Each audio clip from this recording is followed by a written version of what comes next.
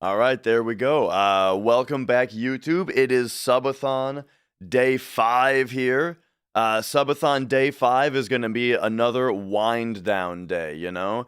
Yesterday, we had a 100% speedrun of FF7 that, unfortunately, it was the speed of a 15-minute world record. I improved my record by 15 minutes. That's how fast it was. However, there was one part where I'm supposed to steal something, and I did it. Well, there's one part where you naturally get 16 steal attempts at a certain item, and I don't have it written down that we need it. Dragon Scales, Circlet, Wargong, and some other item that's in this Water Ring. Those 4 items you steal from Battle Square, and those 4 items I have written down. But for some reason, I changed my route one day to start selling Bolt Armlet, and you need to also steal that back in Battle Square. But here's the deal. I've done several hundos since then, and it's never been a problem. You always just get it. There's like a over 90% chance to get it from but yeah. So what I'm saying is it's not like I made a mistake where I forgot to do something. Rather, it's just something that always happened naturally didn't happen this time, and I didn't notice, you know? That's that's what happened. And so yeah, I mean, I added it to the notes to be cognizant of that in the future. Maybe I'll even take it out of the notes to sell the item in the first place. Maybe. But that's what happened. So anyway, so as I'm saying, or what I'm saying is, it was a very dramatic 15 hours of, you know, a very dramatic 15 hours of speed running and you know, it took a lot out of me, and so today, and I'm it took a lot out of me, and I'm not like super pumped that we did it, you know, because I didn't. So I'm just kind of drained, you know what I mean? And so we are going to just chill today, you know, and then I'll try again tomorrow, perhaps. And you know what? I think that the 11% isn't even quite correct. Where do you find this Dragon Quest 1 VOD? Exclamation point archive in the Twitch chat, and that will that'll give you the spreadsheet, and that'll have the link to the YouTube playlist. So yeah, that was that. And then yeah, that's about that. I guess the last thing to talk about real quick is the other chance. Yo, integrationing. All right. But yeah, let's focus more on Metroid Prime 3 today, shall we? Let's get it booted up. I got to move my HDMI cable and stuff.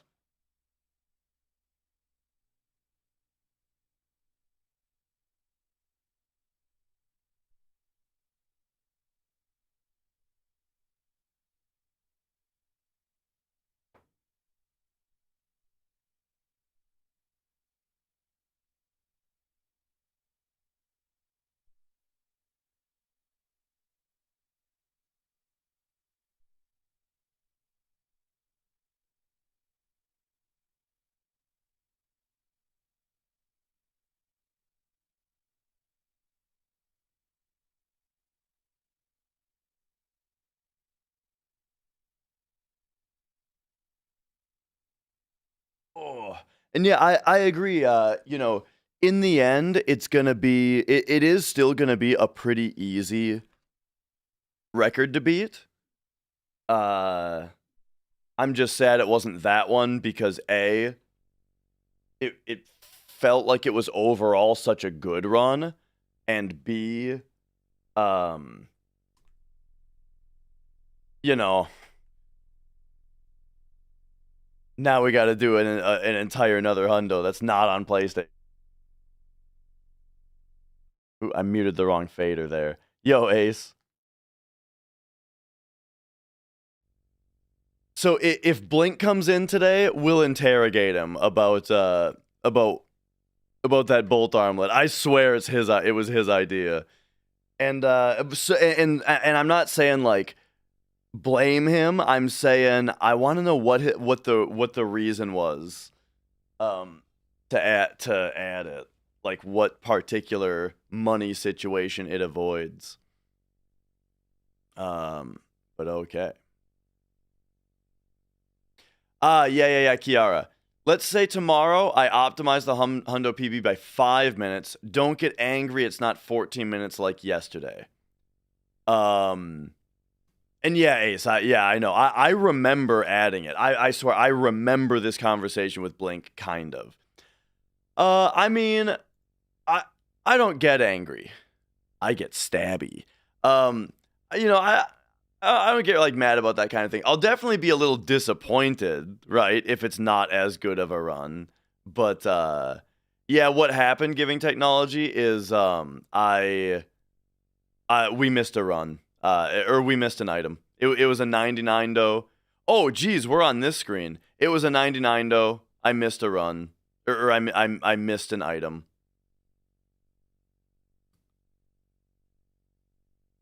All right.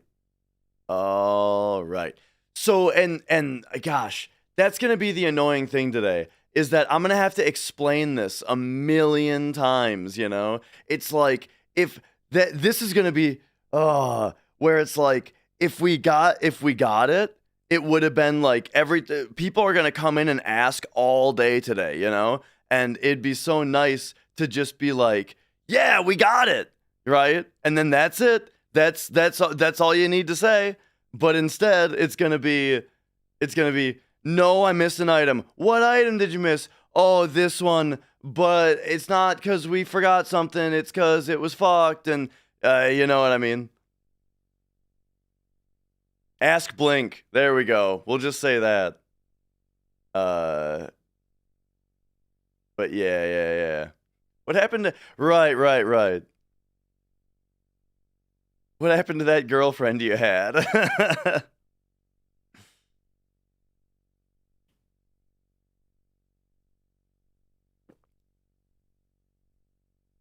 Okay. Oh yeah, did I get rid of I didn't get rid of my pinned. You know what? It's a great idea to pin the message, but that only works for Twitch chat.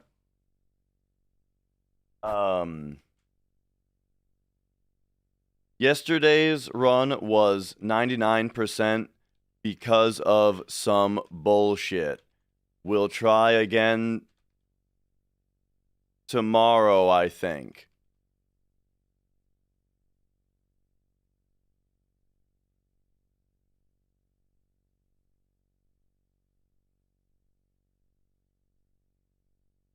All right. Sometimes pinning just doesn't work, I swear. Do they not let you pin a message that says bullshit in it?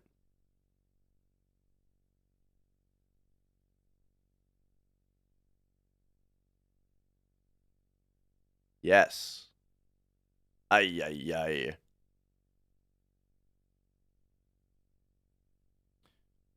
Okay. Well,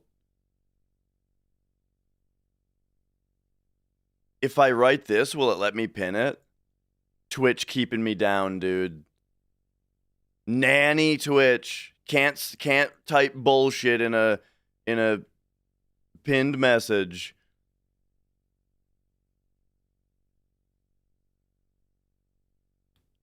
Okay, YouTube does let you do it. So here we'll do this. We'll do that. There we go. All right, nice.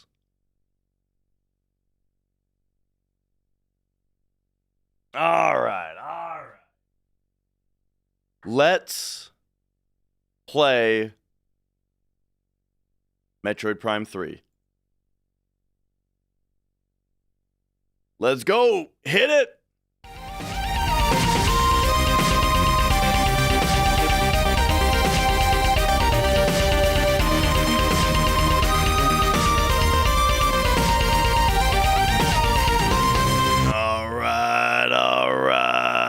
How's everybody doing? Welcome on in, and it is time to get back into don't mind the mess over there. We're just 5 days into a subathon here. It is time for some more Metroid Prime 3 to just chill here. We're just chilling. And so let's go. Let's boot her up.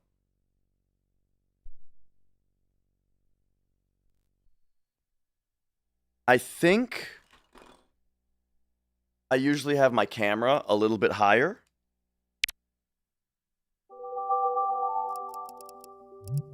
Oh. Man, when you hitting those that little opener, you know, that's on the main channels interface, I feel like it's kind of like the opening sound of a wrestler's theme, right? Where it's like just like a sound that really sticks with you.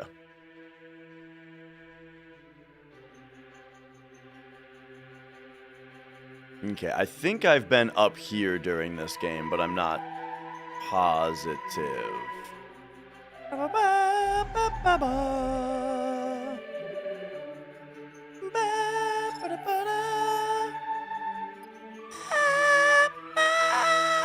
All right.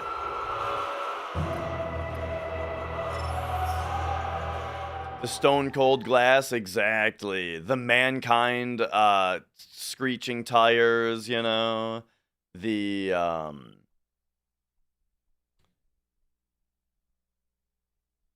test? No, the edge. You think you know me.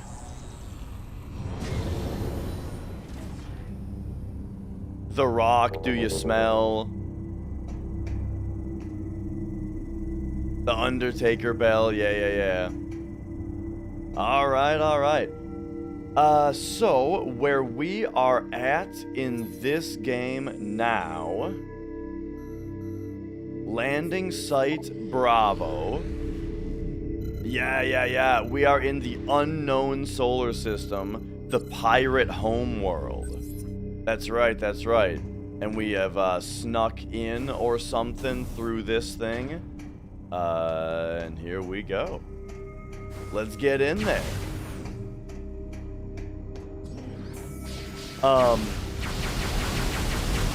The big power-ups that were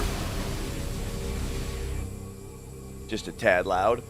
The big power-ups that we're looking forward to, at least I am, are like looking for a spider ball.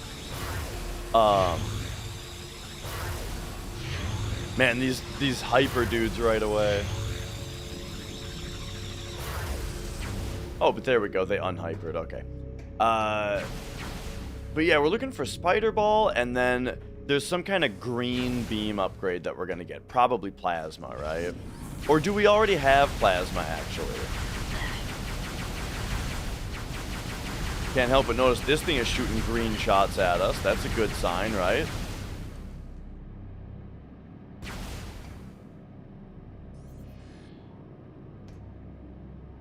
Oh, if we see the reflection now, sure, her face is looking much more...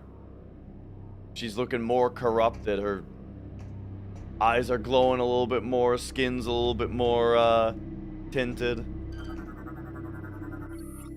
Terminal controls nearby energy shield. Advanced visor system required. And that's got our map data.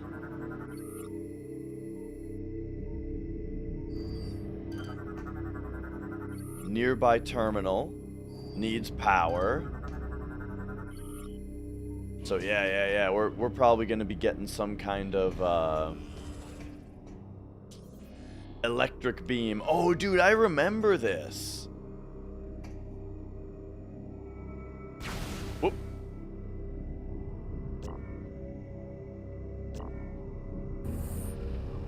I had to hit the gray one first just to see what happens, but that's probably where we already were.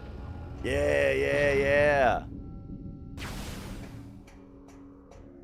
Man, it's just funny to think, like, I haven't played this in, like, 17, 18 years. And, but, like, Gosh, I must have played this more than I remember when I was younger. Like, I must have played through it many times. Because, like, so much of this is so memorable, you know?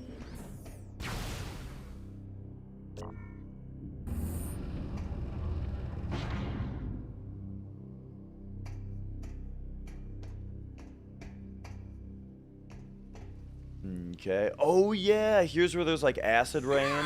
Yeah.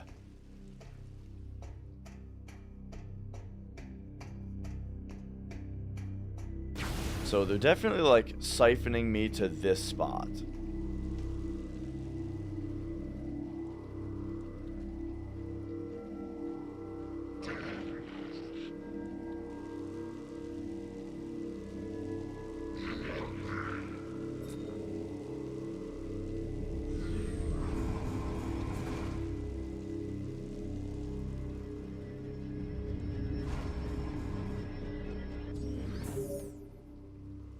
Samus, Gandrayda's communication capsule has revealed additional information concerning the pirate facility.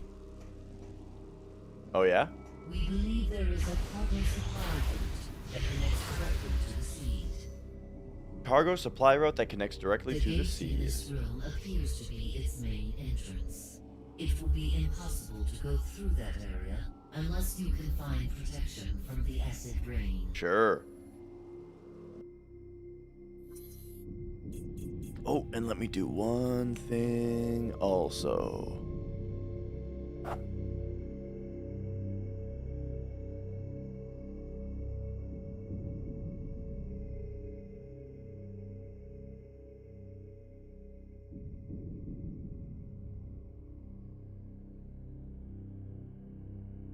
Okay.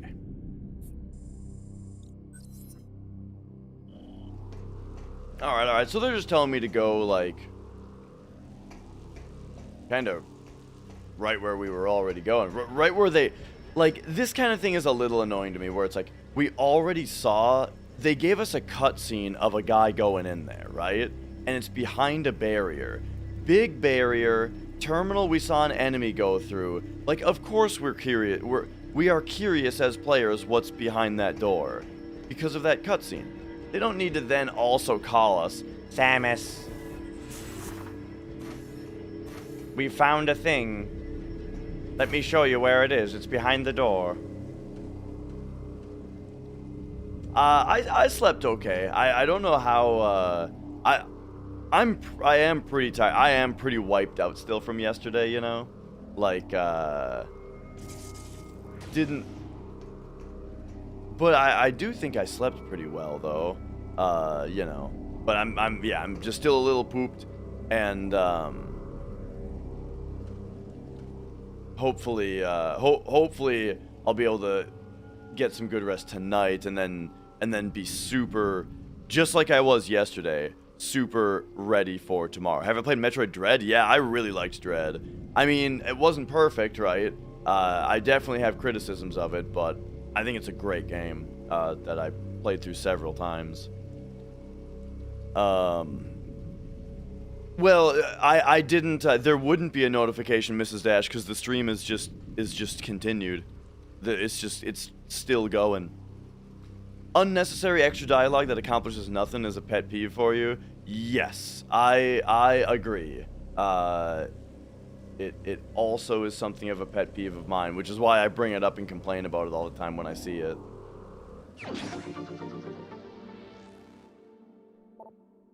Alright.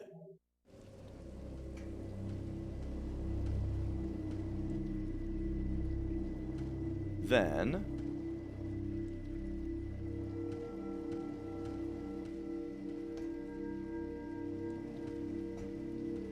we're going this away.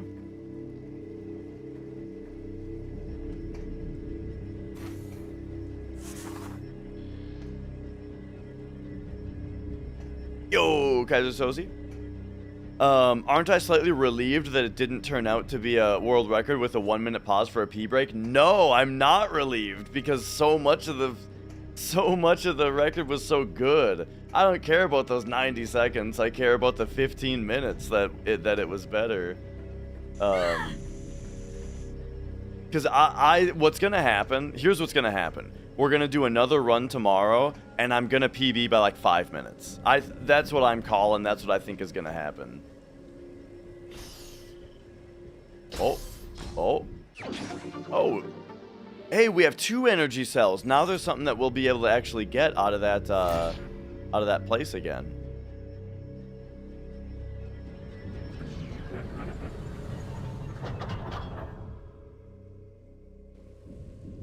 All right.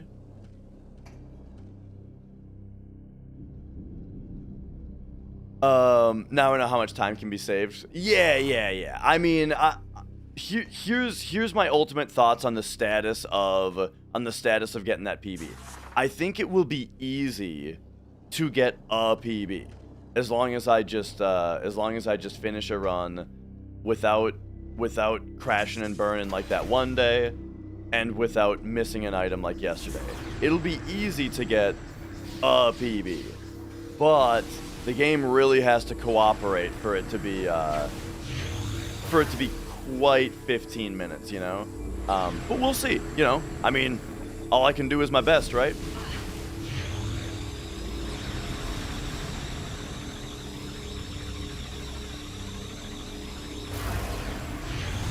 Don't forget about the squats.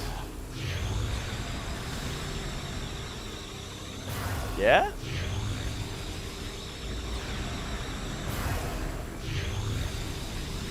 Oh man, when enemies hyper mode in this game, there we go.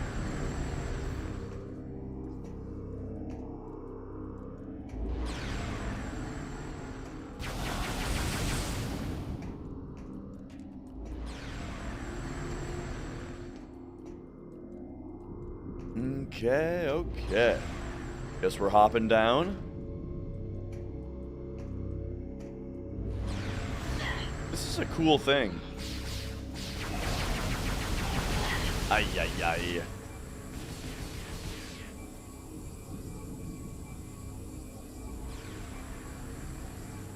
Oh, and yeah, I appreciate that as well, Detonation. That like, I mean, it was fun regardless. Yes, it was a fun. It was a fun stream. How'd the hundo finish? Missed an item. Would have been 15 minutes. Would have been a 15-minute improvement, but I missed an item. And not really like a mistake or a thing I forgot to do. It's just a thing that I never paid attention to the fact that it wasn't 100%, you know? There's something that I didn't realize was not 100%, and this time it screwed me. We're on Wii Rain. I thought these guys would eventually unhyper if they just stay hyper, but I guess maybe they need to shoot enough times or something. There we go.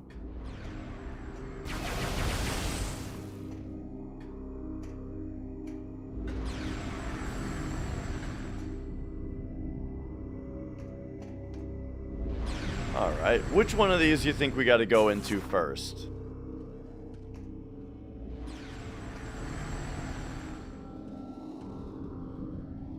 Oh, okay, this one requires Spider Ball. Gotcha. I think I will be my nuts, yeah. I mean, I think tomorrow we're gonna go for it again, you know?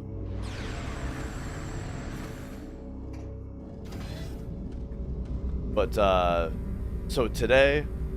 Oh, look at this dude. So today we gotta chill out. And then tomorrow... and then tonight, I gotta get a good night's rest. Tomorrow we'll go for it again. And then hopefully that means the day after tomorrow will just be a nice, relaxed, celebratory stream, right?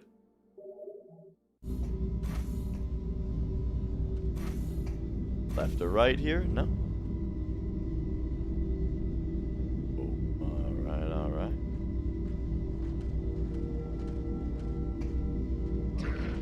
Christmas party tomorrow? Well, I hope, is this where I came from? I think it is.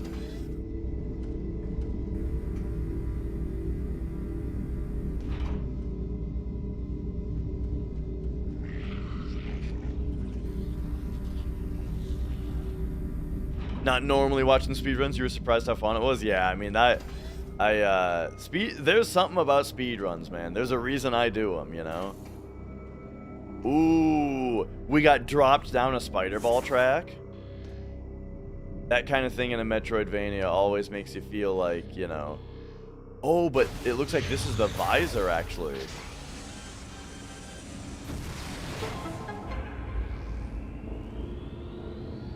Okay, okay.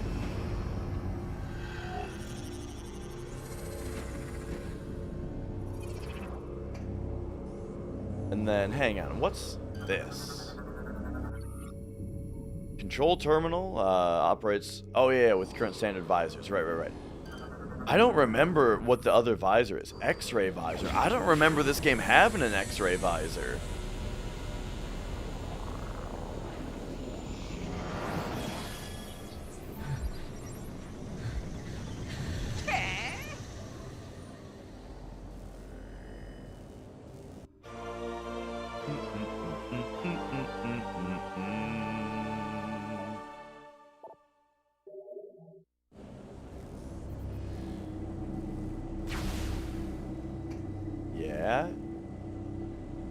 Yeah.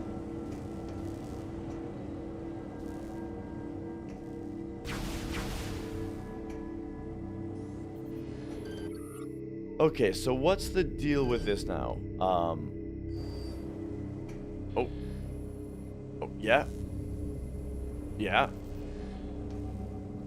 Okay, they really want me to be an X-ray instead of doing another, instead of scanning. I want to scan.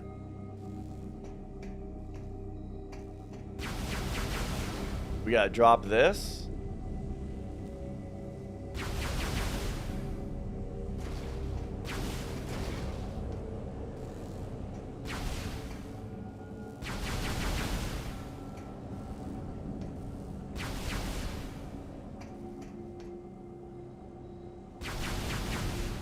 Sorry. I realize I might be DSPing out right now, but like, I wanna scan stuff, and it won't tell me. We can't get the scan info because it's just too busy giving me the tutorial, or it's too busy telling me how to select the visor.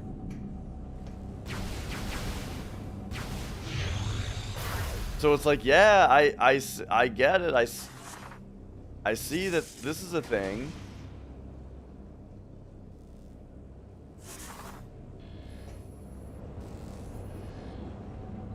This is funny. Yo, Doomies. I missed Bolt Armlet. I sell Bolt Armlet early on in the run, expecting to steal it back in Special Battle, and I didn't realize that we never stole it back in Special Battle.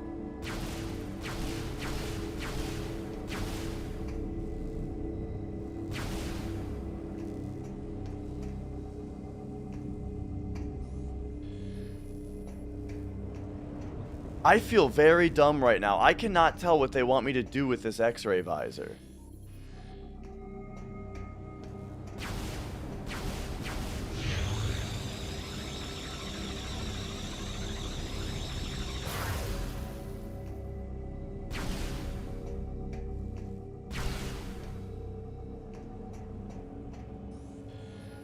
Okay. Alright, what am I looking at? There's some kind of thing here. Oh.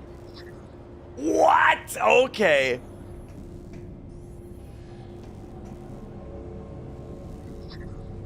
Got it. Okay, I didn't realize that you can just press A to interact with this thing. Like, okay. Alright. It's still a little bit new to me in, like, the Metroid Prime series that you go up to a thing and press A on it. Like, that's a new thing, you know? Okay, alright.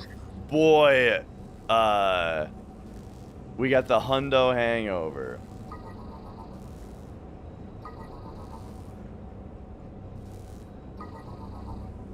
Alright, so now we just hack the system. That's funny. Okay, okay. Well, hey, thank you for watching, Orgrimmel. And I mean, I'm gonna do my best to get some good sleep tonight, and once again be able to come back stronger tomorrow, right? And after 2 practice runs, what could go wrong in a 3rd run, right? Oh.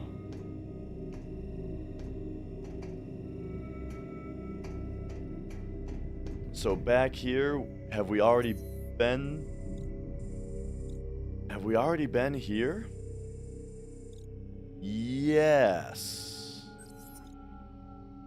However, wasn't there more stuff for us here? It is, yep, 10:42. This is Federation Trooper NZG-41. Can anyone read me? Over. Repeat, this is Federation Trooper. I'm transmitting on an encoded channel. I was taken prisoner during the attack on Norian, but I've managed to escape. I have information about how to bypass the acid rain and get through to the seed. Oh, yeah? I don't know how long I can evade capture. Can anyone...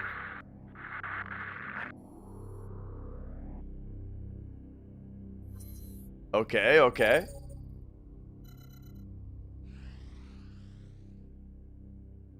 Man, I don't remember that at all. Alright, so this thing we gotta figure out now. An advanced visor system. Alright, here it is.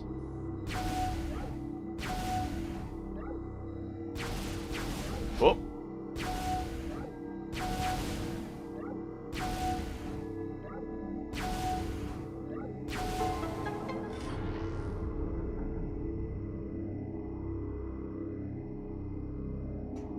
Oh, but this is just sitting here.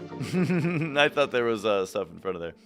Cereal time? Yeah, you know, this morning, the thing is, I'm definitely not in peak physical condition today. I woke up, like, starving, but I could only have, like, a half a bowl of cereal. And then I just didn't, I just felt like, ugh, like, not very good, you know, eating. So, here I am. You know, with my coffee, and, yeah. Hopefully, hopefully just another restful day will be all I need. And it does seem like a nice kind of loop of, you know, having a whole rest day. I do think will be enough. Yo, Sid. But yeah, and looking at the timer of the subathon, I mean, it's like today we've got, it's like, we've basically got 2 8-hour days and a hundo left. You know what I mean? Like, we do 8 hours today, hundo tomorrow, and then finish the subathon the day after.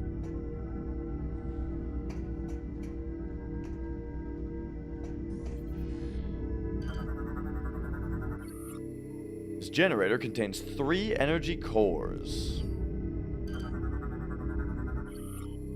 The pirate trooper.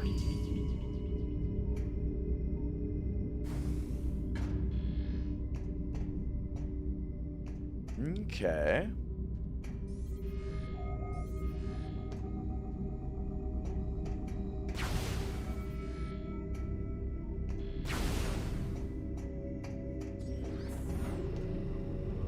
So it kind of looks to me,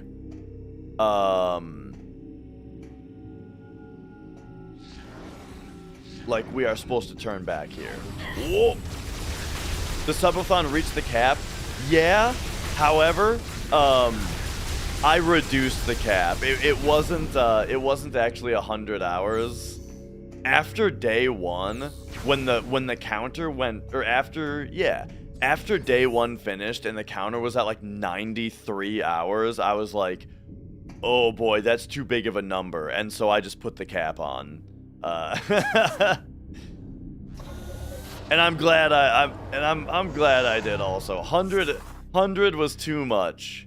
100 hours was too much. Okay, if we go back down here, I think we can interact with stuff down here, right?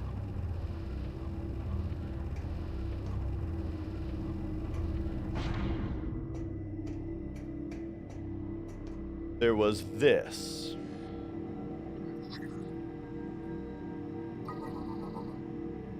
I feel like, every one of the passwords has started with the same symbol. Alright, map data.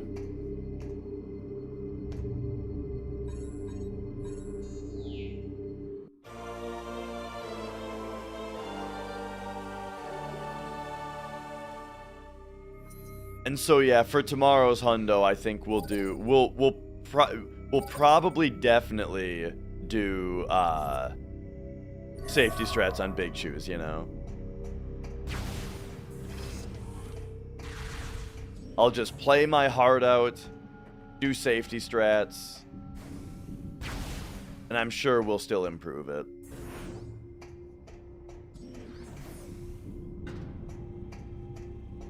Alright. The remake of Metroid Prime 1, well, you know, so what I think is annoying about it is that they added this in the reticle that this game has, you know, this like green reticle that's needed for Wii. For some reason on the Switch version, even if you're playing it with a controller, it has this big, ugly green reticle in it. I did my nuts, yeah. I added it to the notes.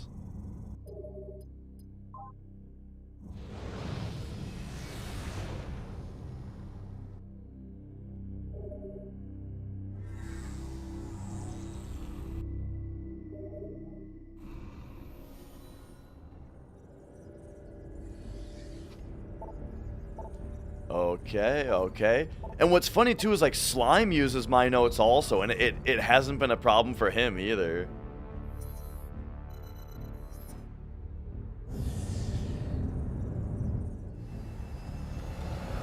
But you know, it's just gotta happen the one time for us to know for the future.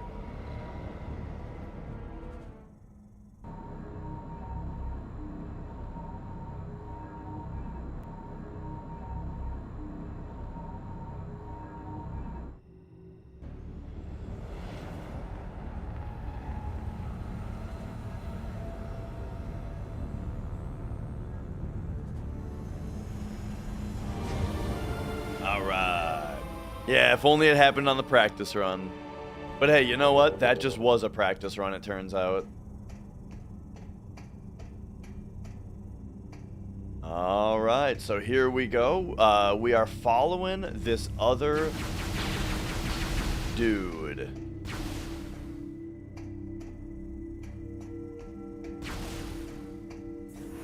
Yeah. What does Cloud say? Wait, there's a line about this in FF7. When they're going down the final descent.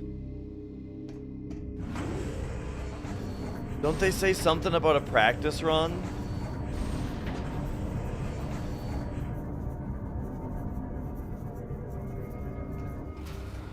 There's the Let's Mosey line. Oh man. This is something I know I've referenced before.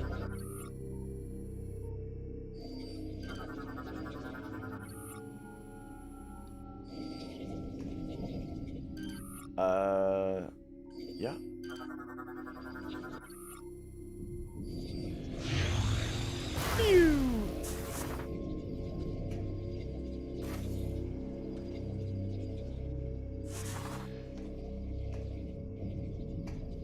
Okay. Man, it's crazy how familiar everything is here. Like this game, I don't know. I guess it's really damn memorable in a way. Strong impact? Oh, that did work. Okay.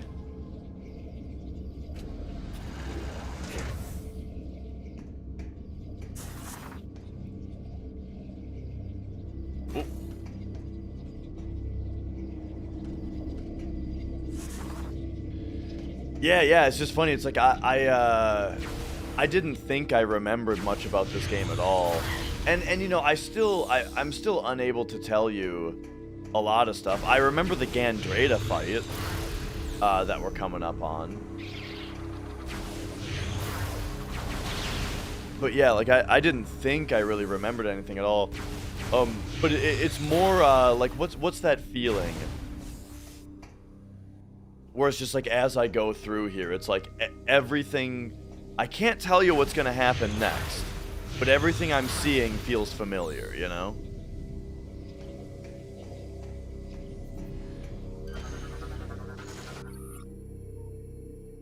All right.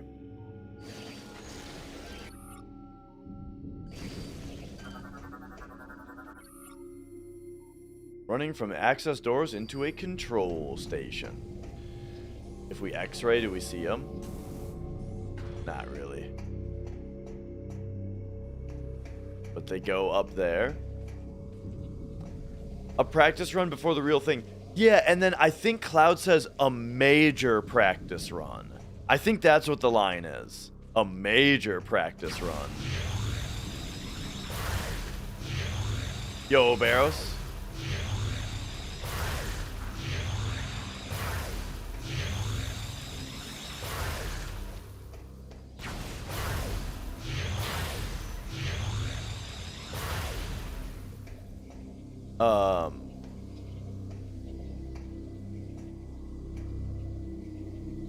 Yeah, it doesn't feel. I wouldn't say deja vu. It's just like, you know, we're just uncovering old memories, is all, you know. Situational memory that is that cues spark other memories. Sure. I definitely get that kind of thing. Like, you guys know the game Baten Kaitos for GameCube? I bought that game the same day that I bought the album An Answer Can Be Found by CKY. And whenever I listen to the first album, or the first song of that album, it still makes me think of that game, you know? I can see, like, the first town in that game when I hear the first song of that album.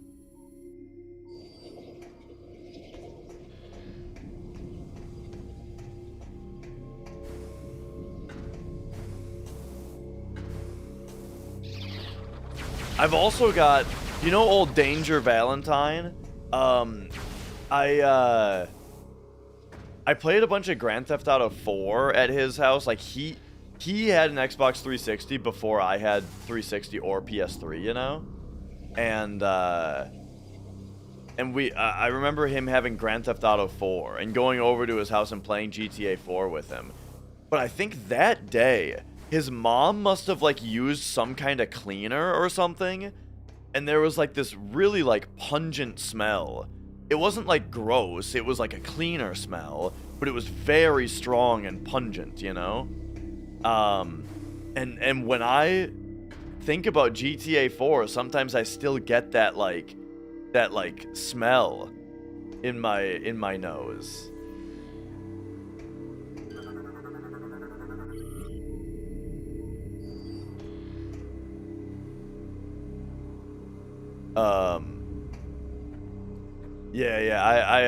I don't know what it was though. Thought I'd be on Prime 4 now. I gotta finish Prime 3. I haven't finished this fucker yet. Hang on. I didn't even think about that. Are we doing a finish this fucker stream today?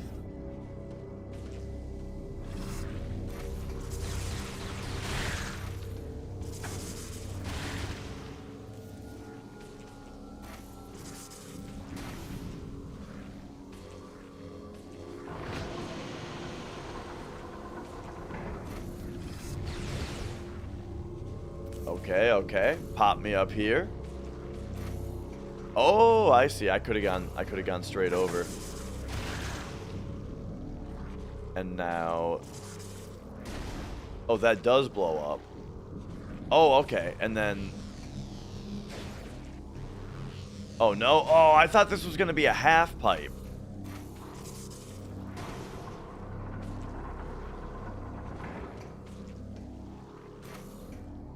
Hang on, I don't know what I'm doing or where I'm going. Okay, we need Spider Ball.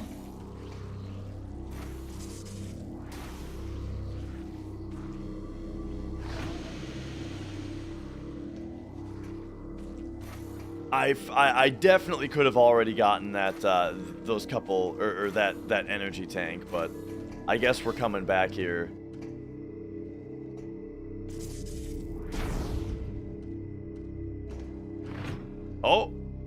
Oh, okay. So I just got nothing. I got nothing. All right, that's fine. That's good. I appreciate the second chance.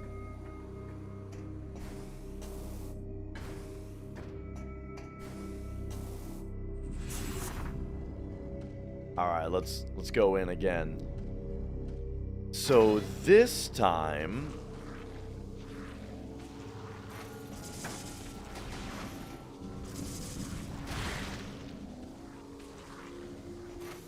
oh, these stay in position, huh?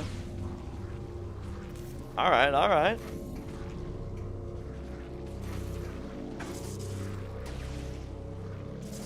I kind of assumed that this was a timed sequence, you know? Alright, so this time let's actually jump up here.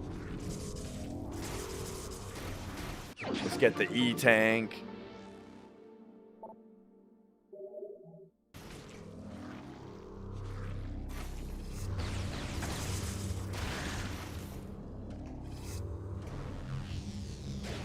And then let's go in here. I didn't go in here last time, right? Yeah.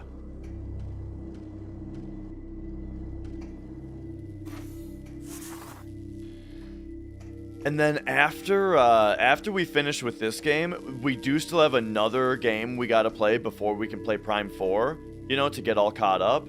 And that, of course, is Metroid Prime Pinball.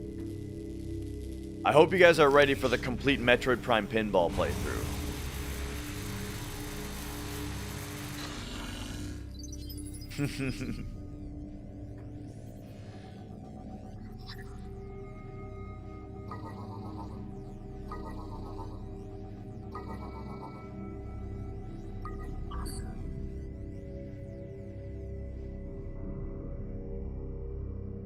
Oh yeah, Other M. I do have a whole playthrough of Other M archived already, but honestly, back when I played all of the Metroid games, I feel like that was it's so long ago that I look back at myself at that time and kind of cringe, you know? And so having an archive of those streams, you know, I question a little bit. And so as I've gone through, wait a second, if I do this, I did Ichigo.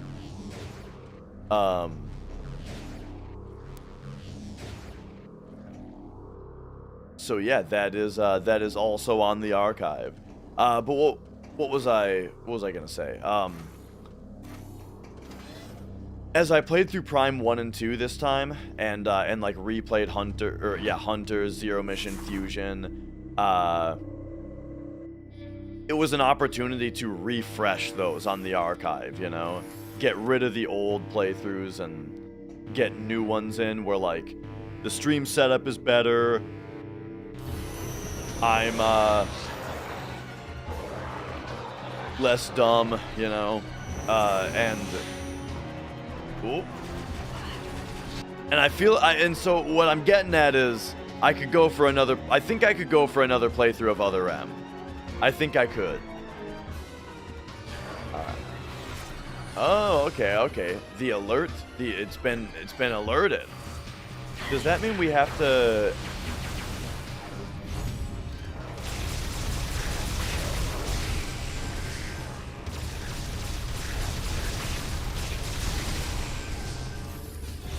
Okay.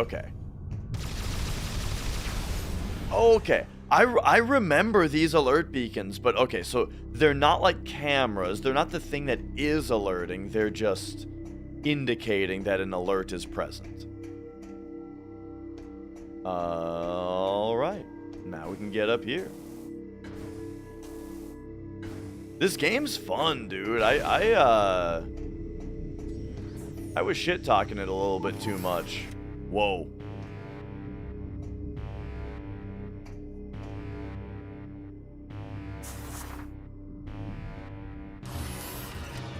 They're here? Oh, they're here.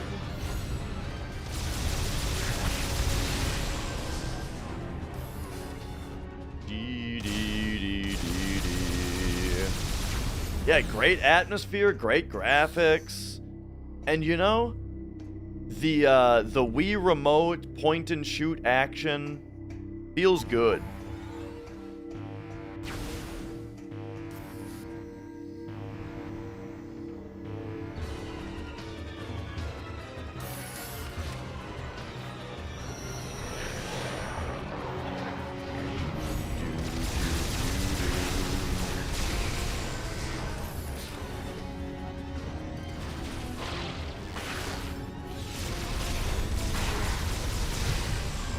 Yeah, I mean, the motion controls are a little bit annoying.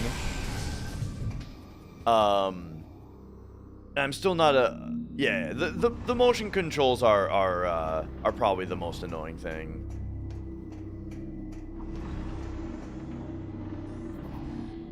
So now we've got one of these, but we got to do it with X-ray.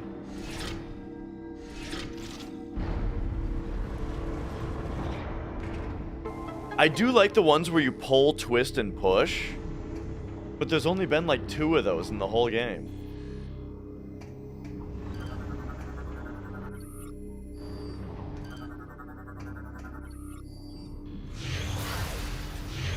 Honestly, I don't even know why I scan stuff. I ain't reading all that. First playthrough, though, definitely would read it all. Like, when we do Metroid Prime 4, and we're scanning shit, we're reading all of it, you know. Because I do think that the scan visor is something that initially, like, that really set Metroid Prime apart, you know. Part of, like, the atmosphere and the really feeling like you're in the world, you know, was the way that, like, the scan visor gave you all this cool information about the world that you were in, and it made it feel really immersive. It made it feel really real, you know.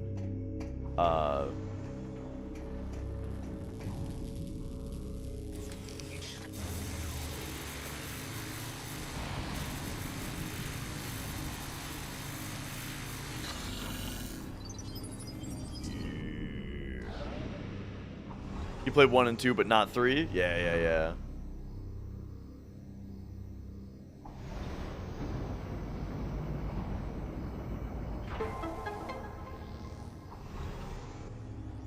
It's gonna be a crazy visual upgrade from Wii to Switch, you know? Going from this to Prime 4. Oh, is this a pull, twist, push? No, it's just a twist and pull.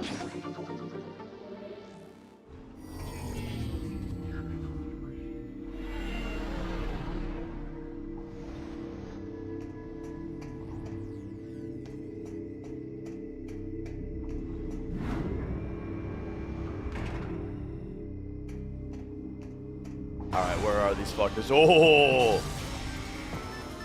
Alright, let's go. Just try me. Try me.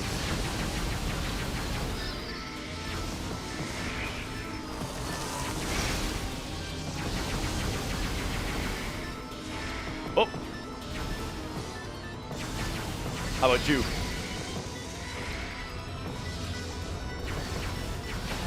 So these guys, they do like a phasing thing. So you gotta freeze them while they're charging.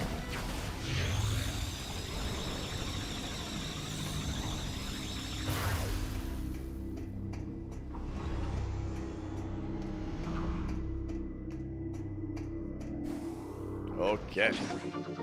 Missile expansion. Yeah, dude, it's crazy how good Mario 64 feels for such an early 3D game. Like, besides the camera, which is fine, right? It's the worst thing about the game, but it's still fine, the camera. yeah, it's crazy just how perfectly they nailed the 3D platformer controls. To where it's like, I still don't think there's enough, like, the only 3D platformer I think controls nearly as good as Mario 64 I shouldn't say it that way. I should say the only 3D platformer I've played that I think controls better than Mario 64 is probably Mario Odyssey. You know, I think they, I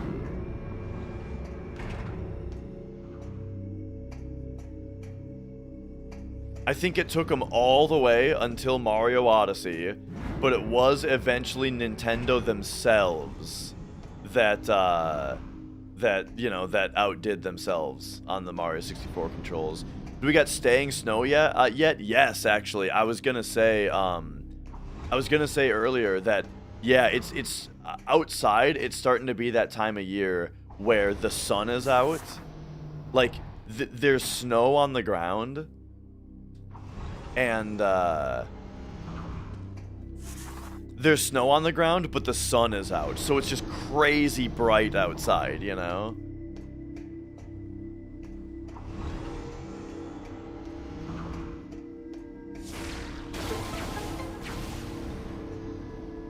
Mario Odyssey is the first game you showed your daughter. Mario Odyssey is a 10 out of 10 game. With that little circular shadow directly under him so you can tell where he is while you're jumping. Yeah, yeah.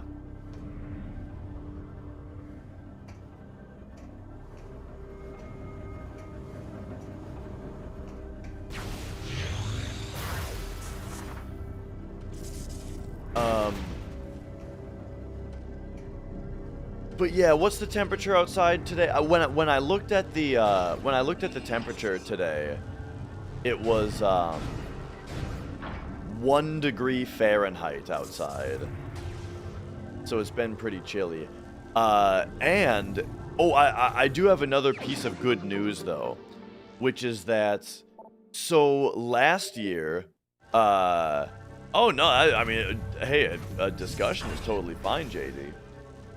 What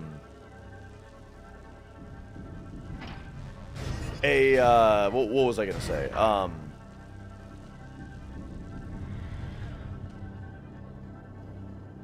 Weather, something about the weather. Oh yeah, so last year, so we've got a bit of an issue with the house, which is that there's like no heat vents on the lower side, on the lower part of the house. Like, so our house is it's a modified 2-story, right? So there's 4 levels that like zigzag, you know? It's like there's a front door, there's the level that's on the front door, and then you can either go up half a flight or down half a flight to the other half of the house, up or down, you know?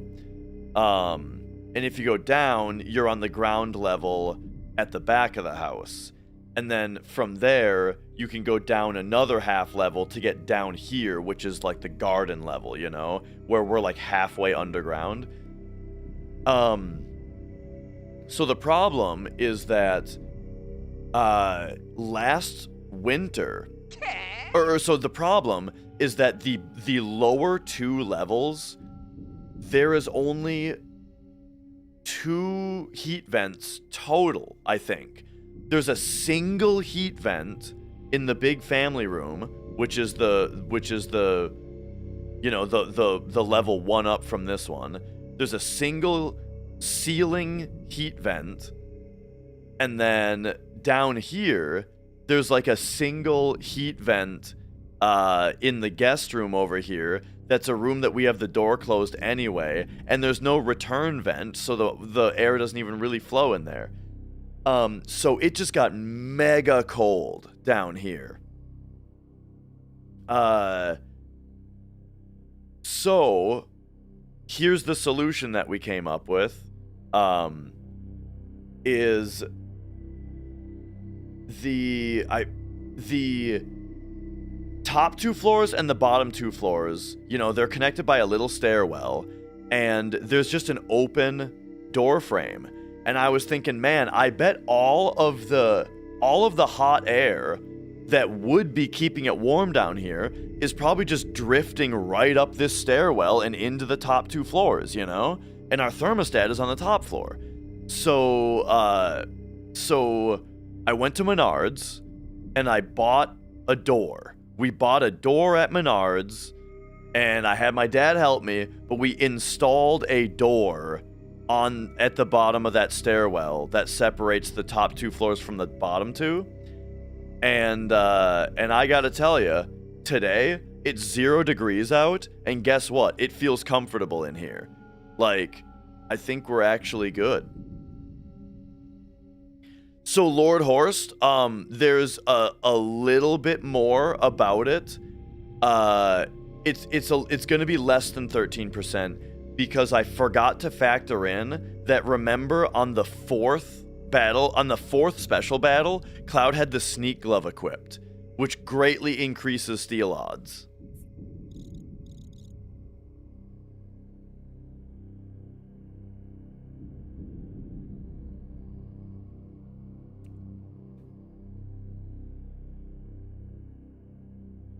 All right. But yeah. So yeah, we put a door in, between them, and yeah, now. Oh, and we shut like all the vents upstairs. Now it's like most of the heat vents upstairs are shut. So the single heat vent that covers both of these rooms is like kicking out better than it used to, because it's got more pressure. And then yeah, the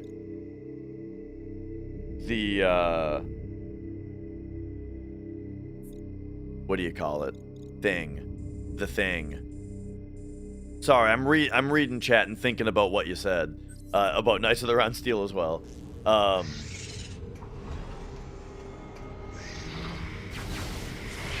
There we go. But yeah, so now the heat vent is kicking out better, and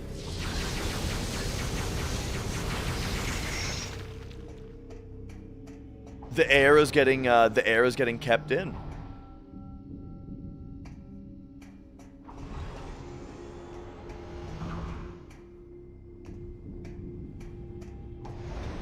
All right. I also got a rug down here though, which is pretty important.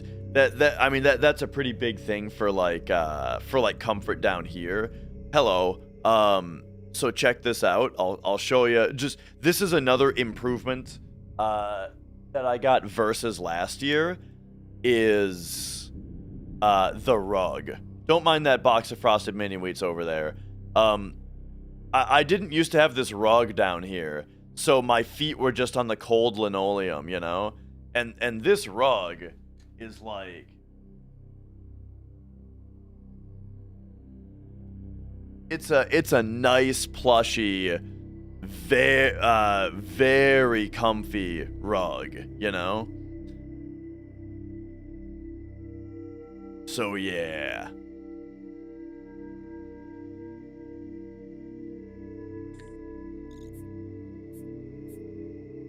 Rug pull really ties the room together. But it does.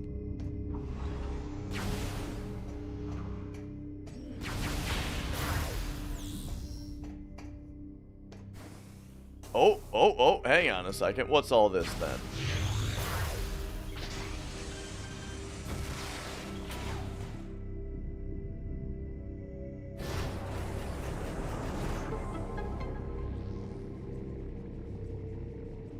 See, I'm not a golfer. I sure amn't, but I'm not even sure.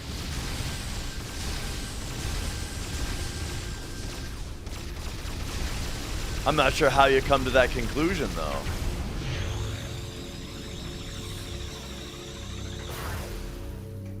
Oh, is that just from that movie also?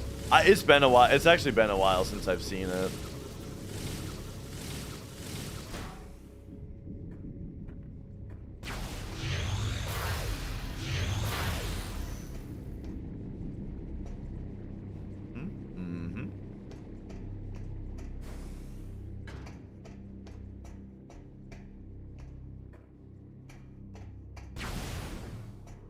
I just remember my favorite line in the movie is when they're holding his face in the toilet, asking him where the money is, and they pull him out, you know, and he goes,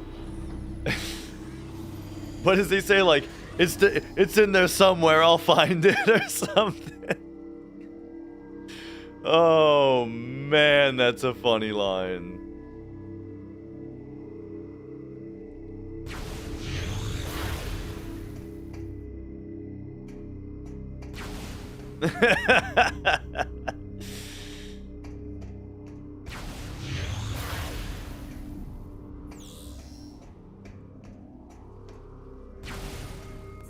All right.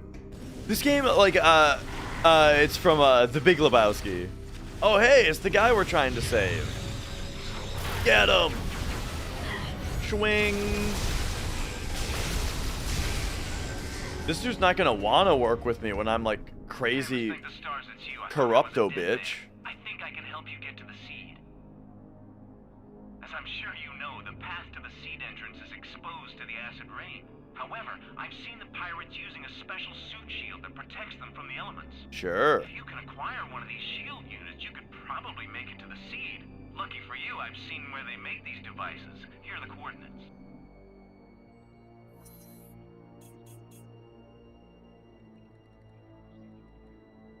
Oh yeah, right there.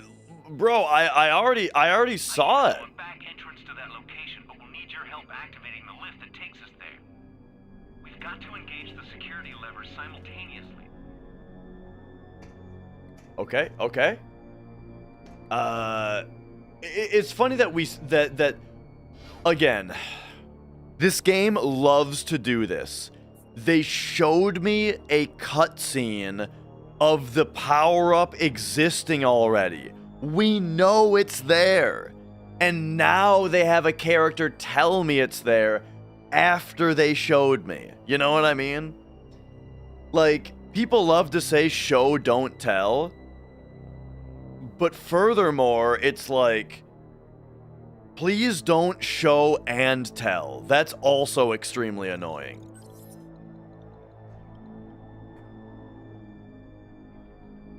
Okay, hang on. What's your, what? Oh, we probably go to the other side. Yeah. All right. Call out the instructions. We must synchronize our movements or the security claims won't release. Are you ready? Pull. Twist. Push. We did it. Oh my gosh, this cat, she...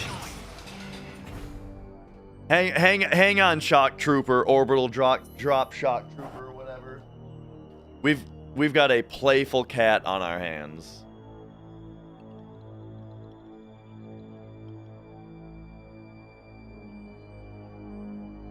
Oh, here on this scene, real quick. Let me. Whoa. Oh.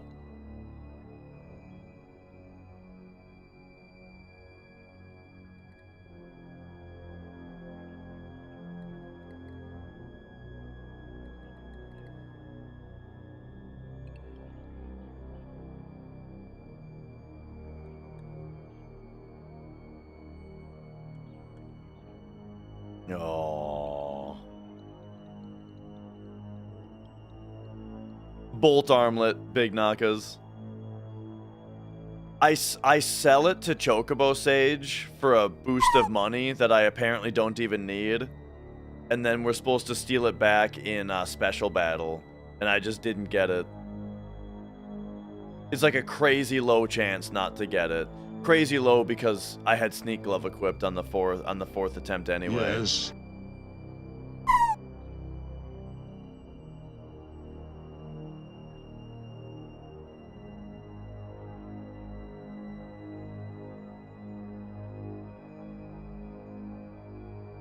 I think it's less than 10%. Again, one thing I didn't factor in yesterday was for the last 4 steal attempts on the fourth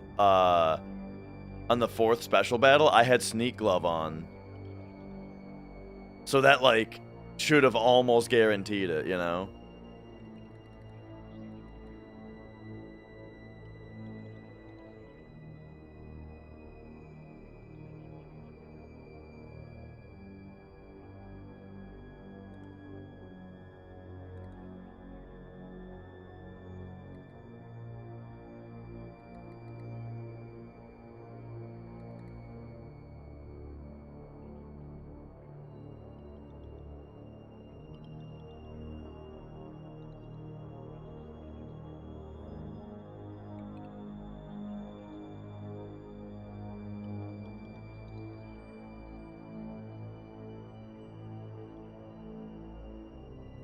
Yeah, Chocobo.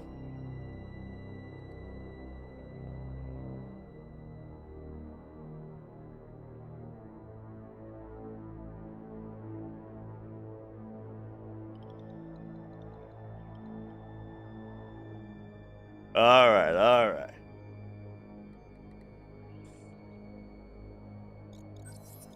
So anyway, what the hell were we doing? He wants to get on the elevator. All right. Let's go, buddy.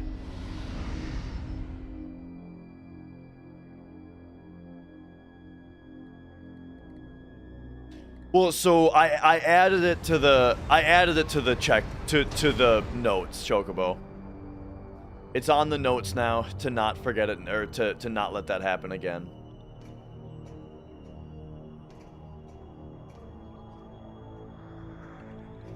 Oh.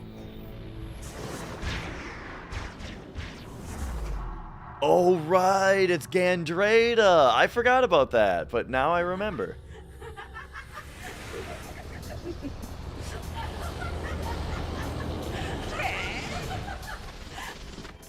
You know, you should never trust strangers, Sammy. Yeah, but This is gonna be fun. oh.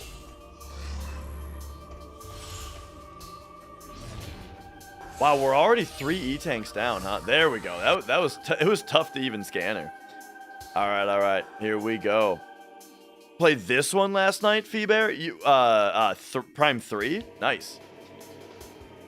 Was he playing the original Wii version? Metamorph. I guess it is the only version, isn't it?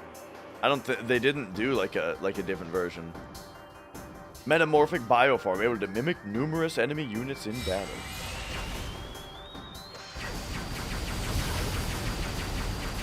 Oh, it was Prime 4. Yeah. So that's the thing is, after we finish this game today, you know, we'll have to decide if we're going to, if I'm gonna go out to the store and buy Prime 4 right away.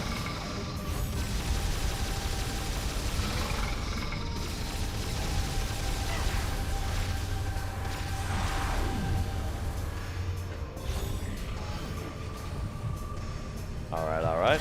Just trying to make the most out of my E-tank here by shooting slowly.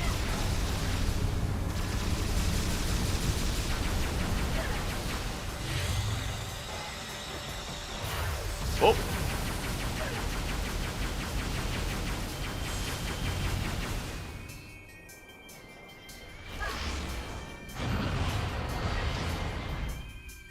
This is more what I remember this scene looking like. Yeah. I was gonna say, I remember fighting her outside.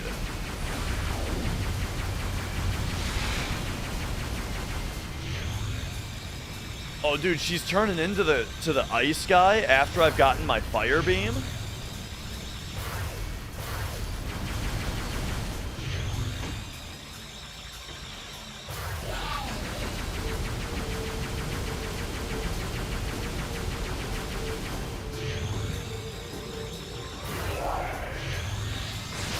Oh.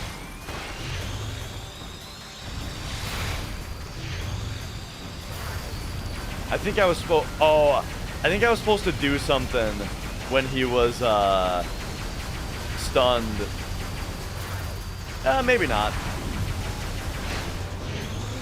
Oh.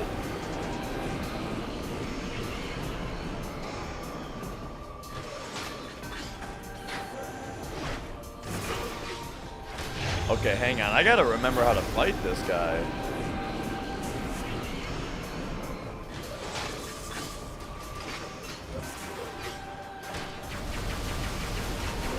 Dude, he's switching between modes too quickly.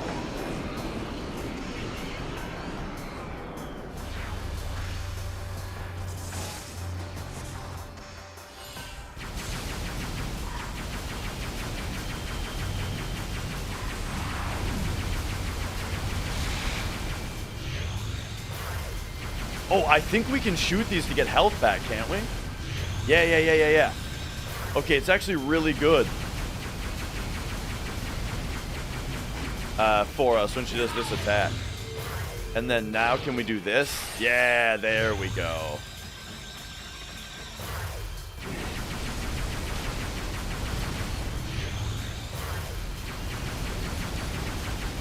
So here, blast these.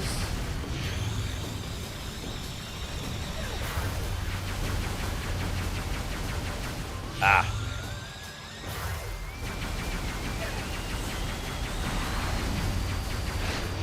So this is what I'm worried about, is when she turns into this guy. It's like I'm really not getting the chance to hit that I'm expecting. Okay, there it is though. Oh.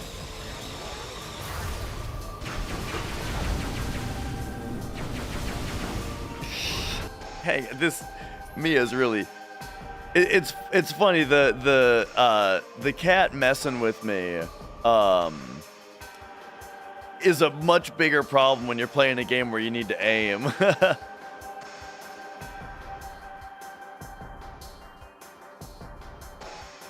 Tomorrow, got to keep an eye on the fire armlet. That's a good point.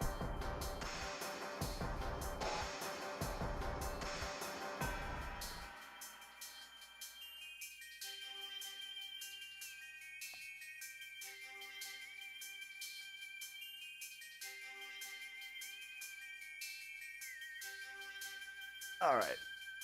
What is it, Mia? Are you, Are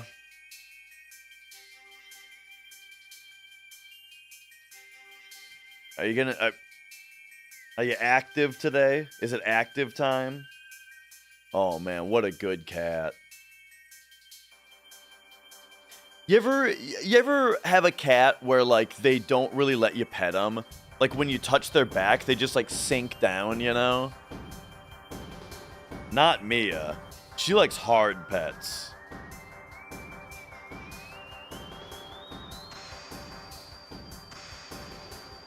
Alright, I guess this is what we're doing for a minute.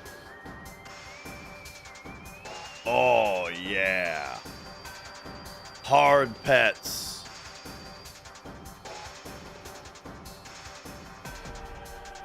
And back scratches. Oh, yeah.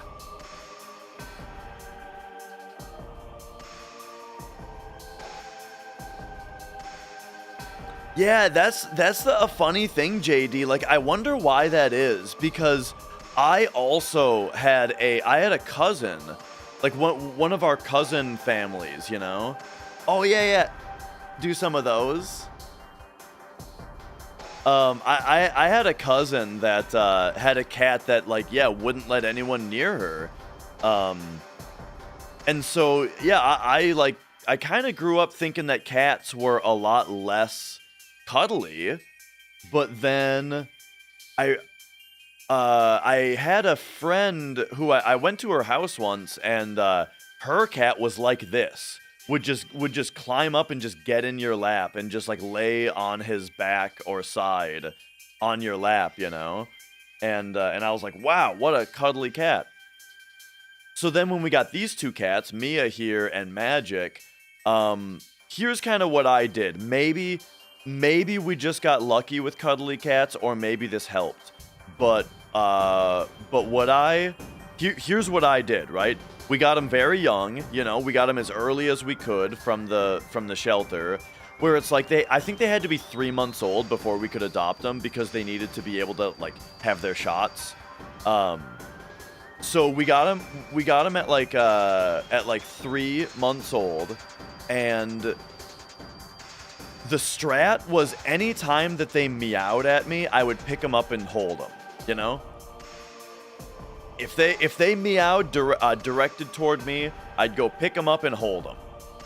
And I don't know. I think that gave us it seems to have gotten them very used to, like, holding them a lot. Seems to have made them very cuddly, you know.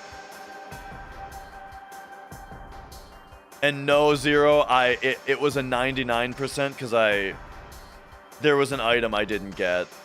And it wasn't something I forgot about. It's something that wasn't accounted for in the notes because it's really rare for you to not get it naturally. So, like, it's so rare to not get it naturally that I didn't even have it written down and never knew it could be a problem. So it's been added to the notes.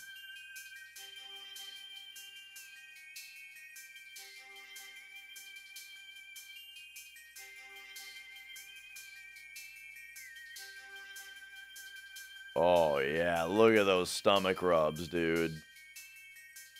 16 steal attempts on it naturally, JD, and the last 4 were with the sneak glove equipped.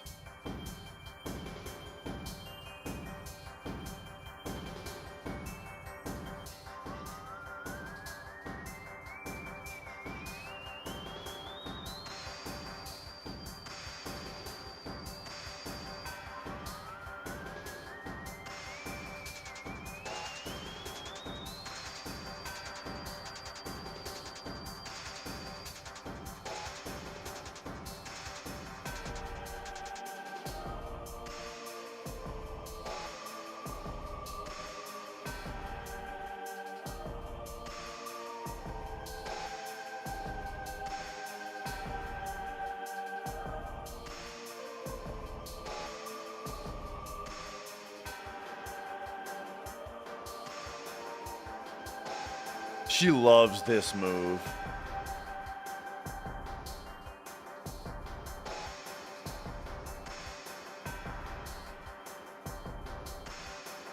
Look at her, just just on her back in the crevice here. Oh, man.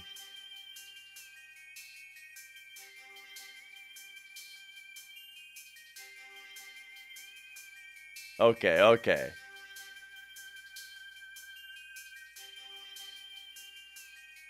Now I'm trying to beat this boss, Mia. I'm trying to fight this boss.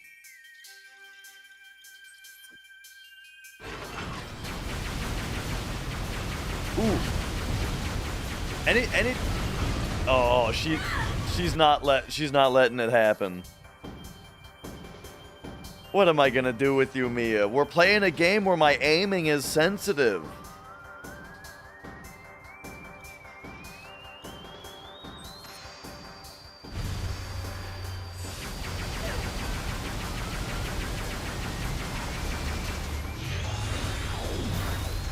Okay, here we go, here we go.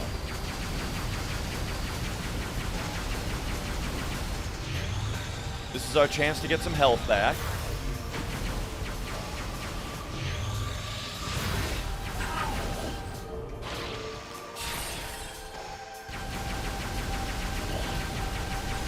Man, it's funny how fast he regrows those shields.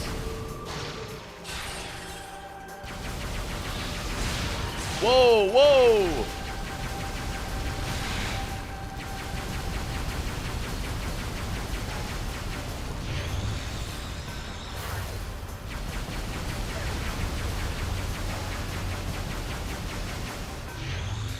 Yeah, whoa! Those projectiles, oh my gosh, those projectiles seem like the only way to get health back during this fight, and they give you barely anything. However, I bet they'll give me more if my health is lower, you know? That's like usually how the game goes, where they're more generous with health drops if you need more health.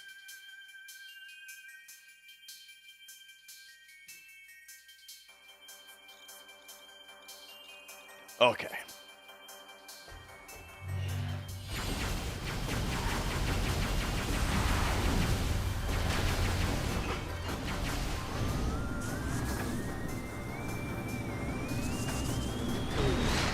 I really dislike the contact damage that you get on that.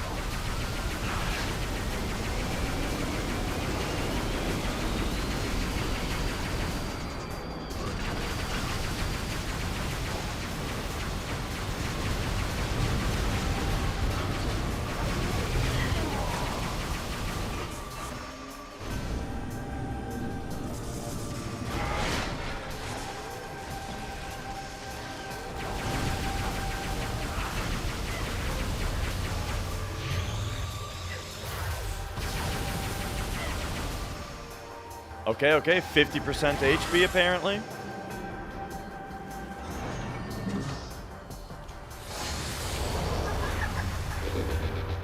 I definitely remember this being the hardest fight, by the way.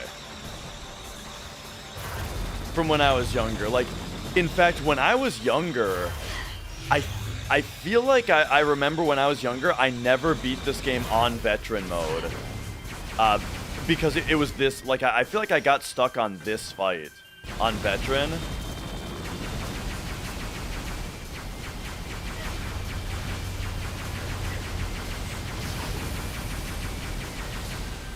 Okay, I gotta scan these things. Like, what did she just open? Okay, nothing.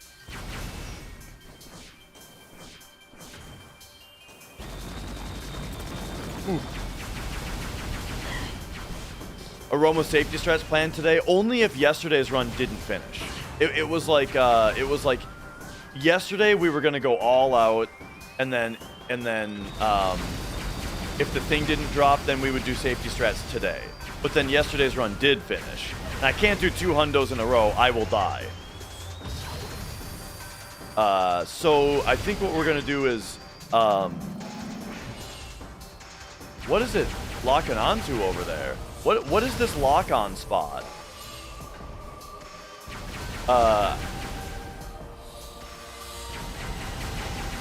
So yeah. Oh, those get me my health back. Excellent. Dang. Ooh, I gotta stop getting hit by that.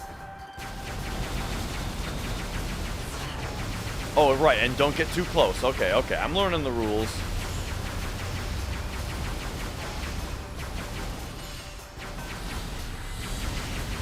There we go. We really want her to do that attack where she throws those things out. Look at that.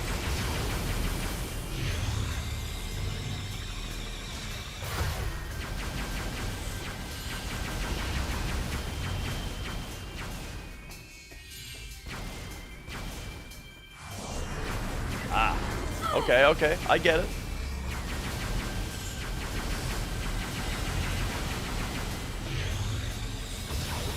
Oh, I see. She's hyper right now. Maybe. Is that what's going on? Oh, damn, that did a lot of damage. Oh.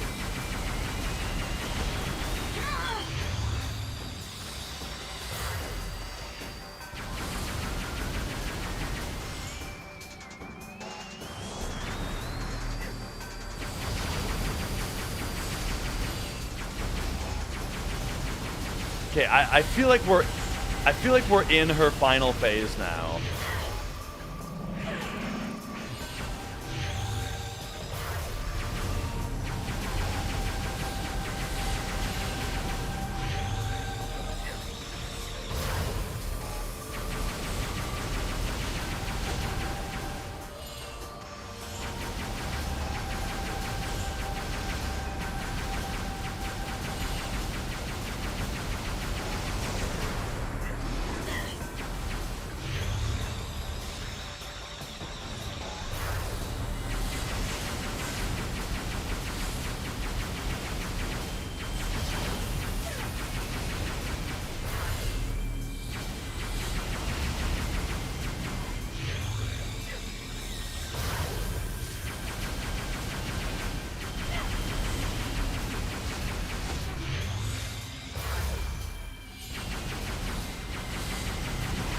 Oh.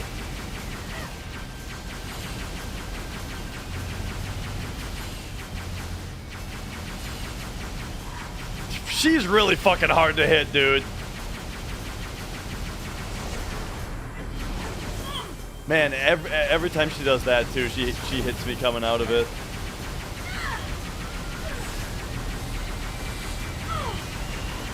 There we go, a little bit of health.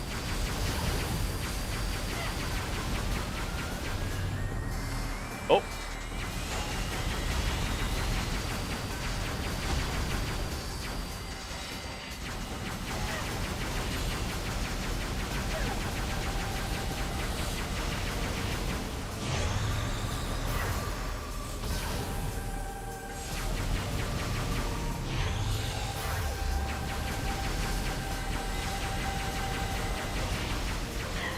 Ah. Man, I cannot seem to stay over 5 E-tanks, you know? Like, I'm trying to be proactive about regaining my HP. But every time I get over 6 tanks, I go back under it. Like, here we go. Boom, we're at 6 tanks now. And now I'm probably gonna get hit again.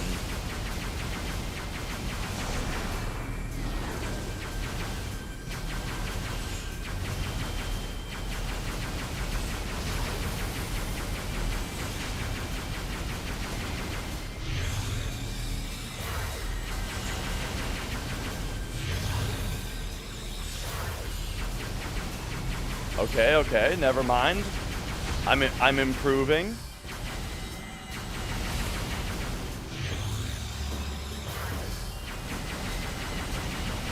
Because if I can get higher health, then I'll be more comfortable. Yeah, I feel like now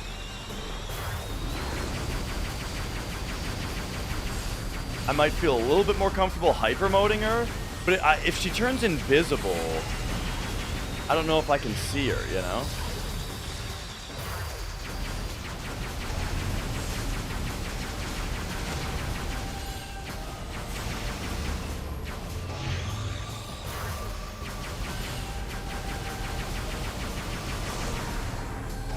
Alright, we're doing it.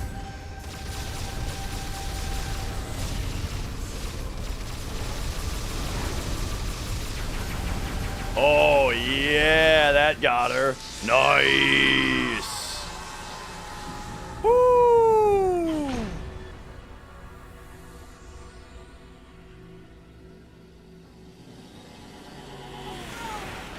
And yeah, sounds good, my nuts. Enjoy the night rain.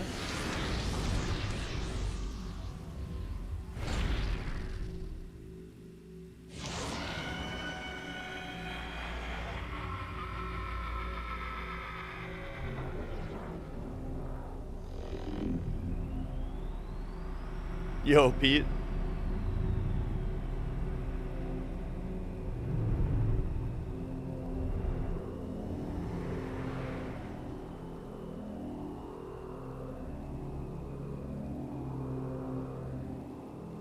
Oh, what have we here? Yeah, I always kind of forget about screw attack for combat.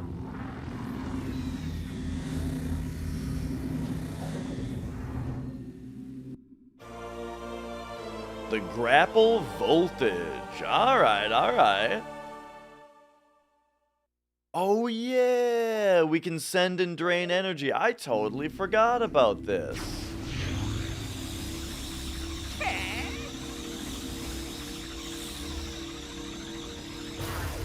Nice. So we can draw the energy in.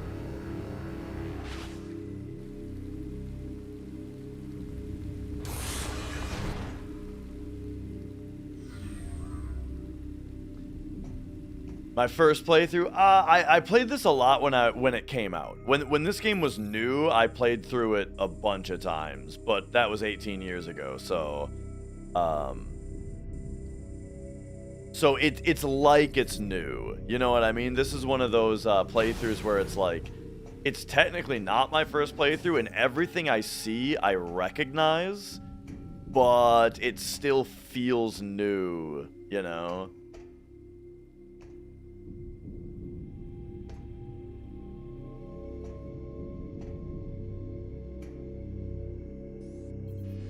What the hell are we looking at here? Control terminal activated nearby for the transit system. Okay, gotcha. This is that particular transit line. I am 35. So I was 16 or 17 when this game came out.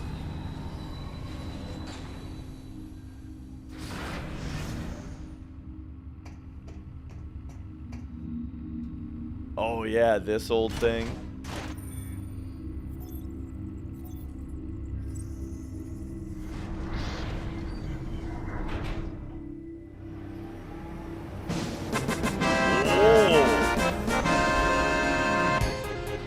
Bludrin, thank you for subscribing.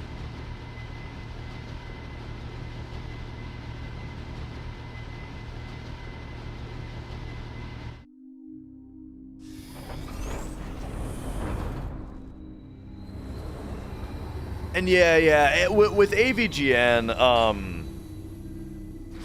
I mean, AVGN was classic, right? Classic YouTube. Loved his stuff. Watched his stuff all the time. But yeah, nowadays I think I don't think he writes his own episodes anymore. They're like written or at least edited by like a media team now. And I haven't liked any of the stuff since then. And it's not like I don't like it because of that. Unit 217 has discovered evidence of hidden Chozo artifacts on Skytown. Oh yeah? Perhaps these could assist you in accessing the rest of the pirate base. Sure.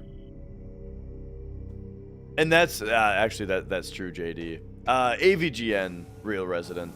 Like, and so it's not even that I don't like it because of that. It's that, like, I noticed that the quality of his episodes went way down, and I just remember being like, man, I'm, you know, the Angry Video Game Nerd stuff recently has been not that great. And then later I learned, oh, there was this big change in the way that they're written and edited.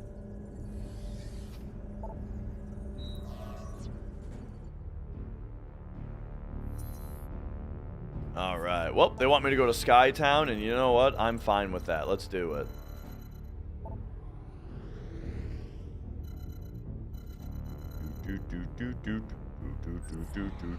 Hang on. There's always this where we gotta go into this view if we want to actually see where we're going, you know? So yeah, it's not this way. It's over here. Here's where we're trying to get to, right? And so it's this one that we're going to. Main docking bay. Okay.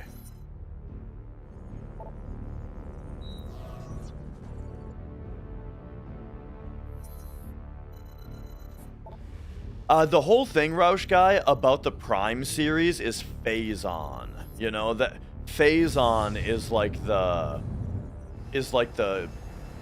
recurring theme of what Prime is about.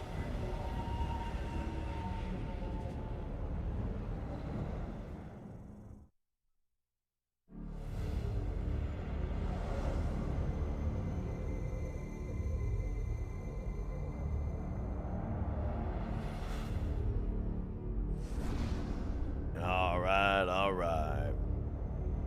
And yeah, certainly, like, I don't mind the humor of AVGN changing, of course.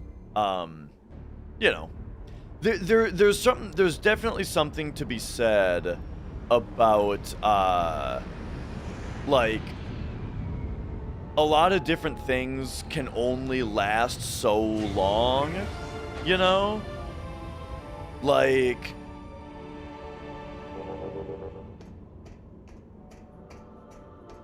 what am I really trying to say?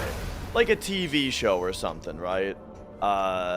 Where it can really only go on for so long before it's like the people who were into it originally have changed to where they're not really interested in what it's offering anymore. But now, like, the new people who would be getting into it is very, very diminished because it's such a large product already that, like, you know, people don't really get into it anymore. And I feel like that series is kind of one of those things where it's sort of like a time capsule that's interesting for, like the old stuff is like an interesting time capsule, right? And it's something that people can be nostalgic for, but the new stuff doesn't really have any place. And yeah, and that's kind of the thing, Sid, exactly, is that I ended up liking James Rolfe's other stuff more than AVGN. Like, I thought Board James was a way better series. You know, AVGN, again, is it's like a nostalgic time capsule, but Board James was a better series.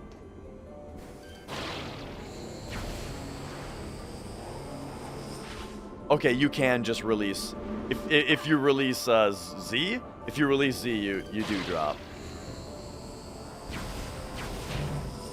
Yeah.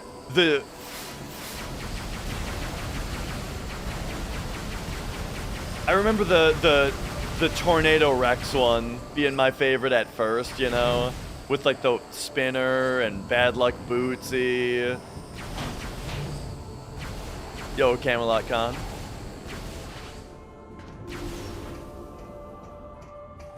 But then the Dream Phone episode was really good.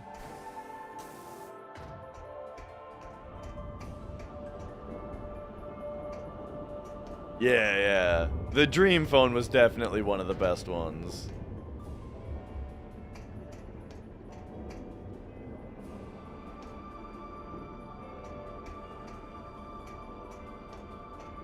But yeah, you know.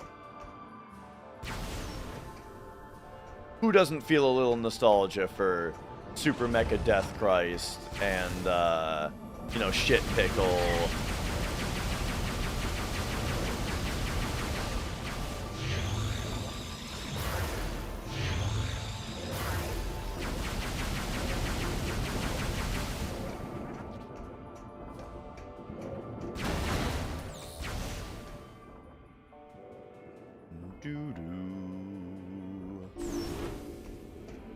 Been a while since we've been to Brio, eh?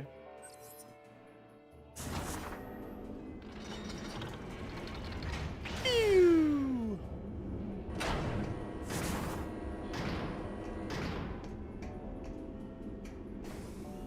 We can just jump over here now. But I mean, does that help me? Hang on, where am I trying to go? Oh, that just sent me here, gotcha. And then, yeah, over here is where there's this thing.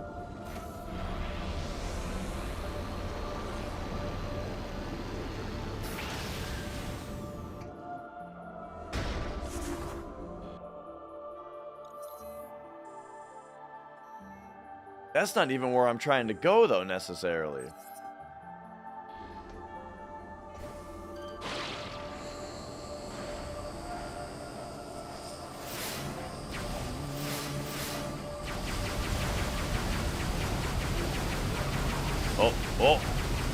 Oh.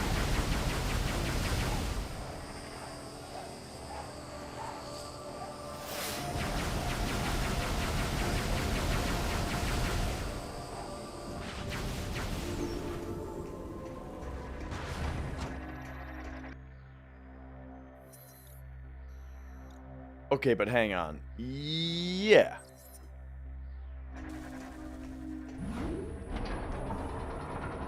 So I was expecting the green shot. Oh, and by the way, Camelot Con, day's going well. If I didn't say so so far, you know, I woke up feeling physically kind of ill, you know, probably from just how dramatic yesterday's stream was and long and all that. But I'm definitely improving. Every minute of Metroid Prime 3 is improving my mood and my well-being.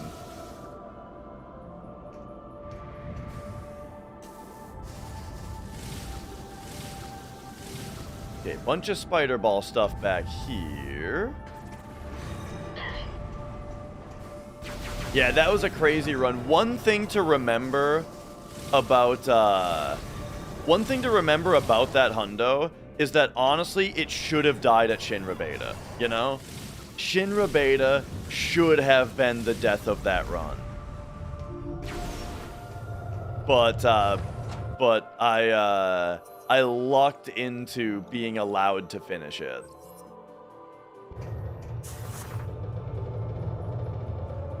A gnarly chest cold since yesterday. Worst if it's over, but the flame in your chest is still lingering around. I mean, I'm glad to hear that the worst of it's over. And yeah, just, I'm not even sure exactly what you do about that, but, you know, except just wait it out. Man, I don't know if you guys feel the same way that I do, but, like, man, I hate being sick. Like, day one of me being sick, when I wake up and I'm getting sick and it's like day one of it being shitty, I'm just like, man, should I just kill myself? I don't want to be sick. I don't know. How long am I going to be sick, dude? This is, oh, God. All right, we gotta send in some power here.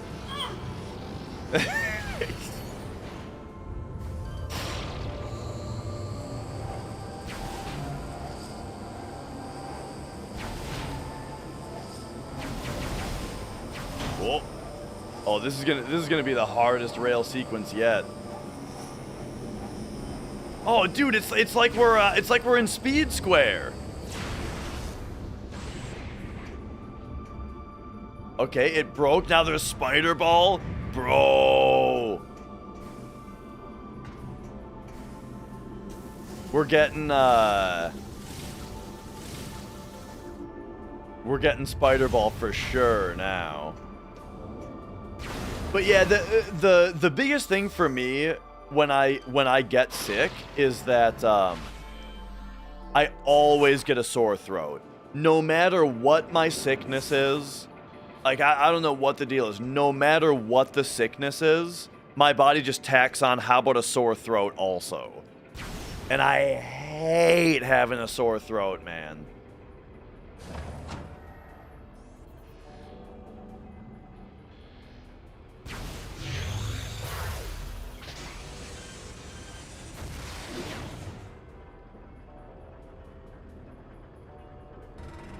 Well, that's the problem with the sore throat, is that it makes drinking water painful. That's why I hate it so much, because it's like, if I'm sick, or, okay, basically anytime that anything is wrong with me, my number one solution is drink a bunch of water, you know? Like, oh, I've got a little bit of a headache, drink a bunch of water, you know? But sore throat makes drinking water painful.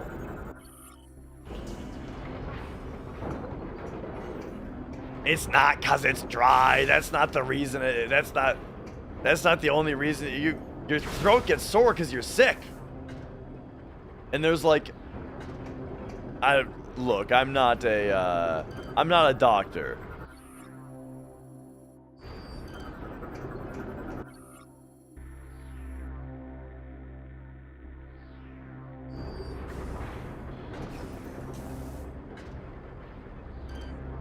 All right, got some leverage.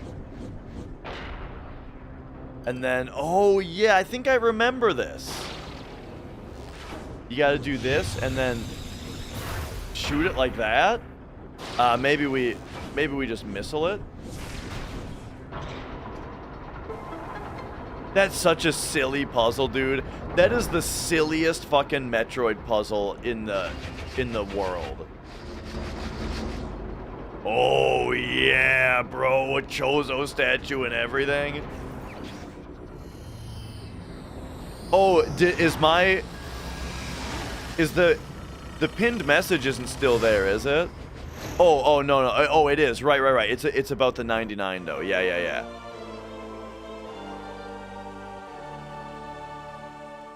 Okay.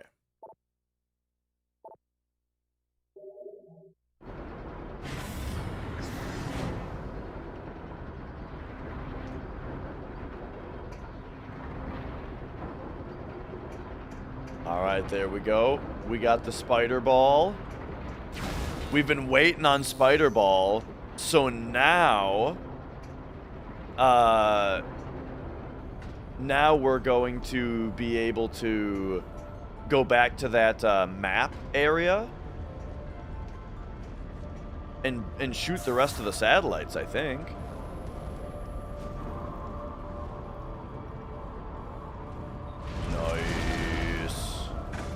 Whoop.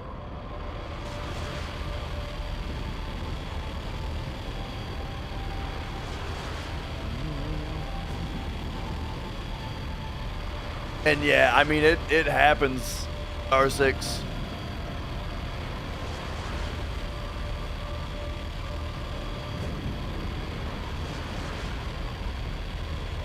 Hang on, hang on, I missed something. I think I missed something.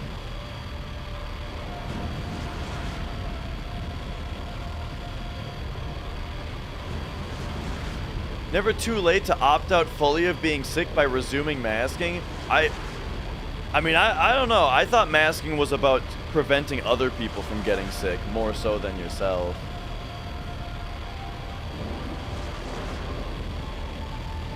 That's one thing that I'm a little worried about with having a kid is, again, I hate being sick, you know?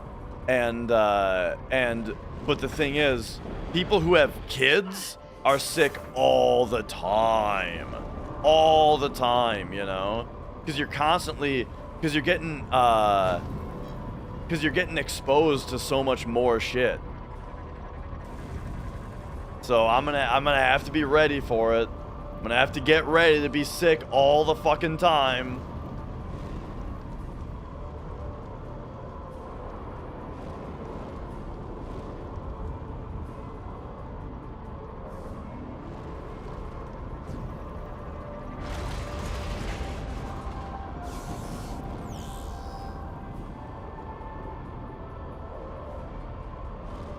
Oh, where the hell are we going now? I guess back up. Oh, because the thing fell now. Yeah. So now we can go this way.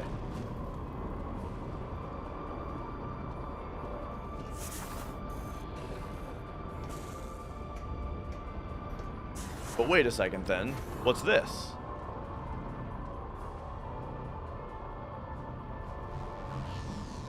Oh?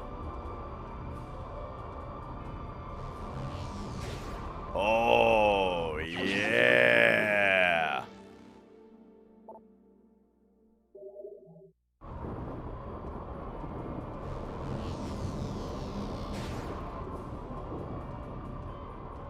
Have I heard of Strudel? Grapple? Platform for live coding music? No, I have not heard of that. Okay.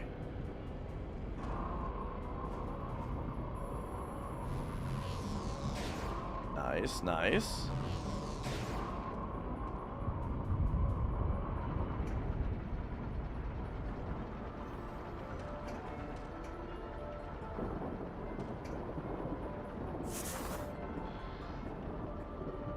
There we go.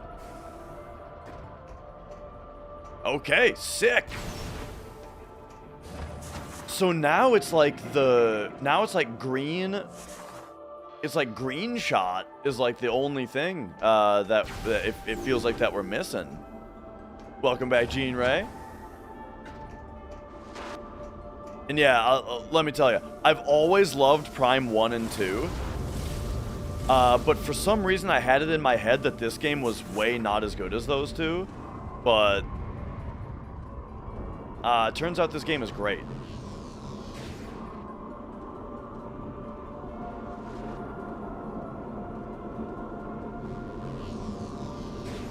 You know, I'm a fan of Other M.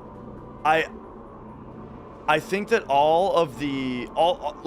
most of the criticism of Other M is valid, where, like, they really fucked up the story, they really fucked up the characterization of Samus, and they made the cutscenes unskippable, and all of that sucks.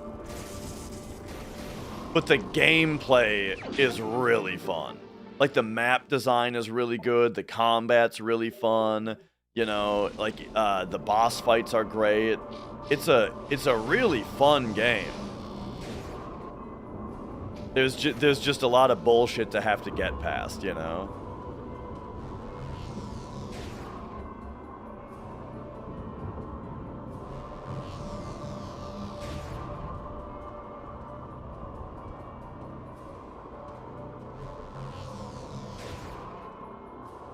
I think what it was about this game is just that, like, last time I played this game, I was just I feel like I was overly grumpy about the fact that, like, people tell you where to go, you know? Because in Prime 1 and 2, you gotta figure out where to go, you know? There's the hint system that, like, tells you where the next major power-up is, but you can turn it off. You can turn the hint system off, and then you always have to find out where to go next, and I think that that's really fun. And then in this game also has that option, turning the hint system off, but they still tell you where to go, with, like, characters that voice it to you. And yeah, I got real grumpy about that, and I was like, they ruined it, you know? But this time I'm just vibing a little bit more. And you know, it's a little annoying where the game will you'll remember where to go when you get a power up, or the game will, like, show you a power up, you know? The game will show you something with a cutscene that makes it really clear what's going on, and then a character will talk to you to tell you, you know, what the, like, exactly what you already just saw in a cutscene. And that's super annoying, you know? But, just get past that and the game's great. Alright. So now I want to go back to that, like, planetarium kind of place. Yeah, as you know. Anytime a video game character starts their cutscene with "as you know," just start skipping. When do I get mad? When do I get mad? I mean, I don't know. You know, not with video games. Like, the worst I get with video games is, like, I get amused. Sometimes I get amused at how dumb something is. Right? And I might, and it might, like, launch me into, like, a rant or something. But I'm not, like, angry. You know, it's just sometimes it's funny how, like, how absurd something is.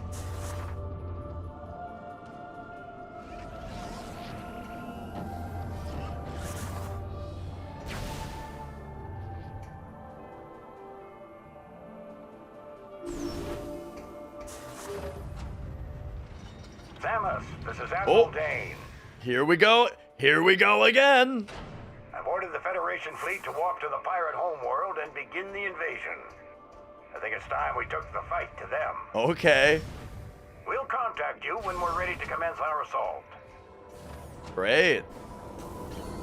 Oh.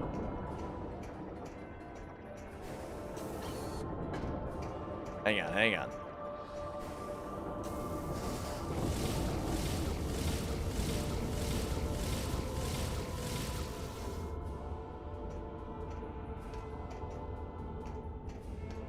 All right, back to the Chozo Observatory. Oh, and we should go back to the Valhalla, or whatever that thing was, the GFS Valhalla, because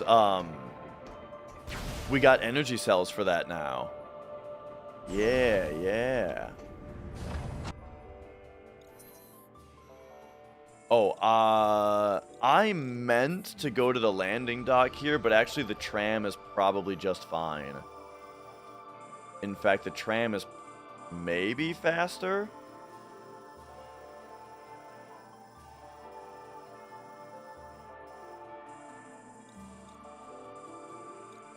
Maybe. I don't know. We'll figure it out.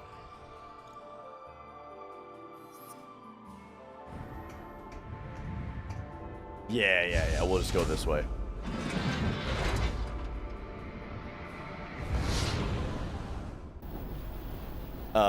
Fueled by making fun of bad things sometimes. You're not angry at bad films, you have fun. Yeah, exactly. Like, I don't really even understand what, I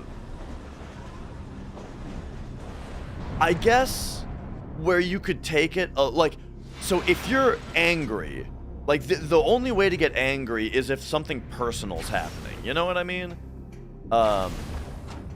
like if you're kind of like personally offended by what's happening, you know? And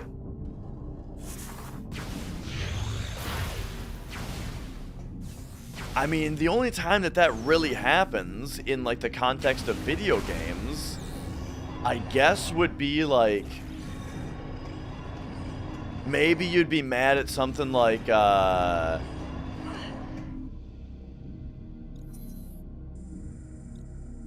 when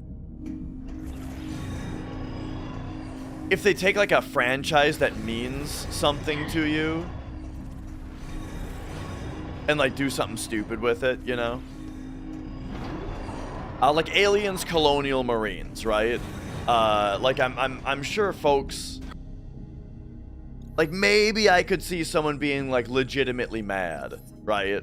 That that like they would tarnish the Alien franchise, but I don't know. It's like, I don't know. Look, I'm looking for a reason, but I'm not really finding it, you know?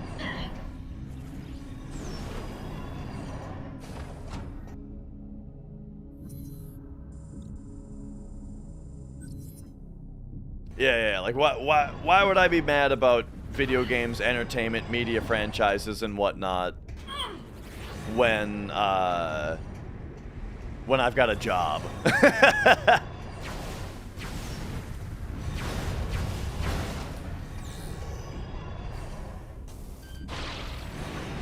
Whoa.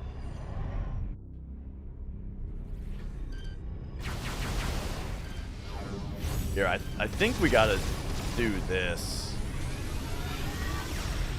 Oh, come back over here.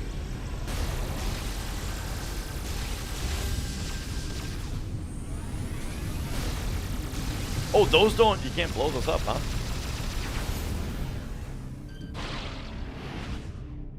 Oops.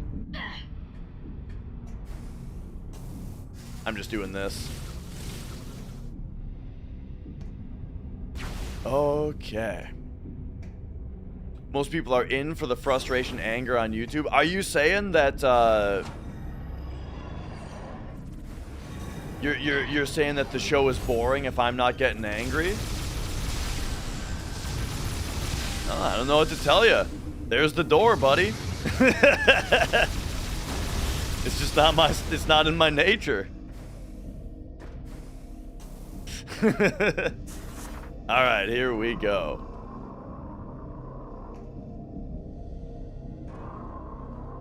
So now we can hit this.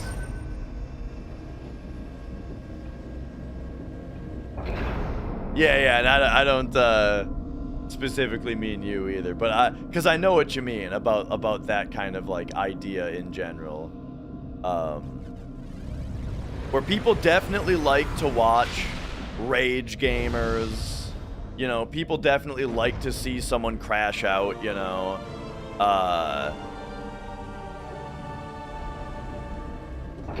George Lucas didn't ruin my childhood. Fucking polio did.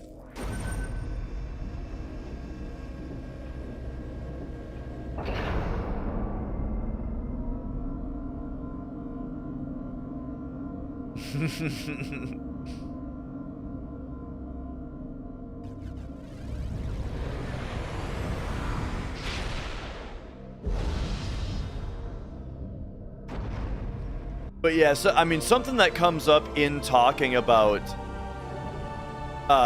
Final Fantasy all the time is exactly this kind of idea. Like, if you bring up the idea of like, the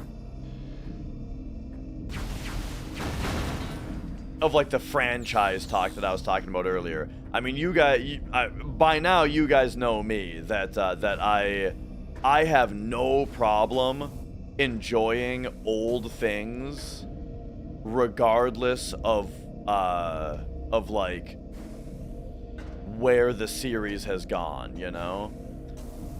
If something happens later that I don't like, I got no problem still enjoying the old stuff.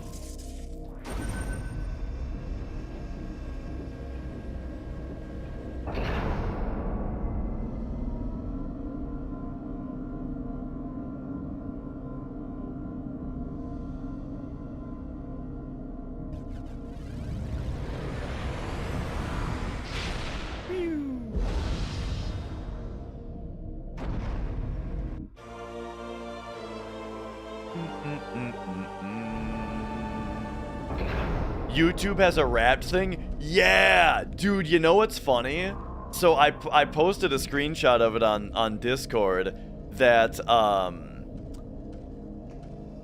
the YouTube Wrapped thing, it told me that the topic I was most interested in on YouTube this year was Grand Theft Auto lore videos.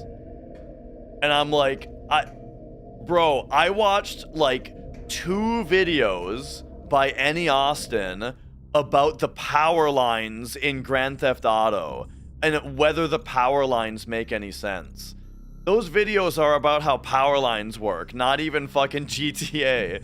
And YouTube was like, yup, that's what he's into.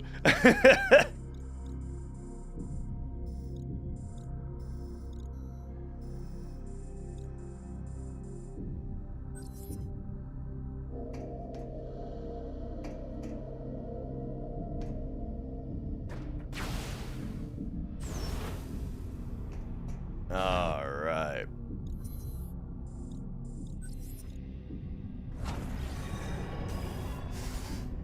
Whoop.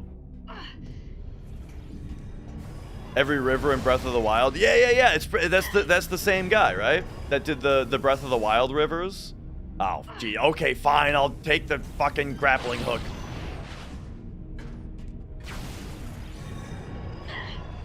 Because I think I watched the Breath of the Wild one also. And he's got one about, like, the Skyrim rivers and yeah, the Morrowind rivers one. Like, I like that guy's videos a lot. I already did it, Sushi Belts. I've got a modded DS that I can stream from. And a few weeks ago, I played through Metroid Prime Hunters. Exclamation point archive if you want to see the if you want a spreadsheet of all of the playthroughs.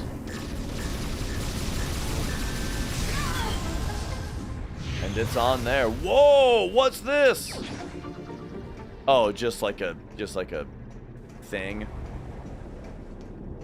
A rare spawn. We defeated a rare spawn.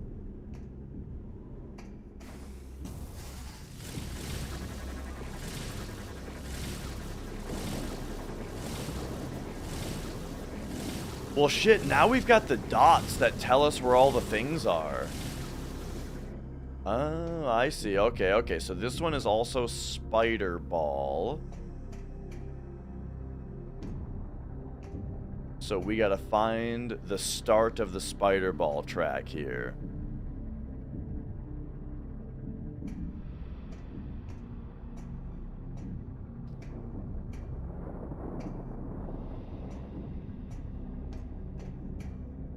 Wait. What's the real reason we watch those types of videos, like the Rivers videos?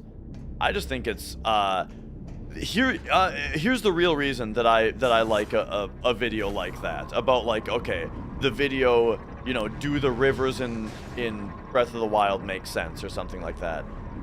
I think that wondering something about the world of a game, and then going through the game and meticulously analyzing every detail of it and mapping everything out, I think that is the height of immersion, you know? That is as immersed as you can possibly get in a world, right? Is when you're looking at it that closely. And so I think it's fun to see somebody else do that, you know? To see someone else really get that immersed and get in there. And then also, yeah, you learn stuff, you know? I had no idea what a power transformer was before I watched the video about GTA power lines.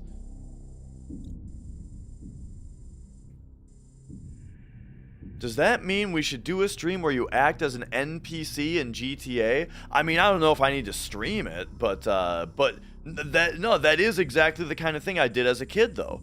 is I would, you know, I've talked about how I would play GTA and I would just like drive around following the law, you know? That's immersion, dude. I'm immersed.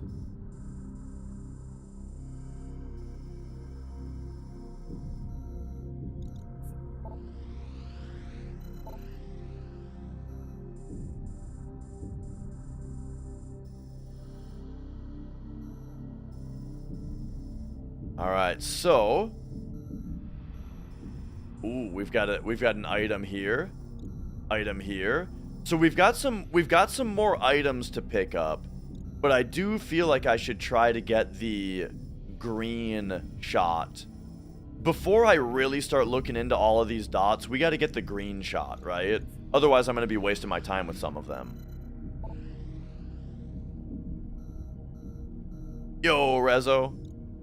To know about the incident, it's a thing that's so rare I didn't even have it in my notes. But now it is in my notes, so it won't happen again. Too bad though that it happened on such a burner though, you know? Such a great run. But you know.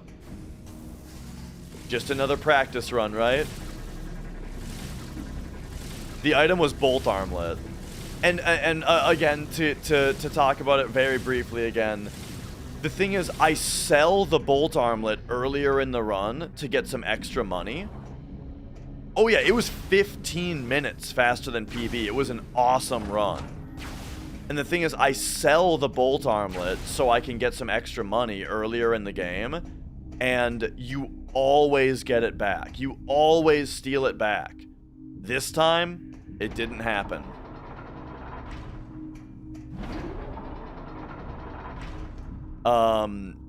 And it was even better odds than I said, you know.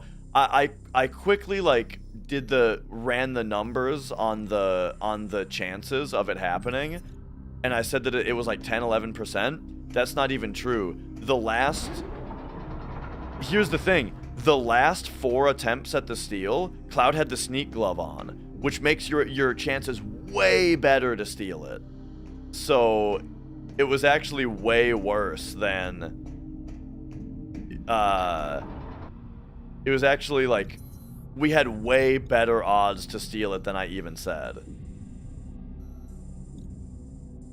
So yeah, super dumb. You know, it won't happen again. So all we can do is pray that another run is as cooperative as that one was, you know? And hey, it's possible that it's even more cooperative, right? It's very possible that we do like, here's the thing. We might do safety strats on big shoes that costs 5 minutes, maybe, and then we get those 5 minutes back on Chocobo Racing compared to that run, and then we can have another run that's 15 minutes ahead, you know? It's extremely possible for that to happen. Where the hell am I? This room is so confusing. And that's like the great thing about Hundo runs, is that there's so much RNG that it all kind of evens out, and as long as you just play real good, then, you know, your odds are somewhat even.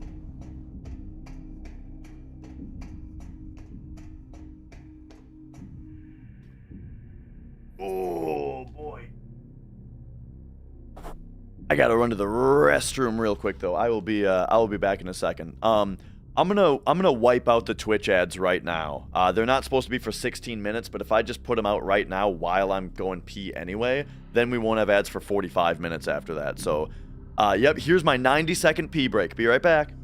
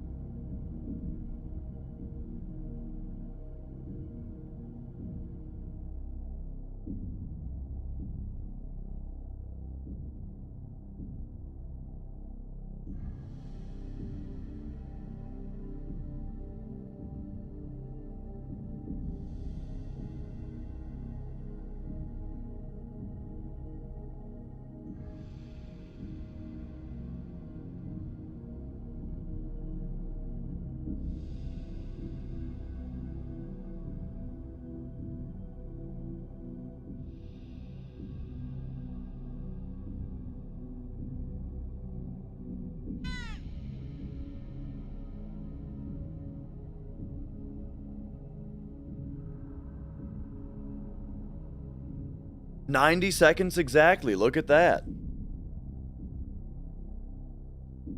All right. We're back.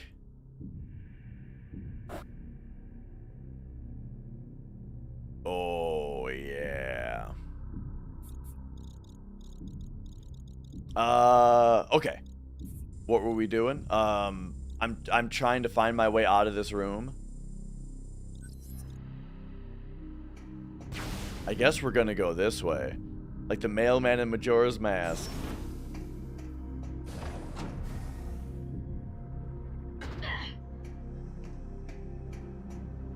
I'm the Gene Hoglan of pissing.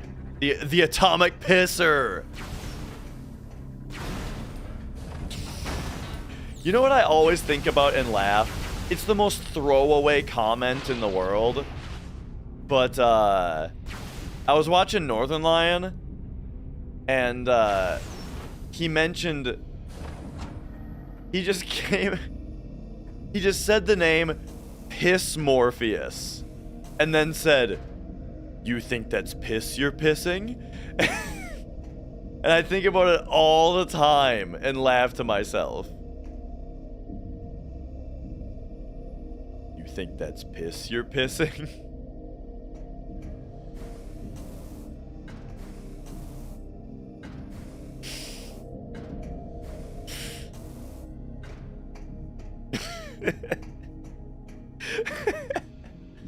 Oh, man.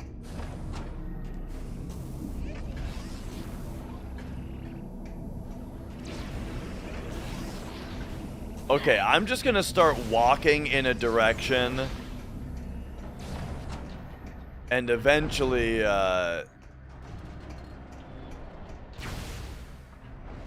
eventually we'll get where we're somewhere where we're trying to go, right?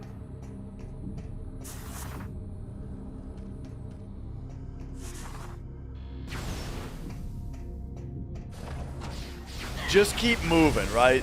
Just keep swimming or whatever. And eventually we'll run into a spot where we can dock. Oh no. Oh, now we're... Hang on. I think I'm going way in the wrong direction now.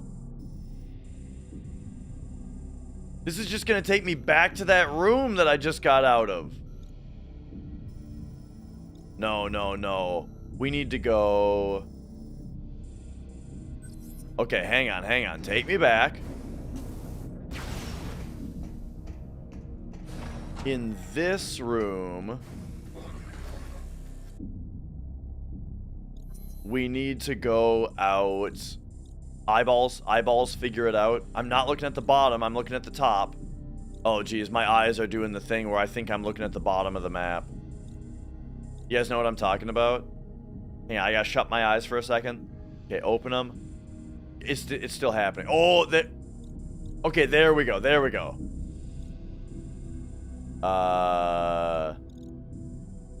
Okay, I see it. We go this way. And now we gotta drop straight down. How do we drop straight down in this room?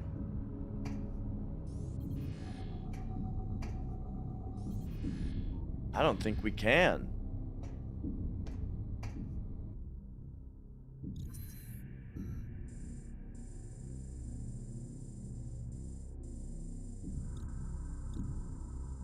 I fucked up.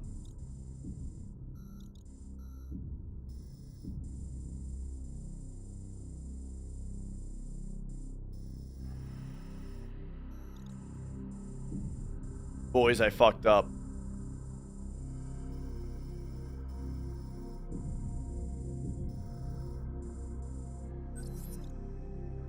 This is the most confusing ass place, man.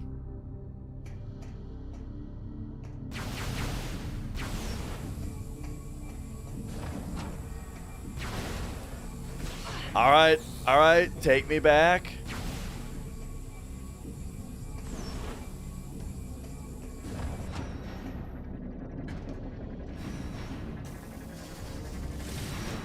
Yeah.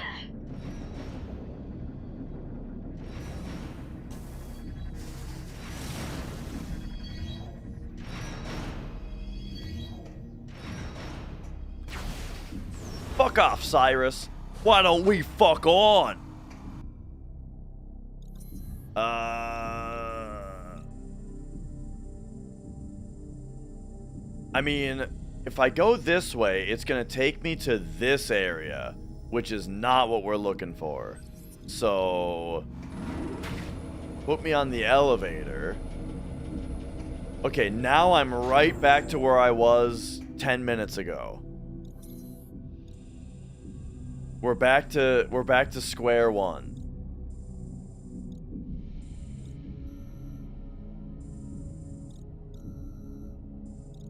Let's backtrack, okay?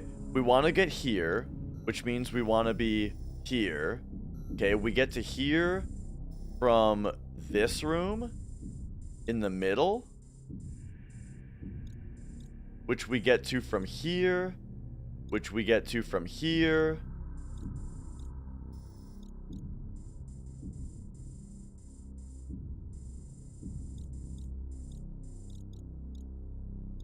This is the worst fucking map I've ever seen. Never mind, just send me out the tram, dude.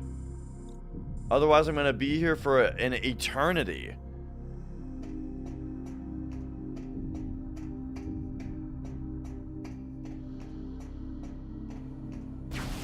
Alright, let's go this way.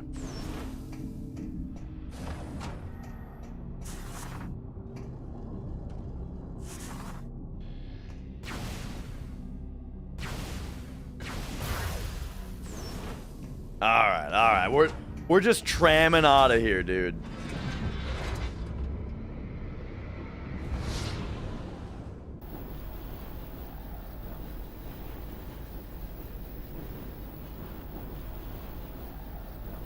Some people take it real personally when you say stuff like that. That is the worst map.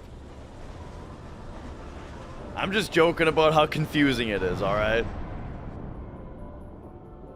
But oh, sometimes you get a YouTube comment, though, that's like, actually, you're a fucking moron.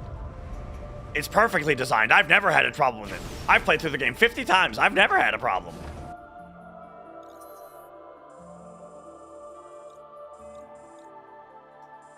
Alright. We're trying to get here now.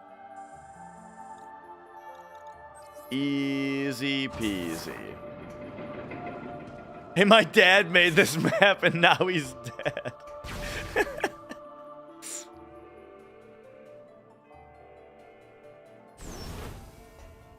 Okay.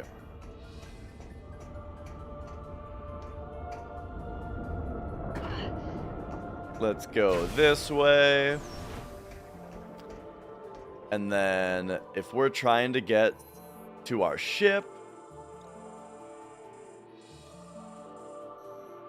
it's off to the left. Whoop, whoop.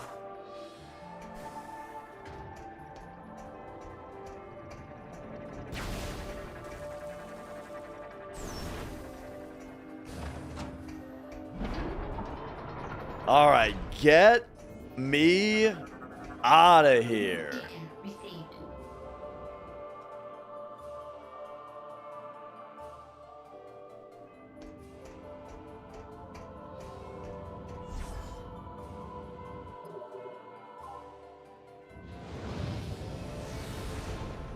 Dun, dun, dun.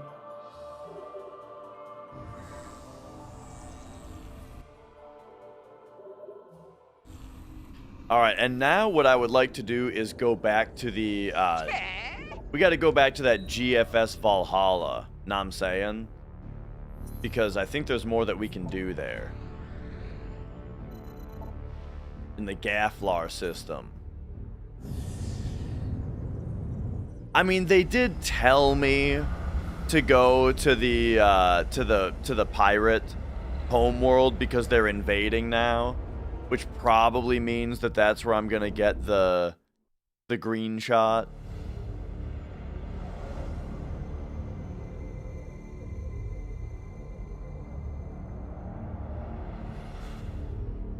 But it's also possible that that line, since it's like the first guy we talked to in the game, now talking about the final invasion of the homeworld, it might be like this is the climactic thing that you should 100% the game before you go do if you want 100% it. You know what I mean? It might be that kind of thing. When I play games, I'm always in like a constant state of like psychoanalysis of the game designers.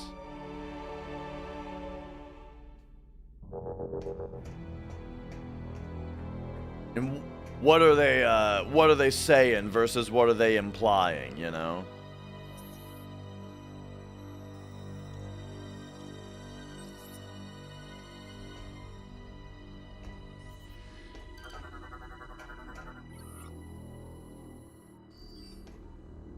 And okay. Let's get going.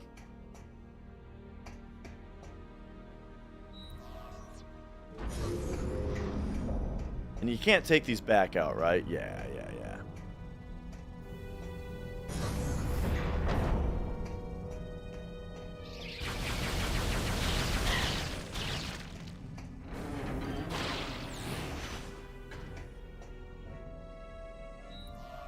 All right, so which area? Oh, we got the little Metroids are in here now.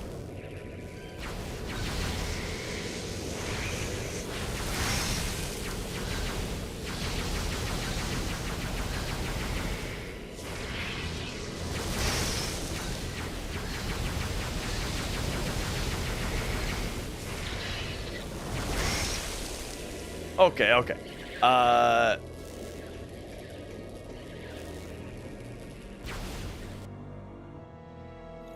Let me try to remember which way we were going before. I mean, stairwell. Hey, there's a door in here that we haven't been in yet. So let's see what the deal was in here.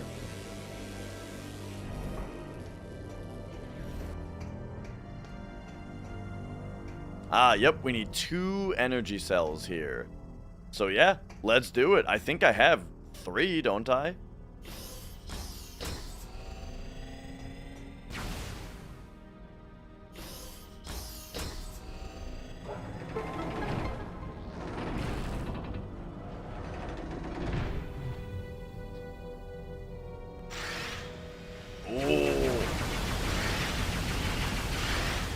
Oh yeah, these are totally the Metroid Prime 2 ing.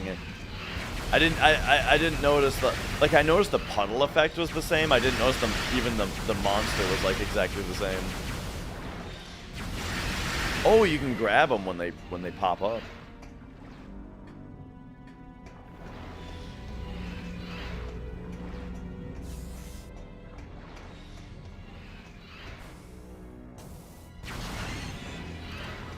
Probably some lore here.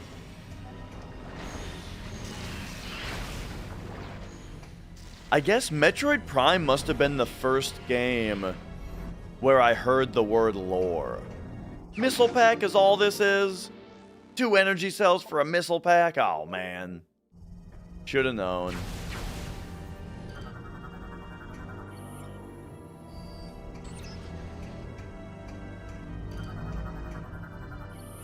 I like this, though, scanning the big thing out there. So, sorry, what did that say?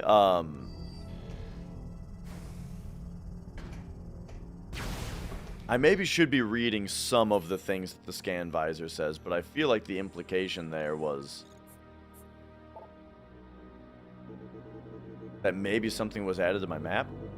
And then what? Energy cells. Here we go. So I have in my possession. Okay, I don't know what this means. Okay, this one is acquired. Okay, this means I have 1 energy cell still in my inventory.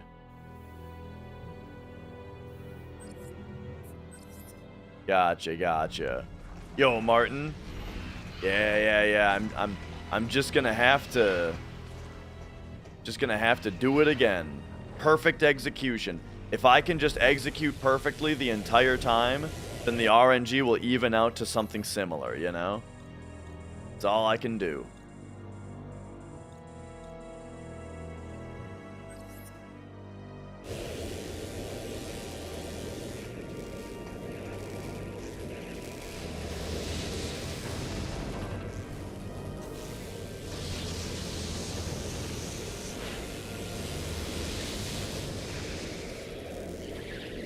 All right, let's run off. Whoa.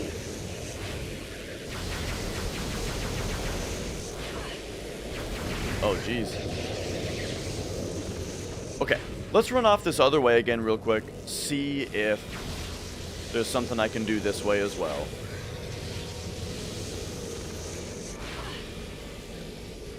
Wow, those guys do a good amount of damage. Just waiting for this damn door to open. There we go.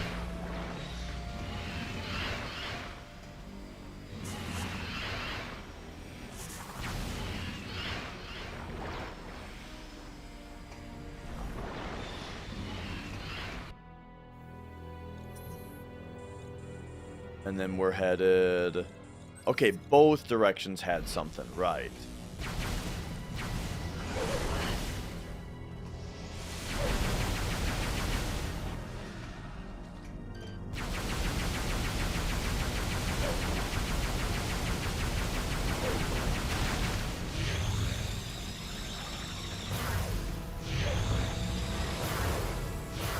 Hyper mode. Alright, alright.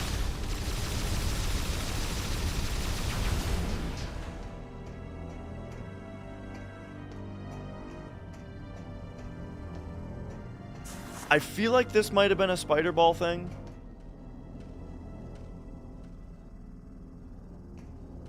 Or no, maybe this was just already a power-up just sitting down here.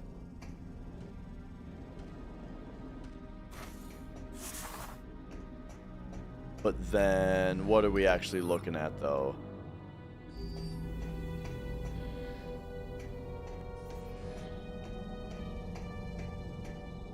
Oh, yeah, there's the tubes.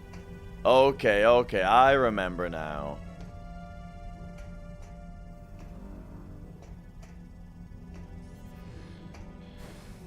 So we're sort of trying to figure out... Hey, I'm just realizing this game doesn't seem to have power bombs in it, huh?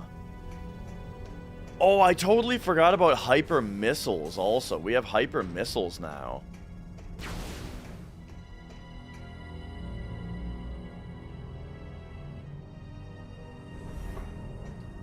Alright, well...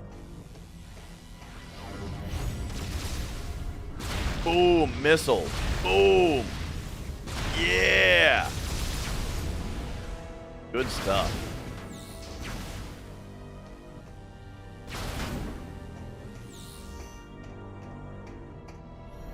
Okay, yeah, so we put in an energy cell here already.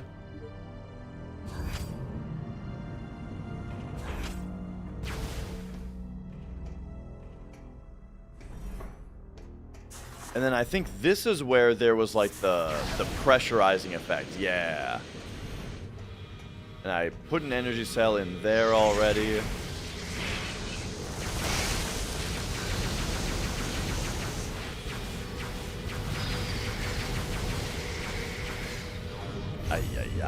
Look, we're just gonna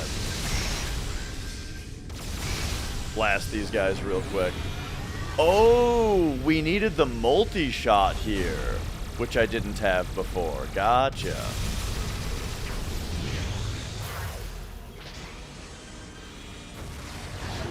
Perfect. Okay, okay. By the...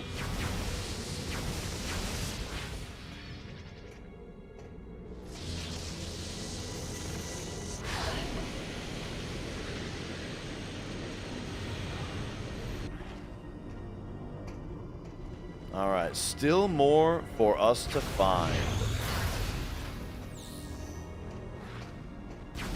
Alright, I'm going to read this more closely. Energy cell data access. Status report has been downloaded. Ah! See, I just hadn't read any of those yet. So now when we go to energy cells, I see now there's another question mark one that tells us where it is. Kind of like the artifacts in Prime 1.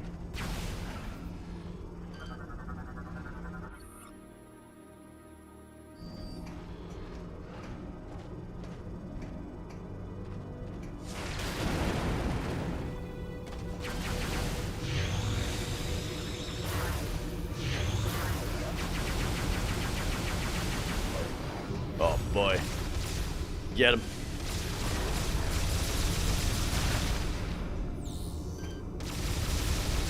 Oh.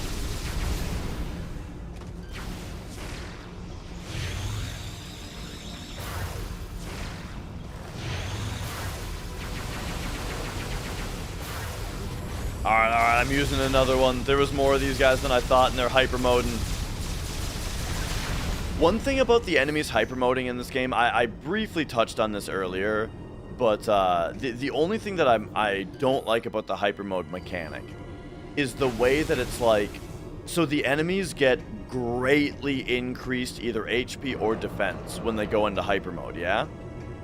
The problem, though, is that it seems like, they don't like telegraph that they're going to hyper mode and give you a chance to stop them. It's like the moment they decide that they're doing it, they get the buff, you know? So while they're in the animation of hypering up, they're already buffed. And so it's kind of annoying, you know, when you're shooting at something for it to just like instantly become like so buffed up defense-wise that they're not even really, like, worth shooting anymore. And yeah, Free Hacker, it was, it was something that I sell for money, and then we always naturally get back through a passive steal that happens in Special Battle, but this time the passive steal didn't happen.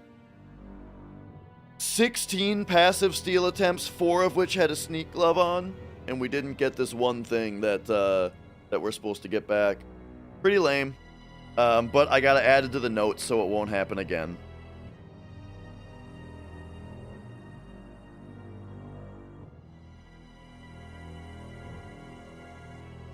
Whew. Yeah, it was a hell of a run, and I think I'm gonna try to get a good night's sleep again tonight. And then tomorrow, I think we're going to try to, you know, get it again, right? We're going to try to have as good of a run tomorrow. I got to run and grab, like, a protein drink. Oh, wait, I have one right here. Well, the one in the fridge is refrigerated. I like them chilled. Be right back.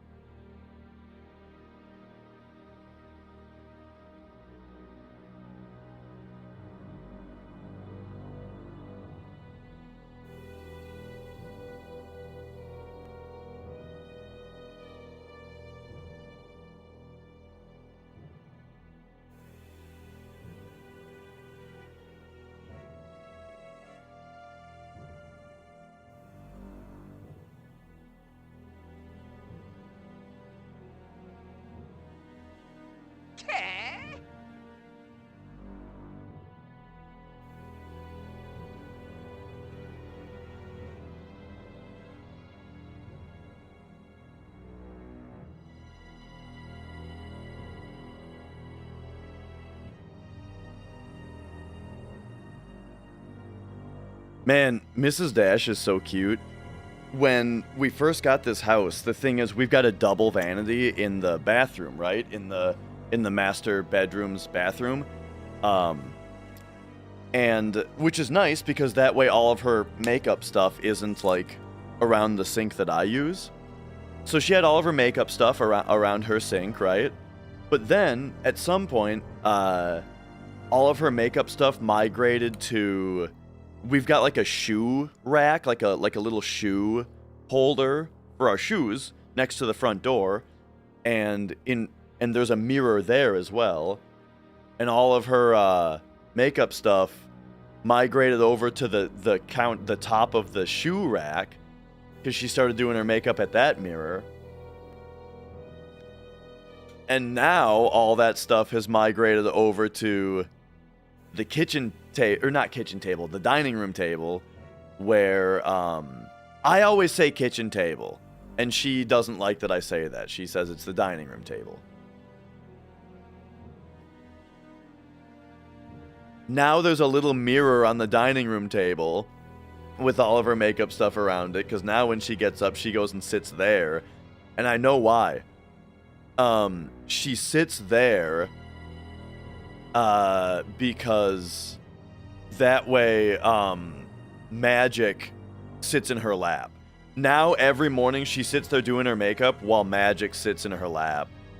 Because he loves sitting in someone's lap at the dining room table. It's like his favorite thing.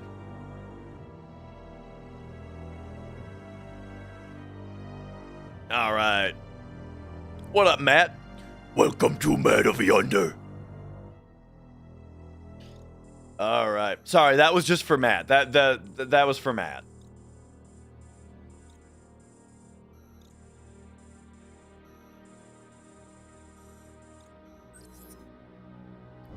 Okay, so we would have Coral, but there was a mishap, and it was only a 99% run. I missed one thing.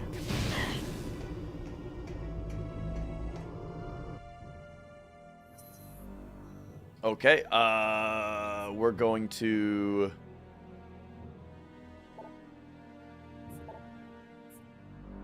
What I was hoping was gonna happen was we would get the record, and then I could go for a PlayStation run to finish the subathon with, but now we still gotta do the PC version. Another PC run incoming.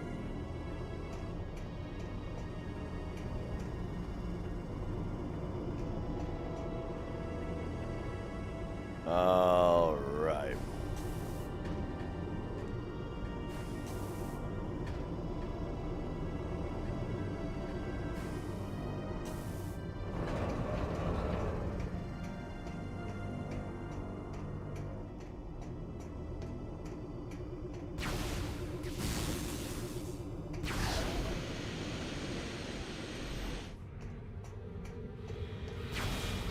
The double world record run. I think Monetary Dragon, did he end up doing that? The W hundo? I remember us joking about the W hundo, where I think he said he was gonna do, yeah, I think he did a PC turbo and non-turbo run back to back. I think he really did do that, didn't he? Maybe I'm remembering things more. We have a rare spawn. Holy shit. The rare spawn, dude. Look who's here. Hey, buddy. Hey, buddy. Yeah, come on up.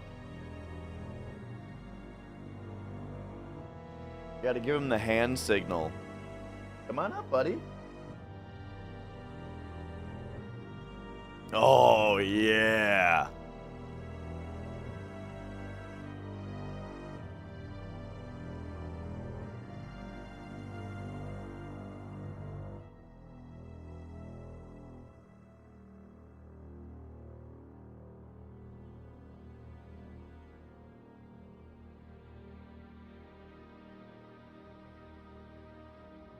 Mia, as usual, gets right to cleaning him.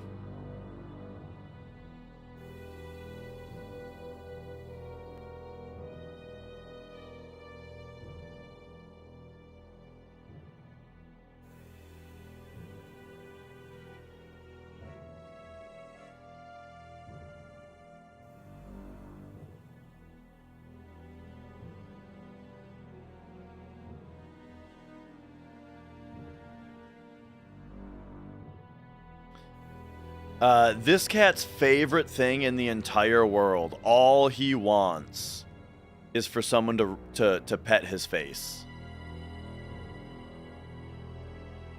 He'll just take face pets all day.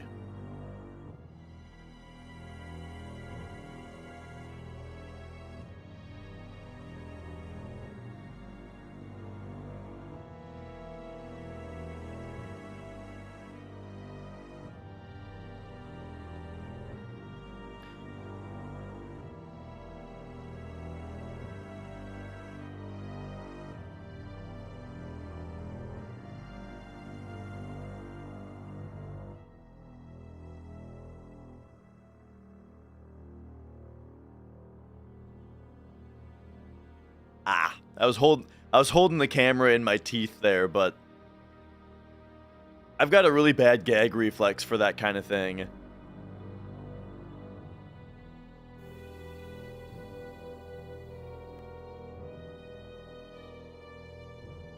All right, all right.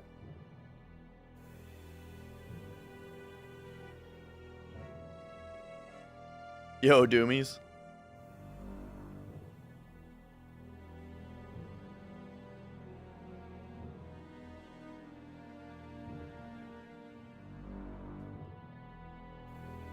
Well, all right. I guess this is what we got going on in the lap now.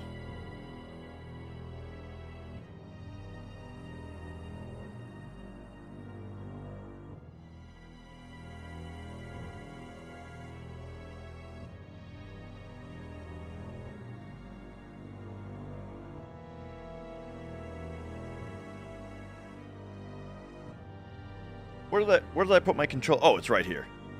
He laid down on it. Dude, this cat, Magic has a superpower of getting tangled up in cords.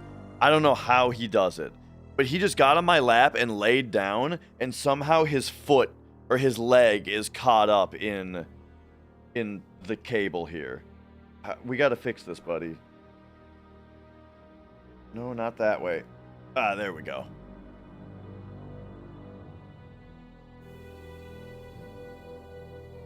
Is he here for me or to be cleaned? Honestly, he's here. Honestly, I don't think he likes getting cleaned like this very much.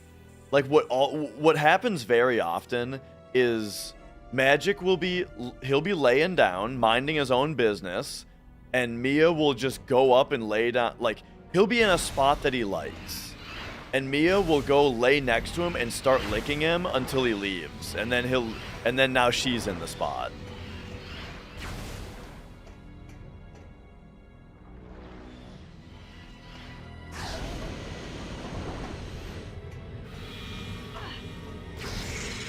Okay, so it looks like I've done mostly what I need to do here.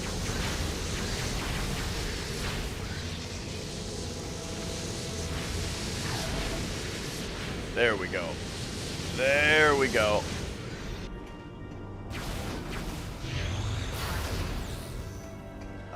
You know, it looks like the deal here is that we've scanned each of the different nodes that tell us where energy cells are, and that's what's important.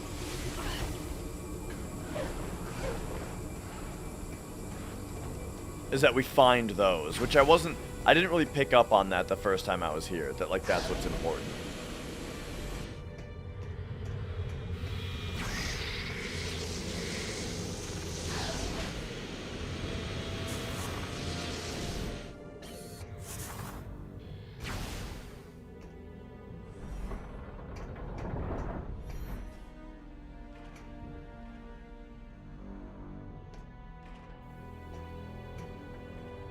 All right.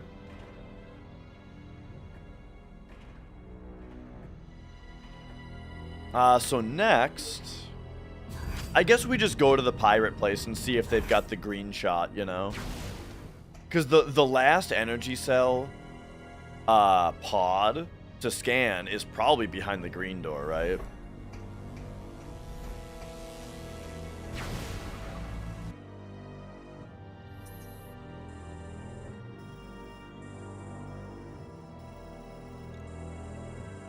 Yeah.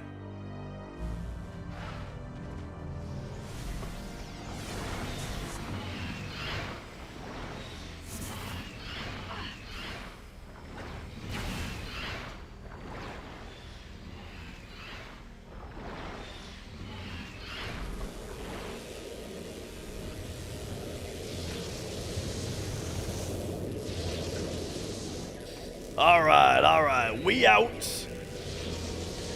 Let's go advance the plot.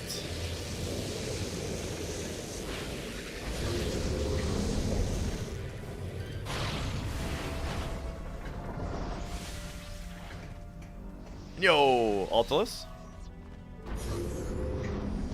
Yeah. I appreciate you, and yeah, we'll have to get him next time, you know. How do I feel about playing N64 GoldenEye multiplayer on a 37-inch screen? I mean, what do you mean? GoldenEye multiplayer is fun. I'm not really a Spyro Crash, and by a lot. I like Spyro, but Crash is like goated.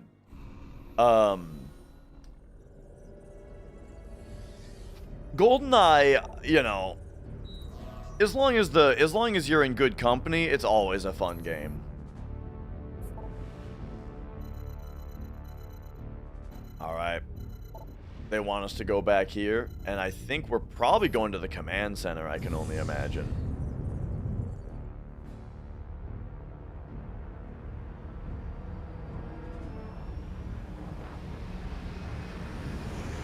Favorite weapon in GoldenEye? My favorite thing that we did was we would play on License to Kill mode, where it was one-hit kills, with only throwing knives. Only throwing knives, License to Kill was so fun.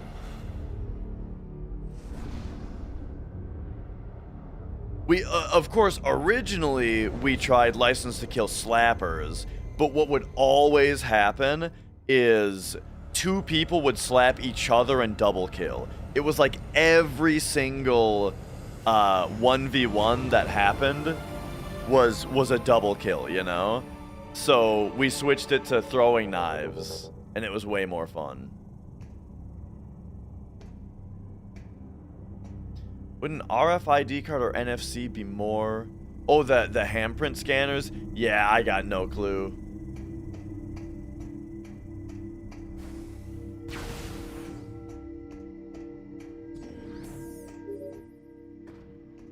Samus, the Federation Armada is now in orbit above the pirate homeworld. Okay. We're ready for the final assault, but the base is protected by a barrier that prevents us from landing. We need you to disable this defense system.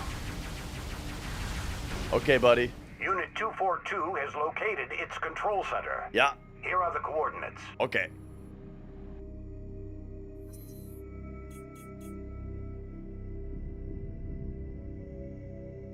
All right, let's get in there. So, have we not powered this up yet? Oh!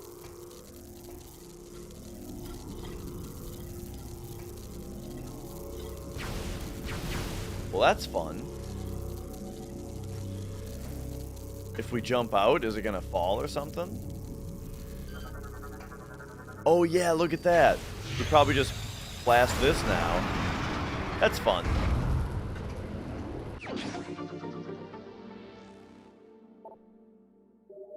Yeah. We just got, you know, Commander, Colonel Campbell.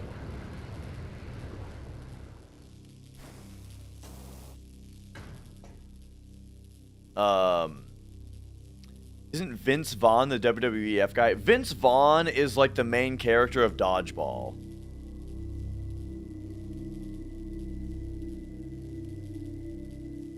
Take part in a co-op. Finest memory of GoldenEye. Vince Vaughn take a part in a co-op speedrun at GDQ? I have no clue about that. I never heard about that. And no, Darth, it was a 99% because of some bullshit. I've gone through it a million times already today. It was some bullshit. It won't happen again. But an item was missed.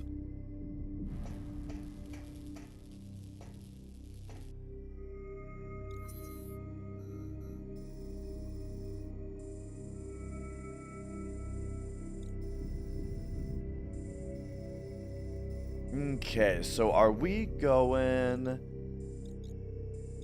I mean, it looks like the fastest way there is to go to the second highest spot. Yeah, let's do that. We're going back to this area.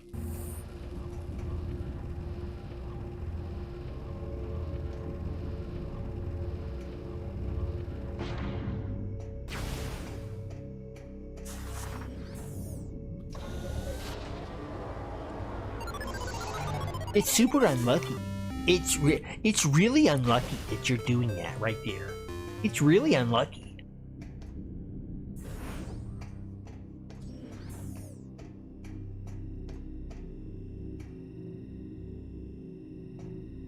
All right, off we go. So this here is the control center, they say. Oh, funny. Well, I mean, here we go. Magic is, Mia left, and now we just got him. And he's more of an on the lap, you know. Mia, she likes to be in the crevice, you know. Just kind of face planted into me. But Magic, he is an on the lap kind of cat. And he'll have his head just hanging down, sleeping. Why is your ear twitching, buddy? He is a on the lap cat.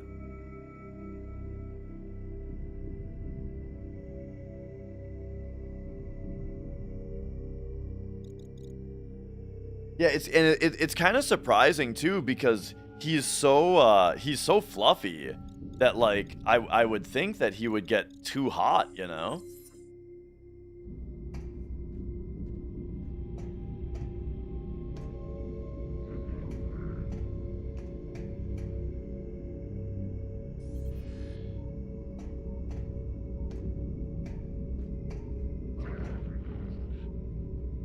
Oh, okay, I see what we're doing. So this room doesn't actually give us access in there.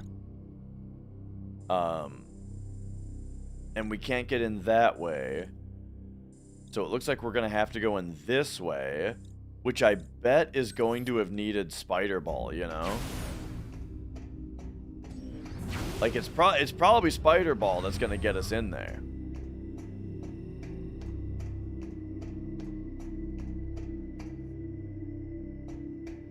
Let's see, they're making it look like a morph ball spot right here. Oh, but except that's the way back in. Alright, so never mind. Hello, Played. Hello. And yo, TK. I'm doing pretty well. I'm exhausted from yesterday's speedrun stream, yada yada. Oh, it depends, Randy. I mean, I've got a cat on me right now who might heat us up a little bit. I usually when I'm streaming, I usually end up getting a little warm. And then a garment has to come off, but speedrunning definitely makes it happen more, because I get really embarrassed whenever I make a mistake. And then when I get embarrassed, I get hot, you know? Our people don't like to be hot.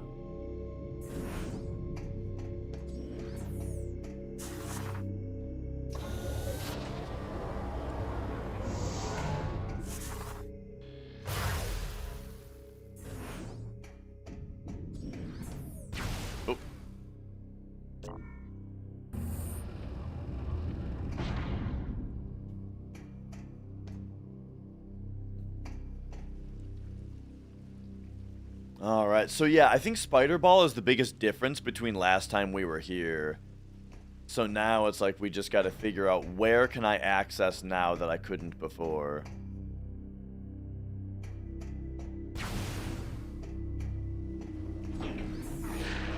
Gotta be something out here. Oh yeah, never mind, it's not Spider Ball.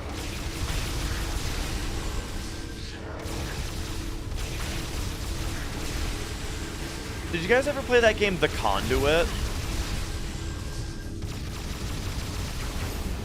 That was supposed to be the game that, like, really got the FPS controls right on...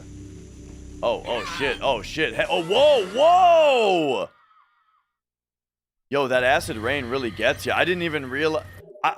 that's funny. That's my first game over. I thought... that I thought I was under shelter right there. I thought that spot was sheltered. That's funny. All right, no problem. We can get right back to where that was.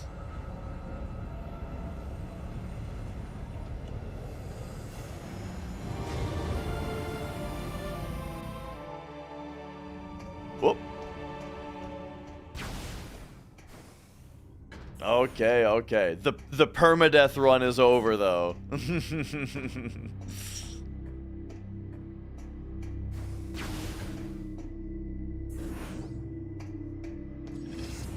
Oh. Samus, the Federation Armada is now in orbit above the pirate. We're ready for the... We need you to Unit 24. Here are the coordinates.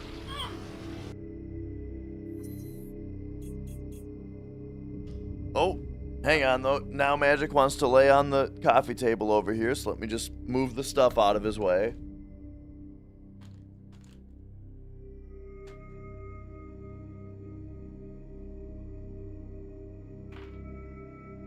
All right, there we go.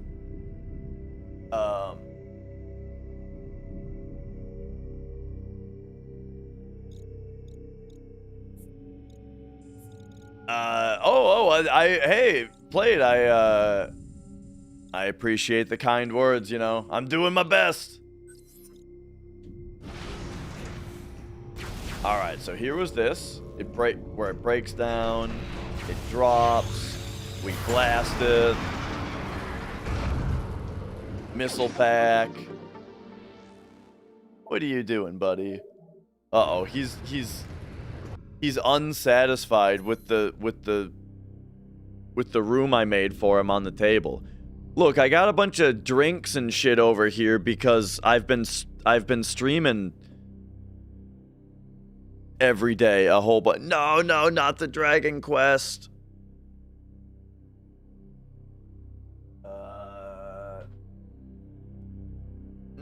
No, not the Final Fantasies.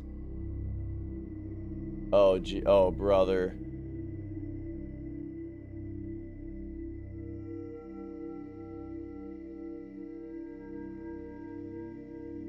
See, he doesn't, Oh, there it goes. He doesn't knock things over out of malice like other cats do. He just doesn't have a lot going on in his head. Oh, man. Look how cute he is now, though. There you go. Now he's laying down. And he just couldn't be cuter.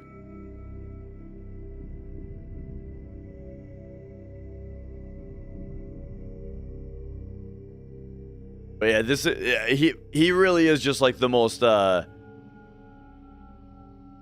empty-headed animal I've ever seen. Yo, Minin. Alright, okay.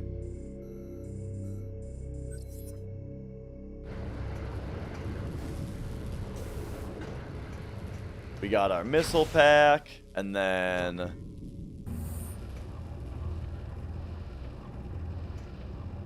Take me up here.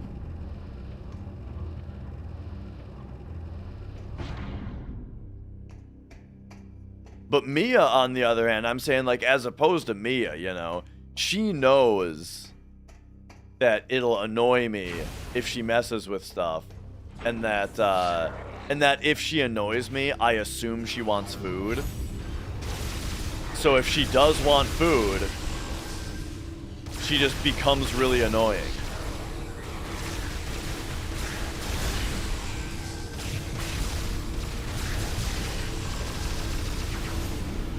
Alright. So here's where I died because, see, I thought that this pathway right here was not being rained on similar to this pathway. But that is not the case. And then it turns out that the acid rain does a lot of damage to you if you stay in it.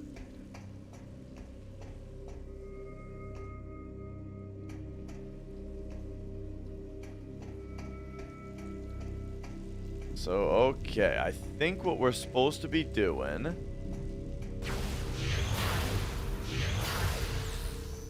is finding a spot where I can use either Spider Ball or my electric power. Now, the thing is, I can use the electric power right here to bring this barrier down. However, I can't in the acid rain.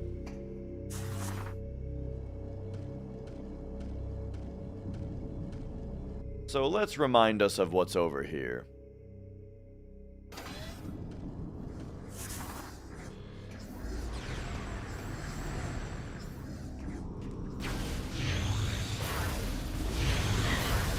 Oh, here's this guy hypering up now. Get a load of this guy.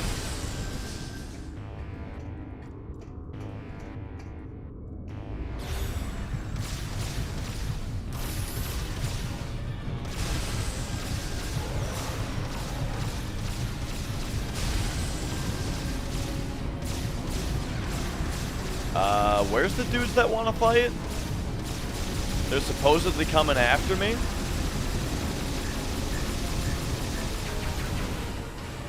Oh, now we see him. Fuck it, I'm using another one. Get him. For the enemies, Scorp, yeah, like that's kind of been my biggest complaint, is that it's not just the amount of a buff that they get, but it's the fact that they don't telegraph beforehand and give you a chance to really quick finish them off before they hyper. Instead, it's just like, boom, what, you know, in the middle of shooting them, they just one frame, you're shooting them, the next frame, they've got 5 times as much HP.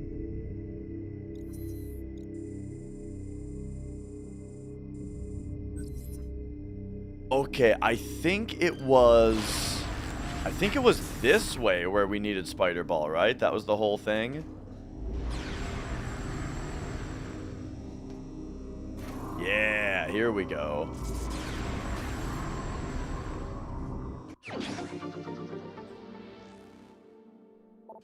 And yeah, I really like the in general, I really like the idea of like the horror aspect of Metroid. Like I like this. I think this series is at its best when it's sort of doing like a sci-fi horror kind of thing.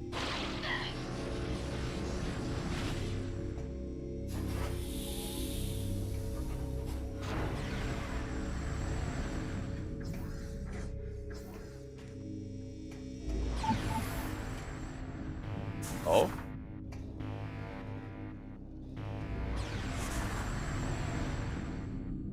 Okay, this is where we came in. So we just powered this up is all?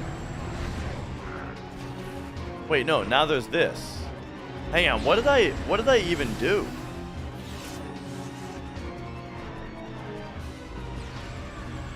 Yeah, the stealth part in Zero Mission was really cool. The hiding in Fusion, the avoiding the Emmy in Dread, and like defeating the Emmy especially.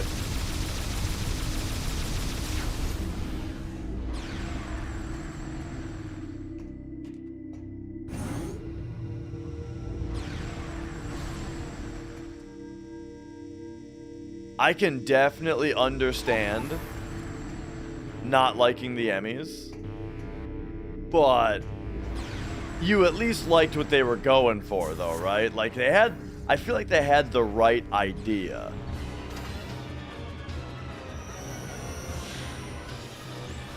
What is, I feel like a crazy person right now, where it's like we go in here.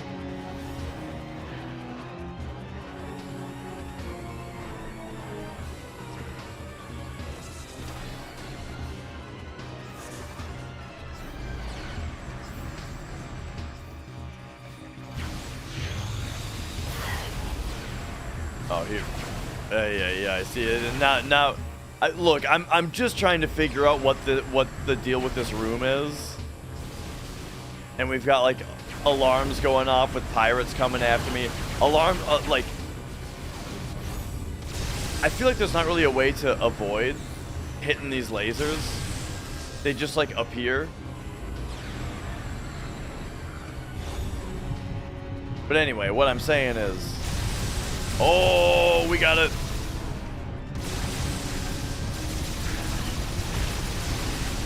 Okay, there's the dude.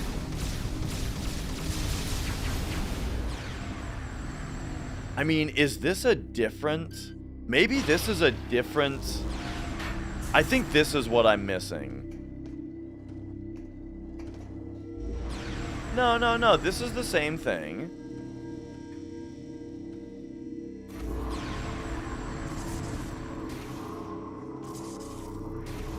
Oh! I guess the missile pack is just the only thing. I guess that's what it is. I was expecting this to be more. But it's just a missile pack. I see, I see.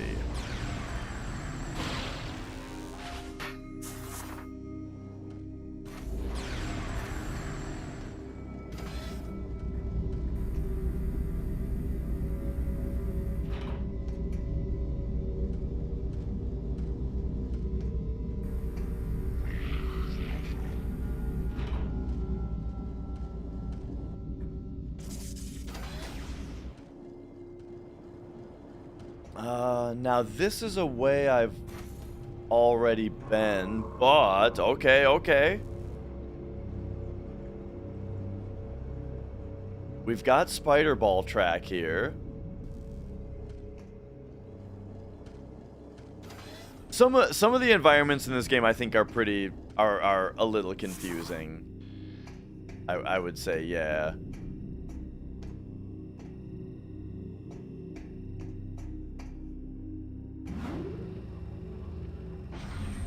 I kind of like that though, you know.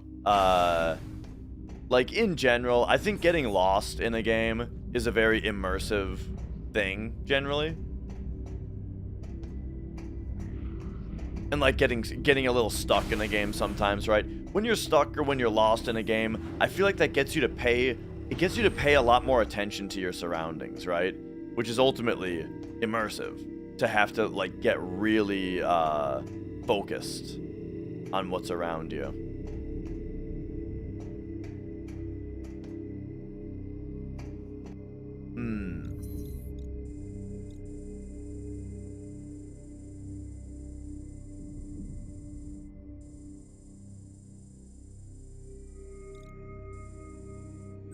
I think I gotta go up to the top again. I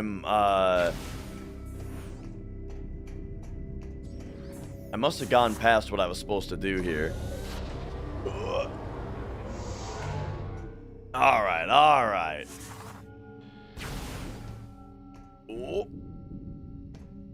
And yeah, Scorf, I thought that I liked this game less than I apparently do, because this time I'm having a really good time with it, you know? And yeah, exactly, like Dark Souls 1, perfect example, right? Of a game that it's got no map, it's easy to get lost, and so you really have to pay attention and kind of draw a mental map of the game as you're going.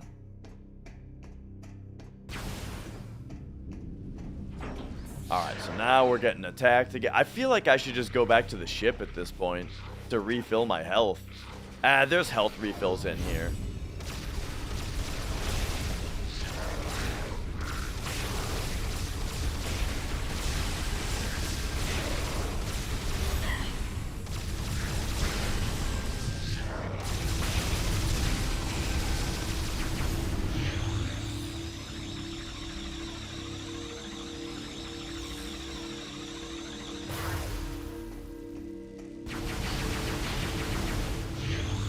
Alright.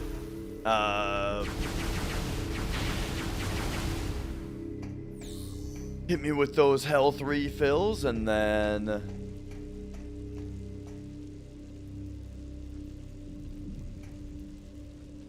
Yeah, I mean, it looks to me like definitely the idea is not go in there yet.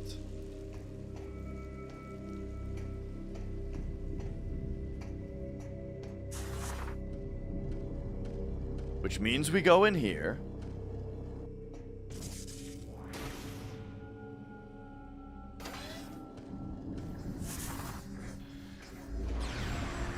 So now we're back in this room. Okay, yeah. This is the room with this vent. I don't think I've gone this way yet, since coming back. Oh no, I have. Sounds good, Sid. Okay, here is where maybe I went the wrong way. Or wait, no, I haven't been back here yet. Ah, this machine I need to power up before I can come in here, apparently. Or I need to unpower. And then is this... Oh, and this is the room that I'm supposed to be in. Okay.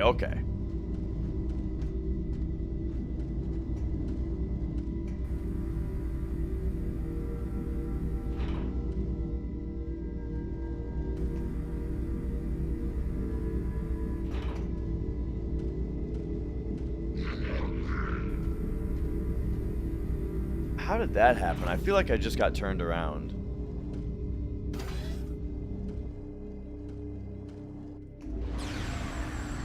Because now we're back in here.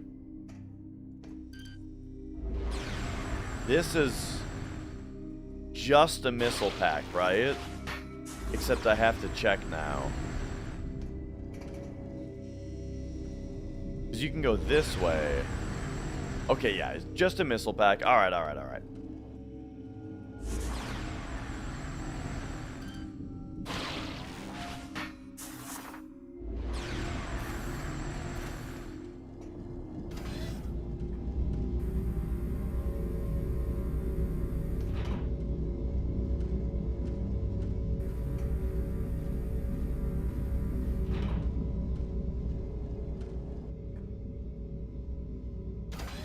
Somehow I got turned around in this tube last time.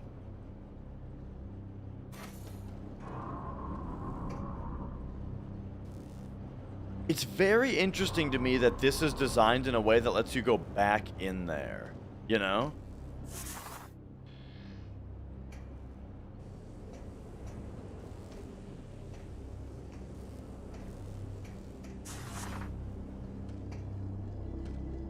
And then this just drops us? Yeah. Boy, I am missing the thing I'm supposed to find here.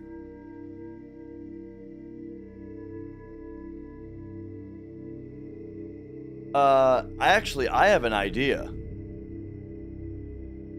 There is where this right here. Have I X-ray visored this? Okay, so this is pretty clearly a thing, but the phazon plating is in the way. And if we do this, yeah, so I cannot interact with that yet. Just wanted to make sure about that. And even if I did, there's a green door behind it.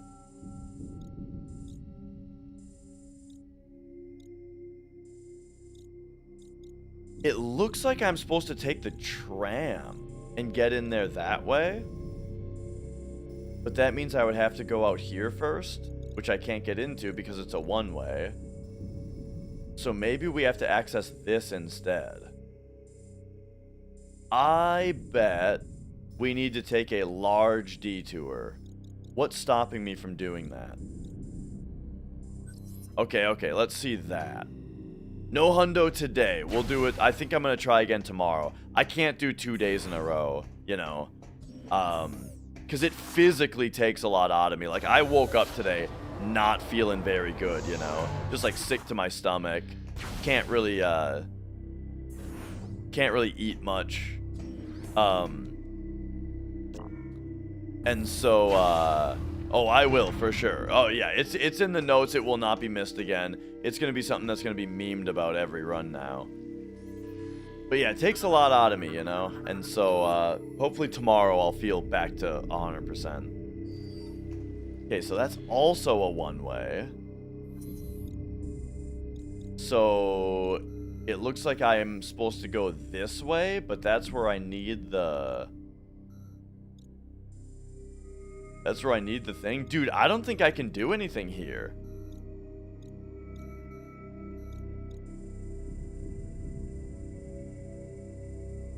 I feel like we have to get past the acid rain first.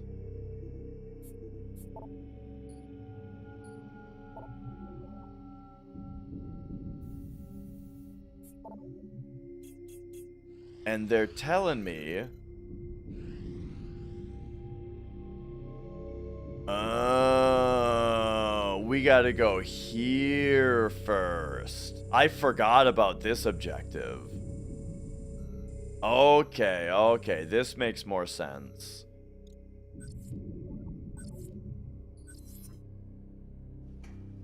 Okay, okay.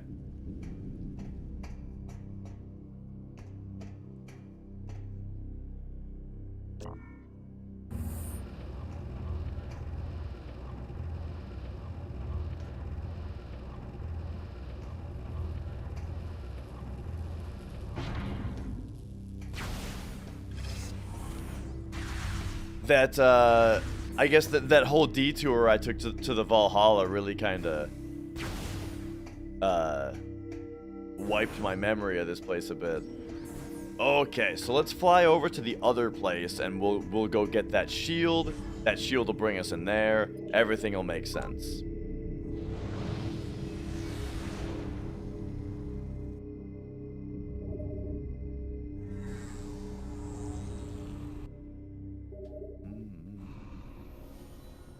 Doom. I love the old Doom games.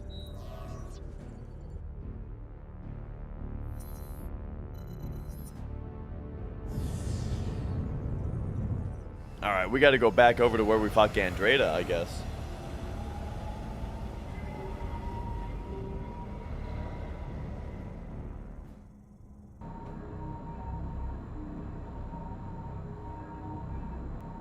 So today I do plan on going pretty long, because you know we need to finish out the stream hours. I am gonna have to take a break at some point in the middle though to finish up closing on the house refinancing. Speaking of, let me see. I sent a text to the guy. Let me see if he got back to me.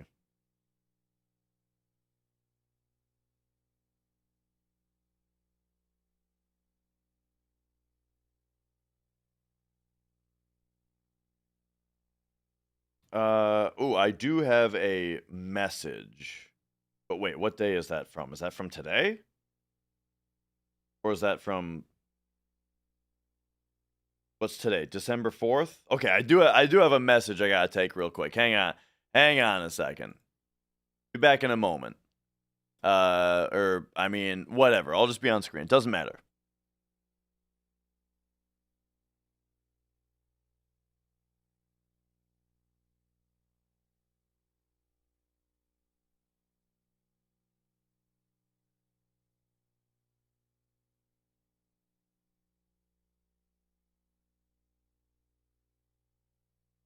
Never mind, that message was about my timeshare ownership, which I don't have.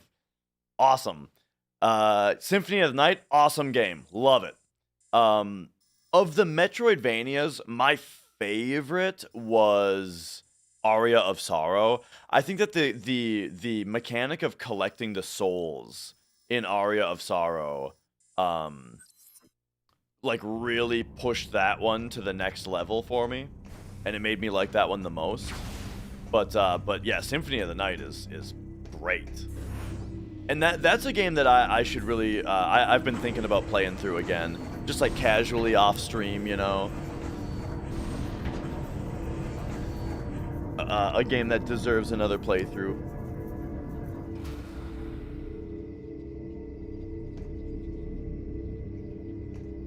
DJ, it would have been a 15-minute record. However,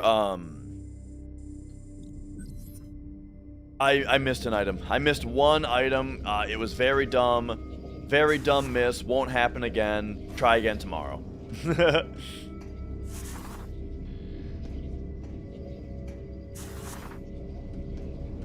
right. There's that. The first Soma game is the second best Castlevania. So what do you think is the best one? Because like Symphony of the Night, you're saying. Gotcha.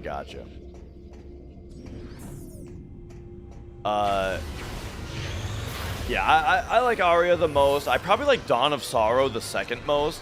I just think collecting the souls is so fun that it makes the two Sorrow games my favorite.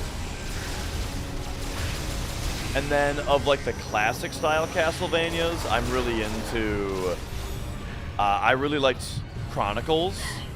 The sharp, but later it got ported to PS1, the PS1 remake of the first game. Or like retelling of the first one or whatever. It's funny to call it a remake because the levels are totally different. It's just a totally different game, you know. I love that one. Rondo of Blood, also, yeah. Rondo is the other best one. In fact, I might like that one the most of the classics. Rondo, Chronicles. But yeah, also, I mean, just Castlevania 1 and 3 are also both top tier, you know? And then, yeah, Bloodlines is really awesome as well. That's the thing, like, Castlevania is one of those series where, like, the standard of quality on every release is so high, you know?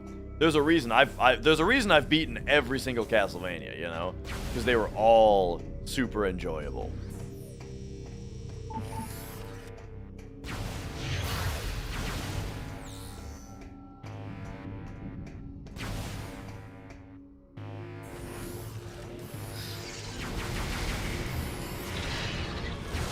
Even Castlevania 2 Simon's Quest, which gets a lot of undue hate. The game's definitely got issues, but it's a great game.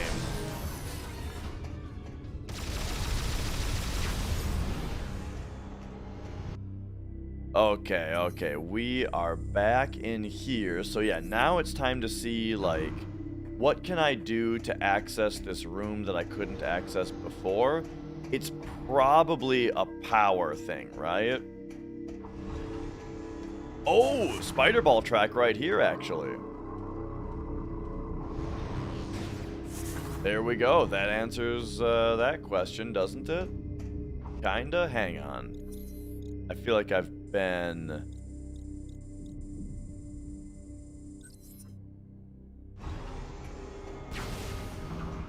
I guess we're just going over here.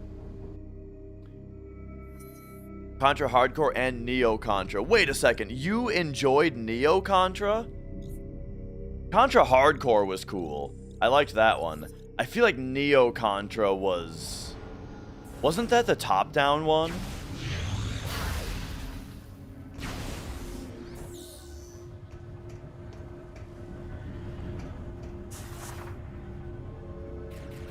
Are you thinking of Contra Force, maybe? Or no, that was... Contra Force was also... Wait, we can't spin this anymore? I think Contra Force was on NES.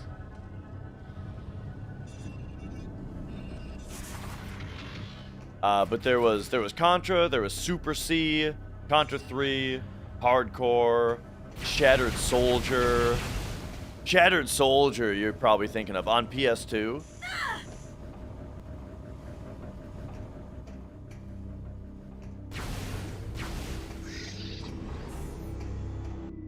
Yeah, that one I actually haven't played much. I remember renting it when we were younger. I remember renting it and playing it a bunch. But that was it. I never actually, like, returned to it and played it as an adult. I remember it being insanely hard.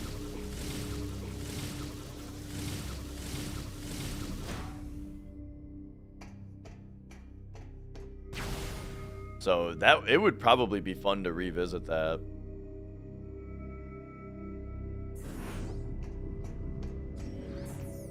Okay, this is the room I'm supposed to be in. I have not played Lords of Shadow, but I know it's made by Mercury Steam. And they are the folks that made Metroid Dread. And now, I do think that there is a history of developers making their best work when they're under Nintendo. And not so great when they're under other companies. But I still think, though, that it makes me more interested in playing Lords of Shadow. But you know what I mean? Like Rareware, for example. Rareware made awesome stuff under Nintendo. And then, oh, I see.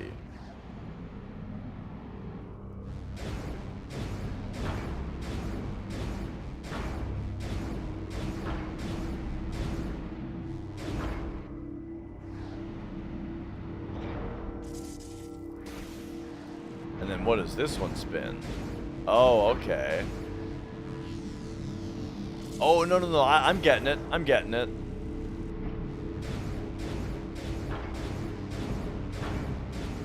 But yeah, actually, Sea of Thieves does seem pretty sick. Well, I think Sea of Thieves has some things going for it very strongly. I've never played it though, so I shouldn't pretend like I have any real criticism of it. It definitely, when it came out, it definitely looked like there was nothing to really do in the game. Besides just mess around with the core mechanics. But I'm sure that's been improved. I'm sure that's been improved a lot. My favorite Rare game is easily Conker's Bad Fur Day.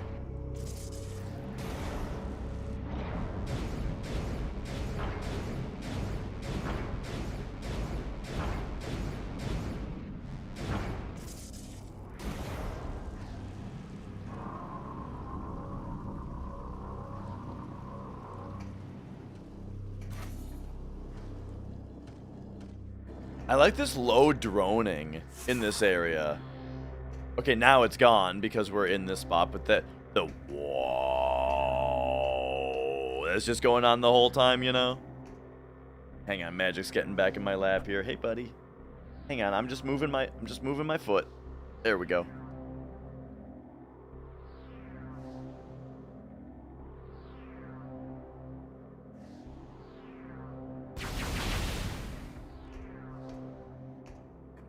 But yeah, I think the thing with Rare was mostly just that when Microsoft first bought them, I think that they were just having them do bullshit for too long, you know? So maybe that was more of a Microsoft problem rather than a Nintendo thing. But I mean, what other examples are there? Silicon Knights? Under Nintendo, Silicon Knights made Eternal Darkness.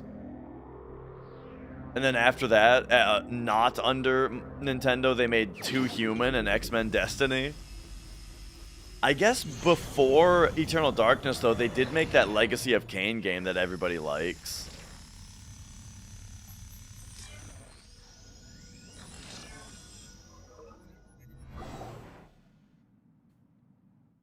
Yeah.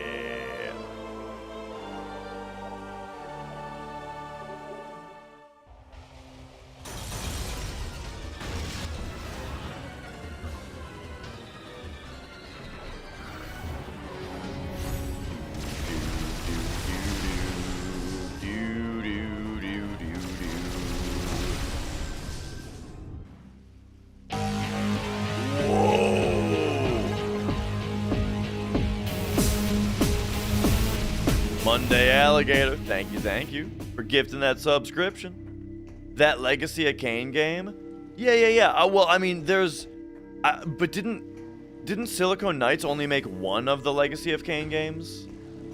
Maybe 2 of them. I don't think they made all of them. All right, look at that. Now we're in the acid rain and we're fine. We're doing fucking fine.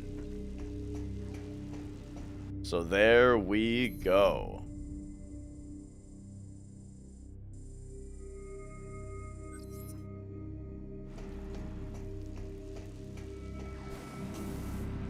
They made the very original. Gotcha, gotcha.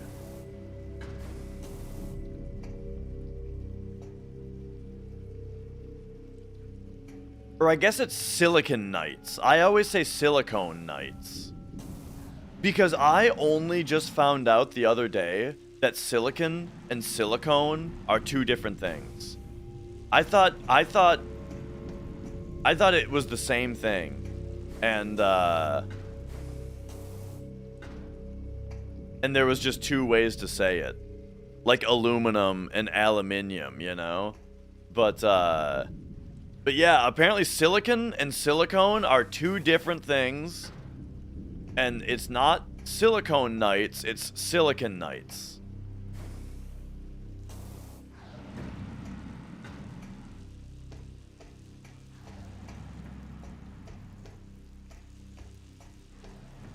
Alright, so what the hell is this now?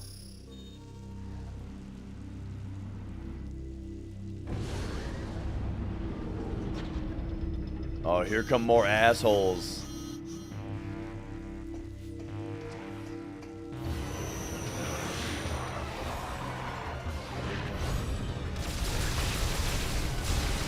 Man, do you guys remember that game Too Human? I was so excited for it. I was like, no way, the game's gonna have like God of War combat, but like Diablo loot, which that still sounds awesome. The idea of the game still sounds sick, and I don't know why nobody else has made a good version of it yet. Because the idea seemed so awesome.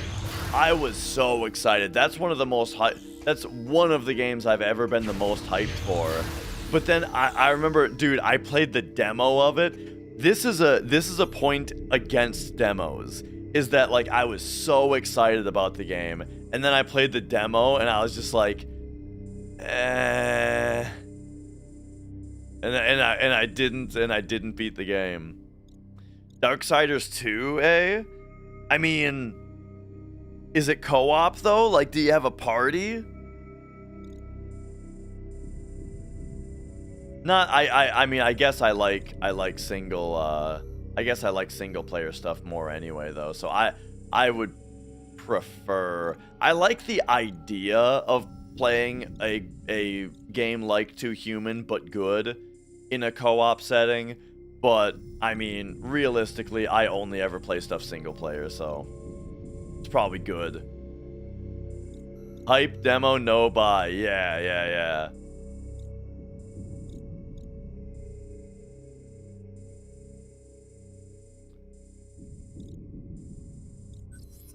Alright, I think we gotta go in here now.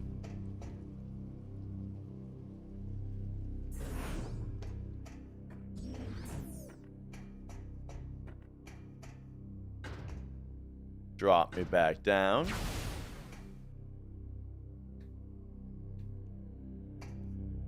Wait, this doesn't make any sense. No, yeah, it does.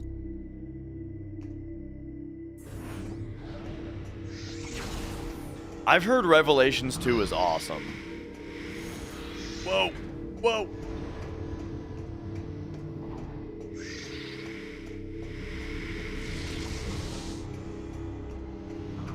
This goes up, not down, right? Ay. I think I made a big mistake falling down there. Hey, buddy, what are you doing? What are you doing with your empty head there? He's just...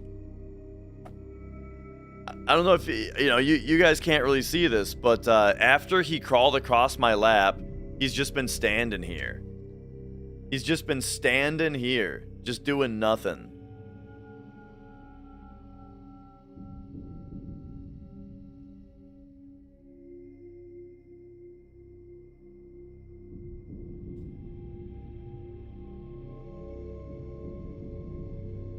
What's going on in his head? Watch this though. Remember when I said that all this cat wants in his whole life is to have is for you to pet his face? If I move my hand, he's gonna lock in on it. Oh, all right. There we go. He's locked in on it. You see?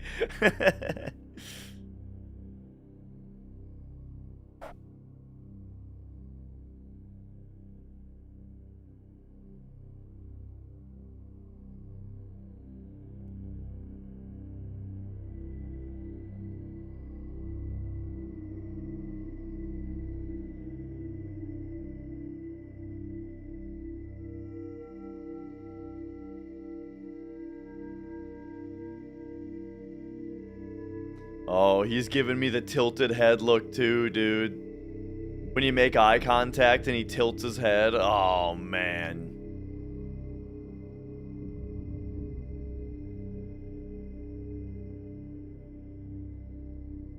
Dude, what did Mia do to your back fur, bro?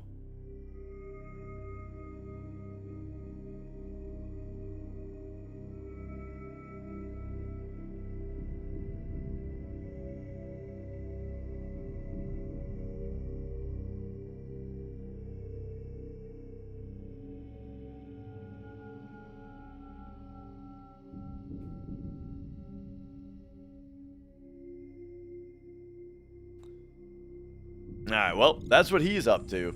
Anyway.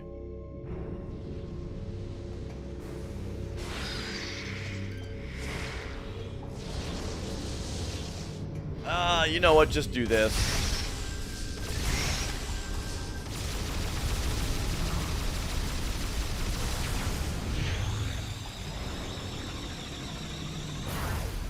And then I gotta get back up to that top floor, but I screwed up. I gotta remember how you get back up there. Oh man, don't tell me I gotta go through another room again. No, that's crazy talk. There's gonna be something simple and obvious here. It's the spider ball track, remember? Phew, there we go.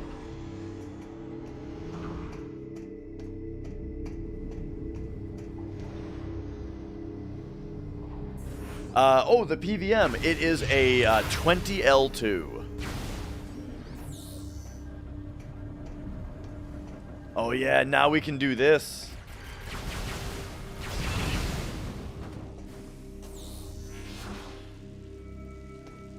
We can get up here.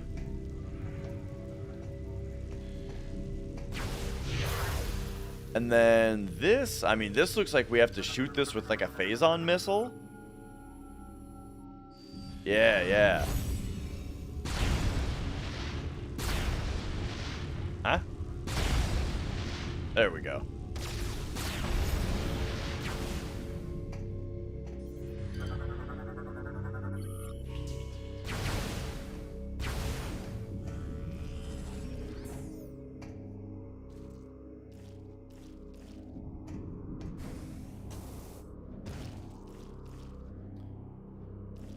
Okay. Yeah, it is a very nice CRT. It's another one of the things where I got into, like, I got a lot more into retro games at the exact right time. Like, I've always liked old games. I've always had a little collection of, like, you know, NES, SNES, and PS1 and stuff. That's grown over the years. Well, just in general. I've always had a general game collection that's grown over the years, you know? But when I got into, like, RGB modding my systems and I wanted to get a PVM, and then I got into, like, collecting a bunch of games, like, actually, you know, kind of just thinking about, what are games I want to have? Let's go on eBay and see what I can find, you know, and that kind of stuff. I did all that in, like, 2018, you know? Just before like some of the huge COVID price hikes, you know.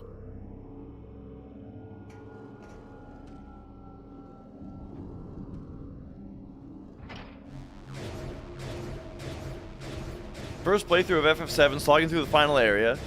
Used save crystal too early. Completely sapped on supplies. But just managed to beat what you thought was the boss.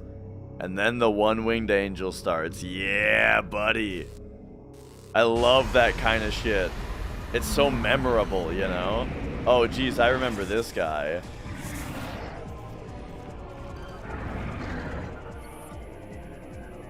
Alright, when the head's interior is damaged, its tentacles can be ripped off.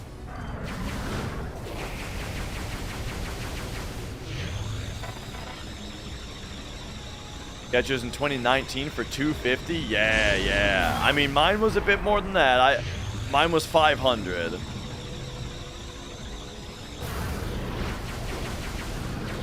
But still, like, that's still so good compared to what they are now.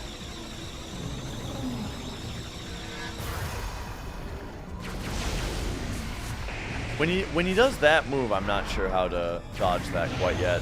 That's always the thing in these games that gets me, is like when the dude just charges straight at you. I can never figure out how to... Okay, so they want me to hit his little tootsies.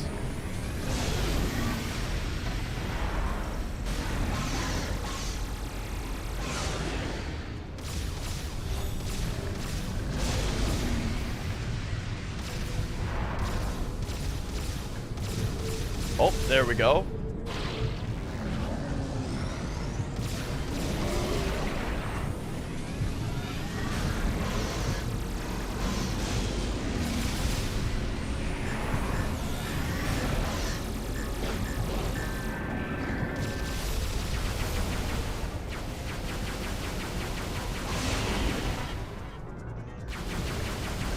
Oh.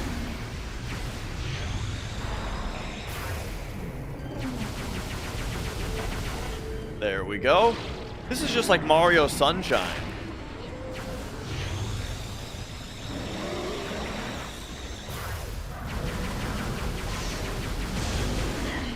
Remember the blooper boss in Mario Sunshine?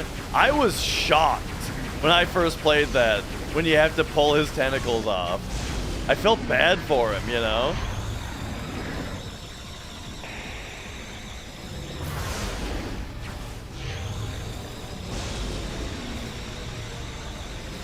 Yo, Fenry.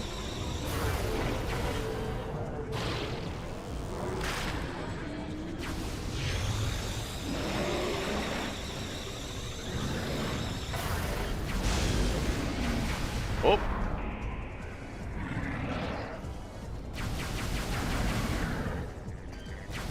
There we go.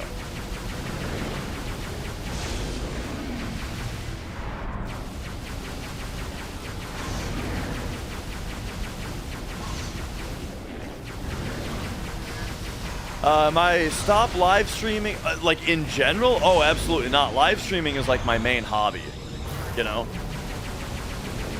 Like, it's just, it's what I love to do. Oh.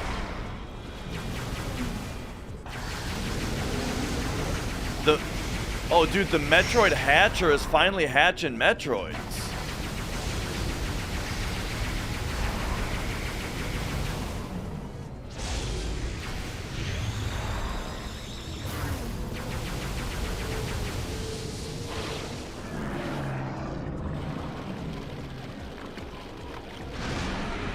So yeah, my general schedule, outside of the subathon, my general schedule is I stream every other day. And if it is a weekday, then it's after work, so I start around, you know, 4:30, usually, Central Time, that is. So yeah, weekdays, 4:30 Central Time. Whoa, look at this guy. Weekends, I usually stream in the morning, if I'm going to, like right when I wake up. And yeah, every other day is is kind of the deal. And of course, not for as many hours either.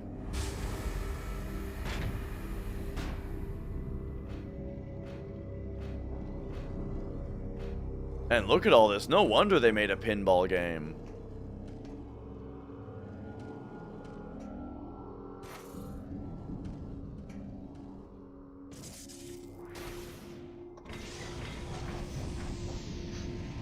On my usual, just like normal ass weekday streams, I will do I do FF7 any percent no slots, world record attempts, or at least PB attempts.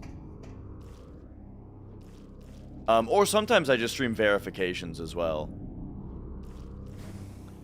A lucrative hobby? It wasn't a few weeks ago. But the crazy amount of attention that I've been getting lately, and all the extra viewership I've had lately, is helping a lot with it being much more lucrative. Let's see. So we want to hit. Yeah, I want to get on that.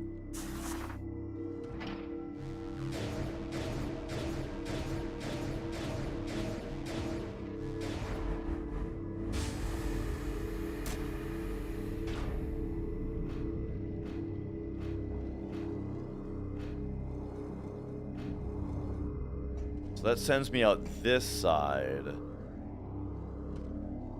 Oh, there we go. That's what I missed.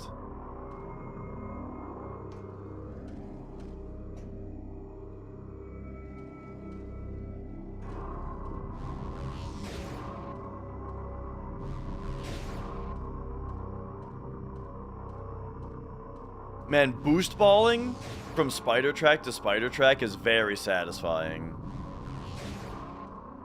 I'm glad they put a lot of it in this game. There it is. All right.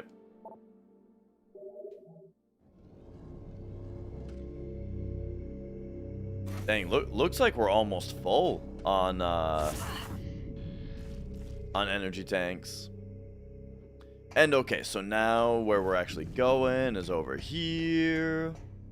But yeah, I like to do casual gaming also, like we're doing exactly right now, you know. Because I like generally just discussing criticisms and whatnot, you know, or just like, what do I like, what do I don't like, you know? Yeah.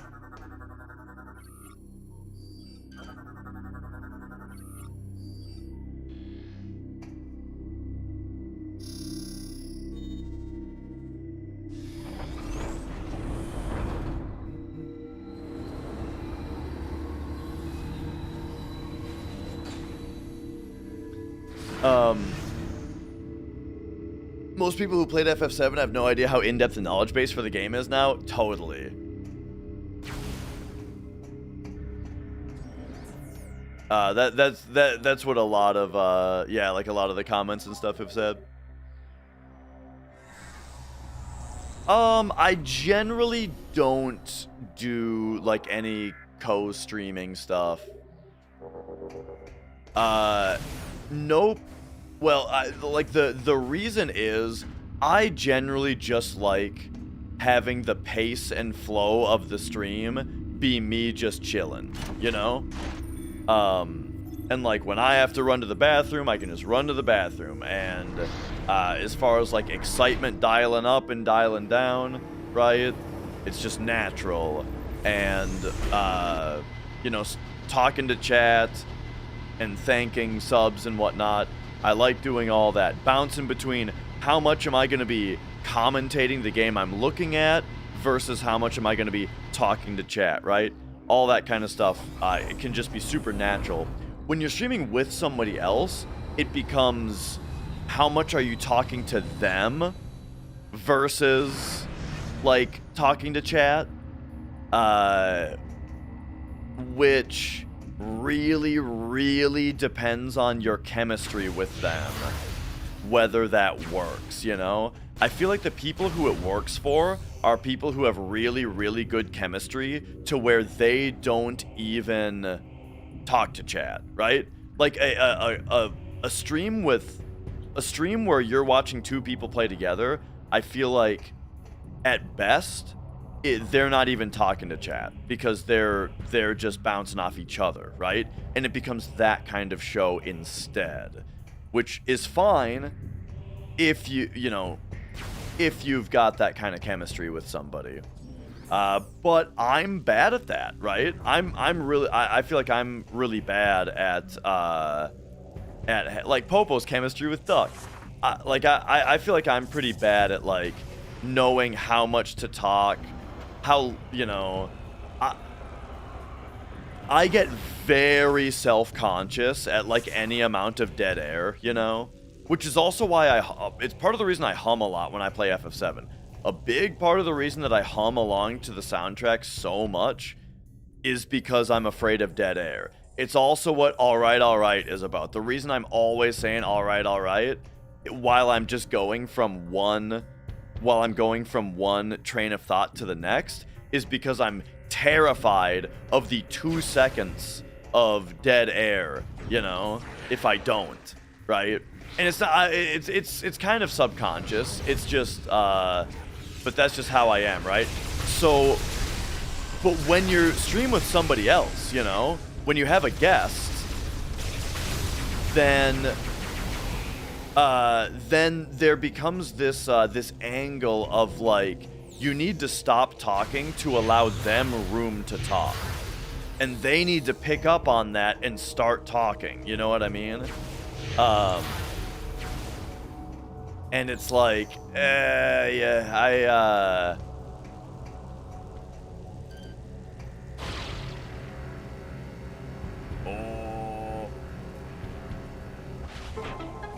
we go. But the thing about that is that unless they're in the room with you, there's also an element of like the Discord lag and that kind of thing, where it's like you can stop talking, giving them the cue to start, but there's still going to be like a delay there, because of the latency, right? And just when I first really strongly noticed this and really strongly like realized my preference of just being alone was when we did the Super Mario Bros. Tournament. So Rupert used to host a Super Mario Bros. Speedrun tournament every year, and they would restream it on Speed Gaming. There's a Twitch channel called Speed Gaming, where that would be where they restreamed, both of the racers' gameplay, and then there would be a commentator over it, right? They always had commentary over every race. But they always wanted to schedule 2 people on commentary, They wanted the racers' gameplay and 2 people on commentary. Sometimes, though, they couldn't get 2 people on commentary, and you'd have to do it alone. And I just immediately noticed right away, not only just how I felt about it, but also the feedback that I got from my commentary, that I did way, way better commentary alone than I did when I was with another person. And yeah, I mean, I just thought, I chalked that up to the fact that I'm pretty good at not shutting up. If I'm in the setting of like, I am trying to make a entertaining stream or video for somebody to watch, right? That means that like, I gotta be commentating, I gotta be on a train of thought for them to be following, and I'm pretty good at keeping that up, But again, when you've got another person with you, there's an expectation to like let them talk also, and so then it becomes this system of like, I'm not just doing my best commentary, I've also got this like counter in my head of like, how long am I allowed to talk, and then I gotta before I gotta stop and then see if they pick up on now it's time for them to talk, right? And now when they're talking, I'm only half listening to them. Because I'm also occupied thinking about when are they gonna stop for it to be my turn, right? So I'm just kind of waiting for you know what I mean? And it adds this like stressful element of like, trying to keep up that kind of thing going on. that I'm just, you know, I'm more into, let me just chill and just rattle shit off the top of my head, you know? However, so all of that said, I did do an entire co-op playthrough of Elden Ring with Popo, and I did an entire co-op stream through of Diablo 2 with Popo.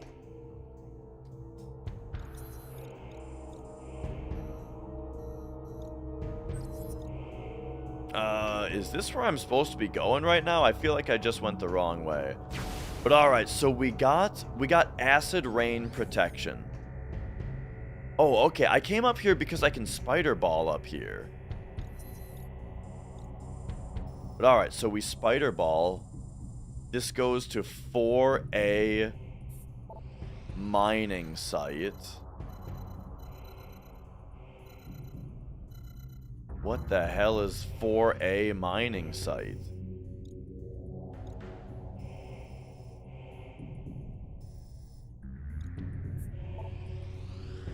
Oh, I just realized this is the Metroid, Super Metroid music.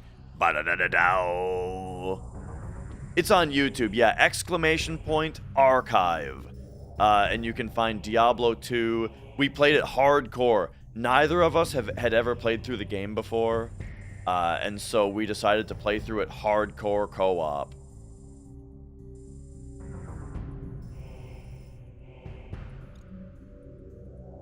This looks important now. But oh yeah, we're actually supposed to be going in here now. Right. Okay, I mean, let's just see, like... No, this is where I just came from. I just came from here. I jumped down. And I disabled this. So now we're back here. Okay, yeah, that's great.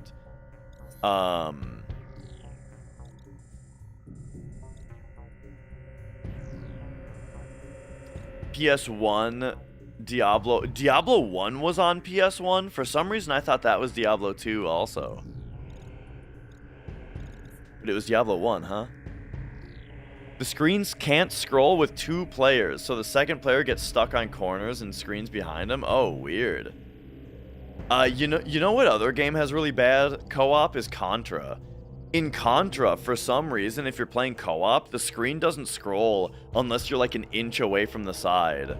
And so it's really hard to not just get ganked by stuff, you know, that spawns in.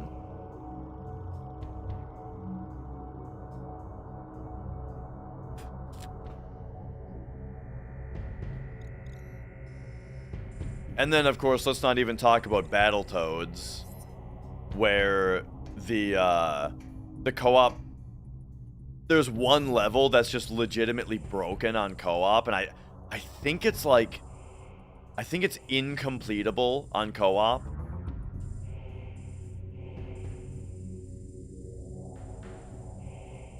Okay, so we're still trying to get here. So transit station 2A. What do I think 2A would be connected to? Would it be connected to 1A? Here? Or is it more likely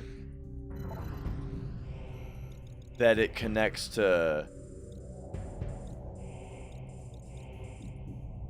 Let's see, 3. So we got 3. Okay, it's got to be that they go A and B, right? So 2A must connect to 2B. And it kind of looks to me like 2B is not really around here. You arrived at those numbers.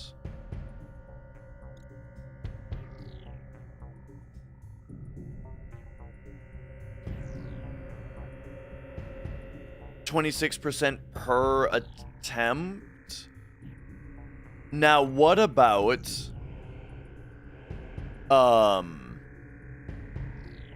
So I think... Yeah, we got slightly different numbers. However, you also have to factor in that the last 4 steals... The first 12 steals were normal steals. The last 4 steals, I had the Sneak Glove equipped, which makes the level difference always return the best result possible.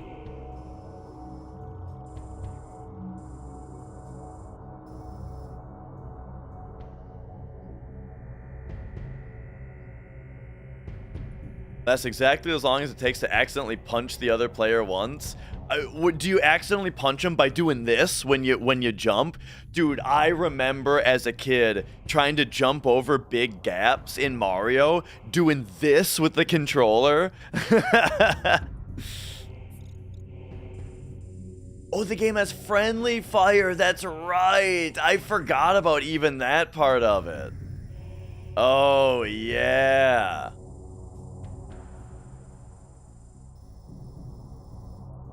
You know what is the funniest thing about Battletoads? Is that as a kid, like everybody had the game when we were kids, you know? We all had the game, we all played it. And nobody, hang on, 3B, 4A. So are you telling me, wait, 3B, 4A, 3B, 4A, 2A.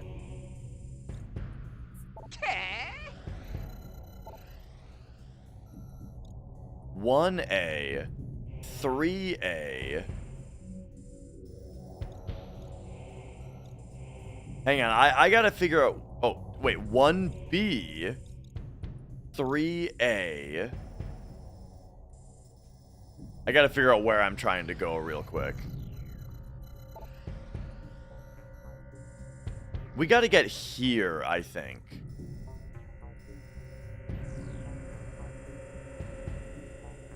So that is to the right of me and then up the elevator. Okay, okay. What was I saying? We all had Battletoads as kids, every one of us, you know? And nobody ever got past the turbo tunnel. And so nobody knew that the game had more than 3 levels in it because nobody could ever beat the 3rd level. Turns out that game has 13 levels in it. 13!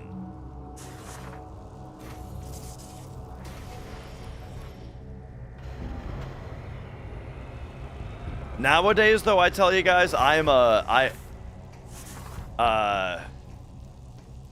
have mastered Battletoads.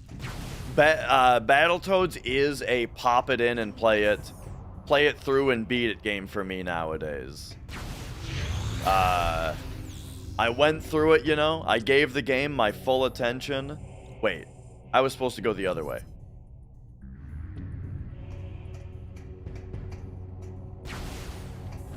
You know, I trained myself in the ways of the Toad.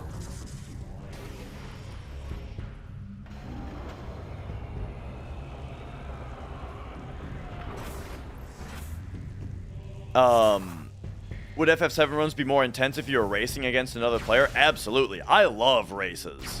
Like back when, again, I was big into like the Super Mario Bros. Tournaments, you know, and that kind of stuff. Yeah, I love doing races.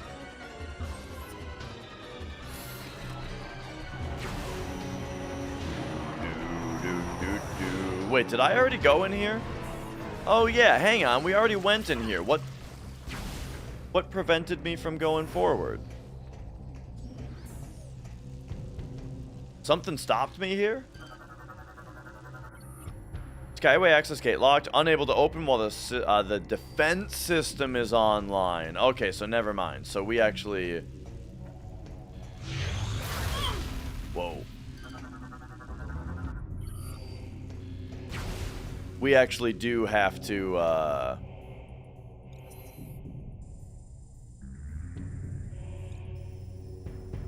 do the other defense system first. Man, this is a tough area. I'm impressed that like this area is so tricky. So the last thing that we got was the acid rain protection. And the thing about that is that like this is the only planet where acid rain protection matters as far as I know. So I wouldn't expect to need to go anywhere else at this point in time. I think now we're going to be able to just get to where we're supposed to go.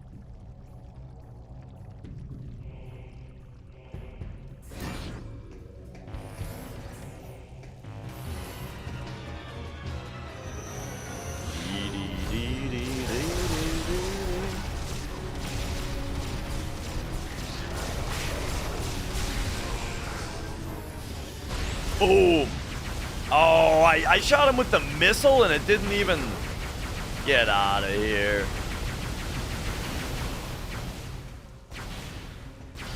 I thought the hyper missile would for sure take him out.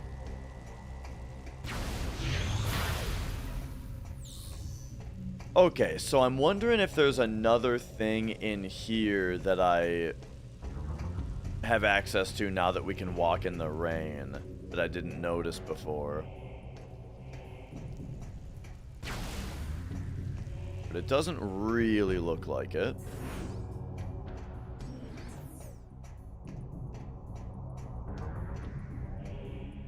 So, I mean, going in here seems like a good thing to do because this room is acid rainy, you know? So, like, game design brain says we are naturally inclined to go in this direction.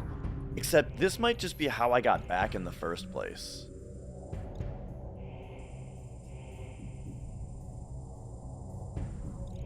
It probably is. I'm gonna go to the ship. We're gonna do it that way. I know Brad Pitt turned down the role of Neo, but overall he doesn't regret it as he believes Keanu nailed it. I did not hear that. That it was Brad Pitt turned it down. That's crazy. But yeah, I mean, Keanu Reeves did nail it though. Like, that is just a perfect role, you know. And that's what's kind of funny is that, like, being that The Matrix is my favorite movie, I've always liked Keanu Reeves. You know, I've always thought he's great because he's excellent in that role. And then I really liked him in Speed. I really liked him in Bill and Ted. You know, like everything I've seen him in, I think he's great in. But I don't know if you guys remember. I mean, you probably do. It wasn't that long ago. Keanu Reeves was like a joke. You know, everybody. Keanu Reeves was like the butt of a lot of people's jokes, acting like, oh, he's exactly the same in every movie. Oh, he's a bad actor. He's so like drab in every movie and stuff. I feel like Keanu Reeves was incredibly underrated, and I always liked him. But then, like, yeah, all of a sudden, like, everything turned around. It was like, I think it was like everybody really liked John Wick, and then there was like the cyberpunk thing where with the "You're breathtaking" or whatever, and then like. Then there's also like a lot of like behind the scenes stuff about him just being a cool dude, right? And now like all of a sudden, now everyone loves Keanu Reeves. Yeah, I remember that, Gandalf. But I'm just saying, I was right about him.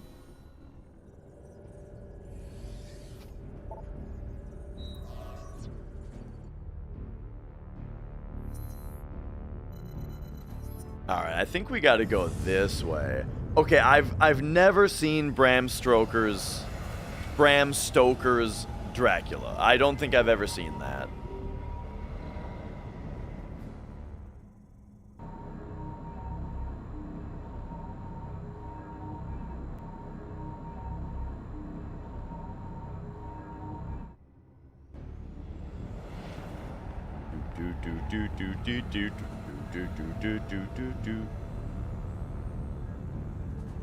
I think a lot of Maddox's stuff was supposed to be funny, like with like a degree of truth to it. If I remember your smartphone rant correctly, it's that his article was about how he had that Nokia brick phone that he would write his. We're talking Maddox. He had like a Nokia brick phone that he could edit text in V in, so he could like right and that kind of stuff. Yeah, I mean, so I think the idea of making it I think the idea of hyperbolizing it into like smartphones are awful because they can't do this other thing is meant to be funny. But then the degree of truth is that the features that he's talking about with the stupid Nokia phone are great. Those are cool features, and why can't you do cool stuff like that with smartphones, you know? So I don't know, I think that ages very well. Or I think that that's still just as relevant today. To say that like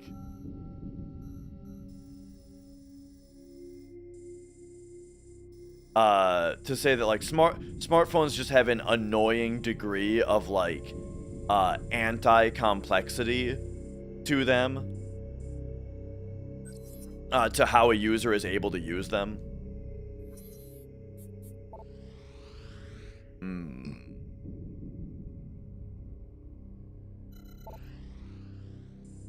This area is driving me crazy. I feel like here's what I think is killing me. I think one of these transits that I've already been to, I've actually never gone through. So we got 4 and 3, okay? We got 3 and 4 on this side. What do we have over here? 4, 3. Okay, we do have 3 and 4 here. So 3 and 4 and 2. 3, 2, 3, 4. But then over here we've also got 1. Yeah, this is what it... No, this is what it is. I've never actually taken this tram, I don't think. Oops.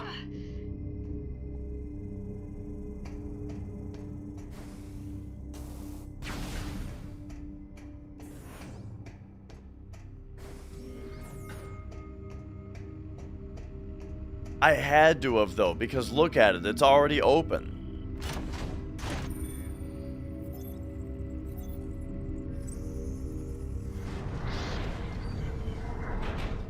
Man, I feel, this area is making me feel kind of dumb. Because I'm just, like, having a lot of trouble figuring out where we're going here. Maybe I gotta make sure that I haven't been ignoring another objective.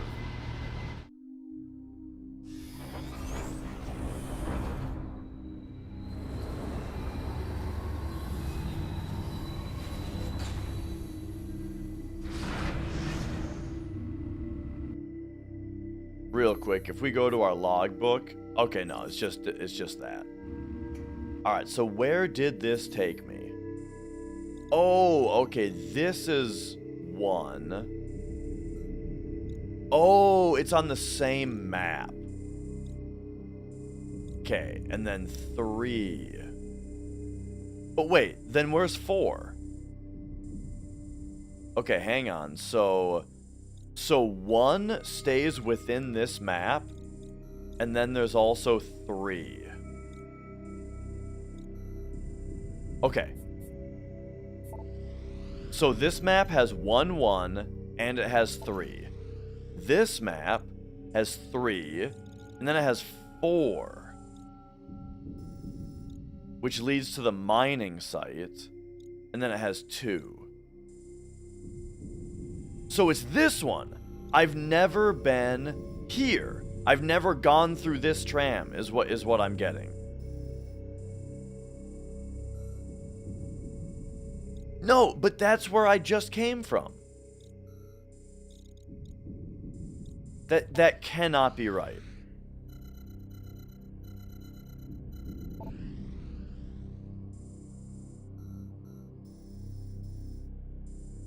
Because I swear, the way that I got here was we came in from the tram, and then I dropped down here and I unlocked this door from the inside.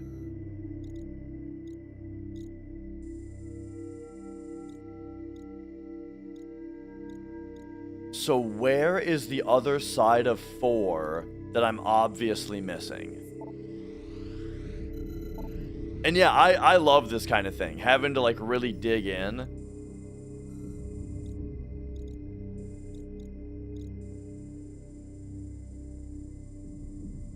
Nah, dude, we gotta go back to 4.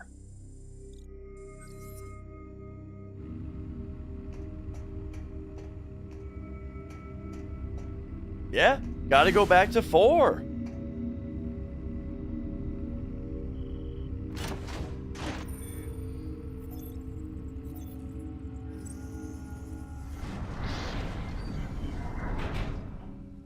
Okay. And yo, Tyrganus, yeah. It was a 15 minutes PB, except for the fact that it was not a valid hundo, because there's a passive steal that you just naturally get, and I've always gotten it every time without checking, but we didn't get it this time. So I wrote down a note to make sure that I don't ever make that mistake again.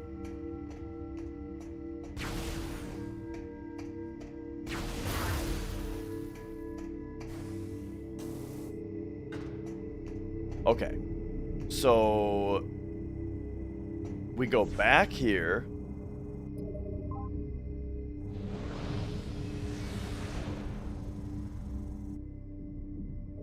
So yeah, tomorrow I think we're gonna just plan to do safety strats. We're just doing safety strats tomorrow. Make sure we finish the run, and as long as the game somewhat cooperates, we'll still get a good PB. Probably won't be 15 minutes because that run was really good, but we'll still get something good, you know? Hopefully we can still get like 10 minutes.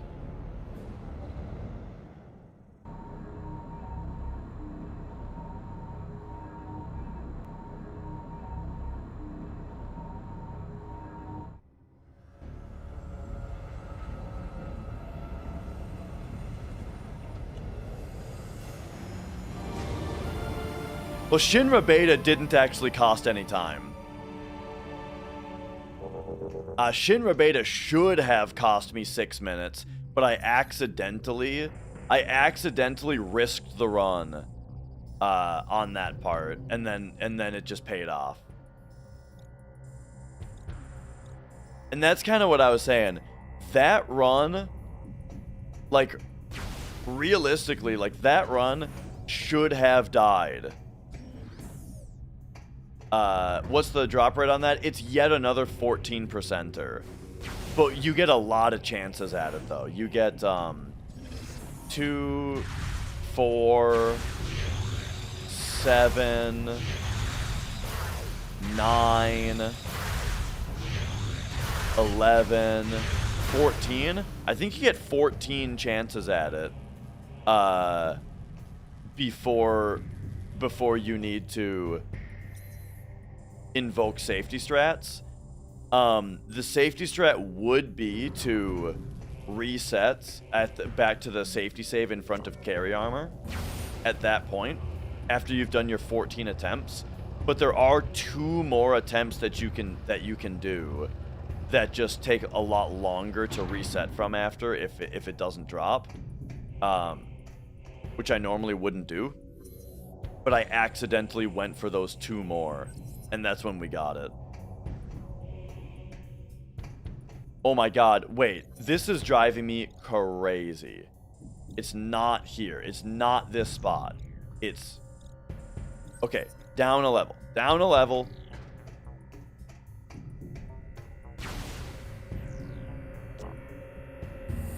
No, Justin. The reason being that at that point, you only have one steel materia, and those guys put you to sleep all the time. So like what happens in that room is like you just get put to sleep right away. And it's a big waste of time. You get the Shinra beta drop almost every time.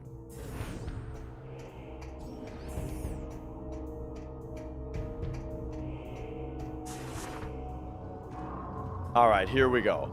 I think what happened that confused me is that there was some other method of getting into this area, you know?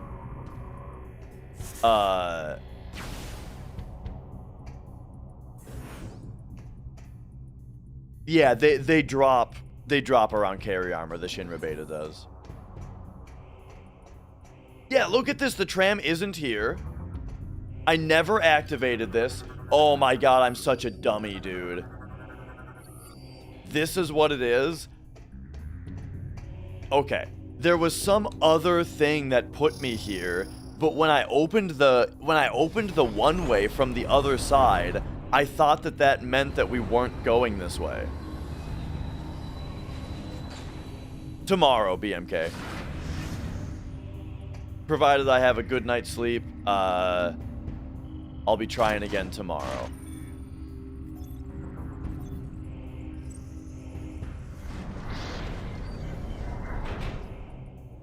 So yeah, for the rest of the subathon, it's looking like you know, I have a pretty long stream today. Man, I kind of can't believe there's still 31 hours on the subathon. That's crazy. It seems like it's less than that. But yeah, it's gonna be long stream today.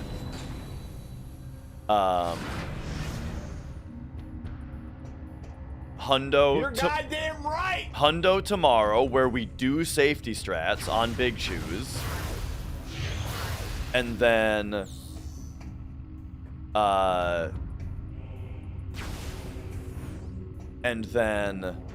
long stream the day after to finish the subathon. All right, here we go.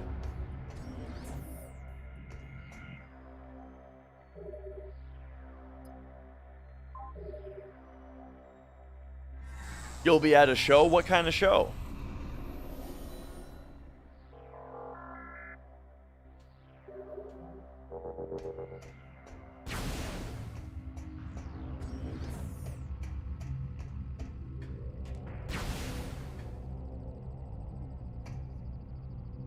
All right.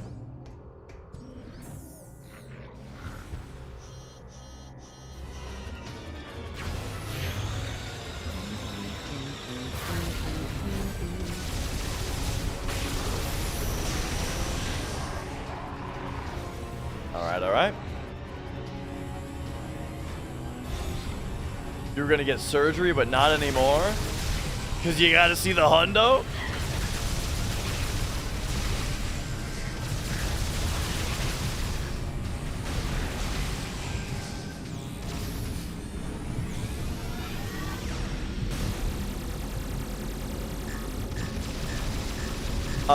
Alright. So a casual playthrough of FF7. Wanted to mess with Tifa's Power Soul. How is it we get the ATB charging so fast? We increase the battle speed to maximum in the config, is the main thing. And then later also just being hasted all the time, right? Like, as in, the haste is from, like, Big Guard. Big Guard hastes the party. So whenever we use that, that's what that's for. But yeah, the main thing is cranking the battle speed up to maximum.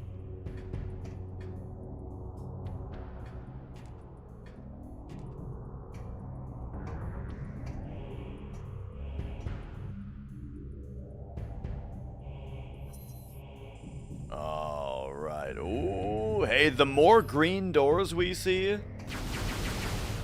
the better I feel about our odds of finding the green gun soon.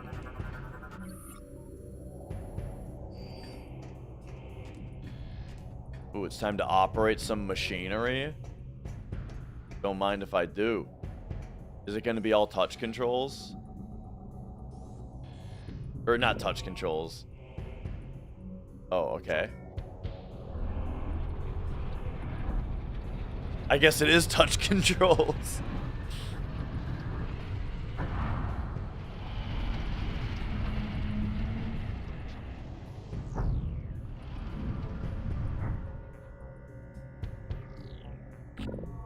Okay. Yeah, get that one. This kind of thing is like...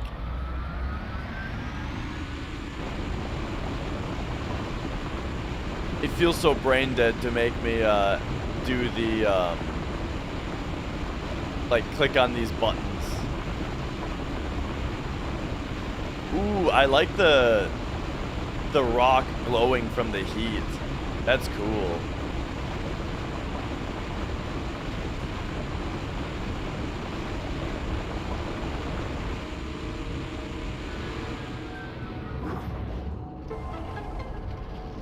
That's pretty cool looking. Alright, now get that side, please.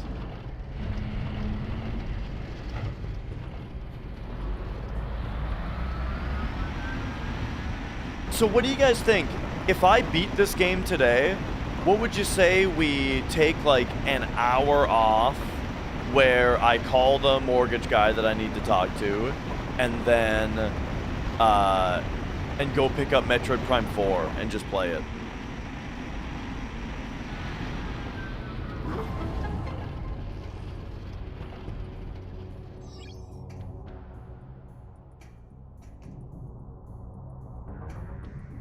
Yeah. I like to hear it. See, now people are excited about it. I was saying this morning. And but the Dragon Quest crowd was here. How late am I going tonight? I think I have to go for... I think I have to go until like 10. In order to do the subathon. As in like okay, let's think about it. Today is Thursday, right? We have Friday, Saturday, and then I don't want to stream Sunday because it's my grandma's birthday party.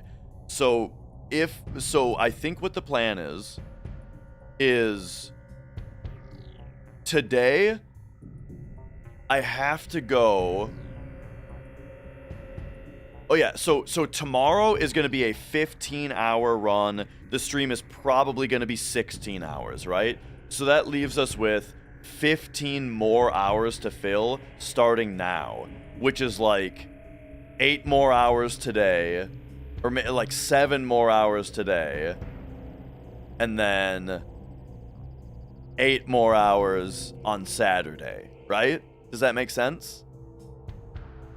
Or maybe 9 hours on Saturday. I think that's kind of how we're doing.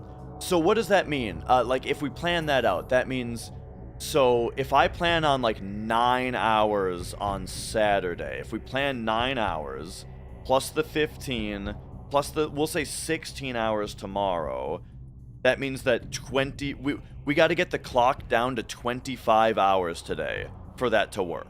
You know? Today we got to get it down to 25 hours. So that's 6.5 more hours today. Which puts me on until, that puts me on until 9 only. But then we'll cut into it a little bit more though to reduce the we might cut into it a little bit more to reduce the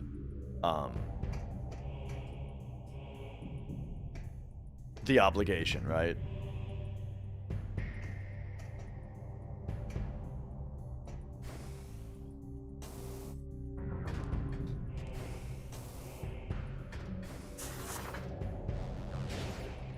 All right. So yeah, I think that means that because of the implication, I think that means the idea today, yeah, is like, let's finish this game and then go pick up Prime 4, you know what I mean? Dragon Quest 6 on the other CRT, we could get Mrs. Dash down here to play Dragon Quest on the CRT on a second monitor. Webcam pointed at a CRT, just like the old days. Oh. Oh. I'll be back in a second. I gotta run to the bathroom.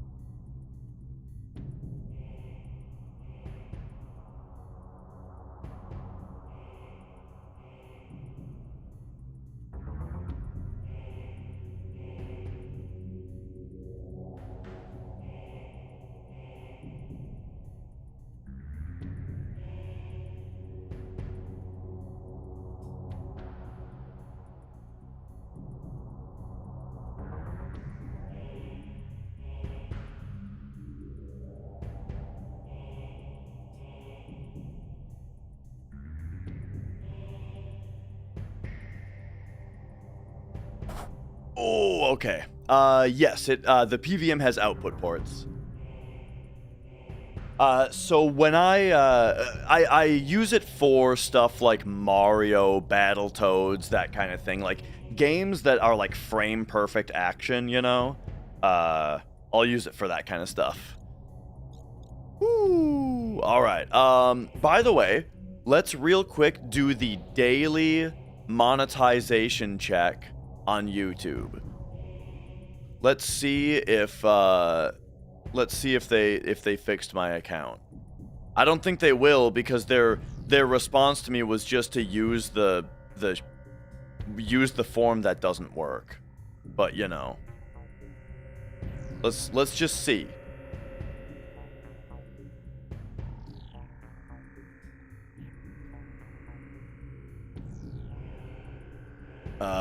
I don't know where to go to find this. I'm in the super zoomed in version. I guess you know what? Now that I use this other chat, I actually don't need to have this so zoomed in, come to think of it. That's convenient. Okay. No. YouTube. Studio? YouTube Studio? Here we go. Earn. Go to AdSense for YouTube. Okay, here I am.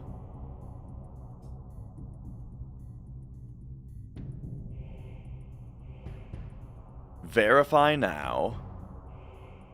It's in review? Oh. Okay, I did get something different this time.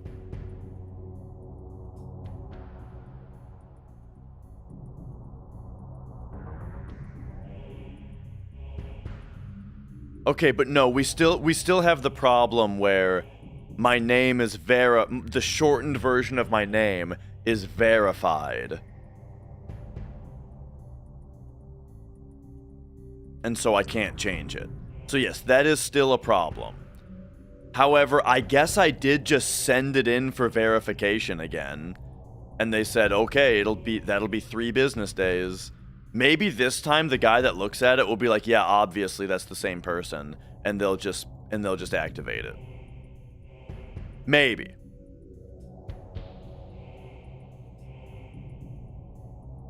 But all right. Okay, well.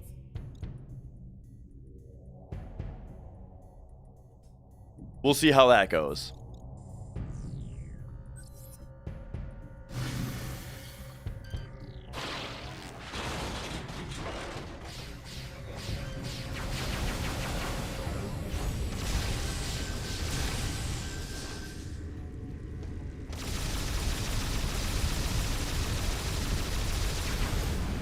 Alright.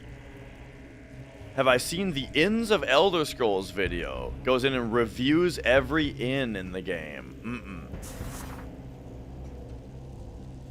I don't think so.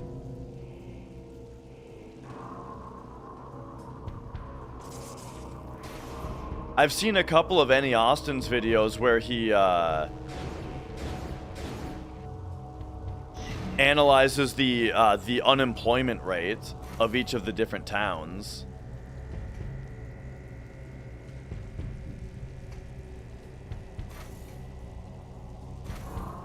Oh.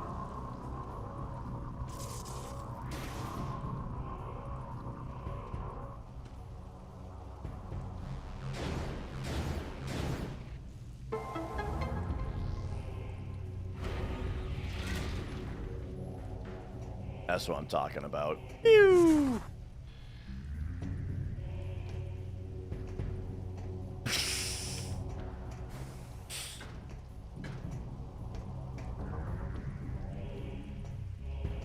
Pioneering a pet the animals % where you have to race to interact with every animal. I'm not super into that type of meme category, and here's why. Here's why. Because the fastest way out of Midgar is always going to be the fastest way out of Midgar, right? And so if you tried to make the objective of the game something like that, it's like, it sort of becomes, I feel like it becomes just an any % run where you see all the same strats, but the player just like goes into a couple extra rooms, you know? Phazon Harvester Drone. Whoa!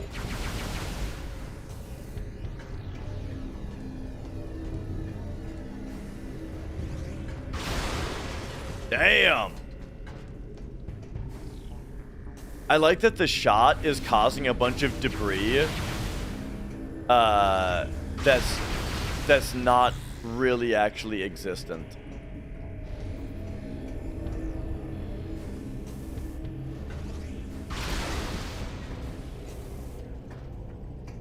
Oh, except for that.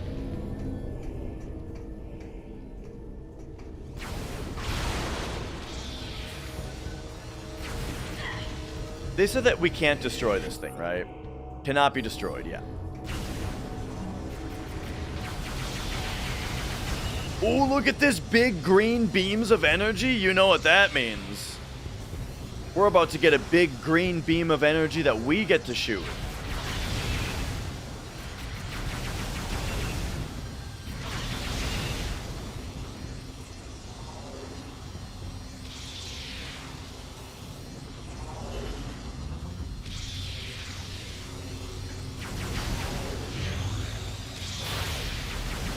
Alright, I'm a big fan of that.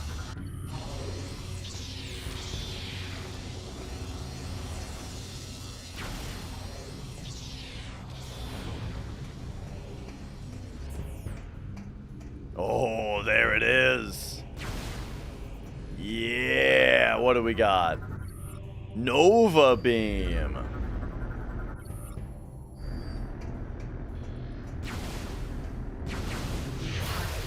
Yeah, I did not even remember the name of it because, like, don't we all? Isn't the thing that we already have the plasma beam? Yeah.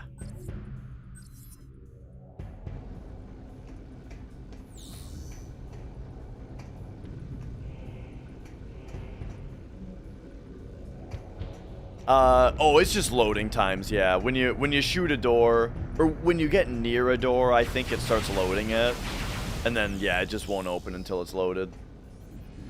Oh, and the Nova Beam is maybe what's going to be able to go through Phazon?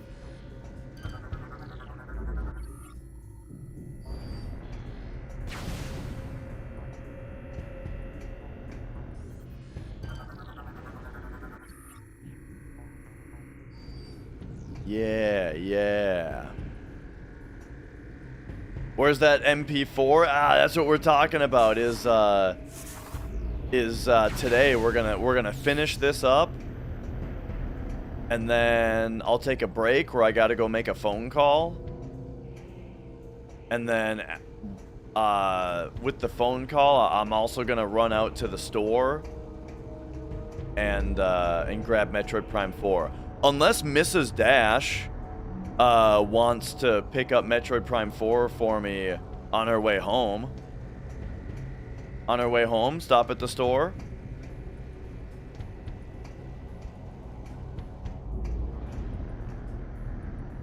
Hey, no pressure or anything.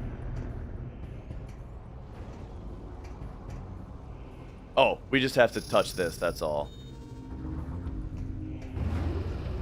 Alright, alright, alright. Fair enough, Mrs. Dash.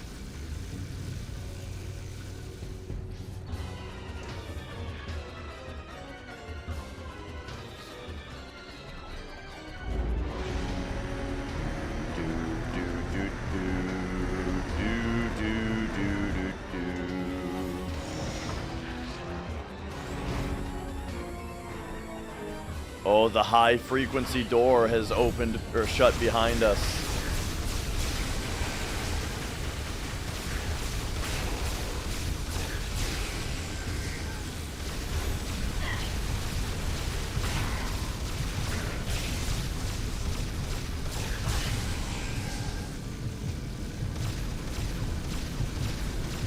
So one thing that I haven't really been able to tell is, are you invincible? This isn't even a real question. I'm just thinking out loud. Just something that I've been thinking while we play is, are you invincible while you're in hyper mode? And when dudes hit you, it just, it seems like you're invincible, and when dudes hit you, what it does is it just refills your phazon meter. Which sort of means that I'm supposed to not even... Like, if that's true, then I shouldn't even be trying to avoid their attacks. You know?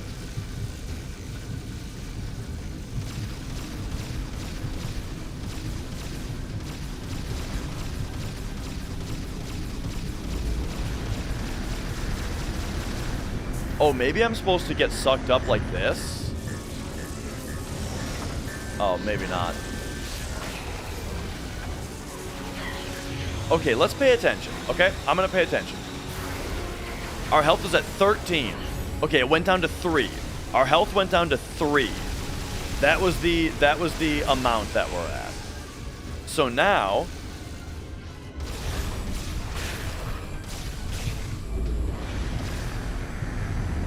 I'm gonna let something hit me. There we go. We got hit by a bunch of stuff. I think I picked up some health, actually.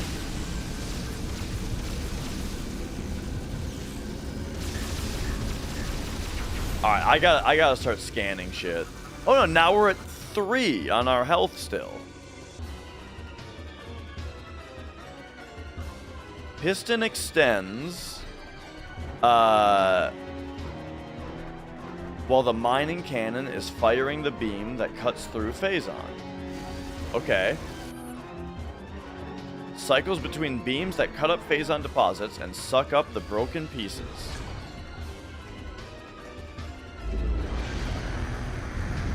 Oops. Oh, so that it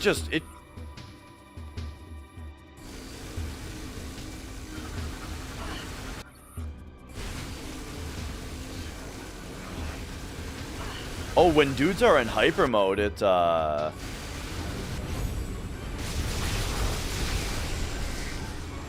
becomes a new scan. Oh.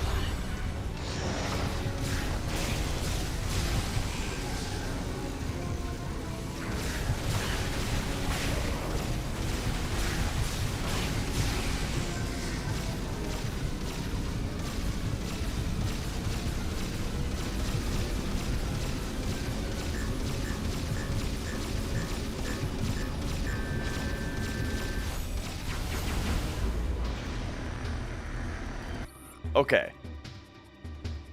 So now it's sucking up broken pieces of Phazon.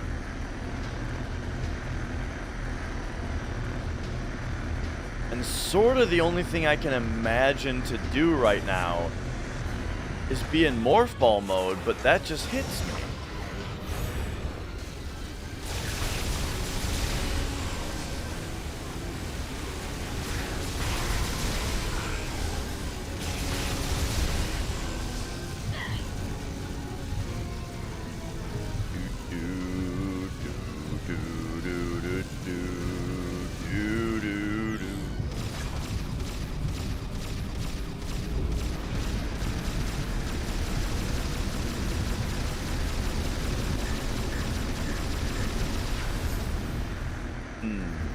See what else is going on here. Scannable? We got a scannable right here. What's this? Handrail extends while the mining cannon is firing the beam that sucks up the loose cannon. Does this handrail extend? It doesn't look extended. What? Handrail extends while the mining cannon is firing the beam that sucks up loose Phazon. That's what was just happening.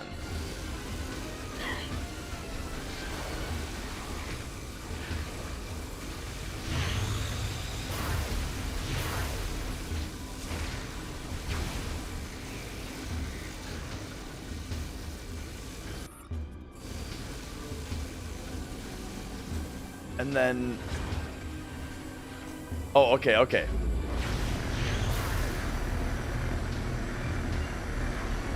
Let's let him suck up the dudes. Oh, now the dude is holding on to the handrail. Ah, okay, okay, okay.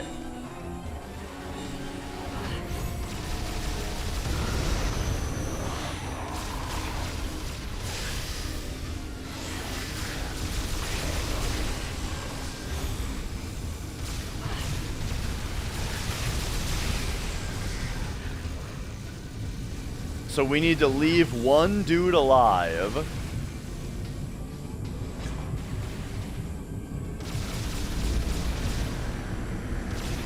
And then get him right now.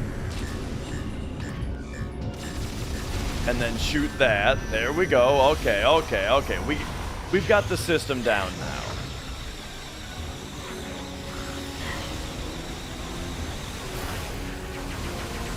For this game, yeah, I didn't time this one. It's gonna be you, by the way. You're the one with the cruel fate of going into the cannon, into the beam. Oh, let's see. Oh, the handrail's not gonna save you, buddy.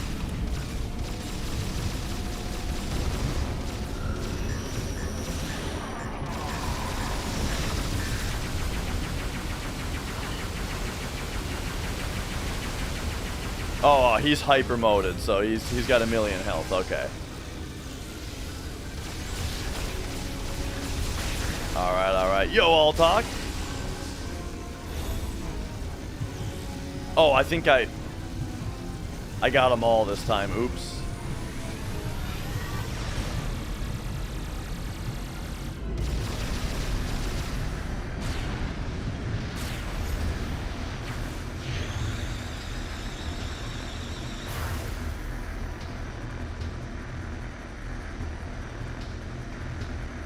Okay, okay. And by the way, Squeezy, hello, how's it going? I mean, the 3D Metroid games are very fun. Big time. Ah, he's hyper moded.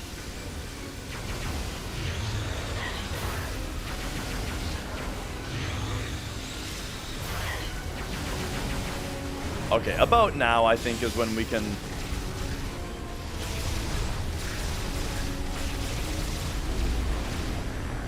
We can go in.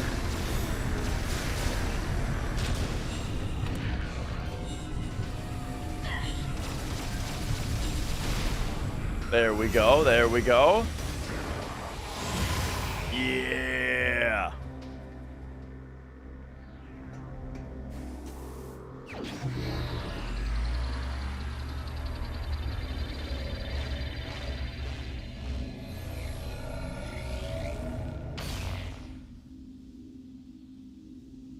Alright.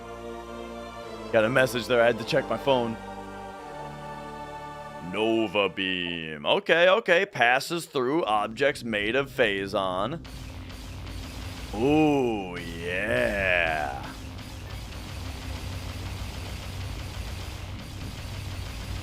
No, I don't think games are responsible for violence. I think TV is violence. I think before we had before we had video games, what were people doing before we had video games? They had the fucking Coliseum, dude. Like, people have always just been violent. Violence is like it's a thing that the human brain is for whatever reason. And I think, you know, compared to many years ago, at least as far as like we've been told, things are kind of better than ever.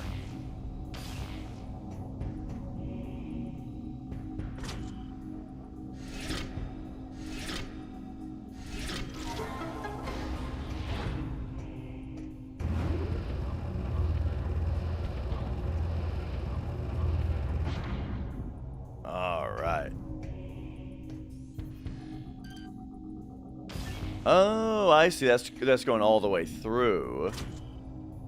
Oh, and then we need this.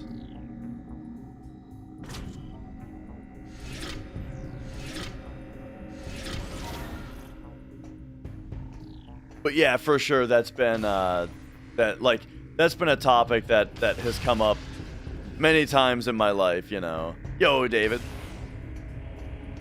Hope I do it again without the safety strat. At this point, I think we have to go safe.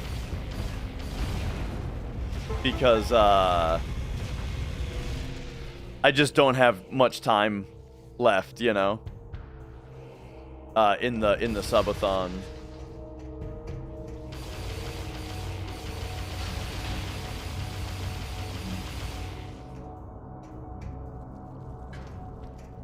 All right. Take me down here.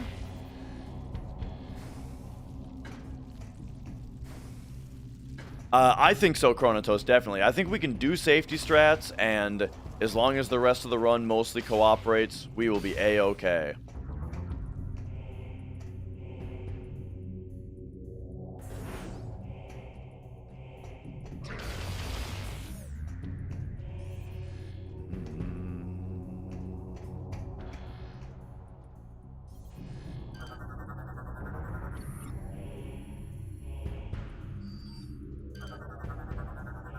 Alright.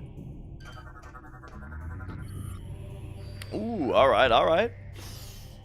Oh.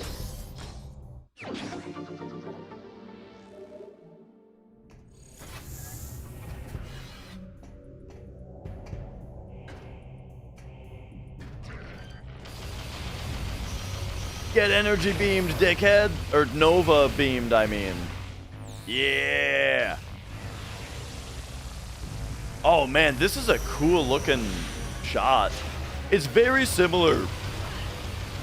The charge here. This charge is very similar to the wave beam in Prime 1.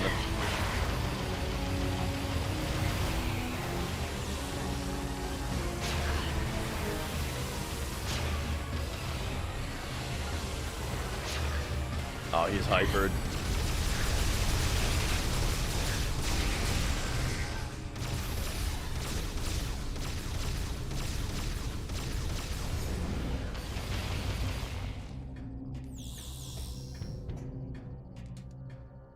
Okay.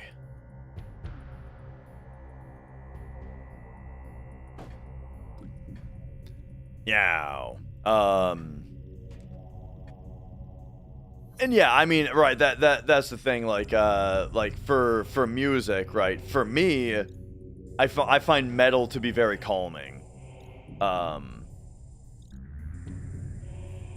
there, a big part of the calmingness of it is that it's like, it makes me feel good that there are other people who enjoy this same thing that I do enough to make it.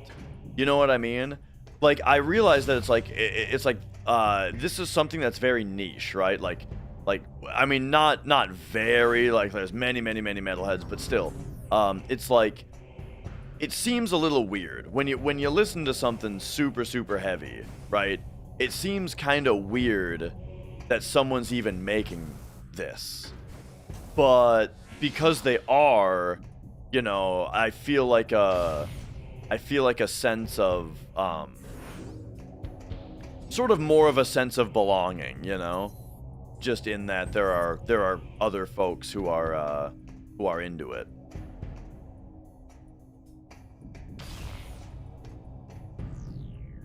Let's go this way here. And so then, you know, I get the opposite from something like country, right? Which is, I hear country and it's just like, how could anyone like this? Now I'm angry.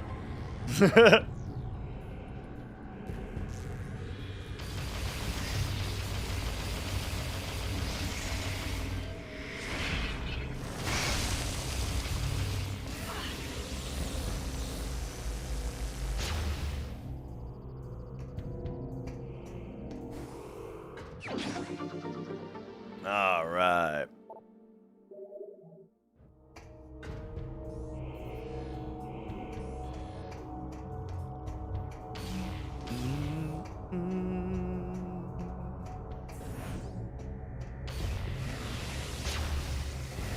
I guess this is kind of where they teach us that the Nova beam is still a plasma beam.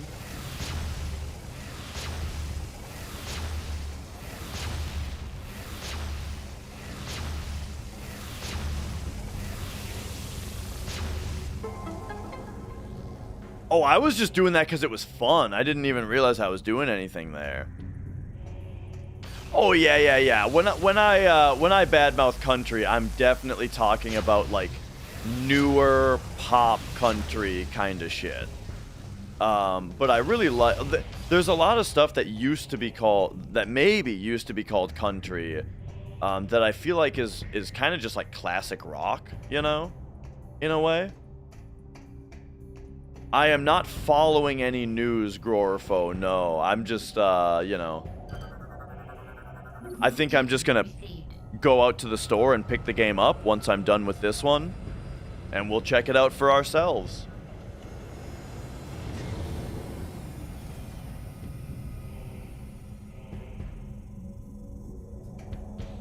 Speaking of which, I should make sure that my Switch 2 is actually charging.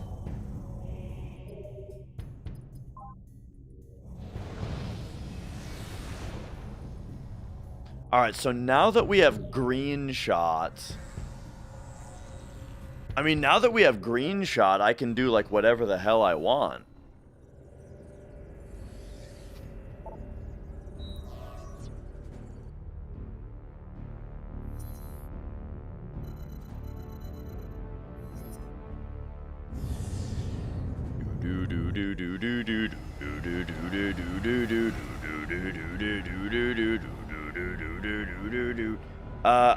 I'm gonna go make sure that my Switch 2 is charging. Be right back.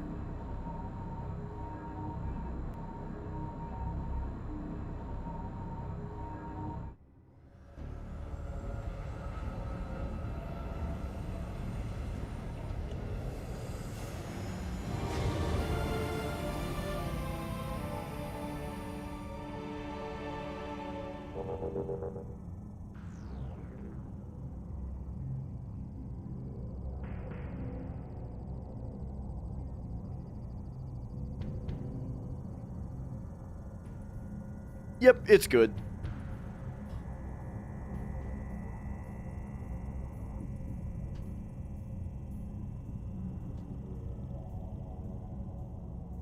Ooh, okay.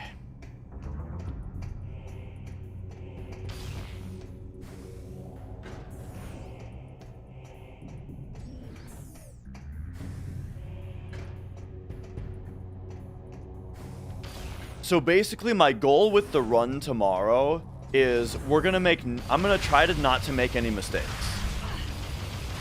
I feel like most of the time when I'm running, the thing that causes the most time loss is when I make mistakes, is what I'm figuring out. And so if I just try not to make any mistakes, then I think our time will be really good. Do you guys think that sounds like a good strategy? We'll try to do a no mistakes run.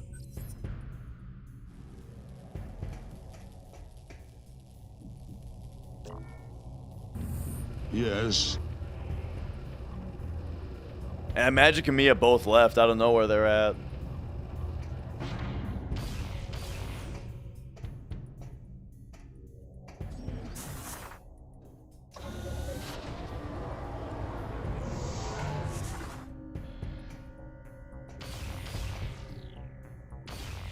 Not in the gimmick categories.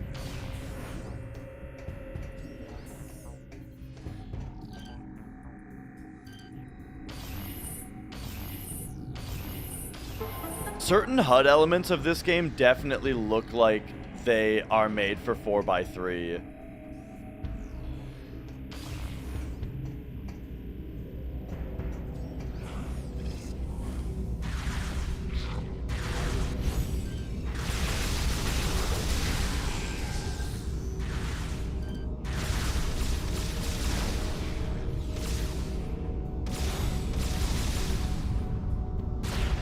What?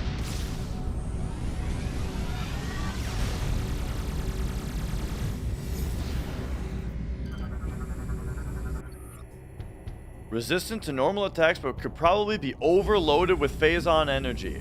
But what the hell do you think I was just doing?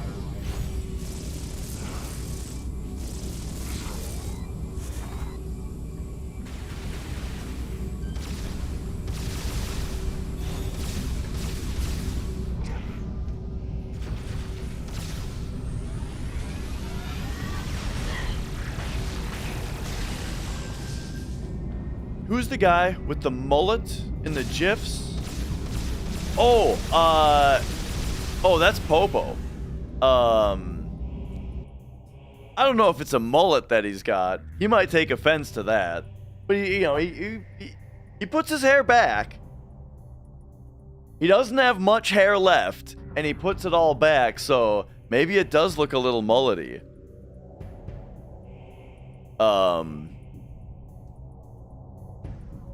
But here, that is Popo and Duck, the best streamer on Twitch. Oh wait, shit! That was on Twitch. You're that goddamn right. There he is. That we just did the. Okay, hang on. Let me give Twitch, or let me give YouTube chat a link to his channel. He only streams on Twitch, but there you go. There's his channel. He's a family friend. I met him on Twitch, but he is a family friend. All right, so we got to figure out how to overload this thing with phase-on energy. I mean, maybe that's just yet another item that I don't have. Like, maybe we need to... We're gonna need to get the seed. You know, the, like the Leviathan seed from this planet is gonna have whatever power is needed for that.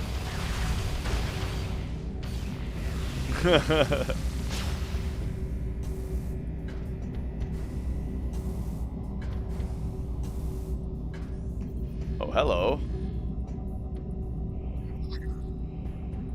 X. Mask. J. I guess it's more of an L. Spaceship. Space Invaders.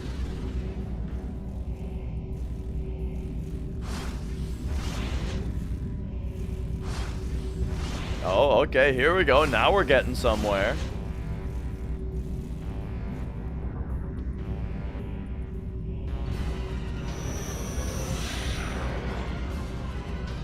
Oh, look at these idiots. Phew, they don't know who they're messing with. I feel like hyper mode is pretty overpowered, you know.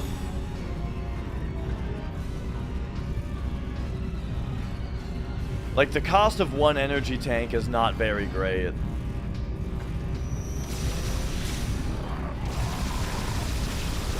To be able to kind of instantly end every fight.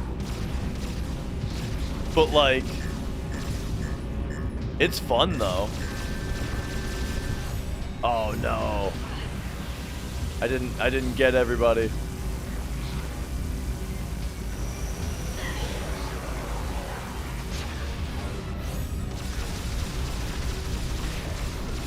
What is Popo? He's a human. He's a human male. About 45 years old. Lives in Texas.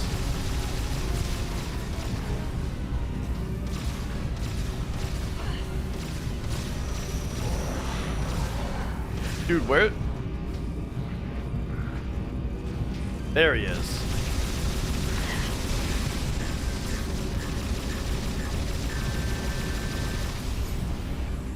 Okay, that's got to be all of them, right? Whoa, hang on.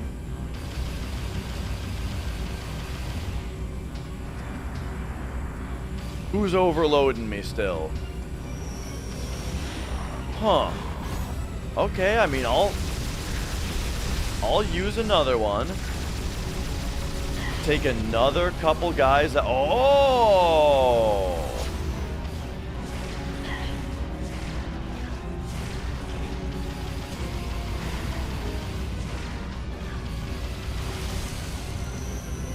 Oh my god, stop spawning.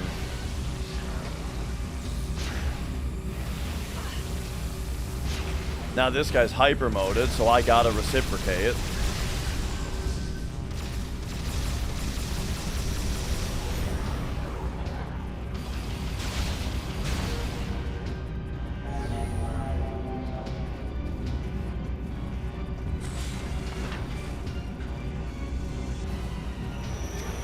Okay.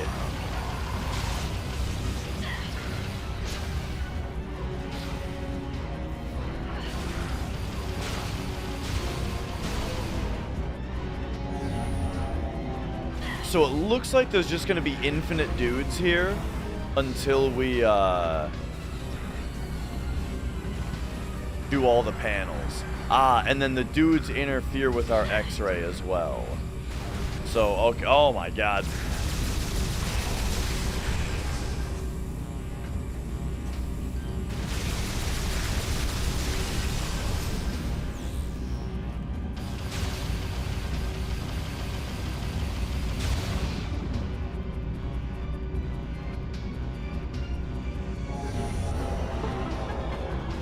Okay, okay.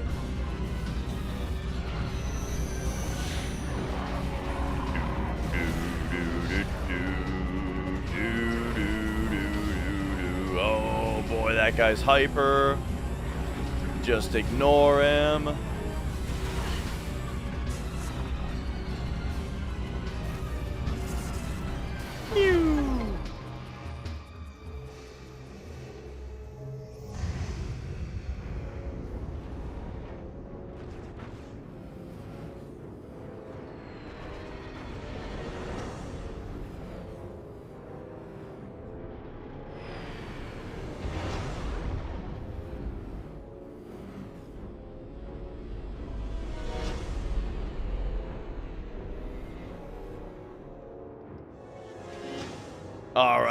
All right. Defense system obliterated.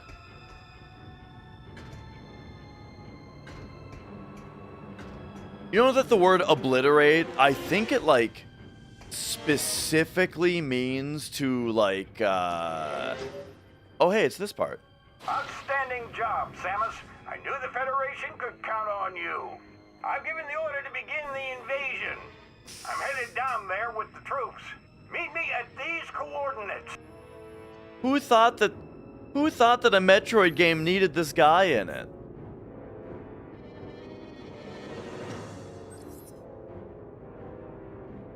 All right. Well, hey, look at that. Now this thing is like glowing more. I think that I mean, I'll give it a shot here. One more try. But yeah, I think...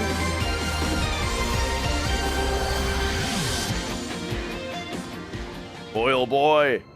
Thank you for subscribing. I think that, I bet that whatever we get from the Leviathan seed on this place is going to be what interacts with that. So, alright. I mean... So we've unlocked this, but let me actually look at what I'm doing here. That takes us to 2A. Where I actually want to go right now is here. Which means I want to go out the green door. Which is not this way. So take me back out. And just green door me. Now I am a little low on health right now. Where is the nearest, like, save point, if there is one? I guess it's my ship.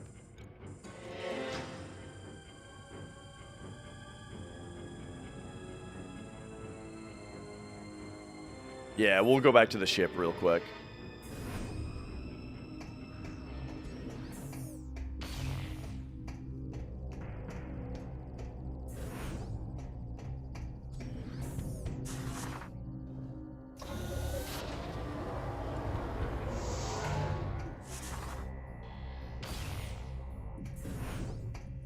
Alright, back here. Bottom floor.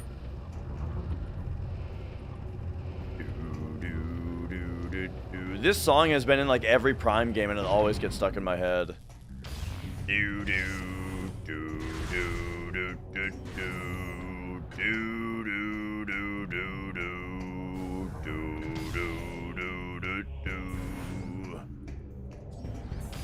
Whoops, I pressed A to jump instead of B.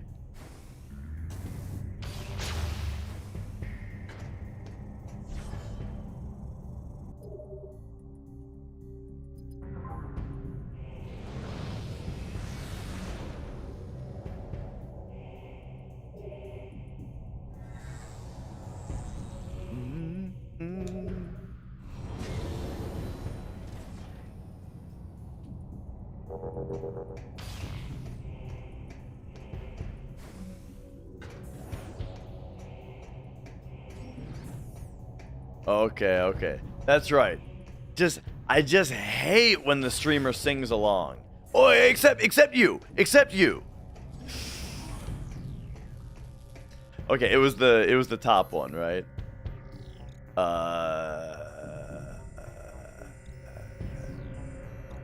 Top floor gets us there. Yes. Top floor and go out into the left. Whoop. Whoop. Alright, fine.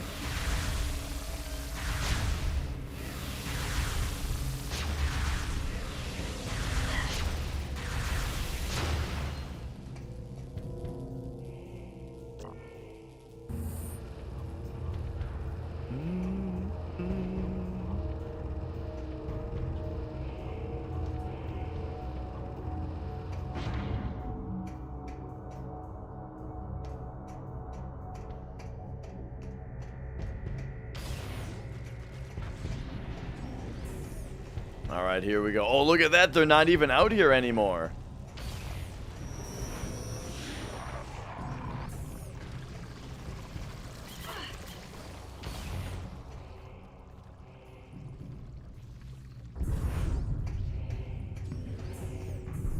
Here we go.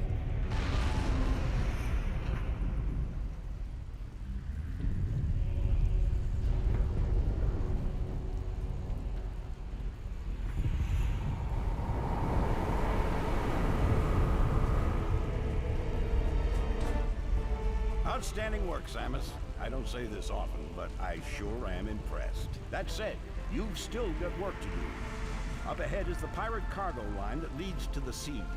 There's a large security door located at the end. 4 demolition troopers are needed to open the final door, so you need to make sure enough of them make it safely through this area. You are the only one who can destroy the seed. We'll help along the way. Once we get there, it's up to you to finish the job. This really just feels so... Yeah, like so antithetical to Metroid, and like and like just a response to the popularity of Halo. To have this guy here saying these things to you. We're right behind you, Samus. Do some damage.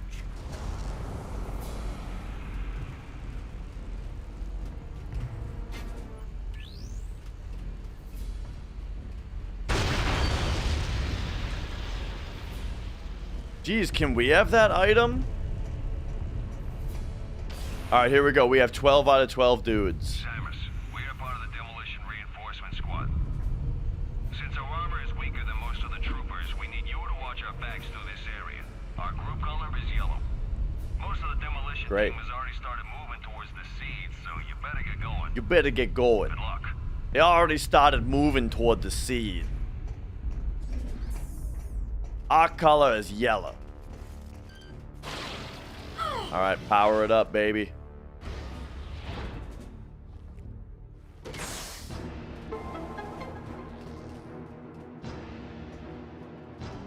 Oh.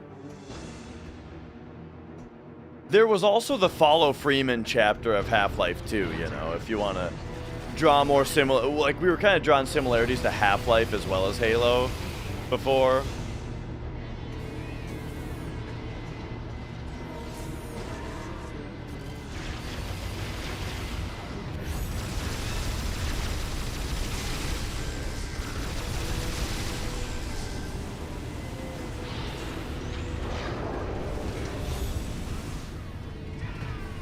Oh, we lost one. Or did we? My count didn't go... That guy clearly died in front of me, but the count didn't go down. He must not have been important.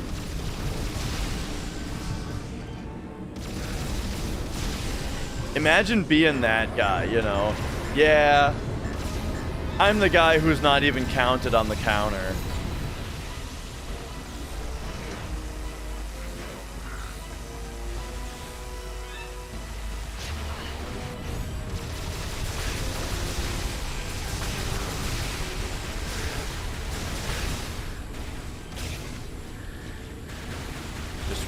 Waiting for my phase on to start filling. There we go.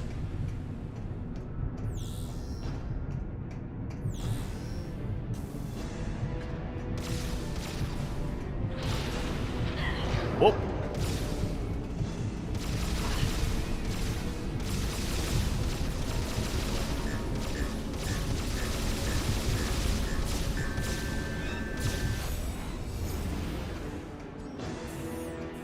I mean, are we still going, or did I just... Okay, yeah.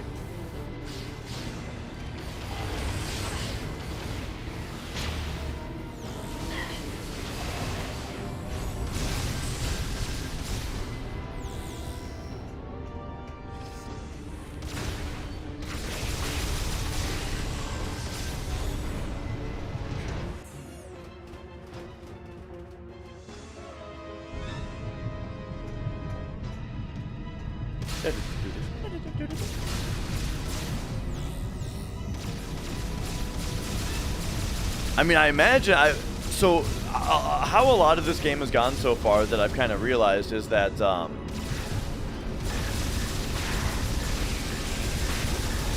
you can really just use the hell out of hyper mode, because an E-tank is barely anything, and then you just end the fight real quickly, and then you get re-healed, you know? So yeah, just keeping up hyper... Oh, no! For 2 seconds, I went back for... I went back for 2 seconds to go check a destructible, and that dude got himself killed.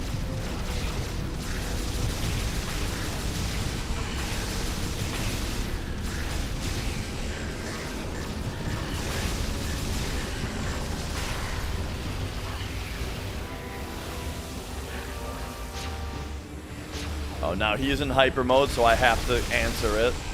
That's the thing, is like, you know, one enemy is left. I'm out of hyper. One enemy's left. He's got 10% HP. Oh, but if he hypers, it's not worth just sitting here mashing A 100 times on him, you know. You just shoot up another E-tank.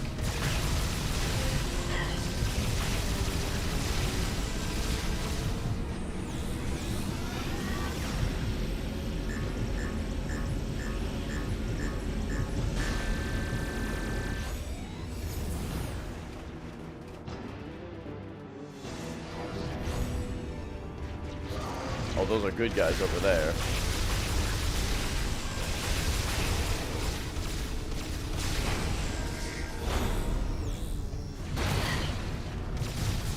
Oh, hello. Yeah, on me. I think there might be a trick you can do to wait for him to shoot 3 balls.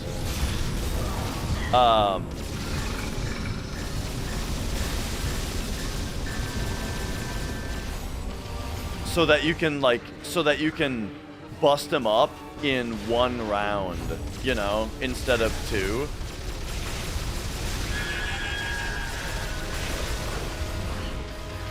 Oh dang, they got another one of my dudes. Big heals on me. What game was I playing where I kept saying that? Expedition 33.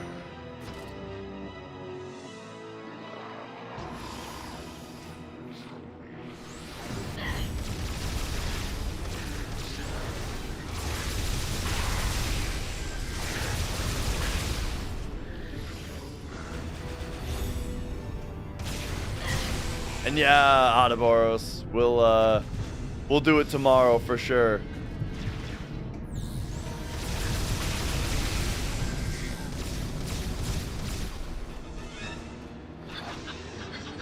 I'll be doing safety strats tomorrow to make sure that the run finishes, and as long as the game somewhat cooperates, I think a better time is free.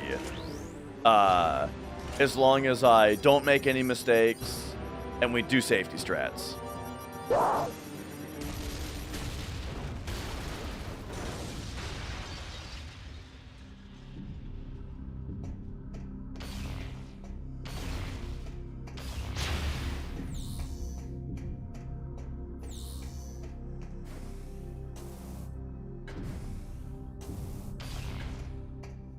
Yeah. There was some super good luck. Help back there, Samus. I almost thought we weren't gonna make it when those commandos showed up. We owe you one.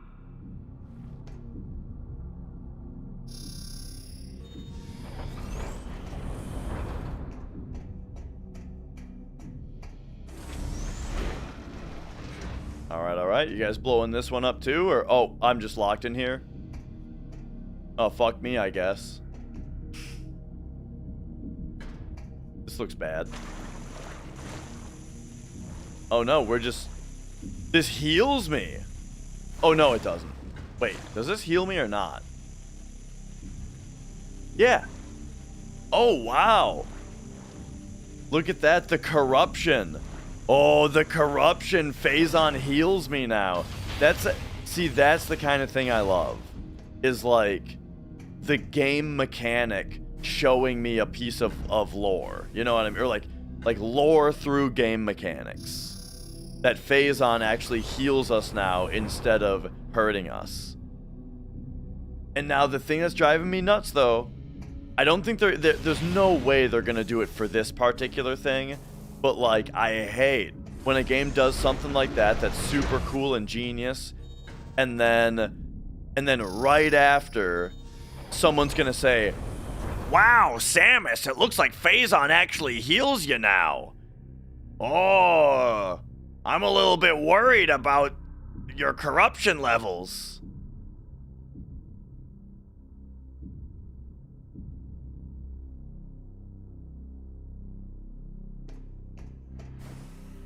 You know, it's the did I just shift reality fucking moment.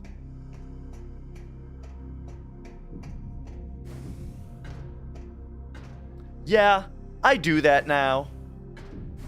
Oh man, that was like the one of the 10 dudes.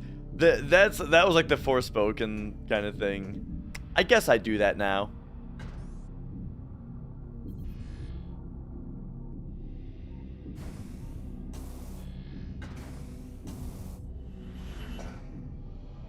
Oh. Oh. Oh. She was like extra graceful on that pull-up. That was also like a corruption thing. Like, that's actually subtly really cool. Did you notice that when she pulled herself up on that ledge, I feel like the animation was different than it was before, and she was more floaty when she did it, like Dark Samus. Like, more similar to Dark Samus's movements, you know?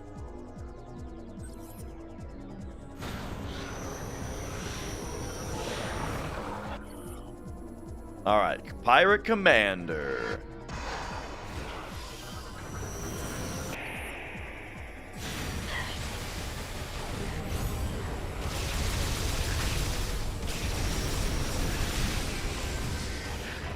Alright, as usual, we'll just wait to start recharging here.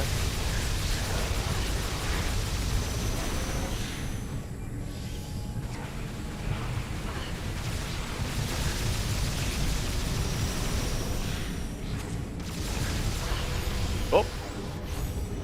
Oh, they got me with the anti-hyper mode grenade. That's a neat mechanic. I like that.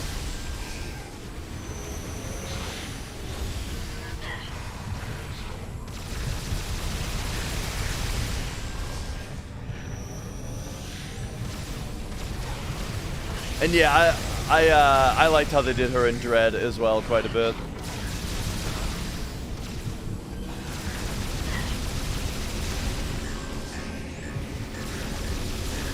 Ah, this guy's turning invisible.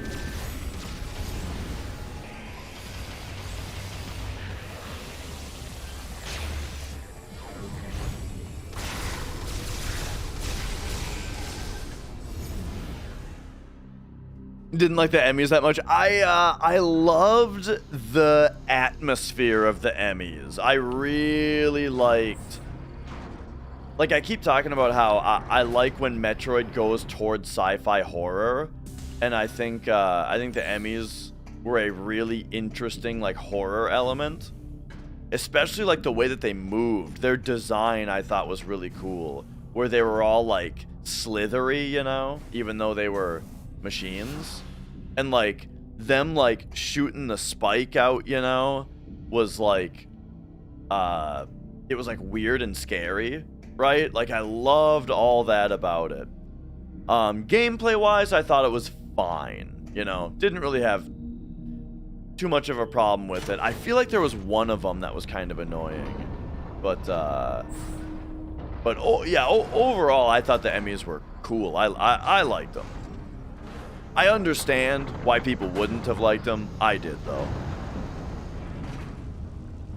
But, yeah, I could see that if they weren't locked into their own zones, that might have been pretty cool. Could have also been really annoying. But, nah, I mean, if they did it right, it would have been really cool.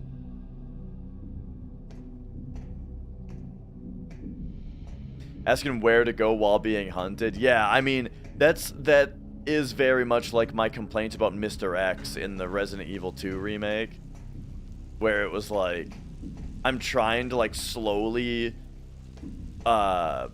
explore a new room and find all the items and appreciate the detail in the artwork and stuff, but instead, thump, thump, thump, here comes Mr. X. Time to speedrun the part of the game you've never played before, you know. Data received.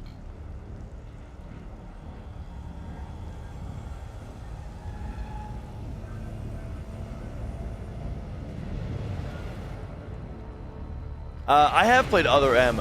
I also really liked Other M. The story of Other M is very bad. And well, at least the characterization of Samus is really bad. I think the stuff about the other M and like the girl and stuff, I thought all that was fine. It actually reminded me of Resident Evil a lot. I thought that stuff was totally fine. It's really just they made Samus like a annoying character, which was really the only bad thing. And then the cutscenes themselves they made unskippable also. So like even if you wanted to just jam through the gameplay again because the gameplay was so fun, you have to watch all the cutscenes again, man. But the gameplay though, I thought the level design in Other M was like peak, and the gameplay was super fun.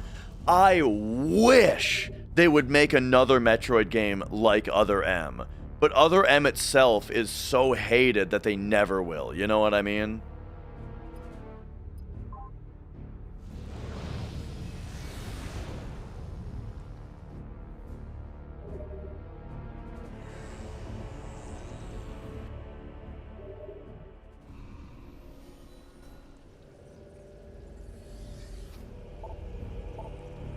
Alright. So what is this? Can we get to the seed now? Yeah, cool.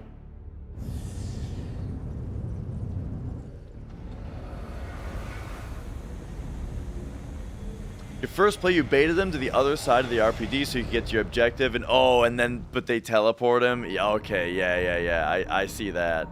That's the thing. It sucks when games do that, where it's like you were immersed enough to like to play the game's rules, right? And make a plan in your head and act on it, you know? And that's awesome. It's awesome that you played it that way. And it's so disappointing that the game just like doesn't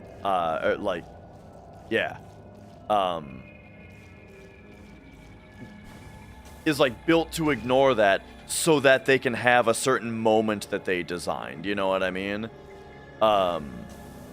It's like it's just like Nakey Jakey's video about Rockstar game design, you know, where he's talking about how like in the old Grand Theft Autos, you could do really creative stuff in order to finish the missions because of how sandboxy it is. But now in the new ones, it's like, no. They rearrange everything when a mission starts so that you know, it all plays out exactly like they designed it. And yeah. And yeah, I agree, Matt. It's like, man, it's annoying. It's partly annoying too because I feel like it's what everybody has been saying forever, you know? Except it's what I think in my own niche. In my own niche, I think everybody says this. Everybody wants games to be less movie-ish and more gamey. But when you look at the actual sales numbers and that kind of thing, movie games sell really well among the, you know, the regular casual audience. Oh,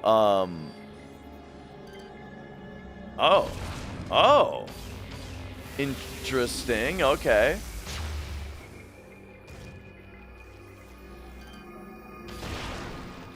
And you know what it's exactly like?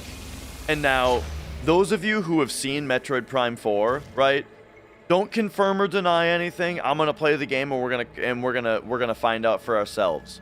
But I feel like everybody that you talk to about Metroid says that they like Metroid when you're isolated and alone on a creepy planet, you know? That's what everyone wants Metroid to be.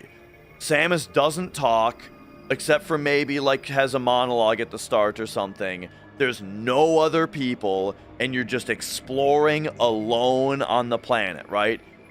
Everybody says that they want Metroid Prime to be or they want Metroid to be that way. But if you're Nintendo and you're actually wanting the game to sell, than your regular old Jack Johnson looking at the rack of games at the store or whatever, or going through the shop channel, wants to see a trailer with people talking in it. They want to see a game trailer with someone going, you know, with like a character they can relate to or something that is talking. So you know what I mean? It's like, it feels like everyone agrees and everyone's on the same page, but that is just within the niche, right? But it's not what's actually going to sell the most copies.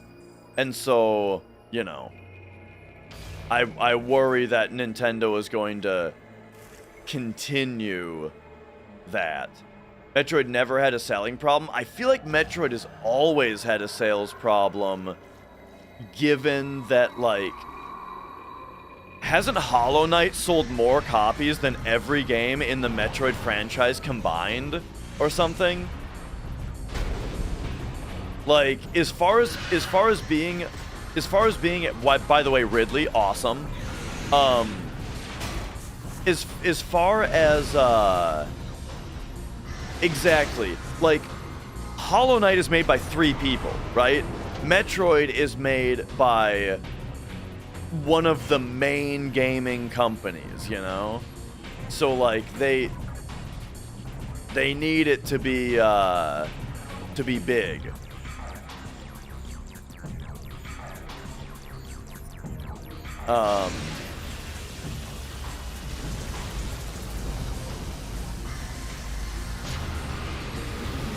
How many of Nintendo's franchises have a talking main character? See, that's what's so annoying, right?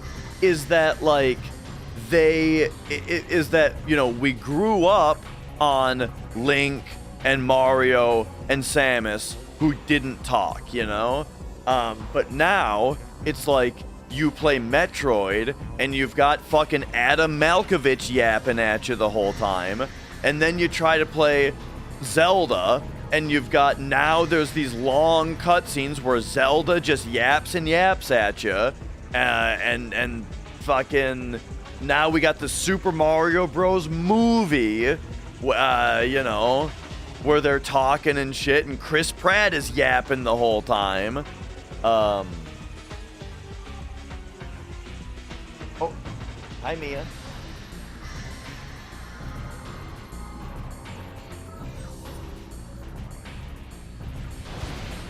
Omega Ridley.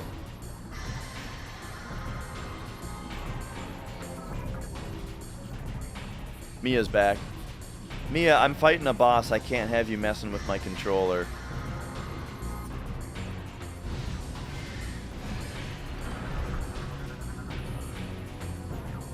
So I'm just saying, all signs point to Metroid should be a quiet, atmospheric game, but, you know, it's just not where the trends are going. And again, and I don't even mean the trends of, like, what's actually best. I mean, what does a, you know, Nintendo executive think is the best decision for sales? You know what I mean? Especially because Metroid Prime 4, I swear it's got to be like the most expensive Nintendo game they've ever made, being that they've been developing the game since fucking 2016 or something, you know? Like, they started development on the game when the Switch came out. Maybe it's been 8 years. But it's been a long, long development with 2 different companies.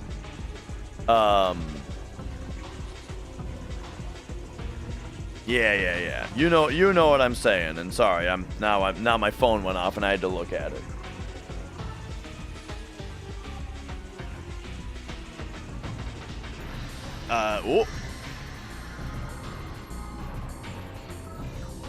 Omega Ridley. Armored plating protects the body, fires plasma from its mouth.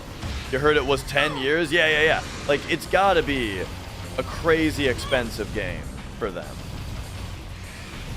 Alright, so what are we doing here? Omega Ridley. Are these shootable? Yes, they are.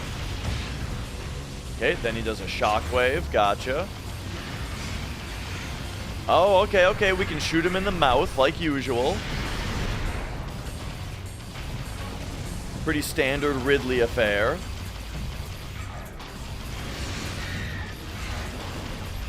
Oh, okay, okay. Now, it looks like we can tear his chest open, it kind of looked like. Yeah, yeah, yeah. Alright, got it. And then drill him.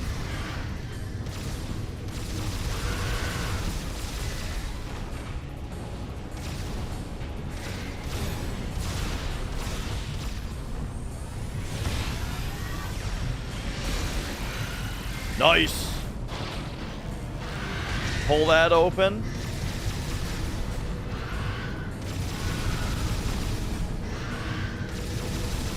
That's funny. Every couple times you shoot him, he kind of turns.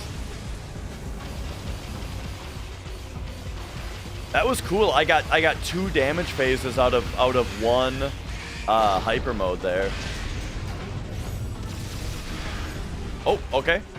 Next phase.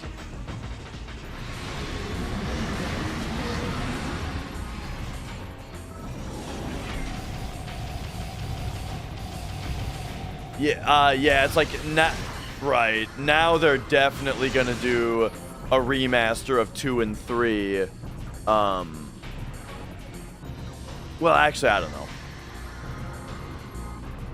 But I feel like if we see a remaster of 2 and 3, it's not gonna be the same amount of work as what went into Prime 1, but who knows? We'll see how good Metroid Prime 4 is. That's what we need to see. But alright, alright.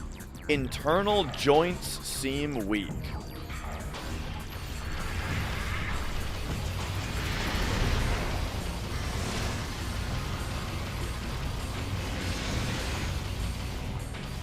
Okay, okay, so we're still just going after his open mouth when possible.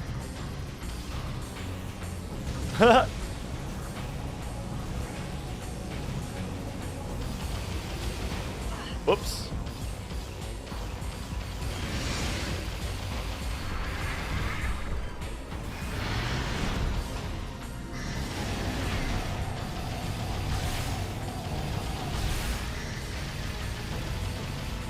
So that, okay, okay. Internal joints seem weak. Ah, I see, I see. That's neat.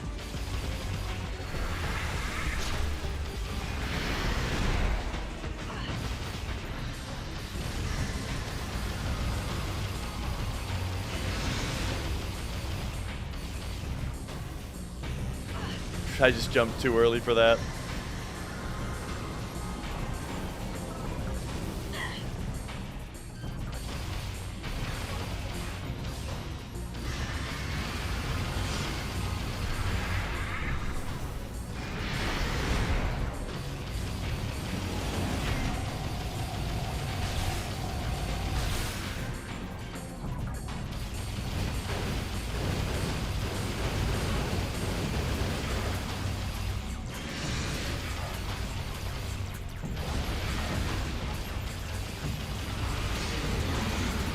Oh, drill him.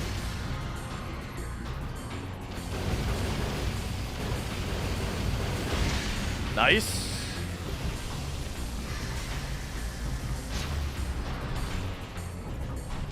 Oh, new attack. Oh, okay, okay, just the shockwave. I wasn't locked on, so I couldn't sidestep there. That's the thing about sidestepping in the Prime series, is that so many enemies break your lock on so frequently that, like, you try to sidestep and you can't because they broke your lock on a moment ago, you know?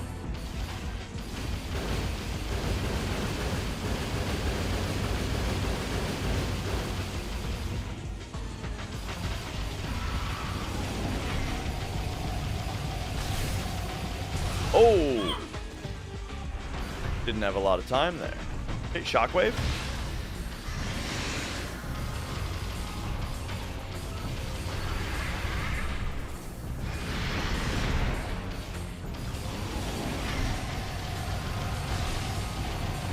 Wow, he does not give a lot of time on that anymore.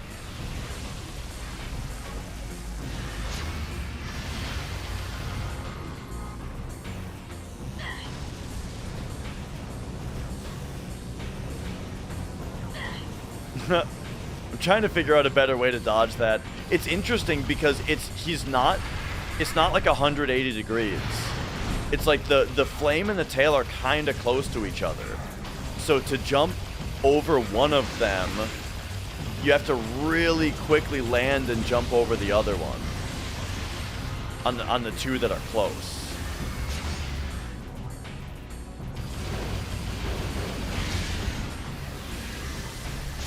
All right, so now we're back to like the regular phase. Okay, but he's doing other stuff.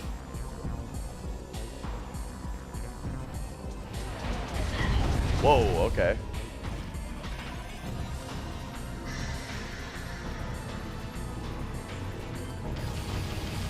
Shockwave probably? Yeah.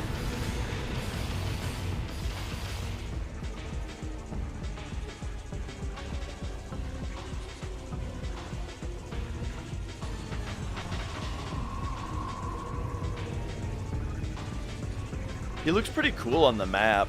Like, the map is like a bunch of different nodes. Looks like he's gonna just stay flying here, actually. The map is like a bunch of nodes, but they actually kind of resemble his shape.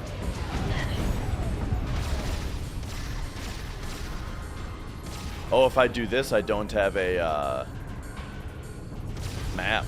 Or, yeah, a map. Oh, no, okay, hang on.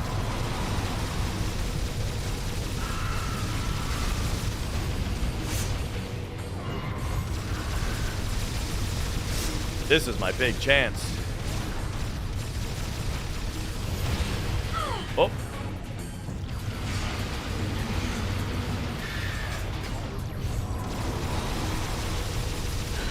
Yeah. Fun fight.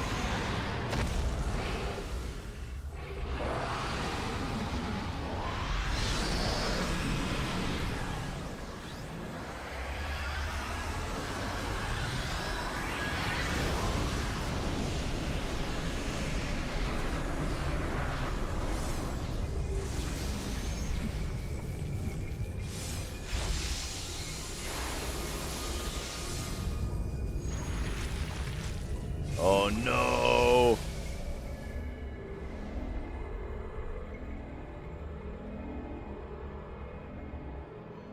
Oh. We're gonna have hyper grapple now. Alright, so that's how we're gonna overload the thing. Interesting.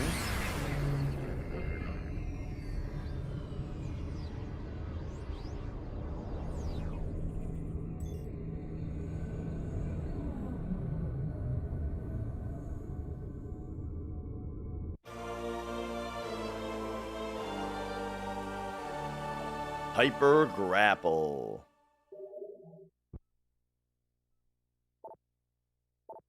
Oh. Special ending unlocked for having 75% of items? Interesting.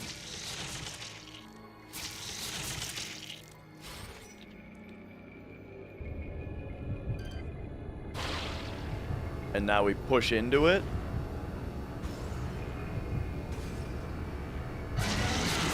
Yeah.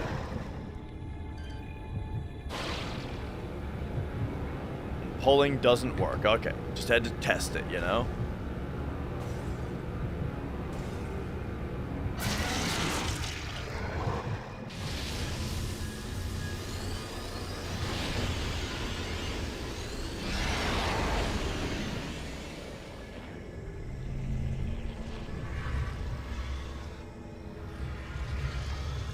This thing's kind of cute, dude.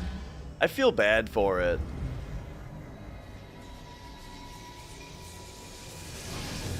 And then here, I really think this should just be a cutscene of her just blasting it. Because going into this screen is so unintuitive that they have to just put this big stupid text on screen press A to release Phazon toward the core. And then I just have to press A, and then it goes back to a cutscene anyway. Just make it a cutscene, dude.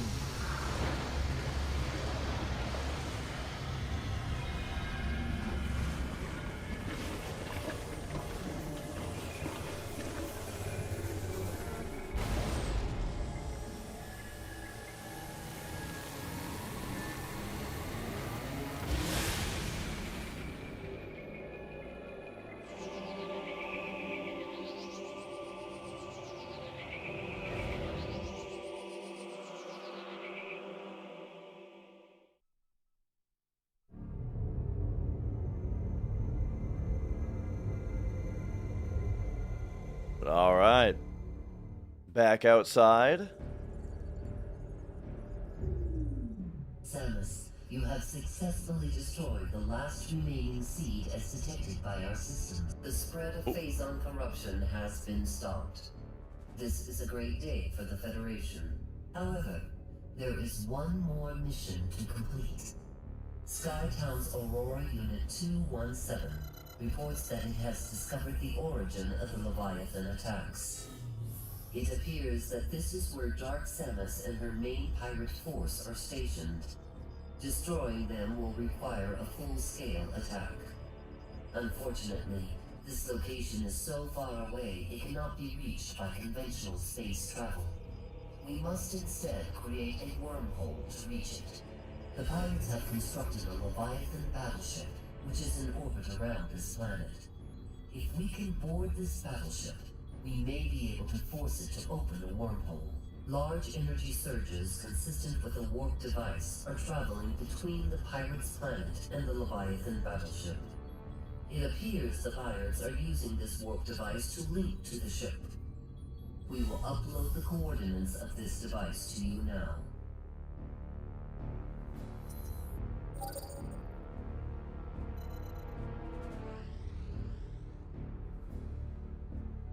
All right.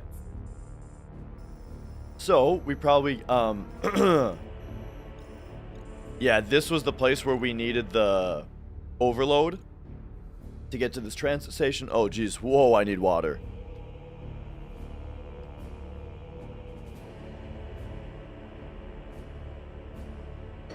Ah, there we go. All right. Wow. The hell's going on over there? Yo, eat a hat. Thank you. I'm glad you enjoyed it. I'm glad you're here. Nice to have you. All right, I think. What the hell is going on here? I think we go back to the other planets, though. We gotta. Now that we have like every power, we gotta go get the rest of the stuff, you know. Yeah, look at this. Look at all this stuff to get.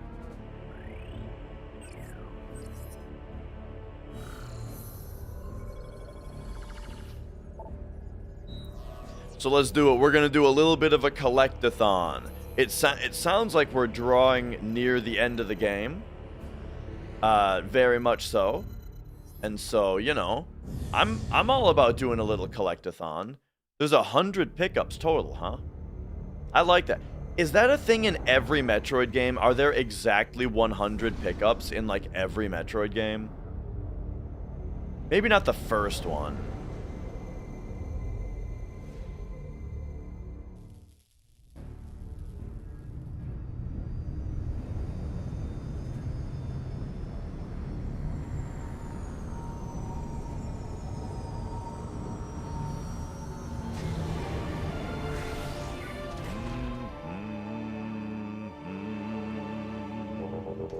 All right.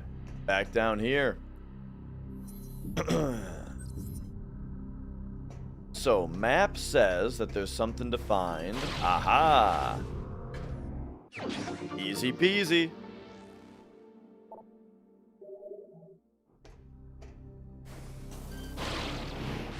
And then we do have 2 energy cells to use in the spaceship also. I'm surprised they haven't made the spaceship be a bigger deal, you know? But instead, it's like they're just expecting me to explore it, which is cool. I like that. Again, it turns out that, like, the thing, yeah, game is really good. And yeah, there do be ads. Game is really good. And it turns out that the things that I don't like about it are actually, they're quite small. Like, they're quite a small part, you know? You really do get a lot of just good old, exploration, puzzle solving, action. Alright, we've got an item in here somewhere.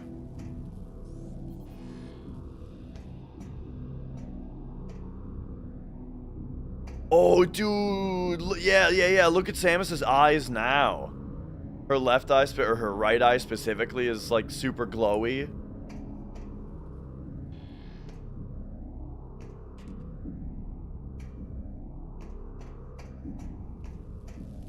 Okay, well now...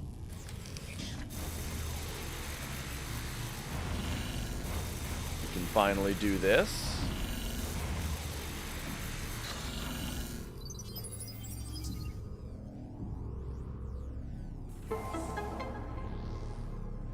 Ayo.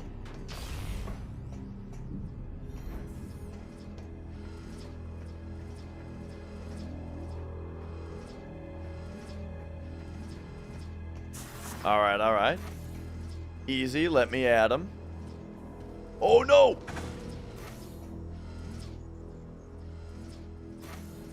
Whoops.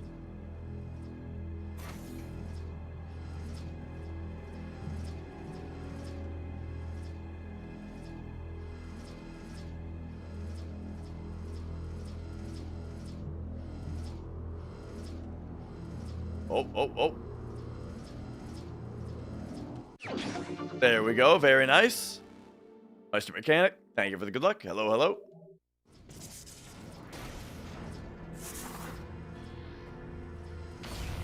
Alright, so yeah, what do we got in here, huh? This is just a totally optional area, it seems like, you know? Covered with phazon-based energy burns. Who knows, though, it might turn out that if I try to go to the ending, you know, that you actually have to go through this area. They'll send me back if I don't.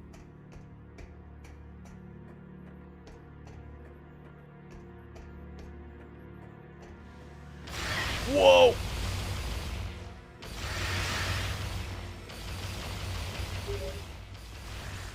Samus, we have received new data from AU-217.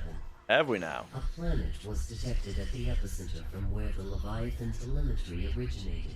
Oh yeah? We have named this planet Phase.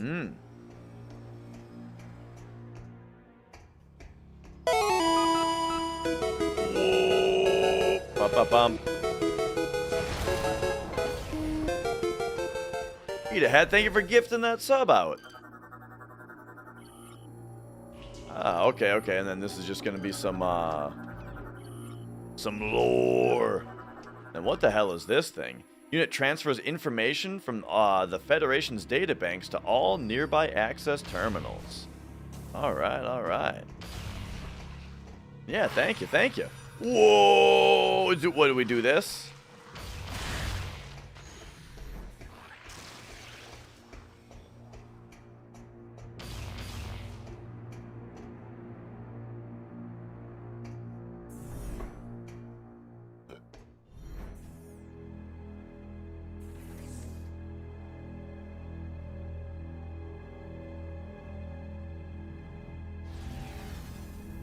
Maybe this is just where I was supposed to go all along.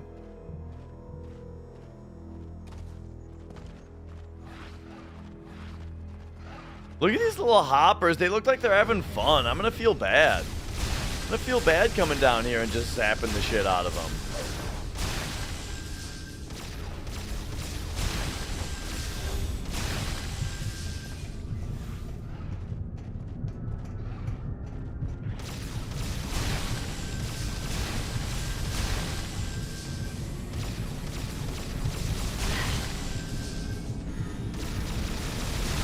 Oh, we gotta get rid of some of this Phazon. Oh boy.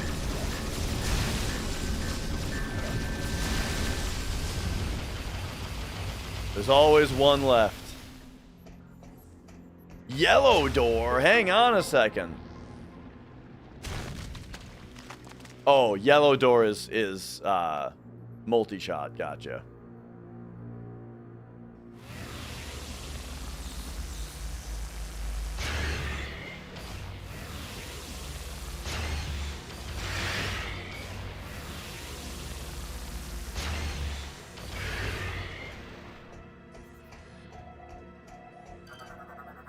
All right. Bring the ship on in.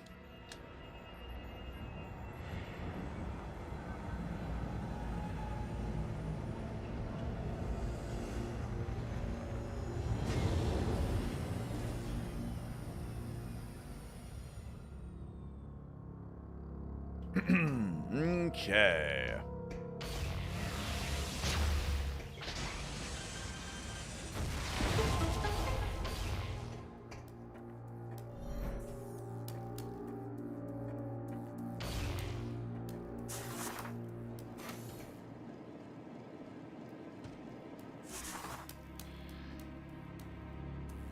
Ooh, yeah. This is a really cool area. We're back to this style of door. I like that the door styles are different in the different planets and stuff.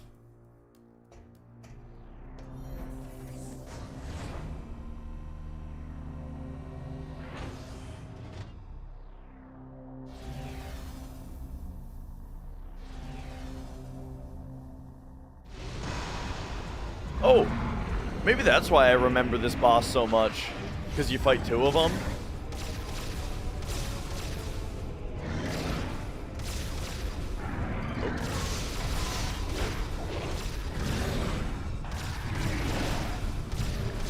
What up, young machete? Hello, hello.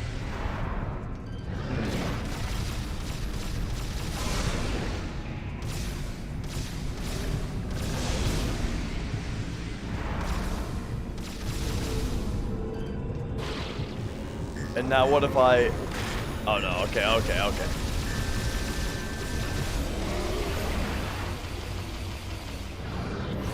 Nah, I'm just... we're just doing this. It's bad. Oh, jeez! Ah!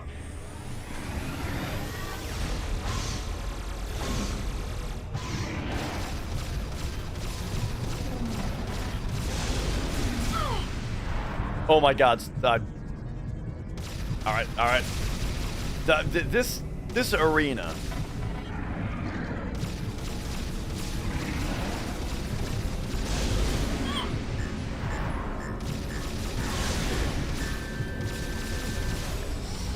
Yeah, something super stupid yesterday. Alright, get him. And then...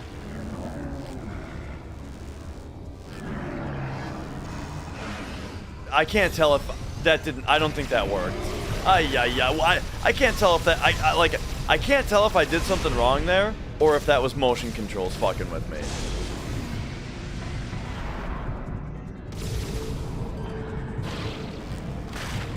Motion controls, awesome. Yeah, we just did the Ridley fight.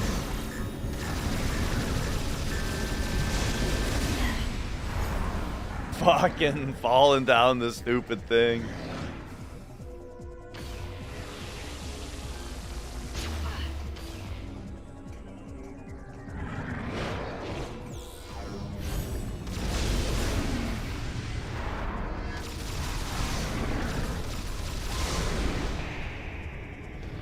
Alright, now he does this.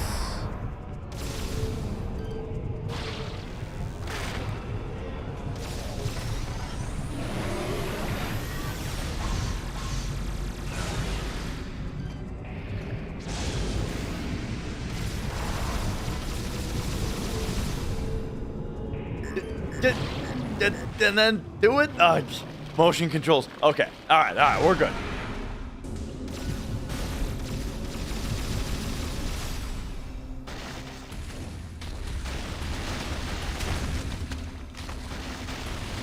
Well, there we go. Just another one of those guys, eh? Last time we got an energy tank for one. I bet we're getting an... Oh, that's where an energy cell is. Okay, that's actually a big deal.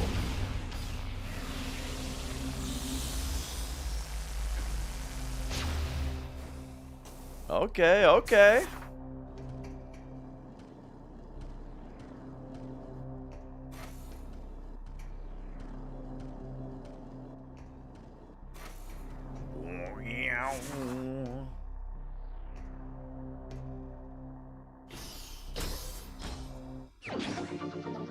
Neat.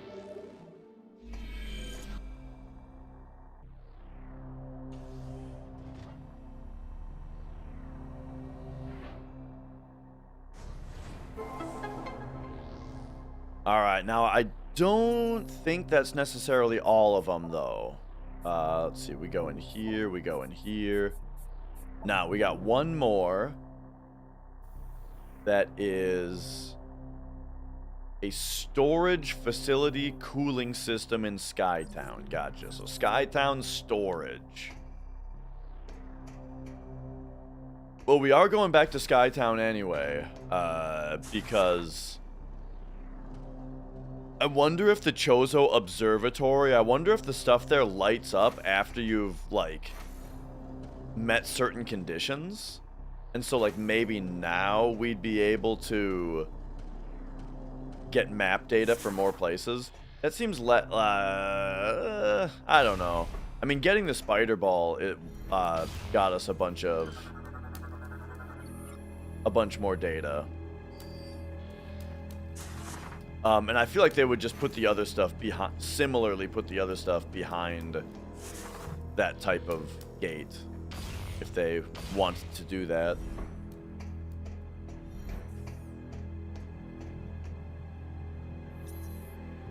But okay, okay. What else? Oh yeah, there was still an item in here that I didn't quite see how to get.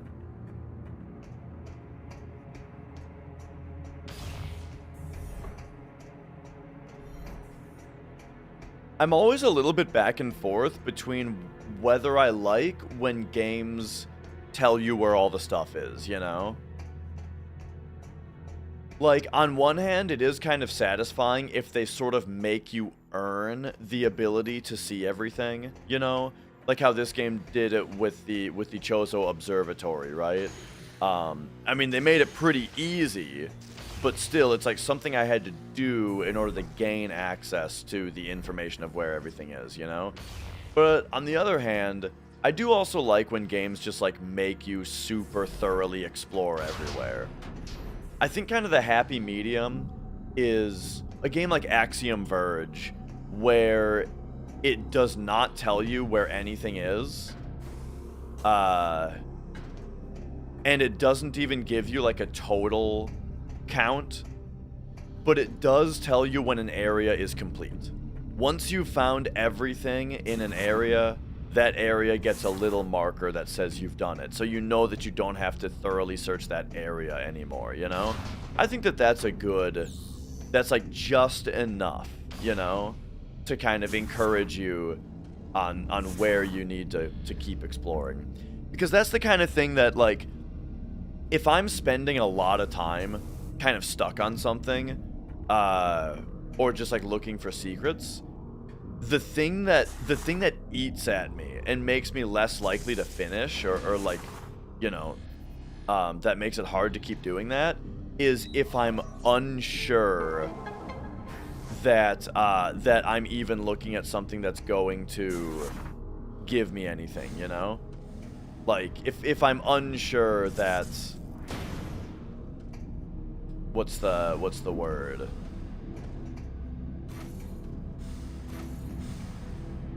That I even have a chance to find what I'm looking for with what I'm doing. Expedition 33, that had a compass?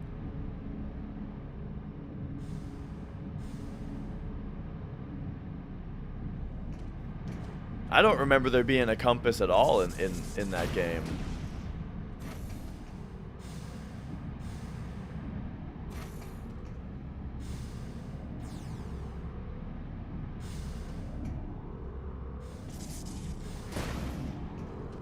Oh.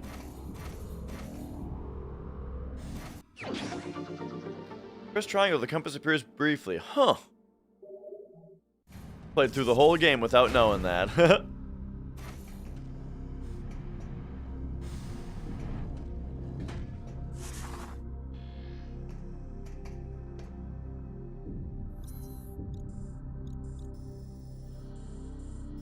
Alright, ooh, something next to, or something at the landing dock over there, something right there.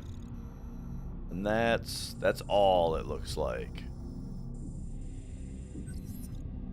So we'll go this way first. Yo, Lux. Yeah, great series. Really looking forward to pick up one. To pick up 4 and get started on it. I've been looking forward to Prime 4 since the Switch came out and they first announced it. And now we got the Switch 2. But hey, I mean, I'm really glad to get it on Switch 2. You know, if it's gonna run super well. And they said, I mean, didn't they say it runs at like 60 FPS at 4K, and it'll run at and it'll run at like 120 FPS at 1080p or something like that. Oh, we're going this way. Yo, Kiefler.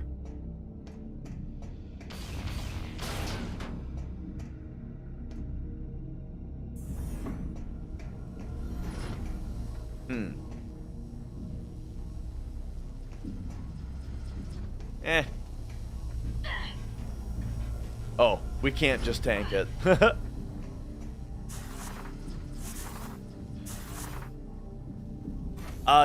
The Switch 2 edition of Tears of the Kingdom. Yeah, runs super well, looks super good.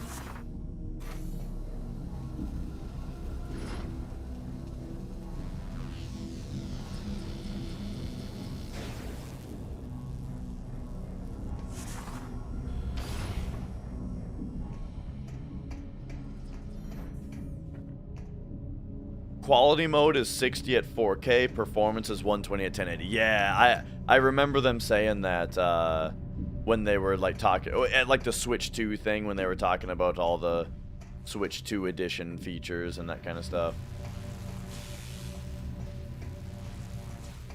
It's funny, I'll be playing at 1080p on this TV. When I stream it, it'll be 1080p because I stream 1080p. My capture card's 1080p, right? But it's also 60 anyway. So we'll just be 1080-60, you know, and I'm perfectly happy with that.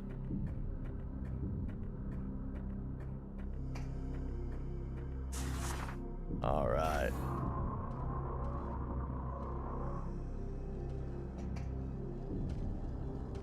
Yeah, the Switch really, like, got into a point in its life cycle where, like, it couldn't really handle its own games anymore, you know?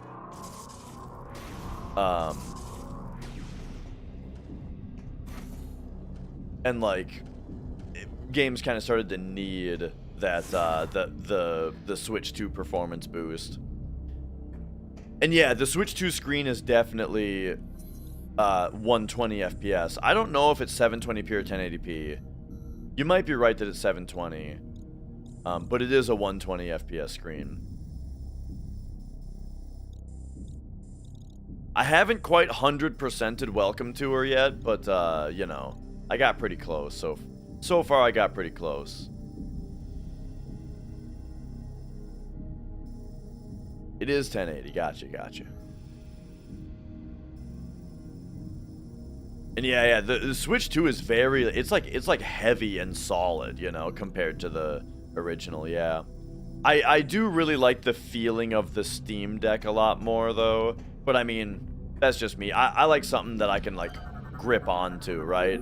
While the Switch being flat makes it feel less comfortable to hold, I think.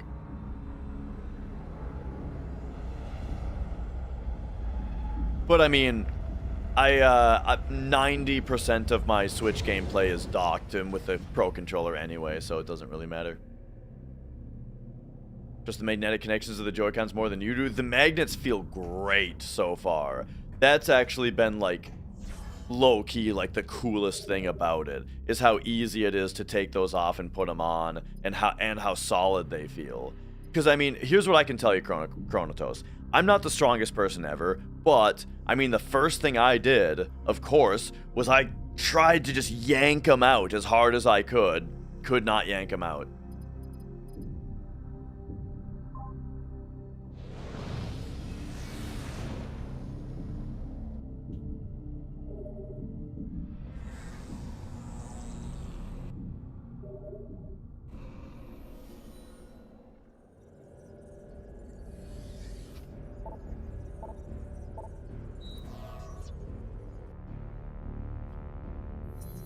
Alright, it looks like,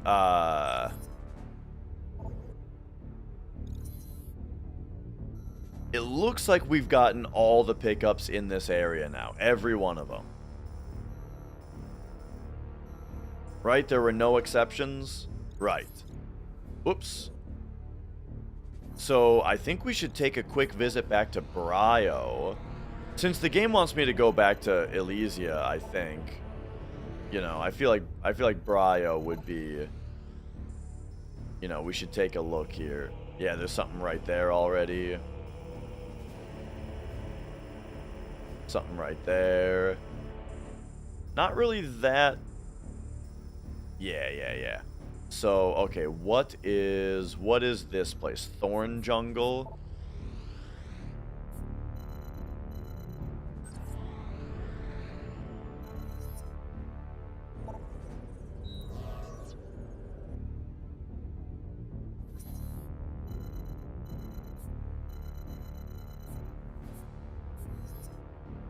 Oh, wait, what am I doing?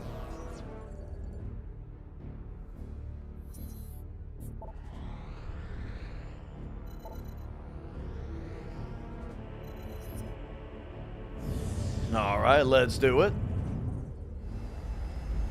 If there's a special ending at 75, I wonder if there's a special ending at 100 also, or if they kind of eased up the requirements, you know?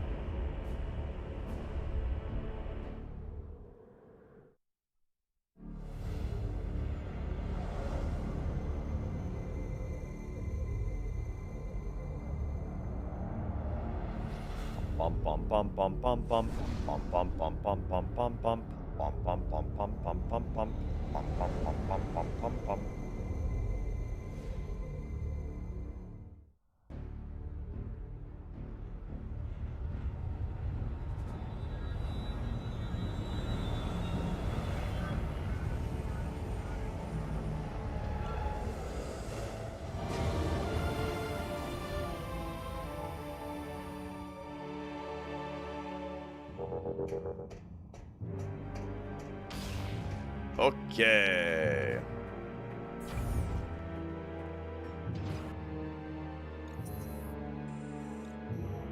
Man, when I first, speaking of the Steam Deck, one of the first things I did when I got the Steam Deck was I replayed Fez, you know?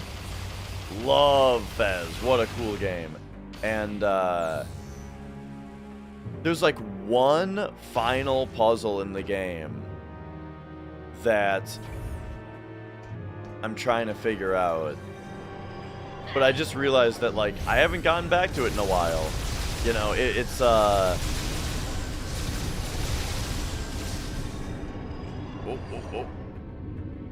I was kind of working on it for, like, days. But I got stuck to the point where it quit being a daily thing to think about.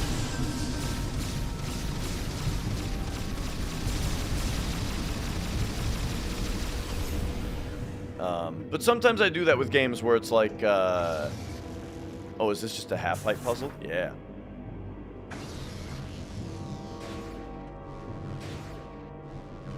Or like, if I can't figure something out, I'll just sleep on it and keep on working on it bit by bit, you know, for a long time. Forgot Prime 4 was out this week, otherwise might have played Prime 2 and 3 last month to prep for it. That's exactly what I've been doing, Drifting. is I just replayed Prime 1, 2, and Hunters, and now I'm on 3. Going great, Zoa. You know, exactly the pick-me-up I needed. Okay, so it looks like we should actually maybe just port over here. Because, yeah, there is, looks like there's nothing else to grab in this area. So we should go to Hangar Bay, which is Federation Outpost.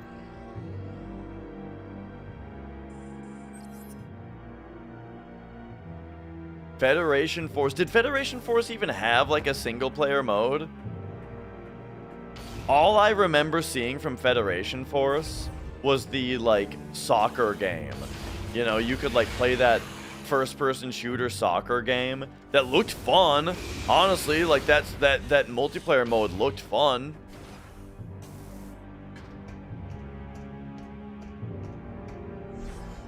But I wasn't about to buy the game for it. Save and enter shit.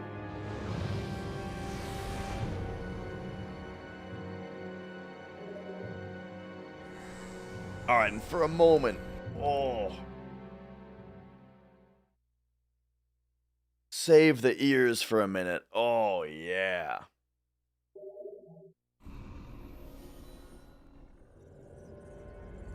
I'm surprised I made it through so much of the hundo yesterday without having to take my headphones off at all. Man, I can't believe that run died in such a stupid way.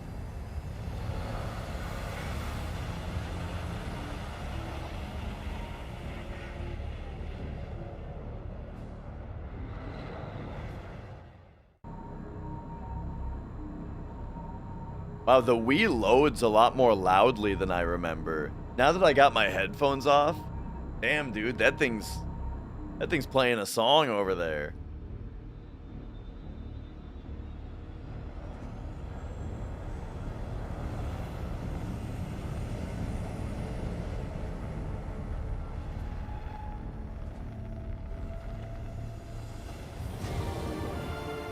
I've heard the Dreamcast is like the loudest system of all time as far as its disk drive goes.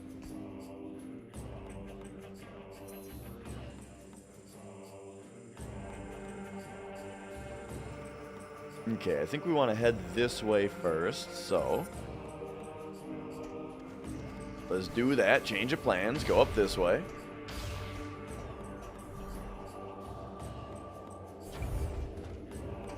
You didn't think the Dreamcast was noteworthy loud? Maybe I heard that from someone who like the Dreamcast was the only old system that they had played in a while. You know what I mean?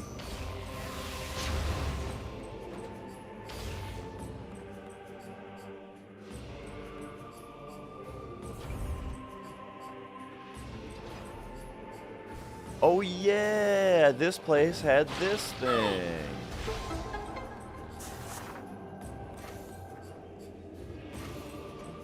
Oh.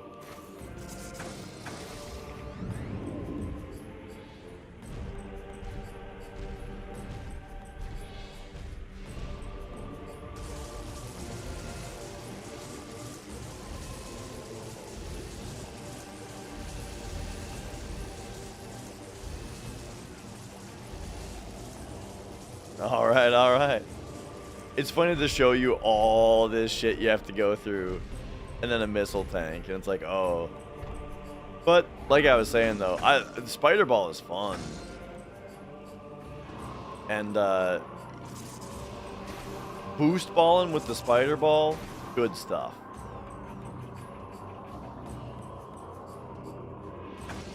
Oh! What got me there? Don't tell me those things are what just knocked me off the spider ball. Otherwise, I'll have to figure out what the source of that is.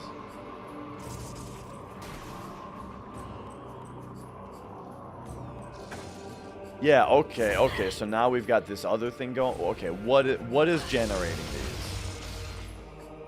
You? Is it you? It's you. When running Skies of Arcadia, you can tell you're about to get a random encounter as the disc starts to spin. Oh, funny. That's like, it's a tiny example, but in Final Fantasy Tactics, you know the Holy Stones in Tactics, they have that sparkle to them, and you could always tell when they were about to sparkle because you could hear the PlayStation do a little load. Okay, we gotta take care of this guy now, apparently.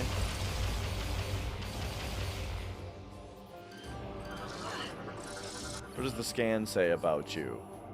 Able to jam incoming missiles. The mouth is vulnerable, yeah, but only when he opens it? Ay, a regular ass enemy? What?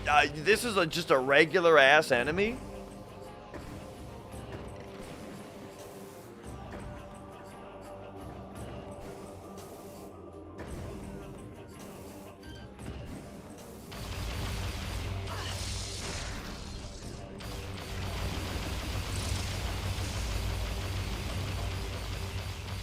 Oh my god, get hypered, idiot.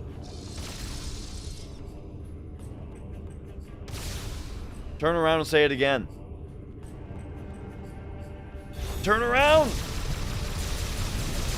There we go. Alright, finally. Yo, Snake Pin. Okay. Take me over here. Hunters is fun. Like, it's the campaign of the game is like, you know, it's a great DS game.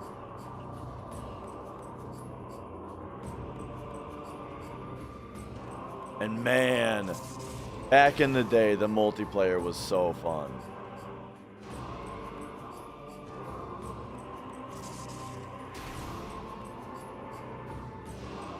But yeah, the demo, man, I played that demo so many times. I played it so many times, always looking for a new secret, you know? And there never was any. It was just a little demo, but like, I was always like thinking I was gonna find like some kind of secret that no one else found in it, you know?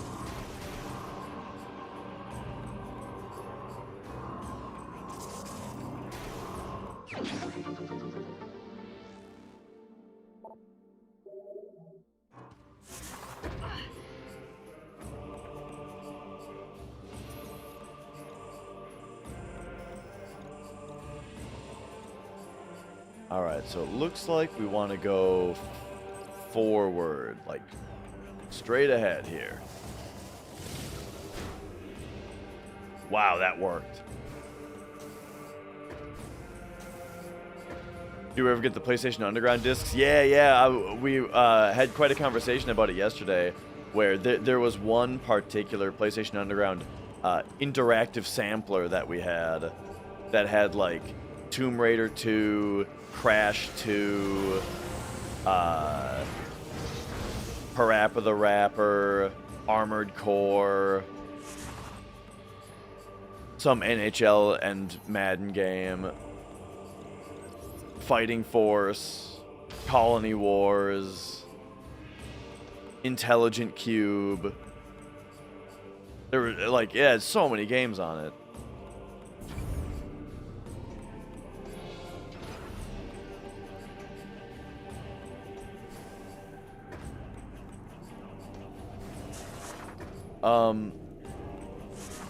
And then, yeah, we had a different demo disc also that had Brave Fencer Musashi and Medieval, I remember.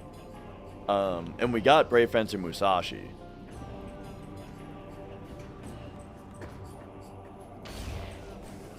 Never bought Medieval, though. You know, I did eventually get it. Hercules. I don't remember Hercules, but it very well may have had it. I don't remember all the games that were on each of them.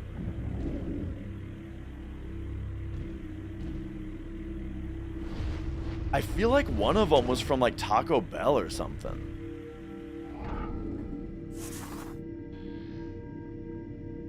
That was a little wild. Oh, but hang on. We actually want to be at the bottom here. I think I see what's going on here.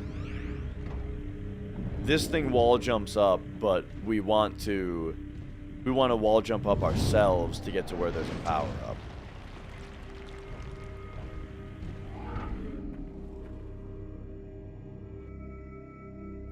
But yeah, I don't think we had any that were called a jam pack. I remember jam packs, but we had the interactive sampler. And then we had one other demo disc that may have been jam packed, but I feel like it was like, I want to say it was from like Pizza Hut. Maybe Taco Bell. I think it was from Pizza Hut though, if I remember right. That was the one that had like Medieval and Brave Fence and Musashi on it. That was a good one.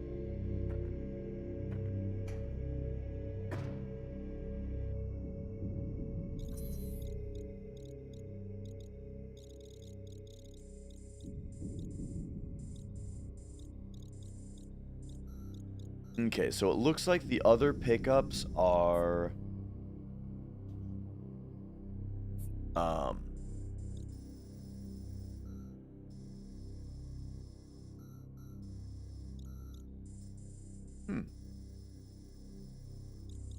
it's interesting how I guess I was pretty thorough on my first pass of everything, you know?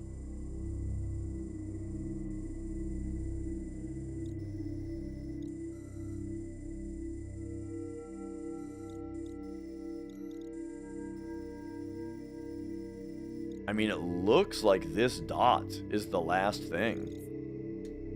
Oh, 1 second.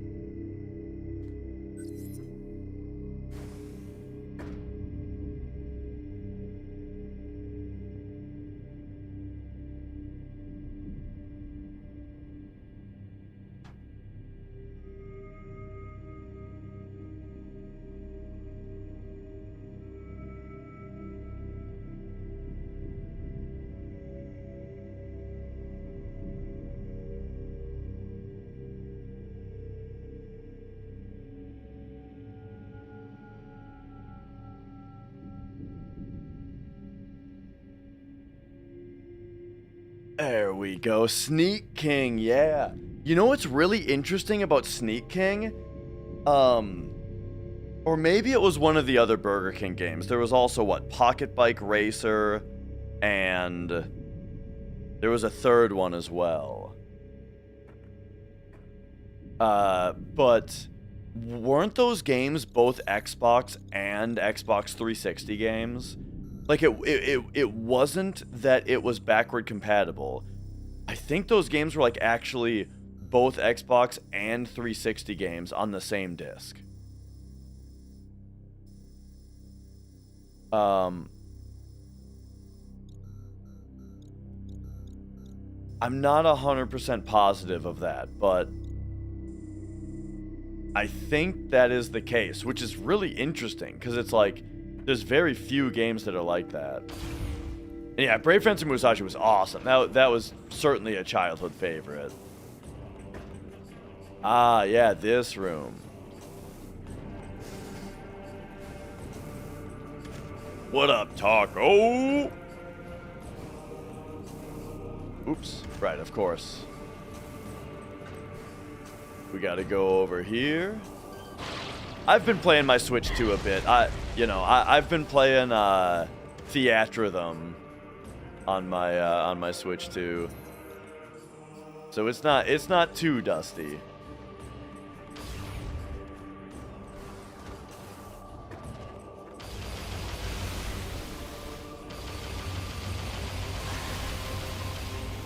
Taketh care on your journey. Sir Musashi, why didst thou cometh hither?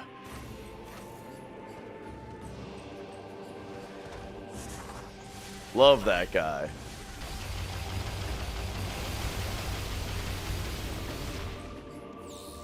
Yeah, Sneaking has both versions. Isn't that weird? Like, it's a surprising amount of effort, you know?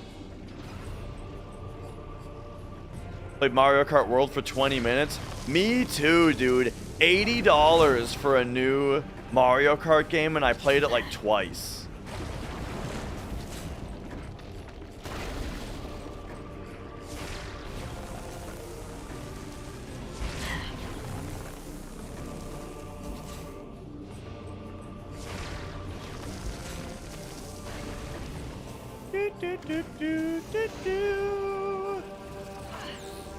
Okay, so what's so what are we missing here? What's the big thing?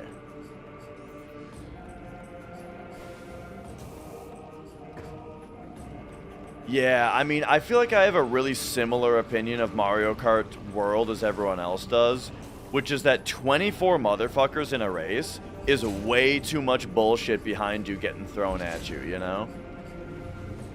But here's the other thing, too, is that I really, really like the course design of Mario Kart 8. Where it's like we've got new courses, and we've got courses from old Mario Kart games.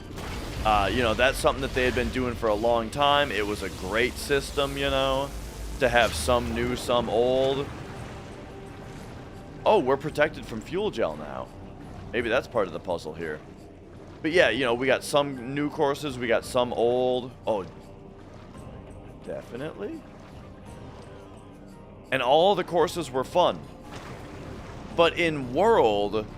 Oh, and then the thing that I love about Mario Kart World... Here we go. Mario Kart 8... is the difference between when you're on a regular... when you're on a regular track, and then when you're on, like, the Mobius Strip floaty parts. And when you're on the Mobius Strip floaty parts, then bumping into people boosts you, right? Like, to totally, like, kind of change up the dynamic of, like, interacting with other players. Man, that's genius. So then every course, had, like, the differences between the sections and stuff, and it was super fun. Mario Kart World is, like, it's got, like, the wall riding and the grinding and stuff, and I'm just not as into that as I am into the way that Mario Kart 8 did it. Also, I thought Mario Kart 8 had a better soundtrack, and then also World has like a million of these tracks that aren't really tracks. They're just like you're driving between the two tracks or something. Do you know what I'm talking about? It had a lot of races where I felt like the track that I was on was just like a bland kind of nothing track. I don't know. Yeah, it's hard to explain. But, yeah, there's definitely something there. I think the people who get into Mario Kart World, I get that they really like it because it is different, and the movement can be like, you can get like super complex with the movement, in a way that does look pretty fun if you get good at it,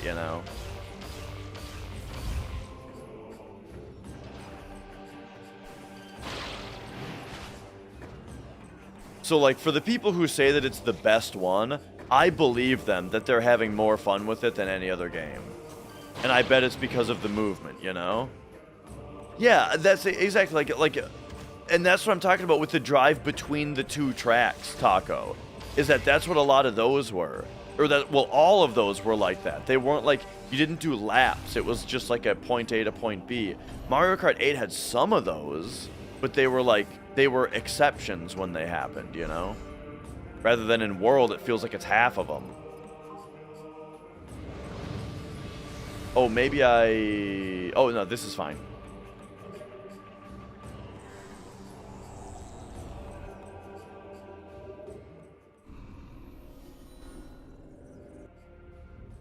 So yeah, not saying the game is bad. I'm just saying I played it like twice. Yeah, definitely didn't get $80 worth out of it. That's for sure.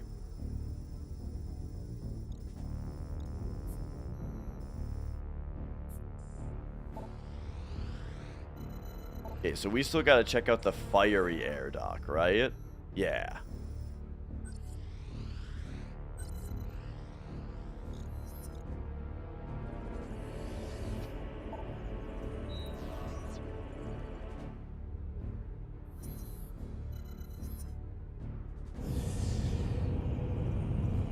I'm so glad they don't make you, like, put the thrusters forward every time. Alright, alright. This is, well, this is Metroid Prime 3. We're finishing it up. Once I finish it up, I think I'm gonna, run to the store and grab Prime 4. Because Prime 4 just came out on Switch 2. So it's been a long time since there's been a Prime game, man. Metroid Prime 3 was on Wii. Prime 4 is on Switch 2.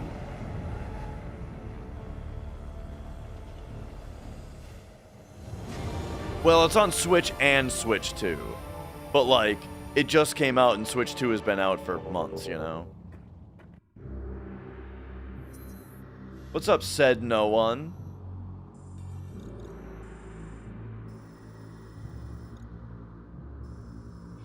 By the way, said no one, I unbanned your main account. We missed you. We thought, you know, it's time.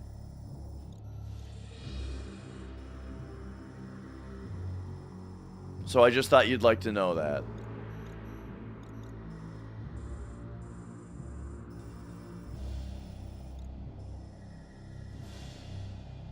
Alright, where the hell are we going? We're going... That's right, that's right. Say thank you.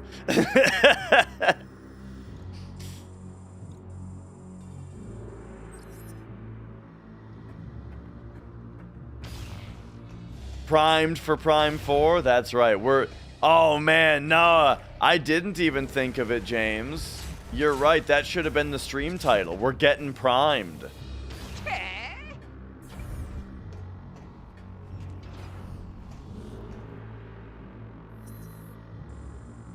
Now, where are we here? We gotta go that way.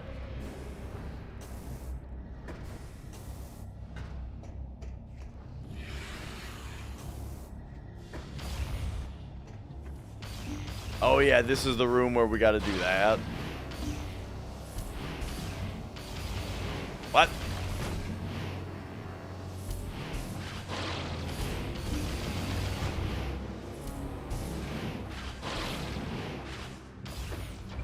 I'm glad they only put that mechanic into one room in the game, you know? To be like, hey, isn't this cute? And then that's it.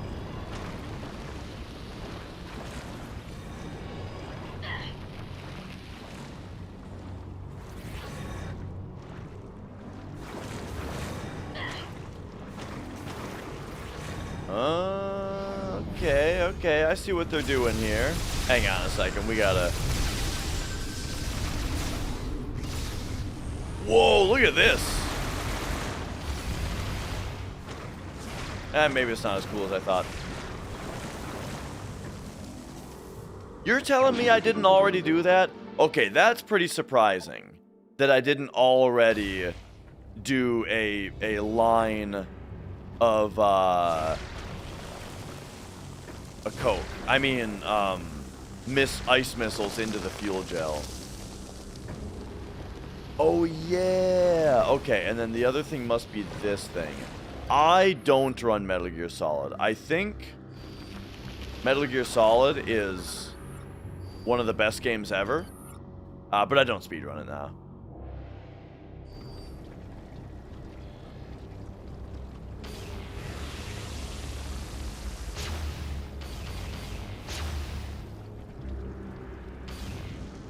Oh, this is the easiest puzzle ever, dude. And I just didn't think about it before. We gotta get this thing to ignite that. Okay, this room had the two easiest puzzles of all time in it, and I just totally spaced them. That's funny.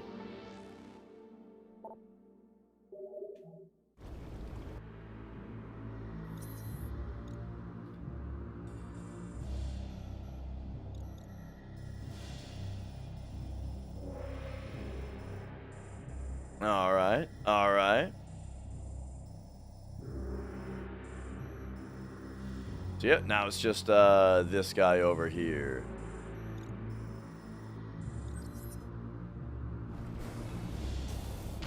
Oh yeah, there was like a phase-on plating thing over here, and it's probably in that room.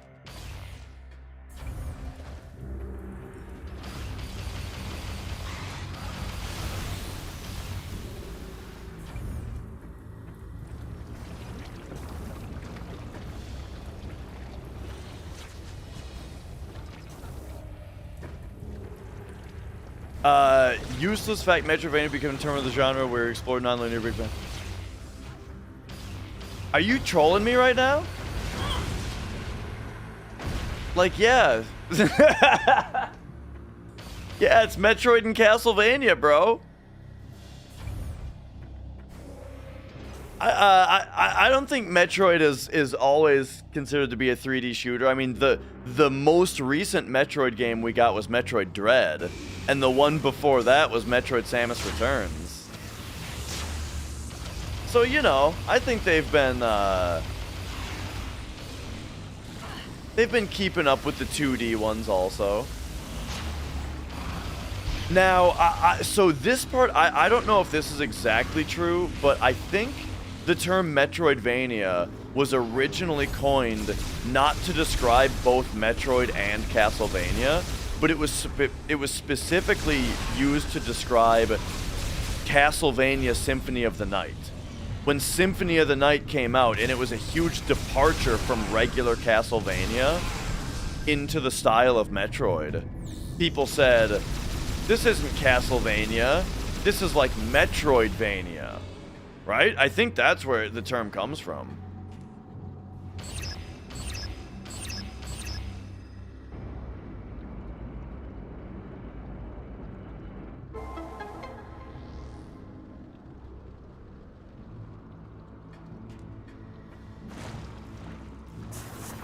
Oh, look at us go.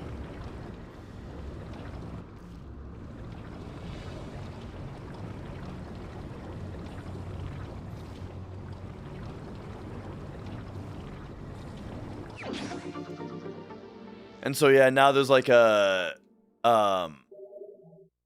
some game journalist that used to write for 1UP. Oh yeah, we know who it is specifically. An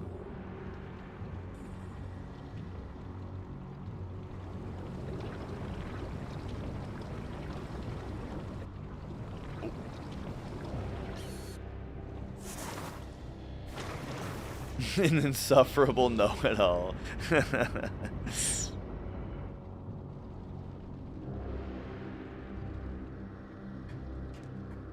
All right, I think we got all of the I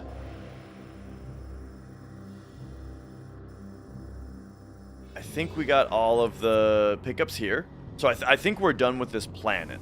So we're done with Federation Force. We're done with Brio. So now I think we go back to... I think we go back to... Elysia now.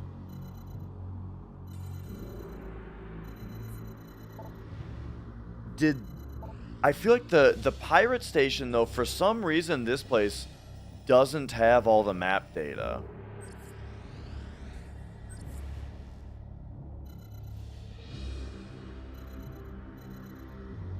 And sorry, what the hell is this?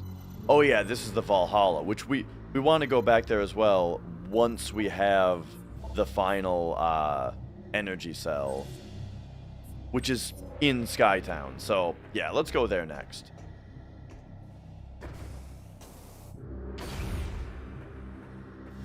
But yeah, I'm fine with Metroidvania. I don't really understand why people get caught up in like the names of things. Like, people don't like the name roguelike, but it's like, I don't know,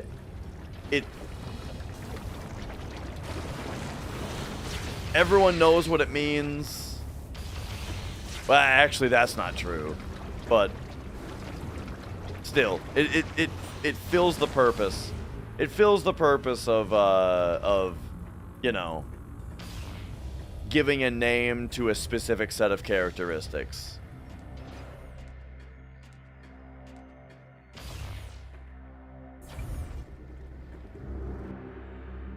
But so to me, but yeah, to me, the idea of like, what is a like what separates a Metroidvania from just like a regular old, oh, you just know the genre name from last month because you got to know Hollow Knight. Oh, okay, okay. I mean, Hollow Knight's the best game ever. But the oh, hang on, we gotta pop over here. Shit, what was I about to say? Talking about genre names.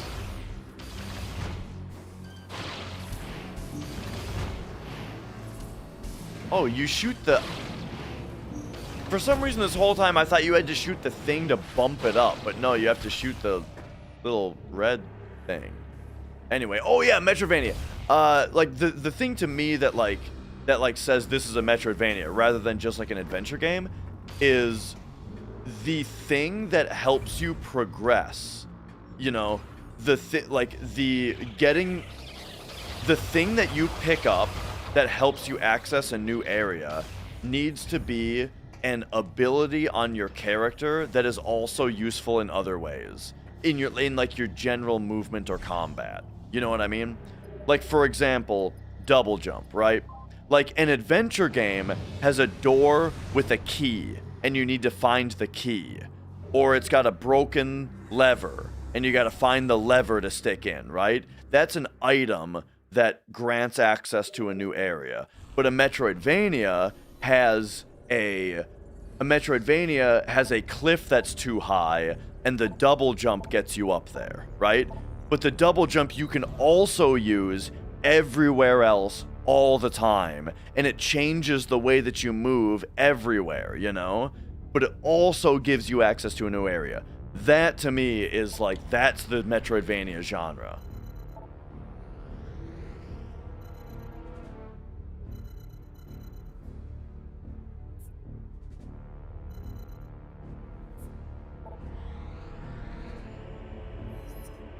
Hang on. We gotta look at our map.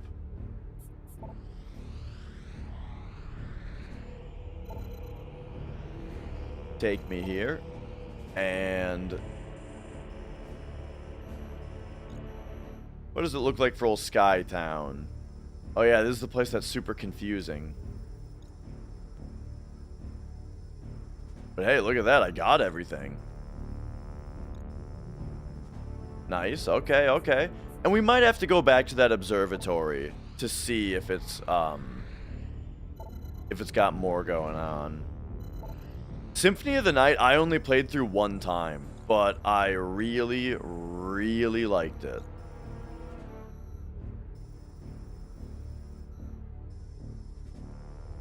Ah, here's the big place to go back to.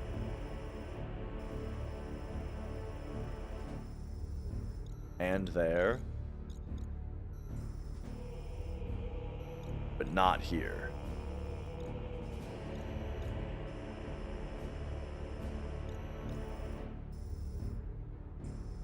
Okay, so we need to go here. Main docking bay.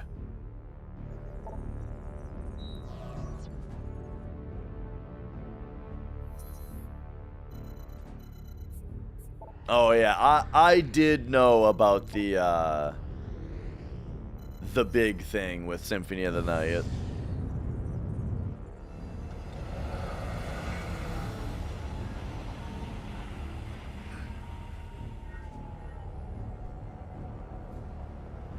Sorry, what's the ridiculous facility? Skytown?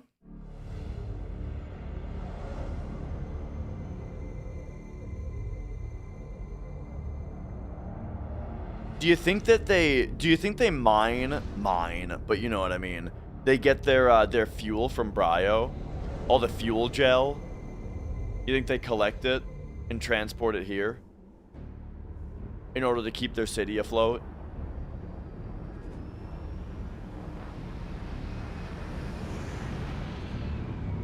Yo, DJ?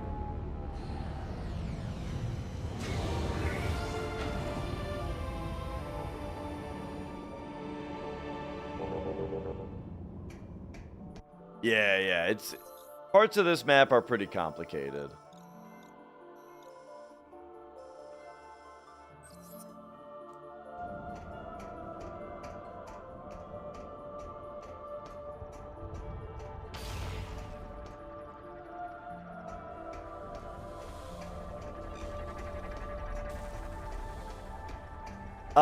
It's called Live Split, that software.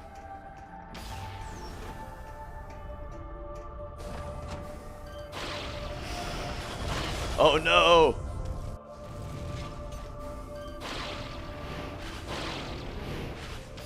Right, it's like a ringtone. Do you think that everybody who flies a spaceship around has like a little jingle that plays when they land it? Like, you know, the same way as people have ringtones?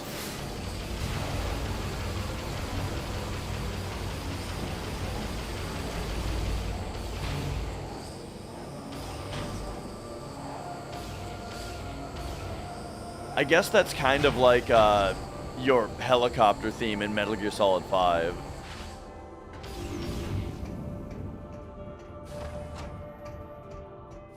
That was a pretty fun thing about Metal Gear Solid 5.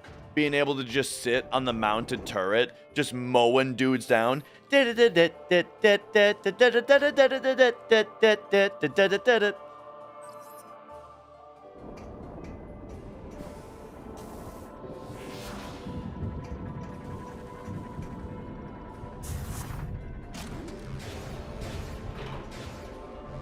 Oh, I guess I never activated this thing.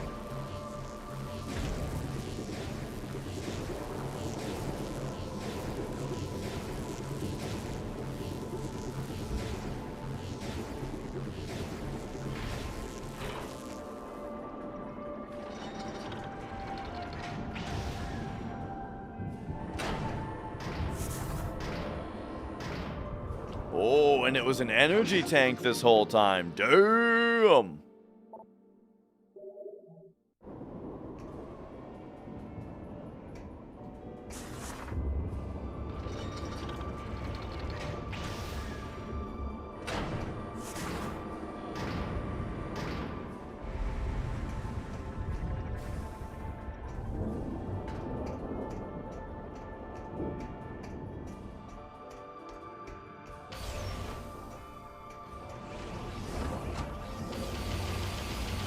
All right.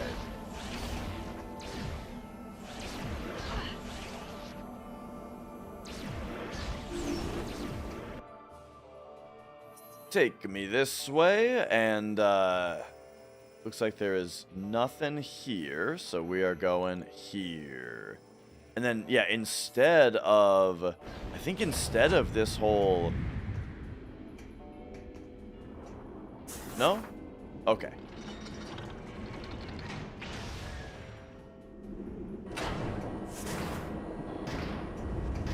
I was thinking this is where, like, the cannon was.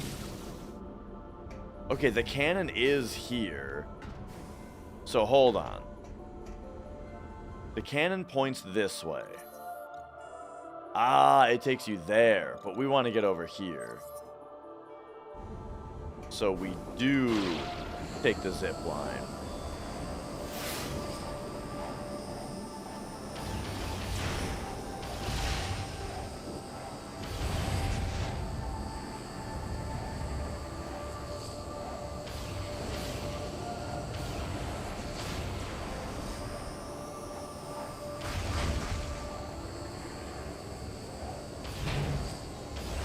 I like these balls a lot more. Shooting the little spinny things is kind of annoying.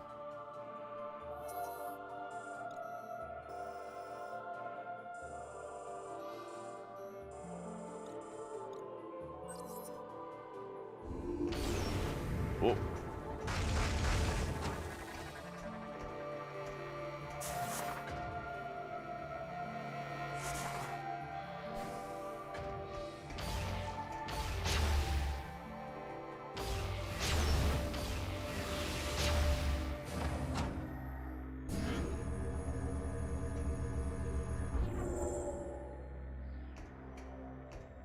Okay, apparently there's a pickup in here.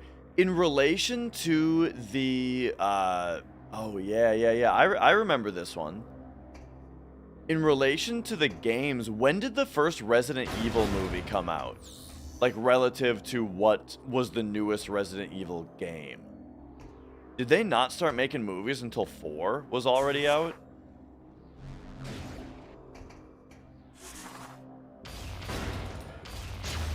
I feel like the first movie was earlier than RE4.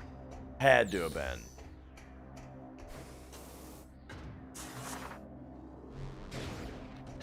It's hard to get started on this thing. Oh my god.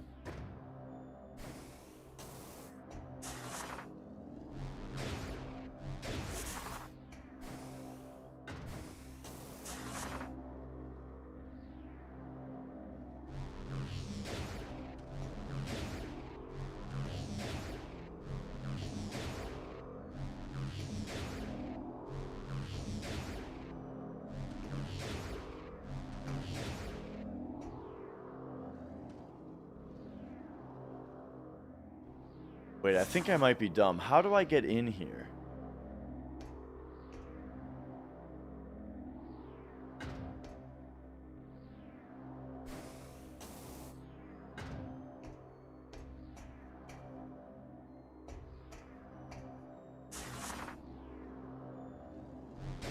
Oh my god, it's so annoying to get started on this thing.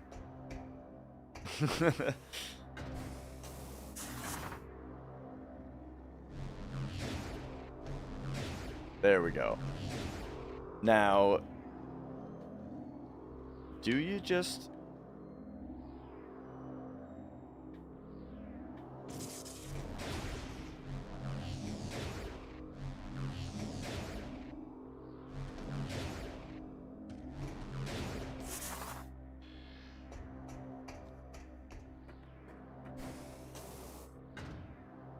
The movie had to be first because RE4 had the laser hallways as a reference to the movie. So I thought that I would have assumed that the movie was referencing the game, you know? And that's like exactly why I was asking, which is funny, is because I recently saw a clip from the Resident Evil movie that had the laser cutting people up, and I was like, there's no way this was in the first Resident Evil movie. I thought they got silly way later. I thought it was like the third Resident Evil movie where they started getting really silly. But apparently it was the first one.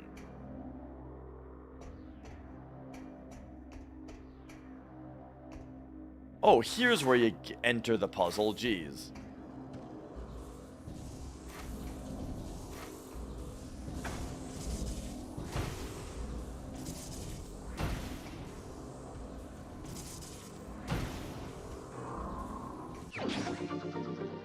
Alright, there we go. I remember Danger Valentine making me watch the third Resident Evil movie, the Nemesis one. He loved it. And I mean, watching it with him was a good time. It was a good time.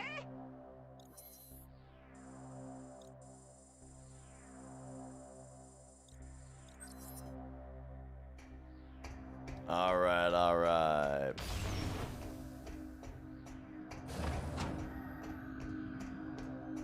Yeah, me too, Johnny. You know, all we can do is, you know, all we can do is come back tomorrow and play perfectly. Play perfectly and see what time we get. Alright, oh yeah, there's like a big spider ball sequence here.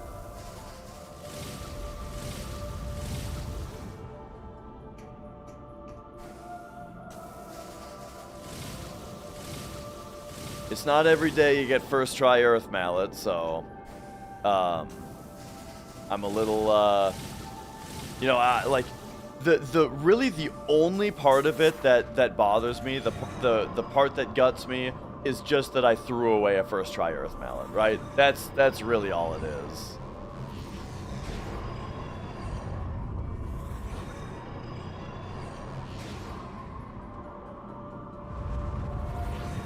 This dumb enemy is gonna knock me off of this thing when I'm at the end of it, isn't it? I knew it.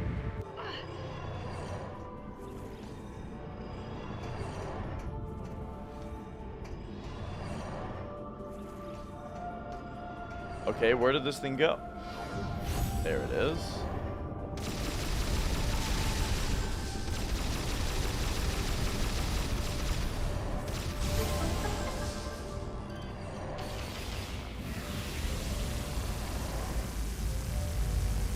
Oh. Oh, there it goes. You do suck it in.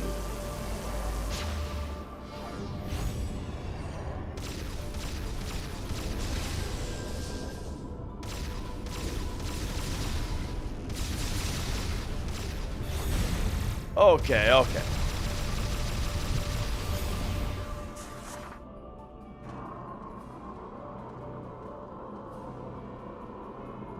Earth Mallet first try or Chocobo RNG? Yeah, I would rather always get the first try Earth Mallet.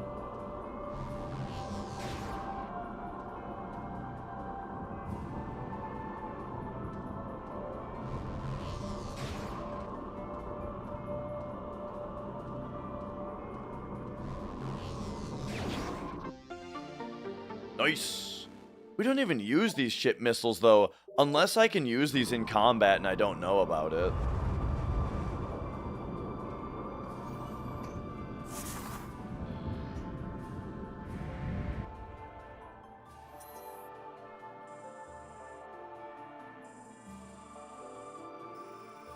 Alright. Last run before that also had first try Earth Mallet. It did. And didn't my practice run have it too? Maybe the practice run was Gygus 2, I think.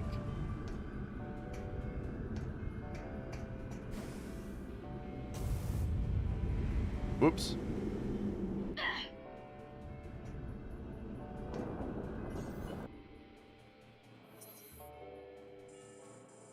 Alright, we are going back this way now.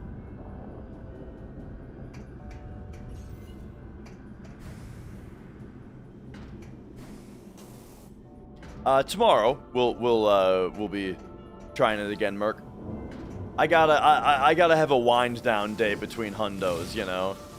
I can't do two 15-hour speedruns 2 days in a row. Cause like I woke up today kind of ill, you know what I mean?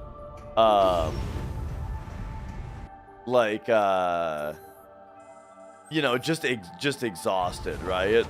Like, cause after a run, the time yesterday, it was 15 minutes faster than record. It was like 14:41 or something.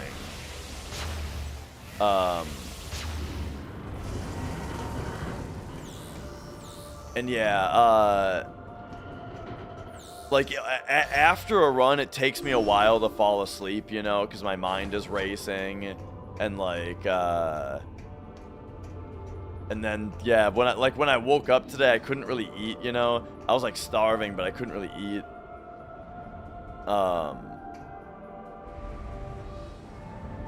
but yeah, exactly, not burning out. Oh, is this just hidden right here? Oh, that's a clever little hiding spot. Do we have saves that we think can be done tomorrow? As in, like, well, so yesterday's run was not a valid run, though. So if anybody missed that detail. So yesterday's run was 15 minutes faster than record, which is awesome. However, there was something missing from my inventory, and so it was not a valid run. It's not a new world record. Yeah. So we gotta go again. We gotta go again tomorrow and just hope I can do as well. Hope I can match that performance, you know? I'm gonna do my best.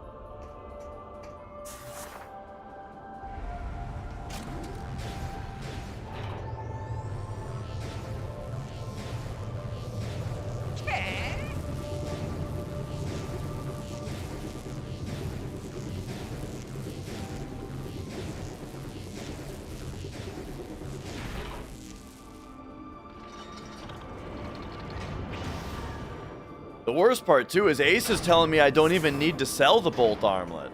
Apparently I don't need to sell it. You're supposed to steal it in special battle, and you just always get it. Because in special battle, we have Master Command connected to steal as well. So then every one of our quad cuts is giving, or 4 times cuts, is giving us 4 steal attempts on every enemy. And you just always get it, you know? And I didn't notice that I didn't get it.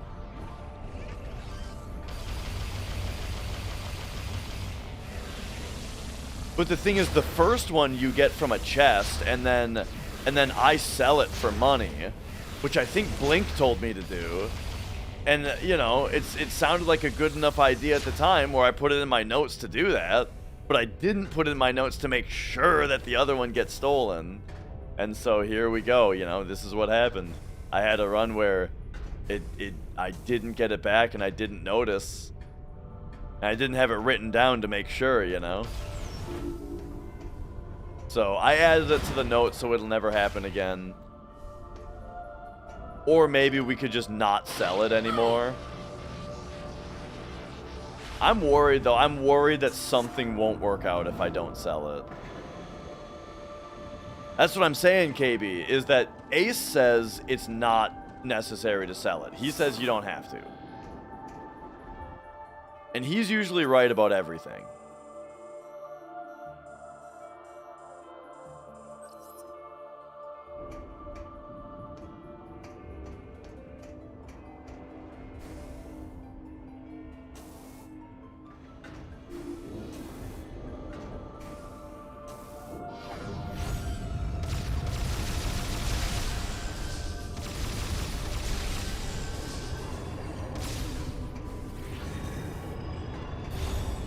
Where'd the other half of this thing go?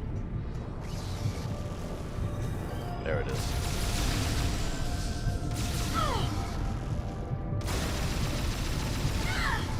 You know, the Wii remote controls feel pretty excellent. Game is really fun.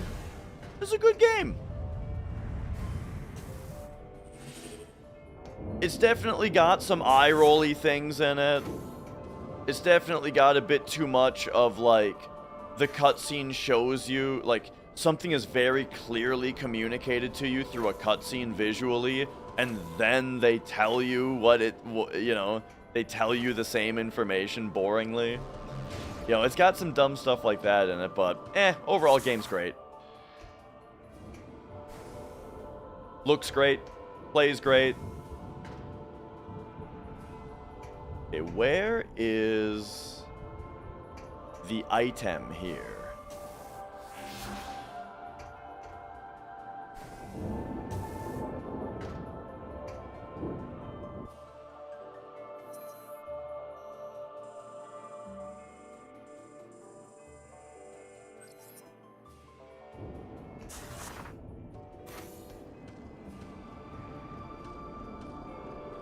Oh yeah, you can hear it right here.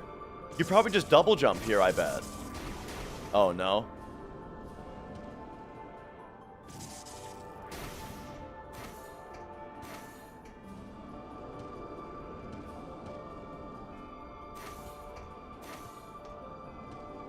Okay, never mind. That would have been a fun spot for it. Probably get it from the other side then. Yo, too light. Mark of Cry on PS2 emulator. Surprised at how much it shows you exactly what to do in cutscenes, like every time you enter a new area. Oh, yeah. Like every time you go into a new area, the camera like sweeps to like the lever or like the door that's closed and then over to the lever that opens it and then back to you and stuff like that. Yeah. I don't remember there being a Mark of Cry 2.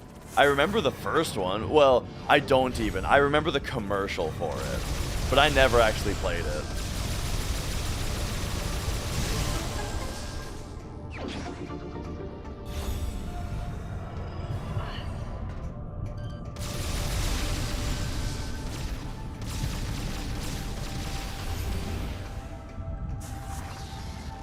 But But I remember thinking the commercial made it look so cool.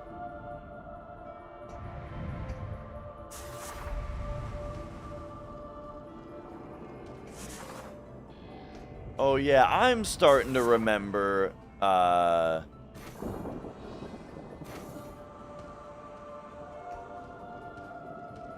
this secret.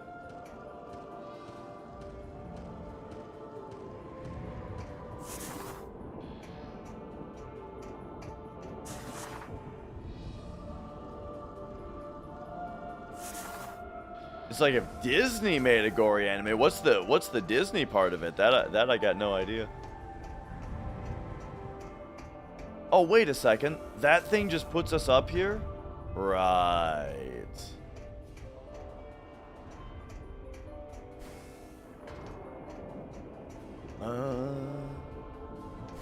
And then what? We just screw attack over here? Why can't I screw attack? What?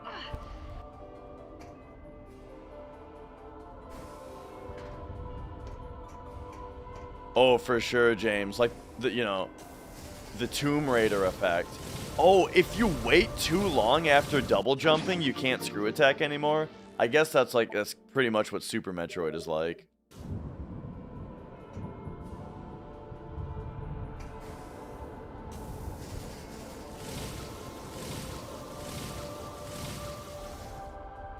Alright.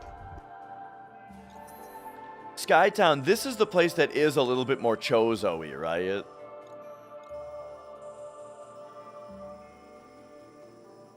Where, like, Samus's suit is their technology.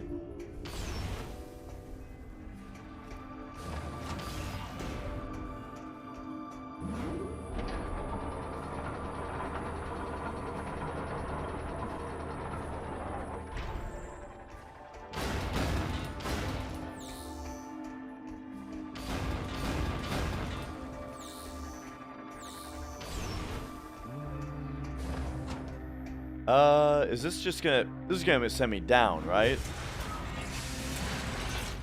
We're going down? Ah, good. What the fuck?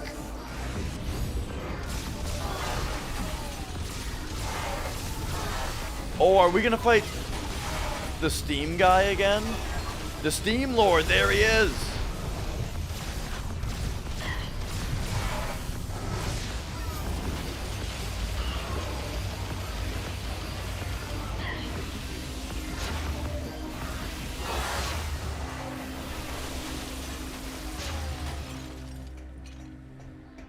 Got him.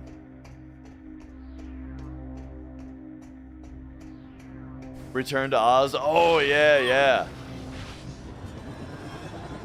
I thought and thought until my think ran down. And then I walked and walked until my action ran down.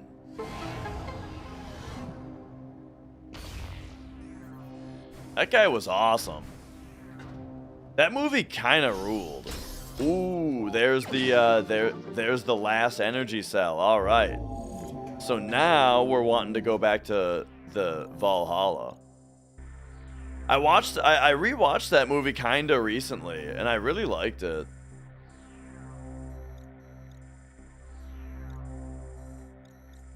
Lot of really cool animation in it, you know, like claymate or like stop motion kind of stuff.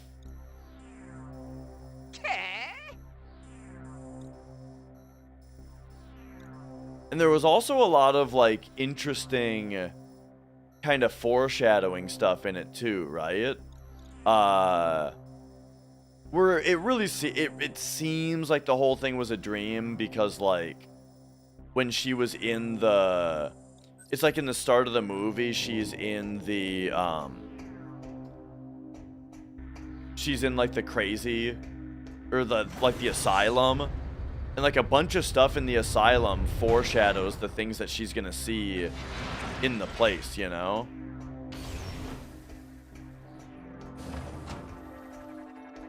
Like for example, the when the doctor shows her the like the tape recorder, and then it looks like a robot, you know, or it looks like a face, you know. Here's his eyes, and there's his mouth, you know. Is kind of like that's like the inspiration for TikTok.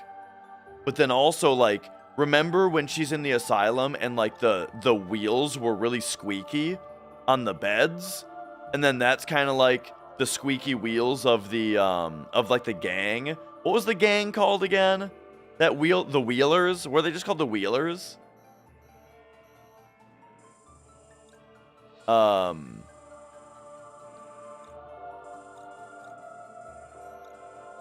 Like I thought all that stuff was really cool. Like it was just really well directed and well thought out, you know?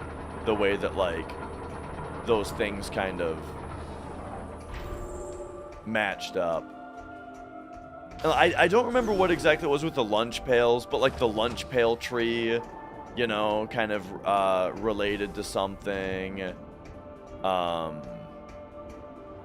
Return to Oz, Rain.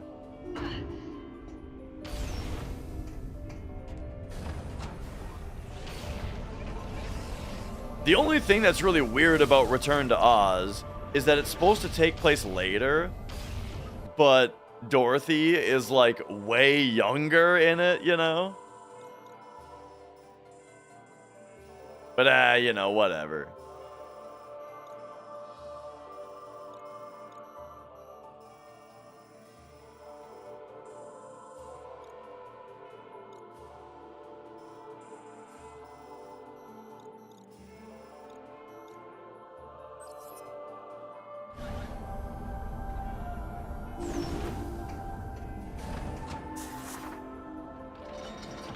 Okay.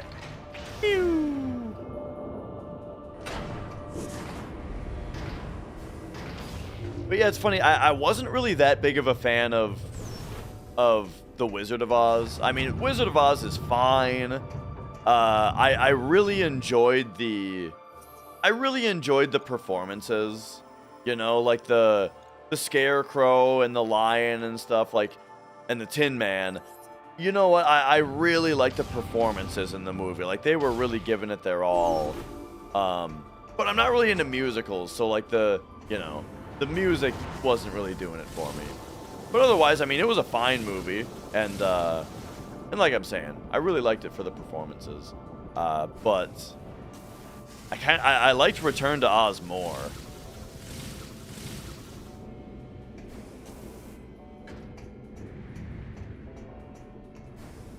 I just thought like the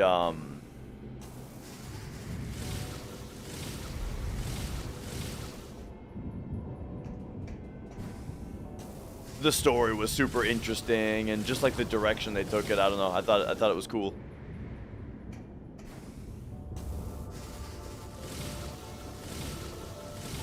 Gaslighting them into thinking they already have what they want. Yeah.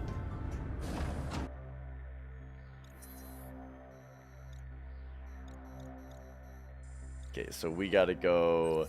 This is quite a long backtrack here, but you know, we got everything now. So next we go to the Valhalla. Well, I would actually like to go back. Uh-oh. I gotta make sure we can. Oh, it's in the other area. I think I want to go back to the Chozo Observatory to see if we have everything. Or if there's more stuff lit up for us now.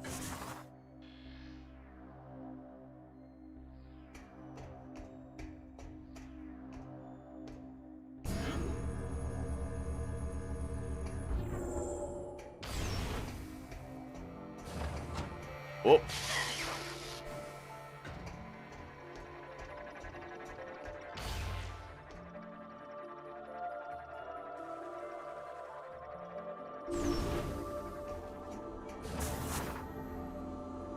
Oh, yeah. Remember the rocks in Return to Oz also? The rocks with the faces on them?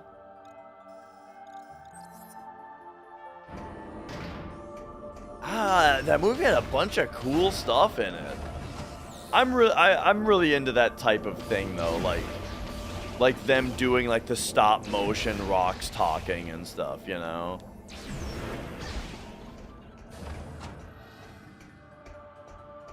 And there's like the part 2 at the end where well, yeah, we don't gotta talk about it, but you know what I mean.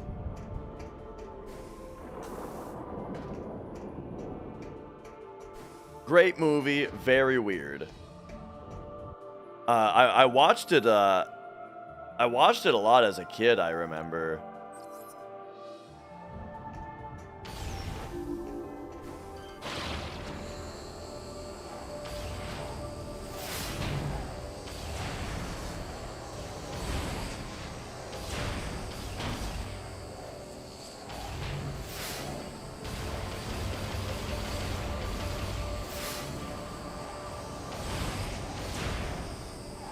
Whew.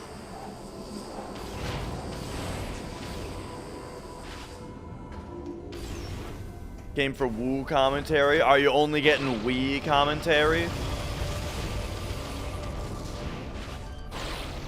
Sometimes I'm Woo, and sometimes I'm Wii.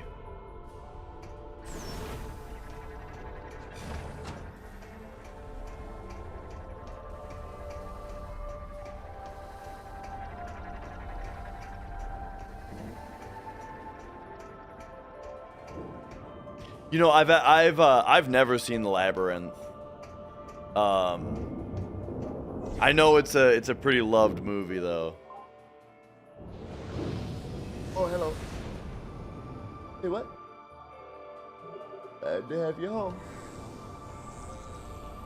Nope, but I think we should make that phone call.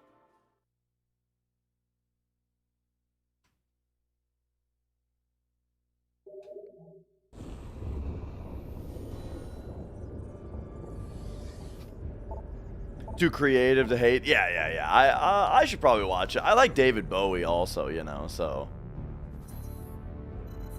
that'll certainly make me go into it wanting to like it, you know. All right, we have all the energy cells for this place now.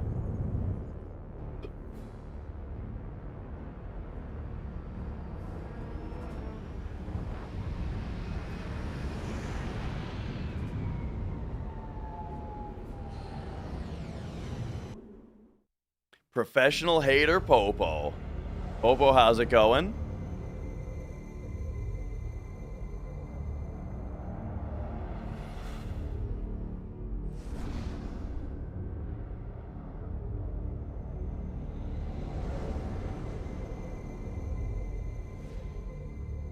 Someone asked earlier, who's the guy with the mullet that appears on the stream sometimes?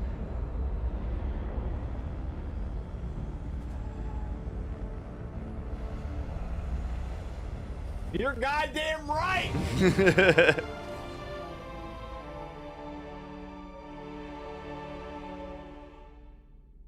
Oh no, it allowed 2 of them to get played one after another? Even though there's the cooldown? Alright, I gotta give it to you. You're goddamn right!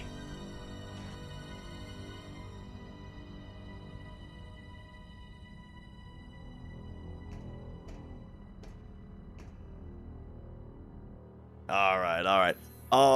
I gotta go make a phone call. The phone call might be 10 minutes. The phone call might be like 10 minutes.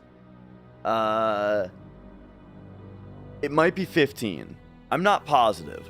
I gotta go take a phone call, or I gotta go make a phone call. I am scheduled to. It's a very important call. It's about refinancing my house. So, I will be right back. It is the scheduled time for me to do that. Be right back. And then we'll come back and we're finishing this fucker. No.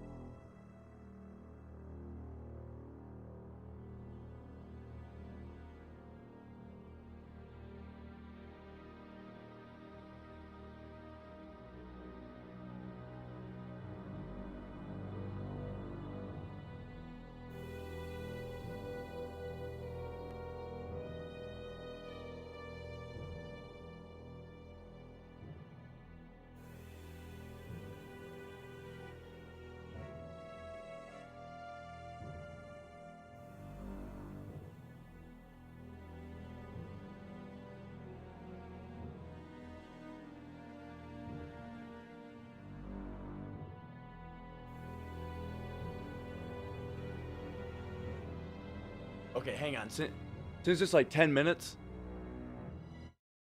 Here, let me give you guys some clips.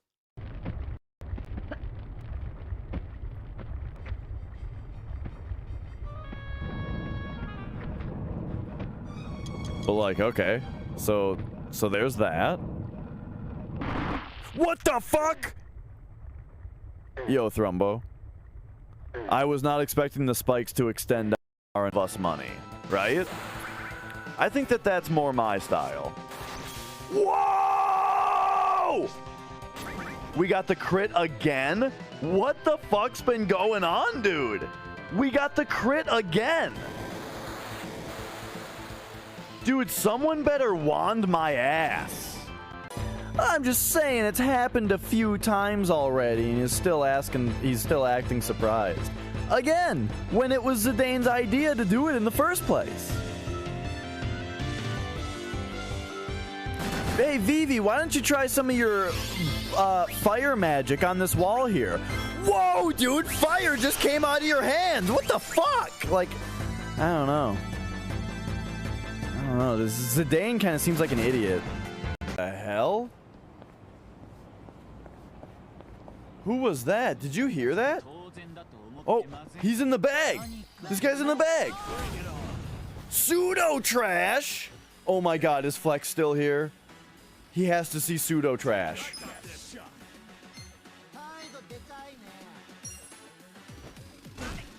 If anybody looks anything up on the internet during trivia, I hate you, okay? When you run around, he takes his hands out of his pockets. He puts his hands in his pockets immediately in this version. This is the kind of commentary that you came to this stream for, right? In the original game, the hands in the pockets has a different behavior.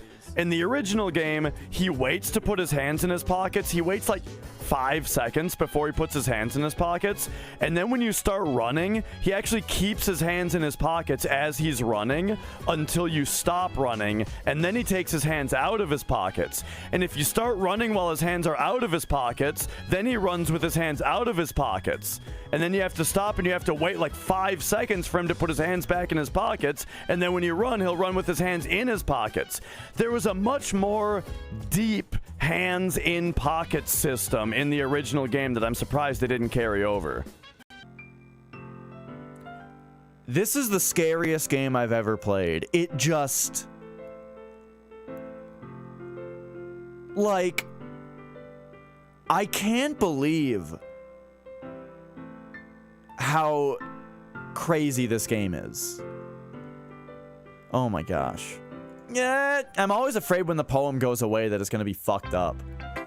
Sorry, I know it's kind of abstract. I'm just trying to, well... We're warmed up. We're warmed up. When I was young, I choked on a cucumber, and I barely survived, so I prefer small penises. Hello! Hi. Are they here? Like, which one is the definitive one? Fuck!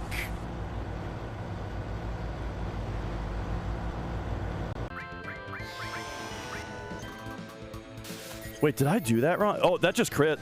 Okay, that's a great idea. We got this. So we're gonna satchel charge, immediately switch to rocket launcher. So, toss that out there. Boom. Switch to rocket launcher. Blow that. What?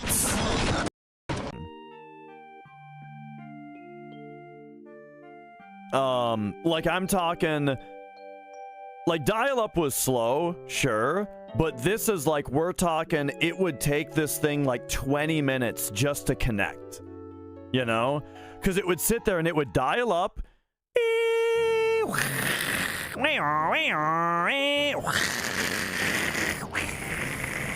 you know? It would sit there and do all that, and it would fail. It would fail to connect, and then it would start over. And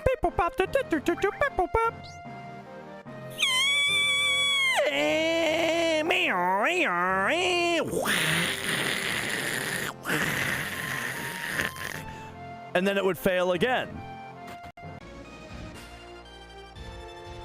Oh, she's twitching. Did you see that? Are you seeing this? She's twitching. She just did a couple real big dream twitches. 3, 4, 5, 6, 1, 2, 3, 4, 5, 6, 7, 1, 2, 3, 4. Yeah. Fucking house special, right? Here's our Hawaiian burger. Here's our zesty fucking wacko burger. You know what I mean? And I always have to ask the waiter or waitress or whoever it is, like, can I just get like a regular ass cheeseburger? And they're like, yeah. And I'm like, okay, great. What? CJ is just stuck in, he's just stuck in place. He's stuck in, he won't move. The game glitched. The game seriously fucking glitched just now. CJ will not move. And he's also yelling at them. Yes, cue the silly music. Are you serious?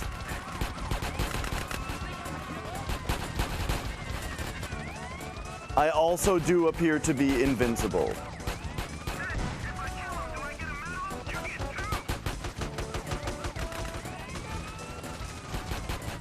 This is, did we soft lock the game? Oh no.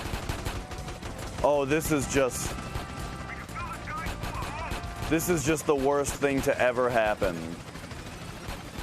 This might be a third battle now.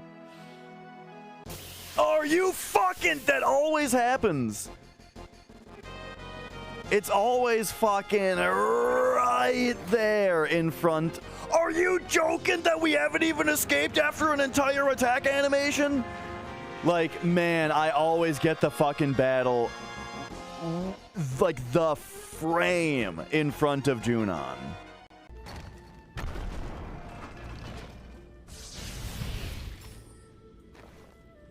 Is this gonna give,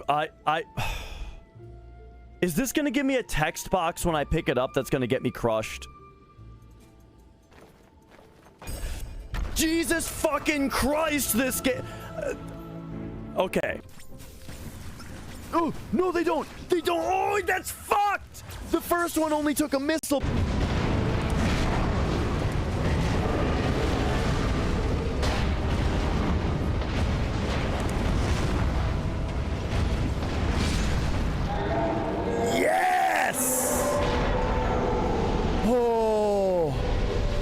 What happened at the end there? All right, folks.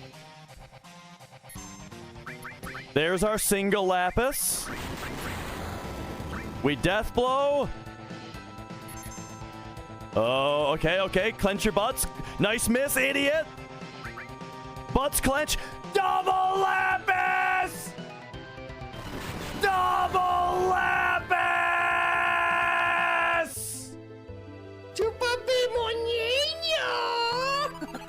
It's super unlucky. It's really unlucky that you're doing that right there.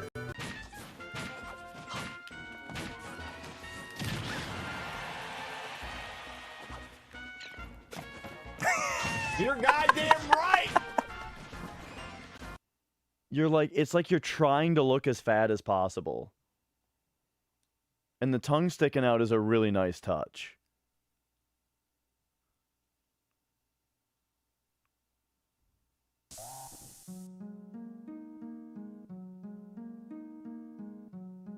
She's like grabbing the camera, by the way, with her paws out here.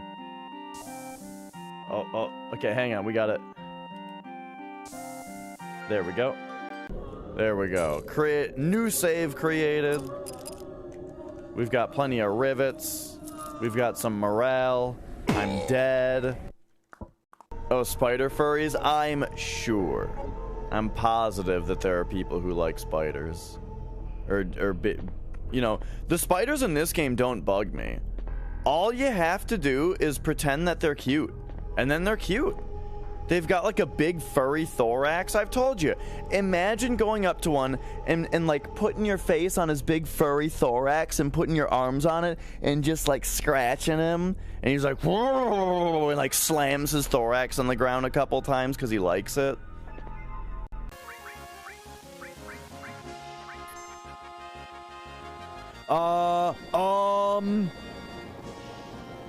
Hang on a second.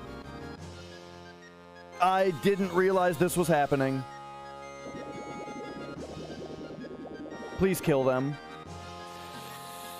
They're almost dead though, right? Oh god, the crit. What the fuck?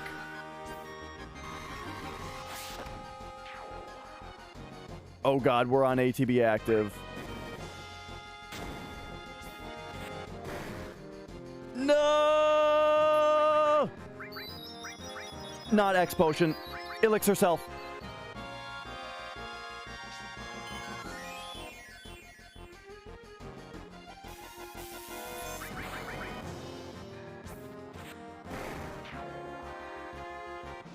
Jesus Christ.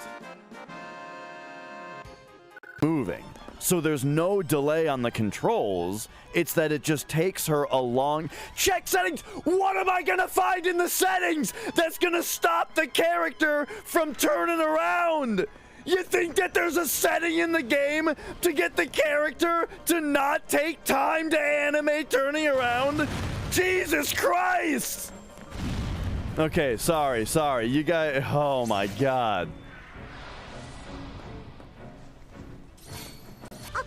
This is for the best. No! Kampa, go get her! Go get her! Do your best! Kampa, stop missing! Yes! Yes, Kampa! Kampa! Yes! You're the best! You're the best girl! Kampa! Oh my god! Level 10! You earned it, babe! In a lot of like media, sometimes characters just take a little bit too long to die, and it's a little hammy, you know? Them just tell my wife and kids I love them, and it's like, yeah, okay, we'll do that. And also, remember to never give up your dreams. And you're like, yeah, that's a very good lesson. Also, about that thing that happened last month, I'm sorry. Okay, yeah, great. Also, the bad guy's weakness is fire. You know, yeah, it's like, just fucking die already. Also, don't worry about me. I see the light, and I'm passing on to the next world. So don't worry about me, you know. Yeah. Like,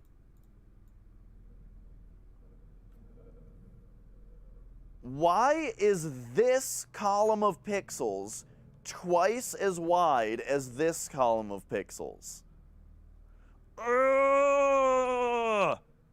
Why is it like that? It's just terrible. All right. Anyway. All right. There wasn't much getting away from this. Unless Freya just destroys him right now. I mean, that was a tranced spear, right? Or a tranced jump. Oh, she's just not coming back, huh? Maybe she is gonna kill it. Oh, nope.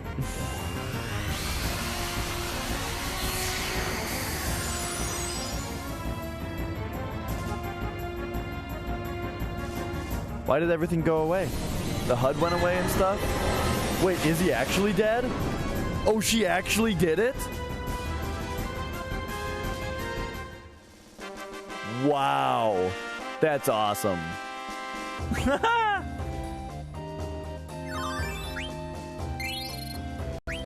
You guys can map your own dungeons, okay?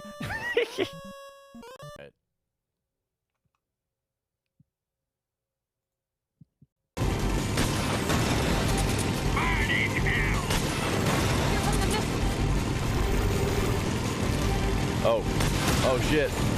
Oh, I just shot a missile with a missile. Yo, hang on a second.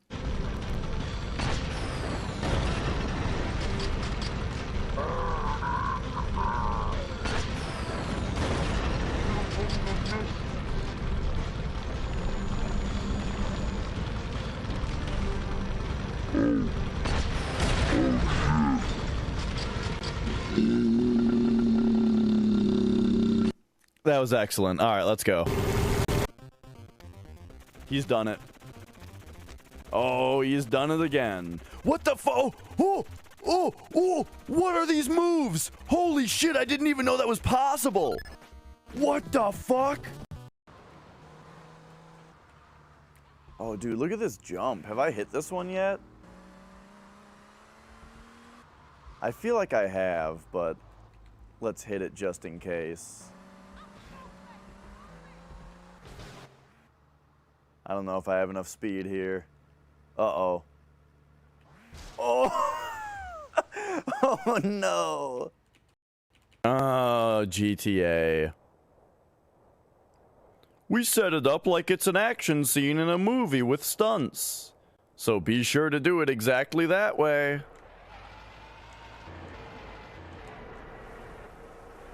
It does look like it's fun what they want me to do. What's up is, a minute ago, Asimov Prime asked me what my opinion on tomatoes are. And so it has eventually led to chat, arguing about, alien perception of human culture, and whether or not we breathe plant poop.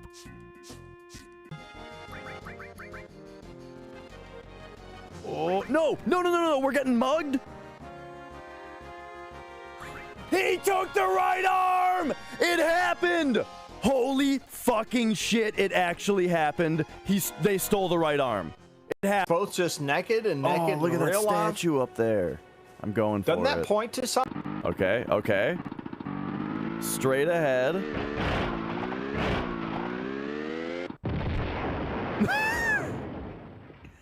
Okay. So that's what happens if you just...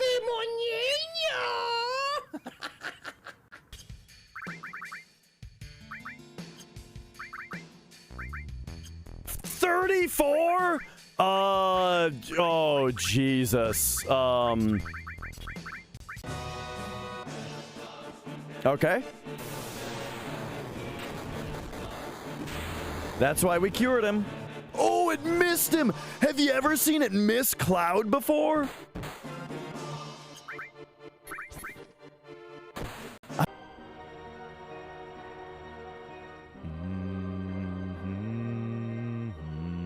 Oh my God! That scared the shit out of me again, dude. Jesus Christ.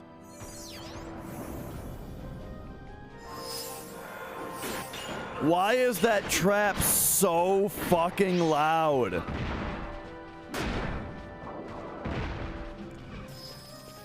It gets me every time because the loading screen into this room for some reason is like a full minute long. For some reason, the loading screen into this specific room is like a goddamn minute long. So you drop your guard every time. And then the trap is right in the goddamn door.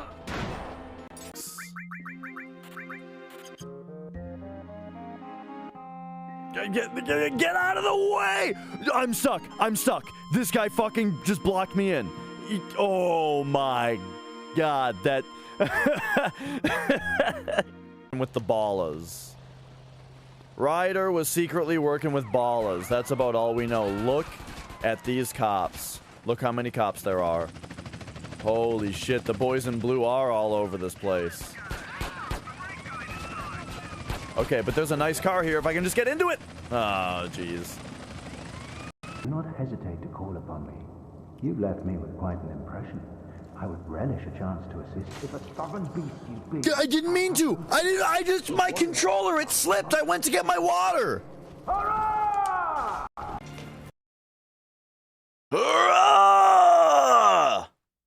All right, I'm back. Thank you for allowing me that very very important conversation, but good things happened. All right, we're in there. All right. So, where am I again? Oh yeah, okay. All right. So where are we in the game? We are back at the GFS Valhalla now that we have all of the energy canisters that we need. The pockets, the hands in pockets, that's in the clip show. Nice. I like that clip. Yeah. No, this is still a clip. This is still clips.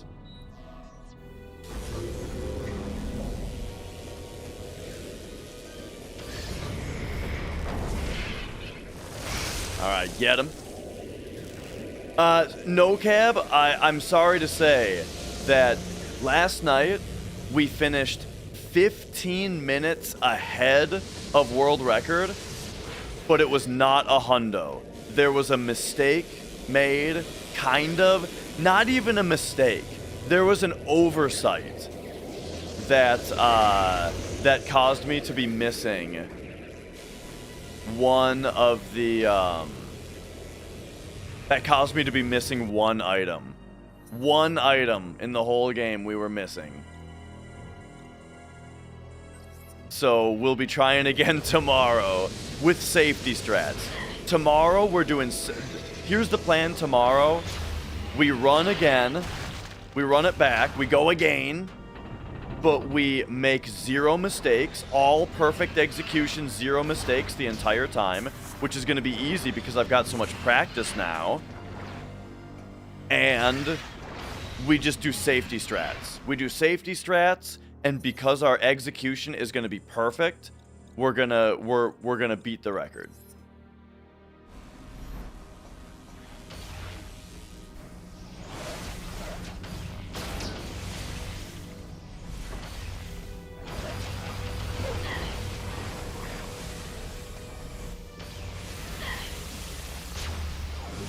Okay. What's going on over here? Not the only one taking shots off this whipped cream can? No. I mean, yes. I think that is true. I didn't even know we had a whipped cream can in the fridge. But, yeah, it couldn't be me. I didn't even like that whack-ass imitation French silk pie from yesterday. My parents, they got a French silk pie from Sam's Club, but it was not a French silk pie, dude. The chocolate was like, the chocolate part of it was like pudding, you know? Not like... You know, not like, I don't know, whatever the hell the delicious ass shit is that a French silk pie is normally made out of. And then the topping, instead of it being like, that like matte white, nice thick stuff, you know, it was like the shiny kind of, you know, like shiny white, like sprayed out of a can kind of whipped cream, you know? I don't know, man. Here's what I'll say though, it did have like a what do you call the like cookie crumble kind of stuff that's in like, you know, cookies and cream or whatever. It did have that as its crust, and that was pretty good. That was maybe an improvement over a regular French silk, was the way that they did the crust. I'll give them that.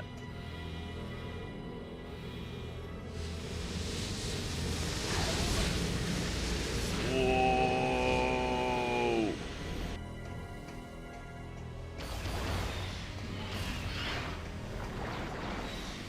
All right.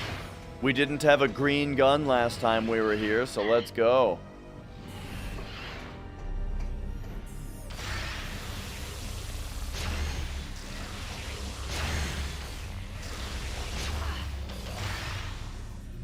Look at this dude. Phazon has begun the process of absorbing this dead trooper's body.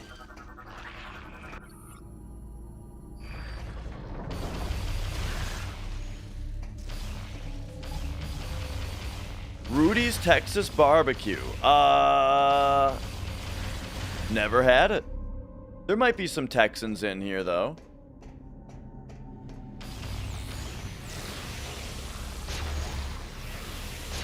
Oh.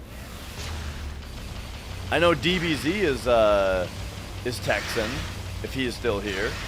Popo, if he is still here. Oh, there he is. You fuck with Rudy's? Nice, nice.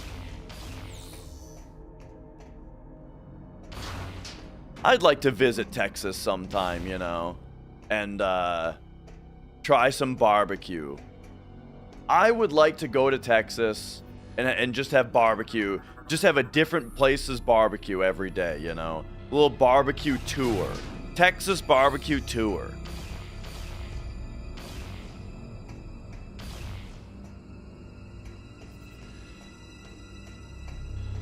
And if I made it like a competition, you know, then I could get it for free. Wait, we need 2 here? Oh, because I have...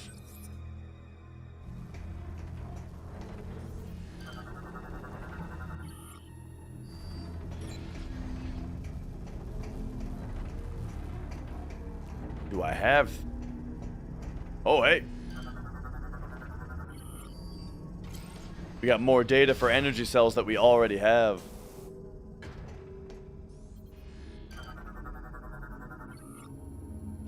Return power to local stations to move the walkways into place? Yeah, but we don't even have to. I feel like those ones are a trick.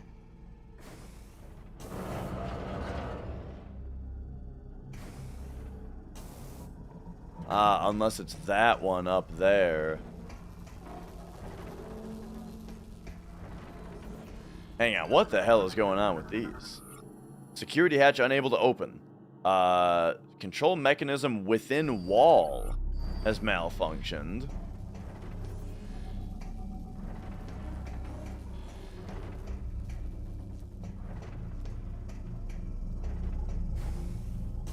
Okay. I think I'm picking up what they're putting down here.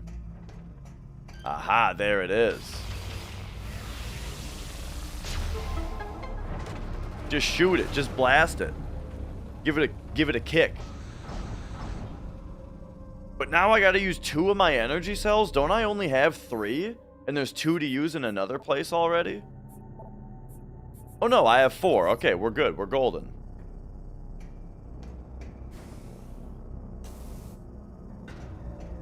Alright, let's go. Boom. Boom. Boom, boom.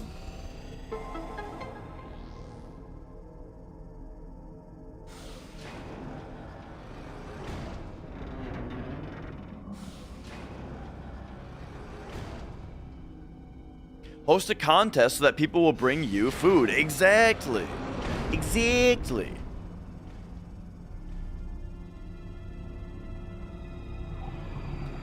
Tried barbecue in several different states, and it's always disappointing in the sense that you get too hyped.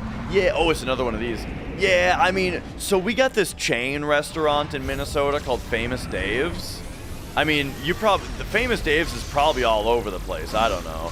But hey, look, we've got Famous Dave's, and that shit's delicious. I love that place. It's like my favorite restaurant.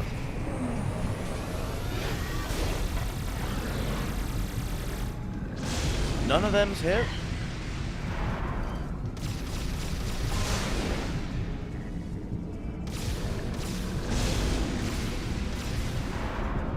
Man, it's funny that the first time that I, oh, I'm too far away? I'm too far away, I guess. There we go. The first time that I fought this guy, I was thinking like, man, why do I remember this fight so clearly? Why is this so familiar? And now this is the 3rd one I'm fighting.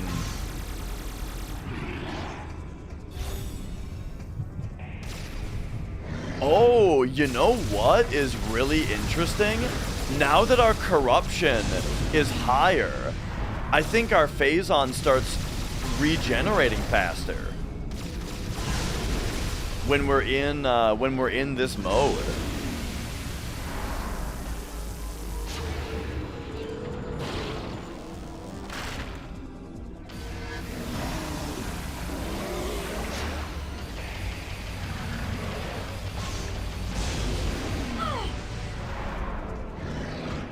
Again, I love stuff like that, where it's like lore / story is being delivered to us via a relevant game mechanic, you know?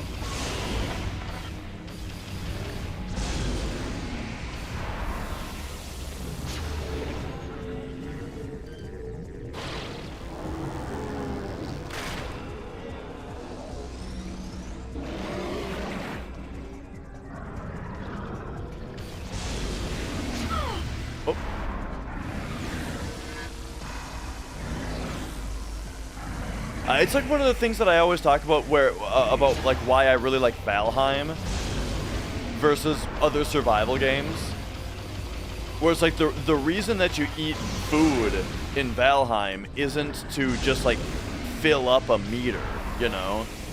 It's because it dictates how much health and stamina you have, which is like, I don't want to, I knew I was going to walk off the fucking edge because I'm too far away. But you know, it's like a relevant game mechanic that it dictates how much health and stamina you have. So you want to eat food and you want to keep getting better food so you can have more health and stamina, you know what I mean? Which is so much more fun than like, this food keeps your bar full for longer.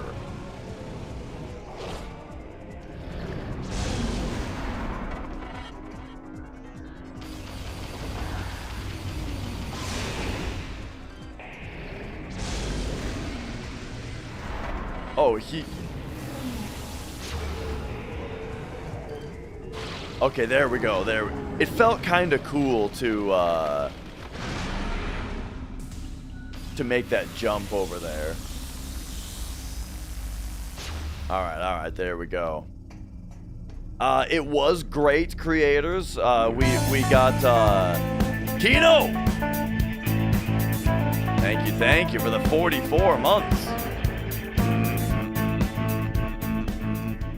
Kino, I had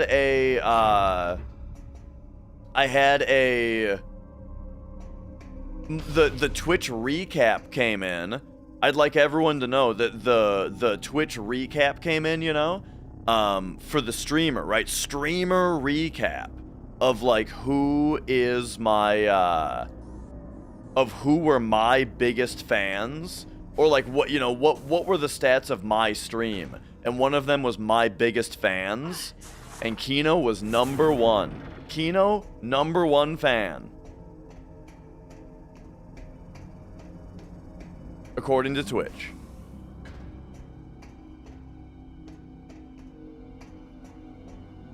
What the hell is... Oh, it was an elevator that was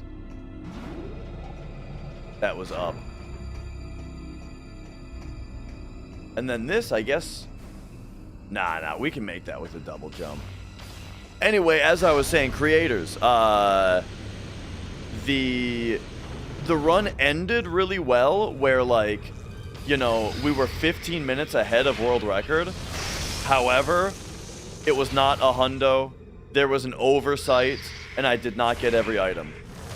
I was missing one item at the end.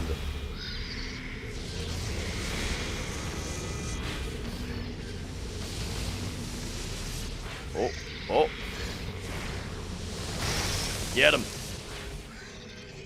This one, lastly. Get him.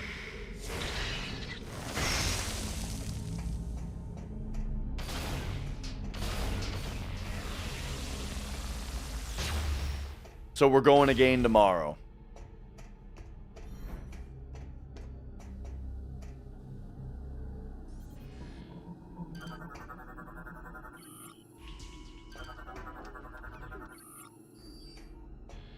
Yeah, it's rough, man. It's rough. Ooh, what's this? Pretty unique thing. This model of PDA is commonly used by many Federation personnel. 78356. Oh, they're bringing back this mechanic from the start of the game. 78356.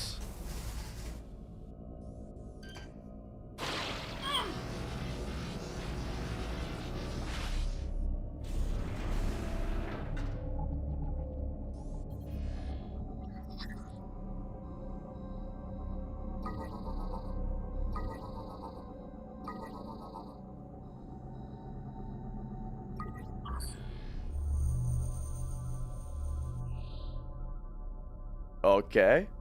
Okay.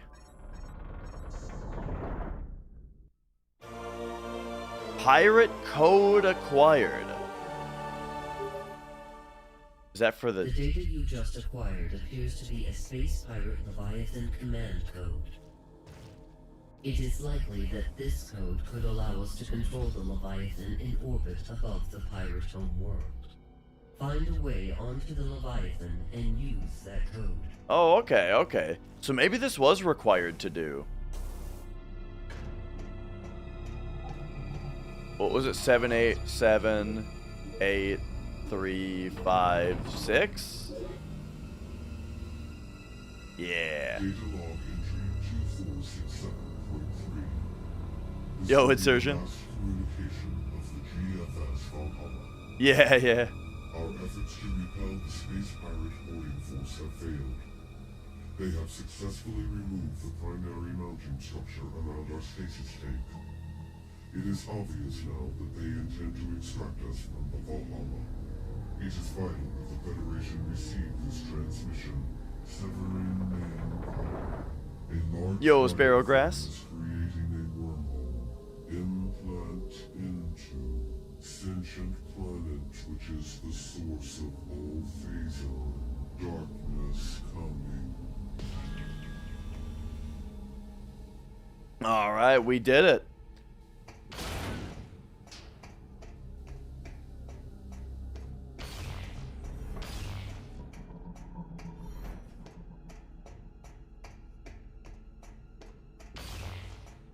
And now, next up,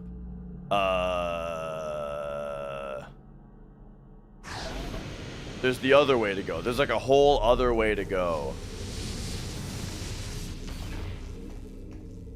Here in the old spaceship. Oh man, this place has the longest load times. I'm trying to avoid all the enemies, or, you know, not bother with them. Oh yeah, we'll get there. I mean, if I just play perfectly, we can have a better run, you know. All right.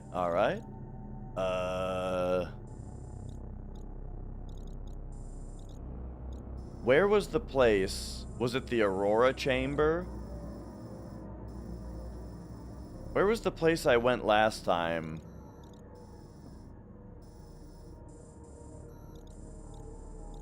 Oh no, that's where we just were.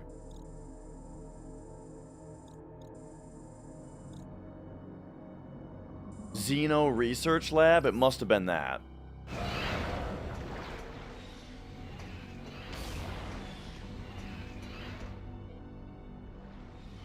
The place to put the other two energy cells I'm talking about.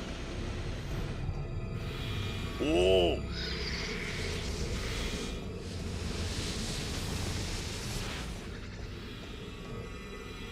Yeah, you know, we're on the old, let's go, dude. Oh man, you gotta appreciate how fast all the load times are on GameCube games, you know? Specifically, you guys ever notice how every GameCube game has the fastest load times ever?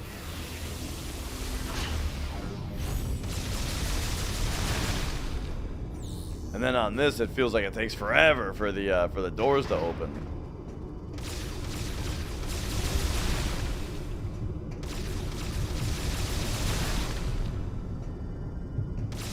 All right. Are we all done with the dudes? Okay, okay. Boom, boom. Boom, boom. Yeah. Remember rotary phones? Yeah. My grandpa had one. I'd play with it like it was a toy, you know?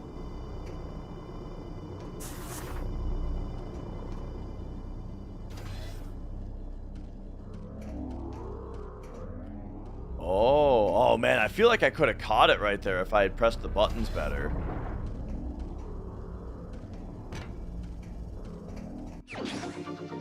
Yeah. Oh, here, we're going through the tubes.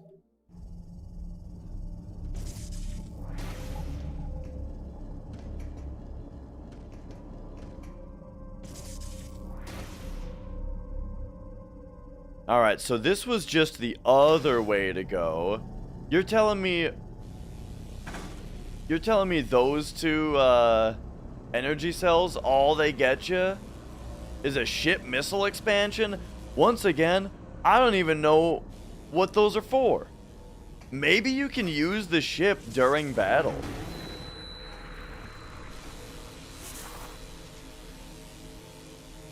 Alright. But the resistance and return of the bit you span with your finger. I'm not sure I know what you mean, Legend of Mir. Oh,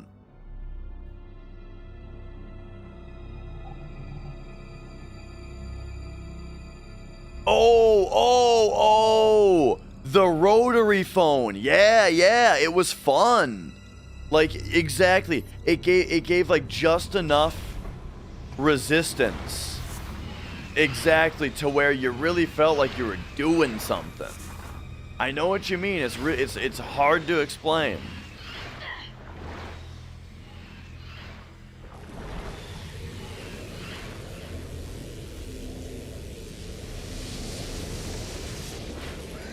But it's kind of like pushing a plunger, you know?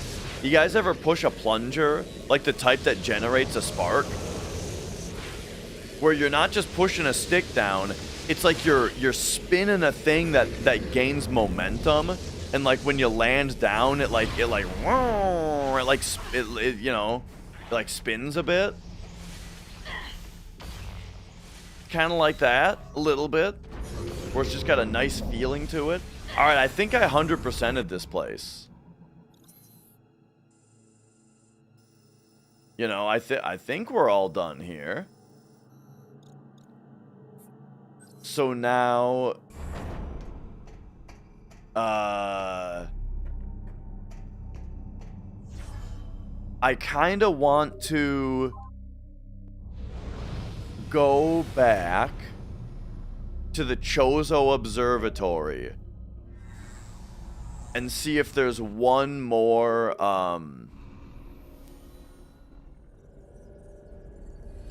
see if there's like one more thing I can do there. Toilet plungers? Talk about like dynamite plungers. It's funny, my grandpa had one of those too. Both the rotary phone and the dynamite plunger were both just like things my grandpa had that I would play with like toys.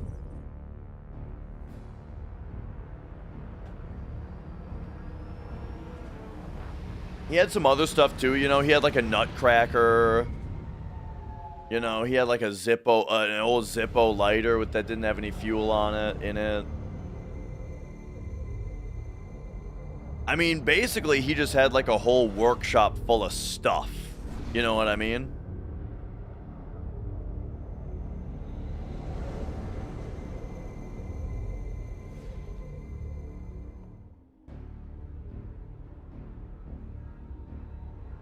A dynamite plunger? It's like a plunger where you boom, and it like generates a charge, right? It's like when you push the plunger down, it generates a charge.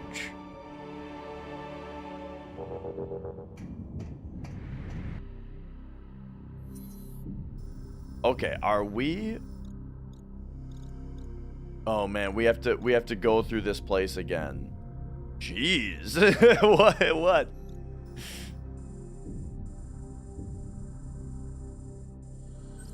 Oh, this is like the most confusing area in the game, dude. I'm gonna be stuck here for 30 minutes.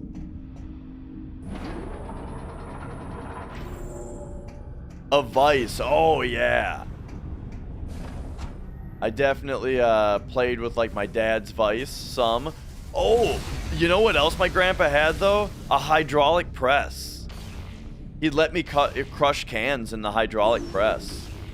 And it's kind of funny that we had no supervision on it either. You know?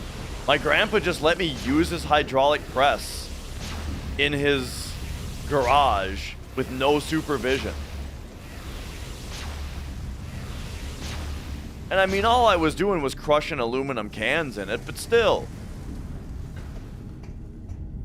How easily could I have lost a finger or a testicle, you know?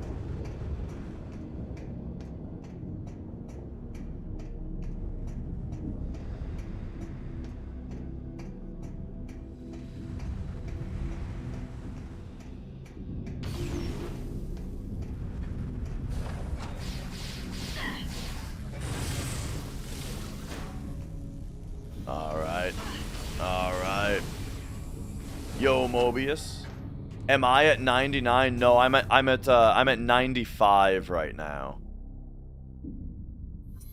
Yeah, 95.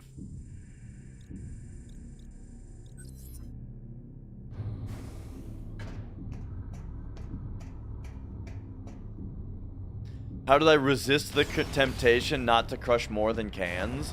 I think the can crushing was just so good, I never even thought about anything else, you know? It was great every time.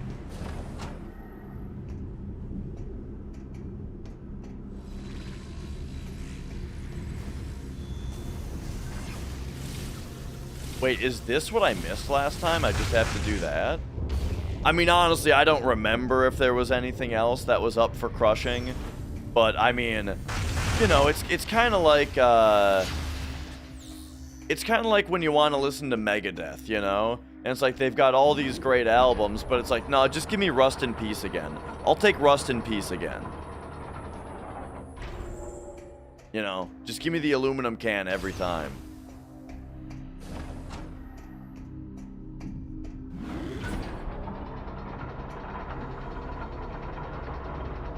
Please tell me this is the Chocobo, the Chozo Observatory. Oh! Yeah, bro. I missed this.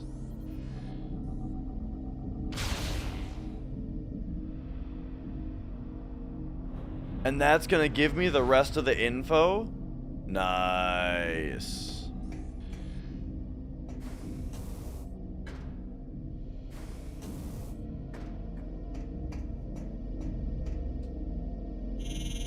Wait. What am I hundo hang over in now?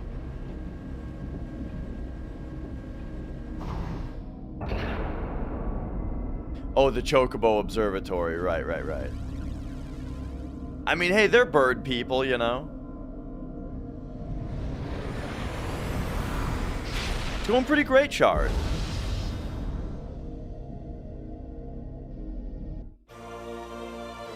Yeah, there it is. That's what we were... This is exactly why I came back here. Was thinking that there was gonna be a pirate homeworld database. And now we got it.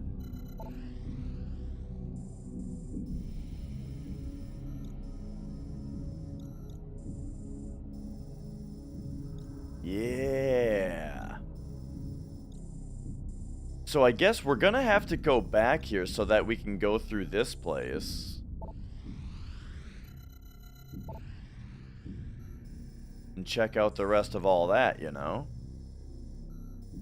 But alright. According to all this, looks like I did a pretty good job.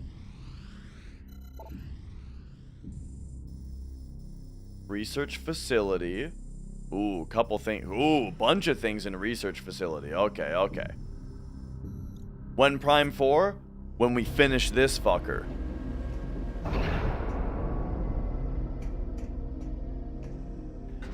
You know, I've been thinking the plan was finish this game, then go out to the store and get Prime 4. Mia, why are you immediately fucking with my cables?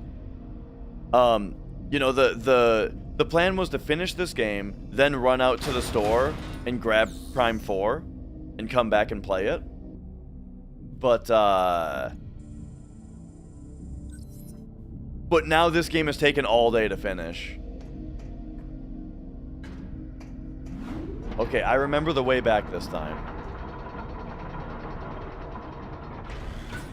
Yeah, now it's taken me all day to finish this one, so it might have to wait until Sunday. Or Saturday, I mean. Hi, Mia.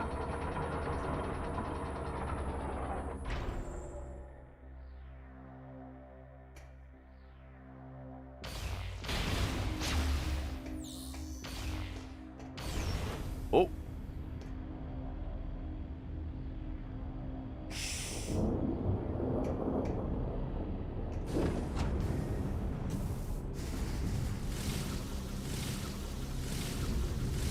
My grandpa also had this awesome white Corvette. But I don't think I ever saw him drive it. It was always in the garage, covered up, from what I remember. Maybe it was only in the garage covered up during the winter, though. And I just don't remember when it was out.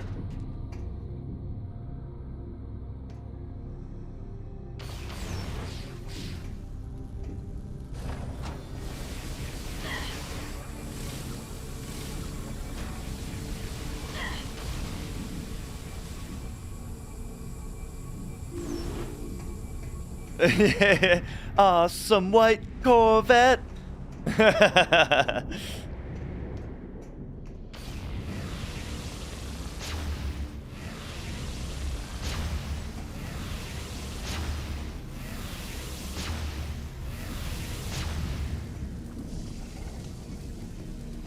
Man, I tell you, even when, oh my gosh, dude.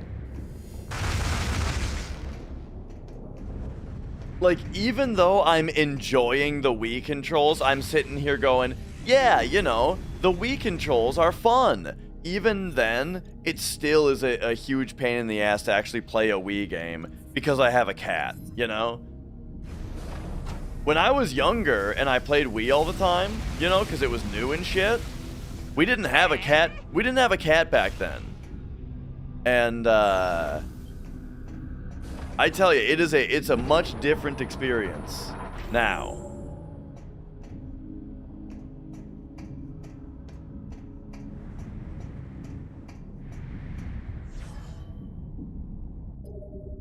Your pawpaw also took insanely good care of his cars and had one that never left the garage. Yeah, that's funny.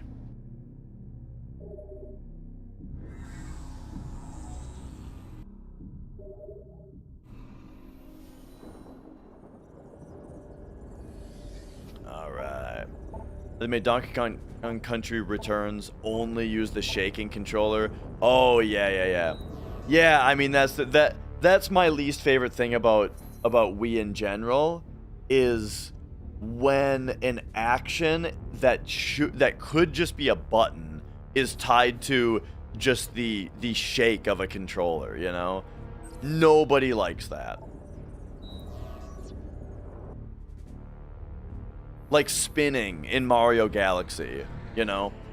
When you do sit down and play Wii for a while, you do get used to it. You kind of quit noticing it after a while.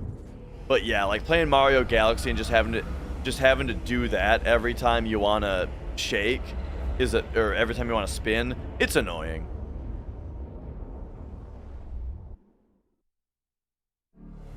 You're the second person to mention something about 99% Zordon. I don't know what people are talking about. I'm at 95%.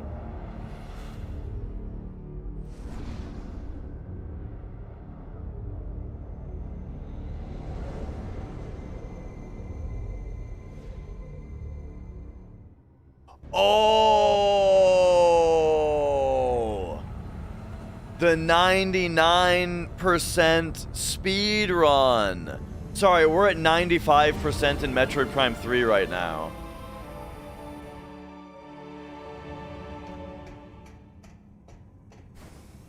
Alright, hey, what are these bozos doing here? Sorry. I got,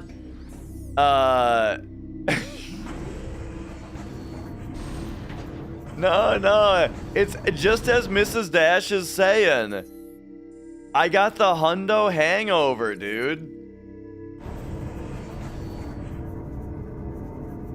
My brain is working at 10% capacity today.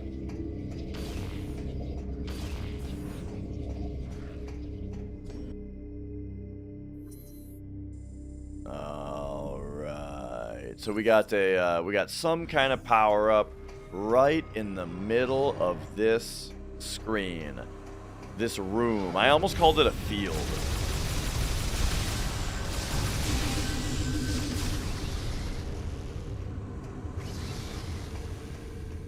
Alright, who else is fucking with me? You?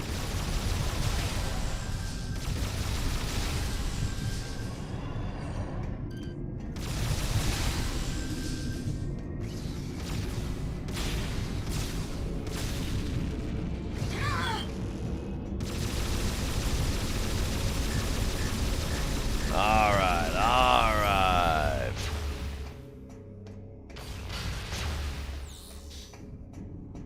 Yeah. No pressure to stream, no streaming pressure, but I'm wondering, Popo, are you feeling better? From the sickness?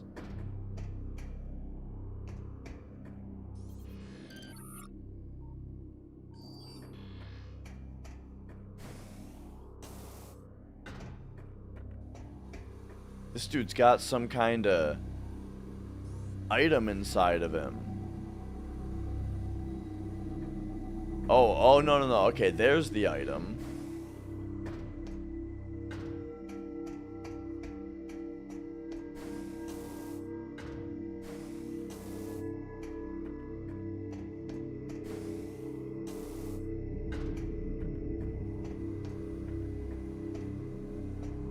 Back to 100%. Nice.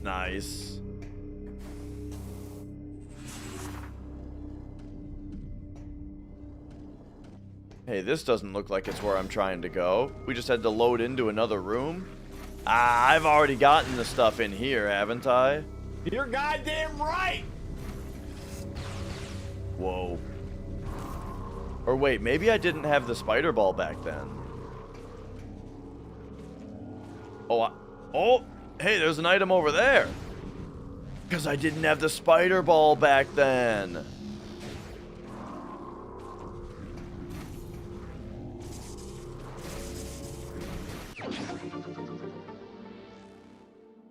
Ship missile expansion is the new worst thing to get.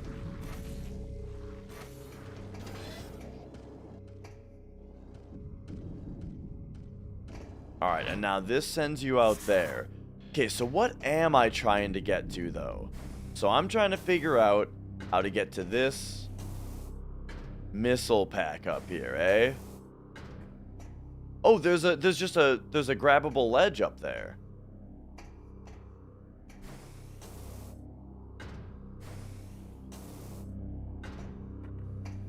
Is it really that stupid simple?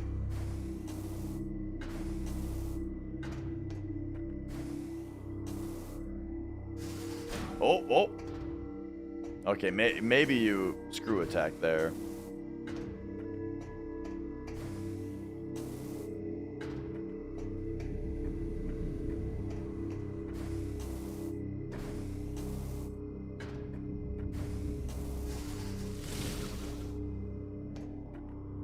Well, would you look at that? I'm just dumb. I'm just an idiot.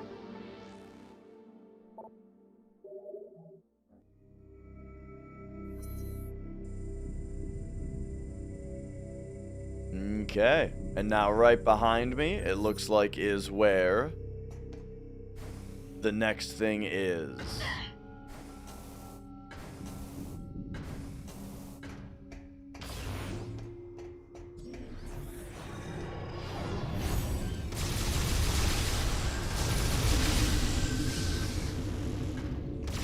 fucking things. Oh, okay, we got one of these.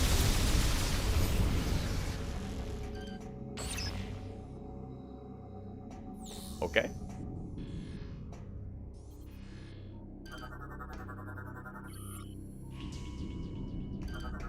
All right, hang on. Was that it? Ah, and then there's another one.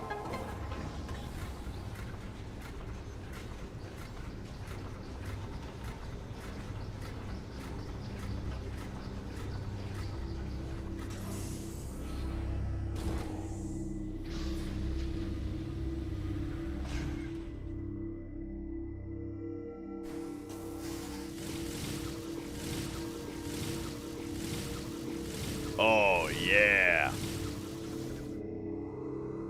Ship missiles? Oh my god, it's my favorite thing.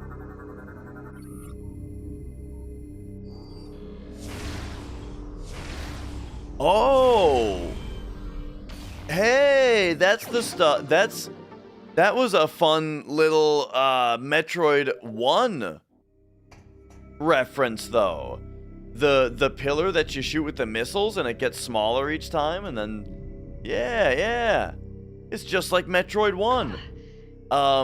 Zebatite, I think was or Zebatite, right? All right, we're at 98 on pickups now. Hell yeah. I'm guessing the other two are in the part of the pirate homeworld that I haven't seen yet, you know? Because, yeah, nothing in the mining site. The shit abyss. Shit clock's ticking, Rick.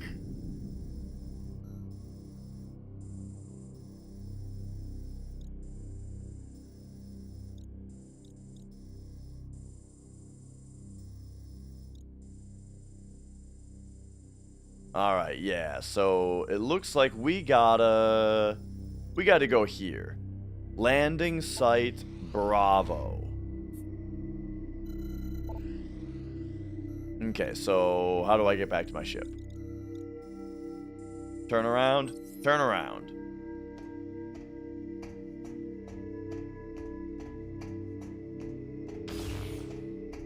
Easy. So I was talking earlier about, like, you know, what do y'all think of when a game tells you where all the items are? Because this one, you know, they make you earn it a little bit by going to the Chozo Observatory, which is also, like, in-universe, a lore thing, right? Where it's the Chozo Observatory.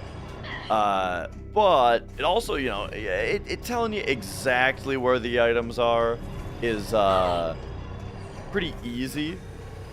As far as games that don't do that, right? Like where you have to just find everything. What's the game that you guys have spent like the longest time just wandering around looking for secrets, you know? Like you want 100% the game or whatever, and so you're just wandering around all over the place looking for shit.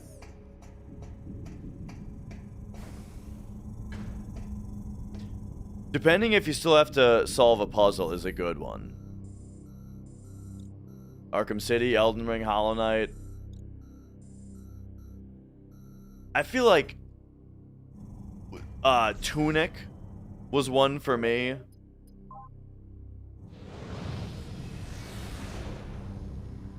Death's Door also kind of recently. Metroid 1 though. I'd have to say original NES Metroid. But you know what? You know what's funny about NES Metroid, though?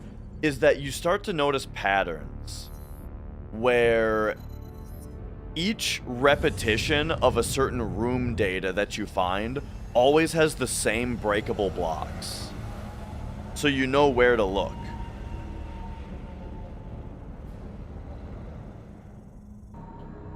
And that's the kind of stuff about NES games that I think is interesting. Where, like, the limitations on the NES game, sort of make the secrets less esoteric, you know? Or less of a pain to find. Like, for example, in Zelda 1, you kind of notice that every screen can only have one exit on it, you know? And the game even directly teaches you this by having a secret staircase that you can find on the same screen that level 6's normal entrance is on, and they both take you to the same place, you know? Which kind of teaches you, okay, so every staircase, or every room can only have one staircase. So, that really makes it the process a lot faster if you want to burn every bush, yeah. Because you don't have to burn every bush. Once you find a single burnable bush on a screen, you're done with that screen. And then you can move to the next one, you know? And also, there's just only so many screens that can have burnable bushes on them. Or that have bushes on them. Take another example from once again from Zelda 1. There's also like, okay, so you want to bomb walls to find, you want to bomb cliff sides to find which cliff sides have hidden caves on them. Well, the only places where you can bomb are flat. So there's lots of places where the rocks are jagged, they're crooked, and you don't have to check any of those spots, you know? You just so it's really like any time that you find a spot where you see a flat rock wall, that's suspicious and you should check it out.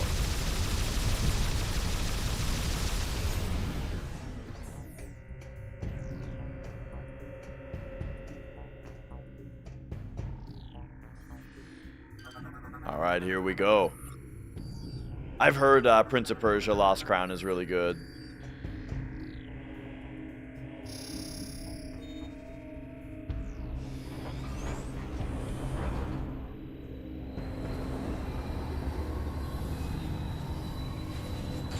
From you? I also heard it from Minin, you know, Minin liked it.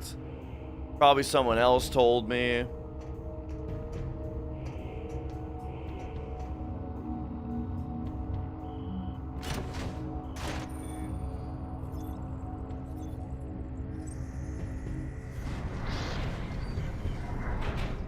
Just a matter of pushing the blocks into place or pushing the button. Yeah, I can't stand that kind of thing. I like having to figure it out.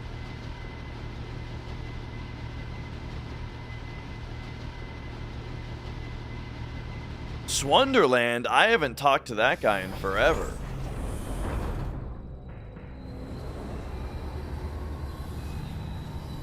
Alundra puzzles were excellent.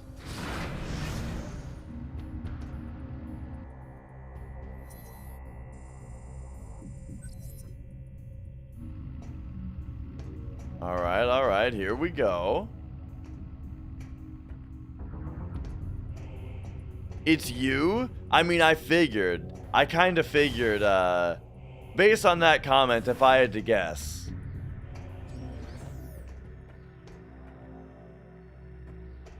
Good to see ya. Alright, is this what we're looking at? Yeah, Alundra was sick.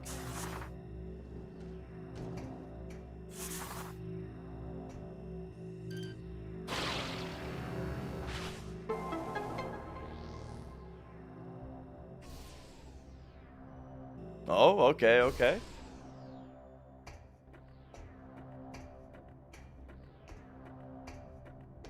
We've got more of this business going on.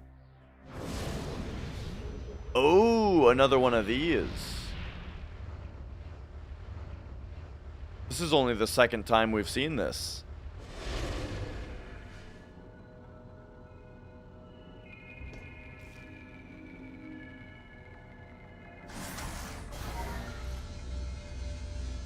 Oh yeah, we're uploading the virus into the Leviathan core or whatever. I forgot about that objective.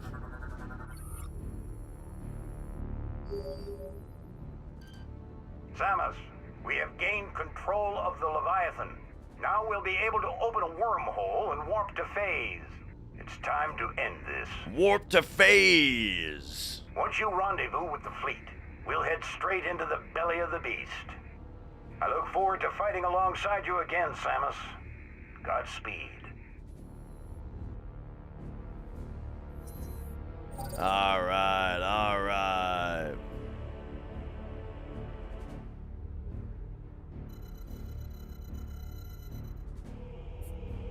Well, there we go. Do you think the last 2 items are gonna be there? Because, I mean, if we look around, we have Pirate Homeworld data, you know? And I don't see any more items. And yeah, it's been fun going to streaming on YouTube, dual streaming on YouTube now.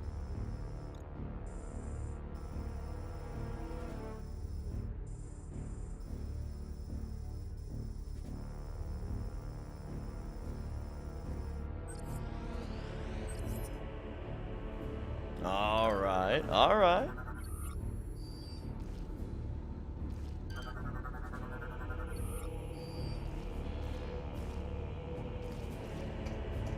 Get me back out of here.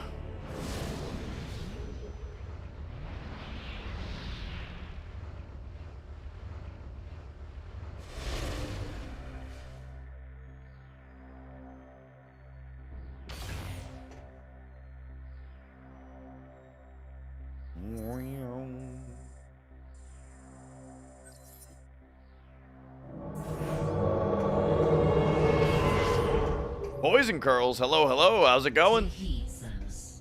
Once you join the fleet and the wormhole to phase is opened, there is no turning back. Yeah. Please be sure to prepare yourself. We wish you. Sure. Poison Curls, thank you for raiding on in. Hello, welcome on in, everybody. We're getting toward the end of Metroid Prime 3 here.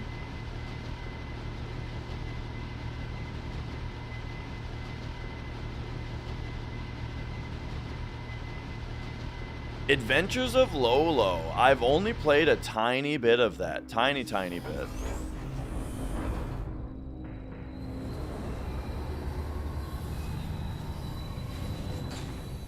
If it doesn't work, shake things up a bit. That was a good one. I liked that. Once you please be sure to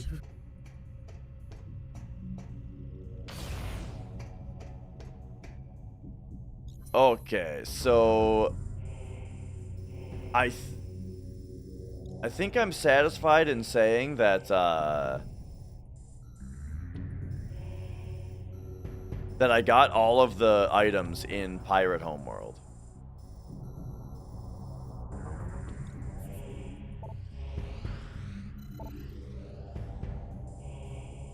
But I am just doing a quick sweep.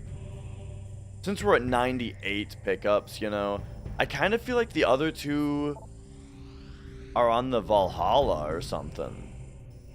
And I missed them. Oh. Wait a second. Oh no, that's just a little cube. That's not a item. Yeah, I don't see anything else here.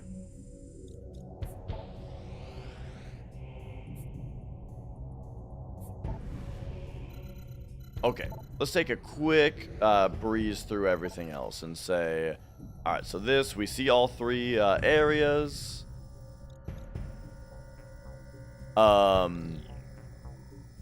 In general, go for all items. It depends on how much I'm having fun with the game. Depends on how easy it is, you know. Like some games, I would say more often than not, when I get to the end of a game, I'm kind of ready to just end it. You know. But in this game, they're making it pretty easy and pretty clear to where, you know, the game is fun enough where it's kind of worth just a little run through each of the areas again to find the rest of the stuff.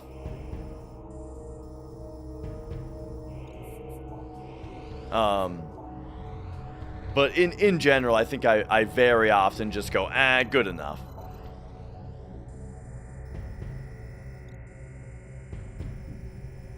I certainly don't have like much of an attachment to 100% status on stuff, unless it's really special. So that was that area. We got the thorn jungle area. Whoa! Whoa! Swonderland. Thank you for the $15 tip. Just wanna support one cool dude. Hey. Thank you, thank you. And I think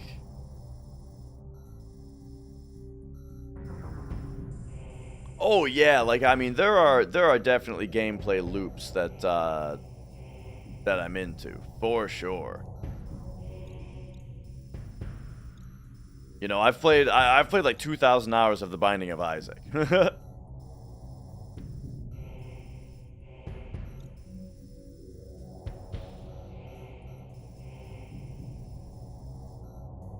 And that's when we're like every iteration of it, like I've 100%ed it as it's come and gone, you know?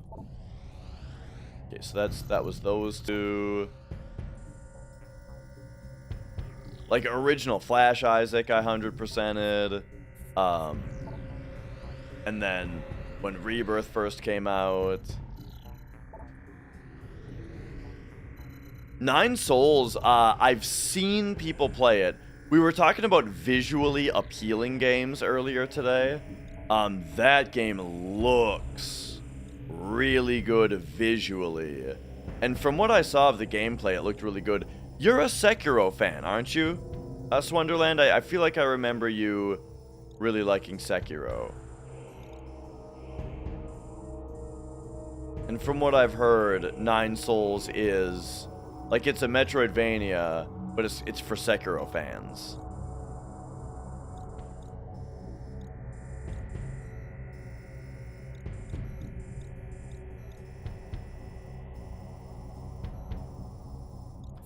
So yeah, I thought it definitely looked really cool. That's one that I should probably play. See, it looks like a game I would really like.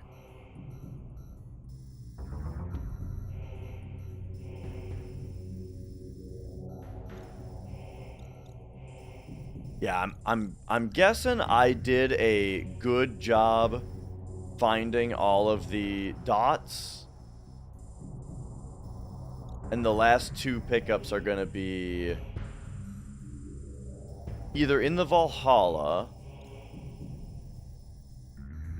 or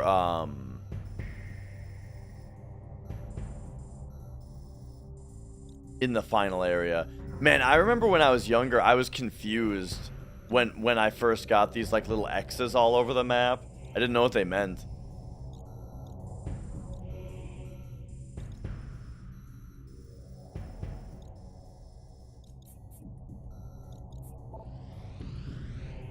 Okay. So that's that place. And then we looked there, we looked there, we looked there. So then, are there little dots and X's here? No. Dude, they gotta be in here, right?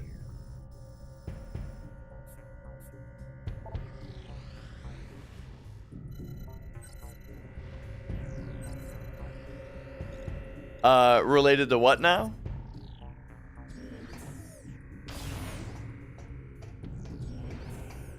Oh, related to the circles and X's?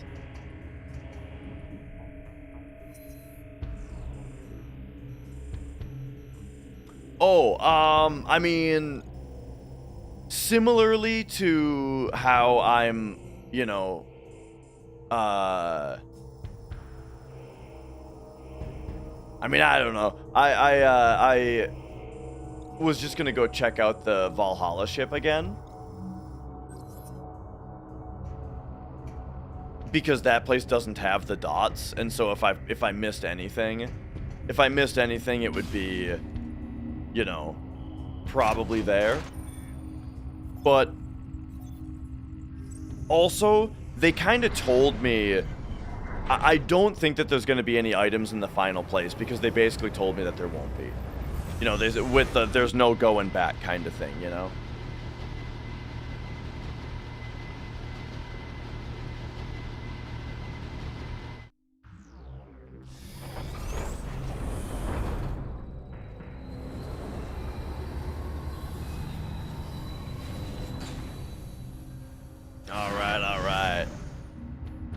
Alright. Yeah, Savage. Tomorrow, like, basically my plan is it's time to do safety strats on Big Shoes, so we don't have to worry about that. And, wait, whoa, I don't gotta go here. Time to do safety strats on Big Shoes so we don't have to worry about whether a run can finish, and I'm just gonna play perfectly the whole time. That's the idea.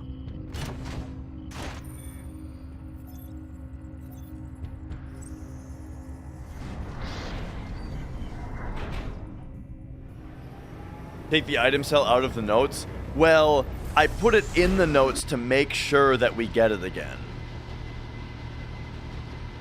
Now when we're doing special items, or when we're doing special square, we just know to pay attention to make sure that we actually get that steal.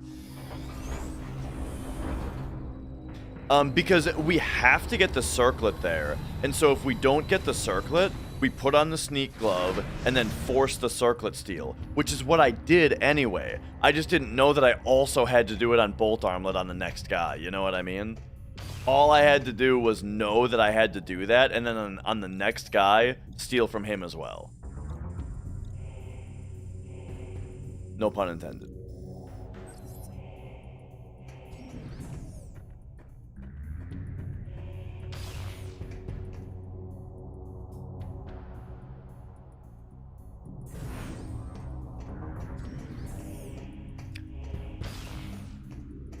Remember airwalks?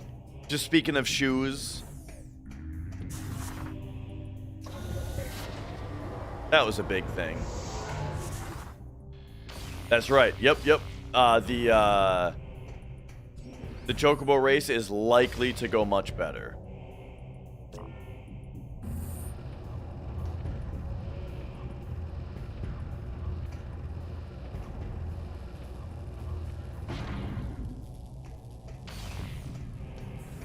I don't know if airwalks are a thing or not anymore. It doesn't seem like they would be, but hey, maybe they are.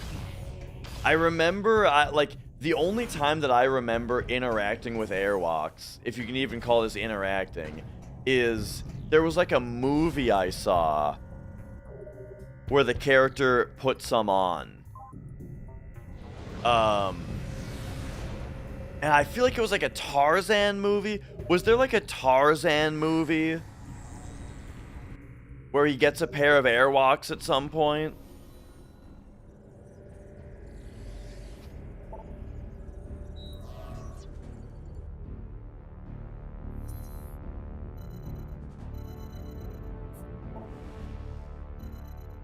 Gets a pair of Nikes. Okay, but this was like a thing. I probably thought they were the same thing when I was younger, you know? George of the Jungle, that's what it was. I remember seeing that in theaters, and the literal only thing that I remember from it is him putting the shoes on. And the fact that the shoes were branded, but I didn't even remember the right brand, apparently. And yo, Shiras?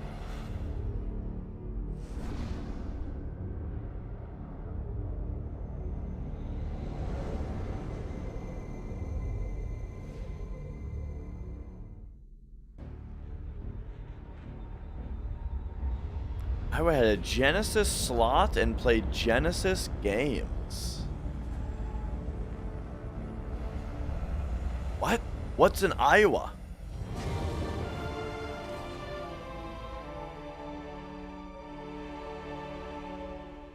A boombox that... Oh! A stereo, I see. Okay, here's what we have to do. since there's no map data for this place, maybe I missed it. Maybe I missed the map data for this place. But since there isn't, since I don't have it, we have to use our ears. We have to listen for the for where the power-ups are.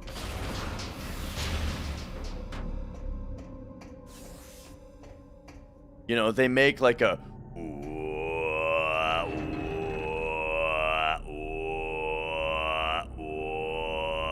they make a noise like that. Okay, so everyone listen for it.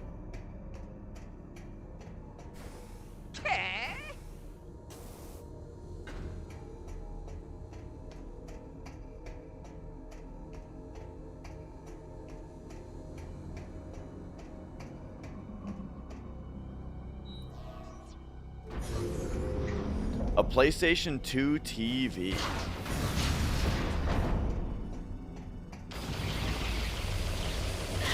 There was a time where, when I was working at GameStop, a guy came in looking for games for the P2.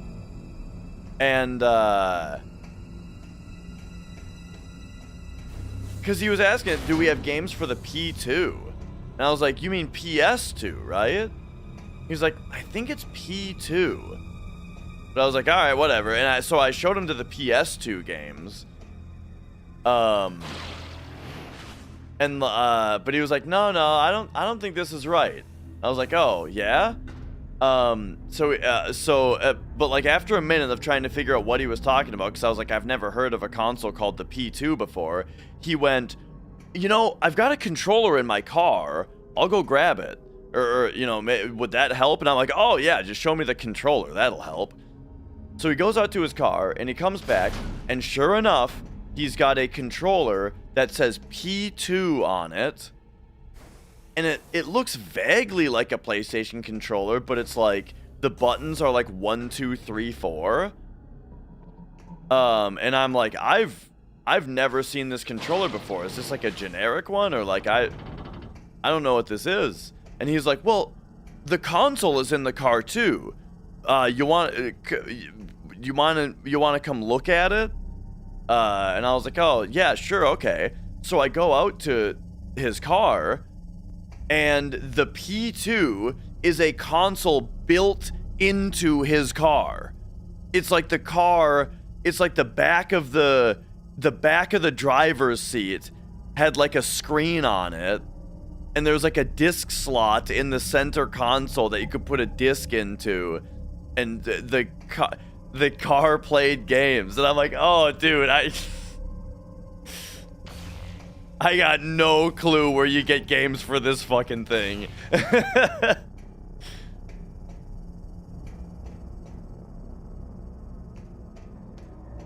It had like a Sonic demo playing in it.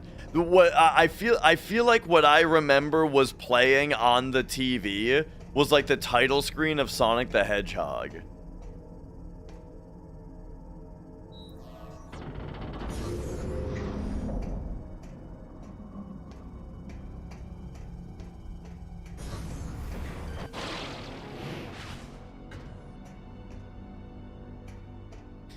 Two middle-aged ladies came in scouring the PS2 bargain bin and would not accept that Mario wasn't available on PlayStation. Yeah.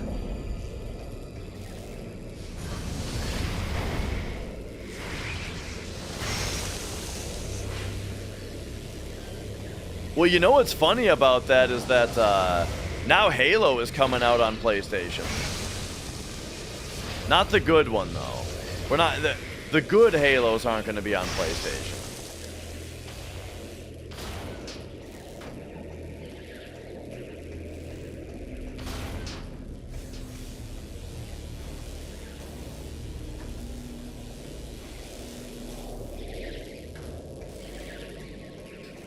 Alright, well here we go. I'm gonna try to be a little bit more thorough in my investigation of this place, because this place isn't very big.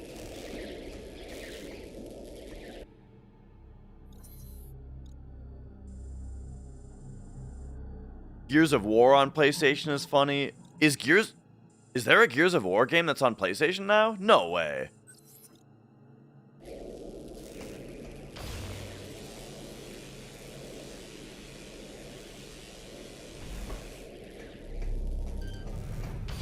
Gears 1 is on PlayStation? That's crazy.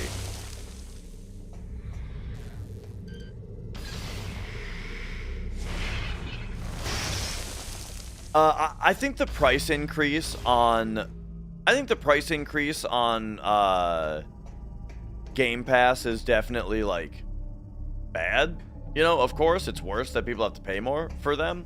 I bet it'll still be successful though. I don't know. Like, so it's a 50% price increase, right? So for them to start making less money, a third of the people need to cancel, right? I don't think a third of their users are canceling. I'd be surprised. And even if they do cancel right away, they're coming back.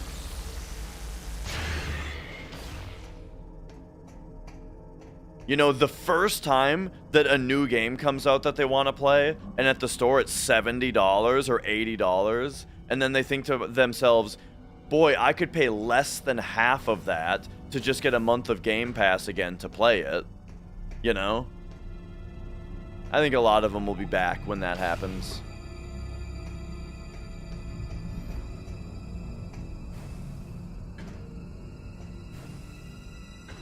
Not that I agree with that, by the way. I mean, I'm not a Game Pass guy.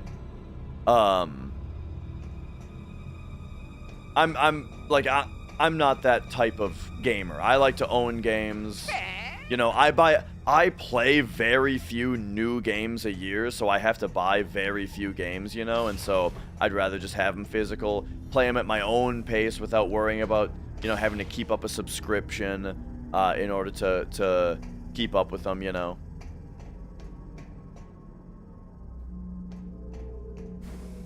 Until literally nothing can be affordable to anyone, nothing will go down in price. Right. It's like nothing ever goes down in price.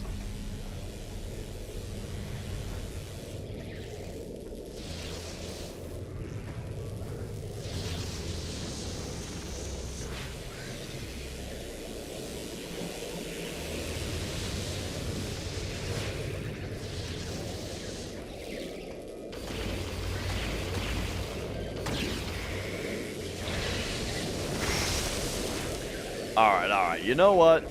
Let's take care of this room real quick.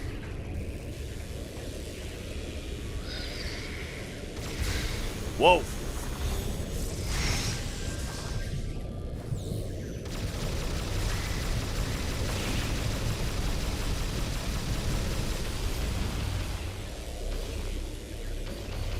As in, like, if we get rid of all these dudes, is there anything here?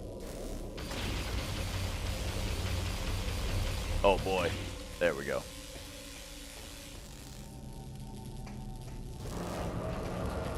They underestimated how much of their own business they were cannibalizing. Definitely I can see that for sure.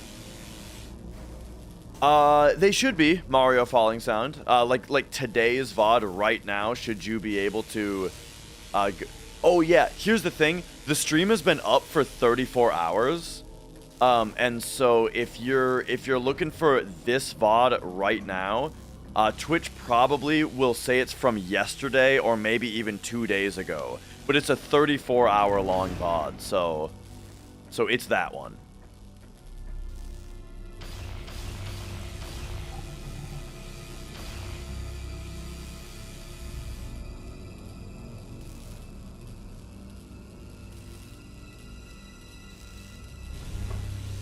Make the kids play offline console with physical games. I mean, that's definitely like how I will introduce my kid to games for sure.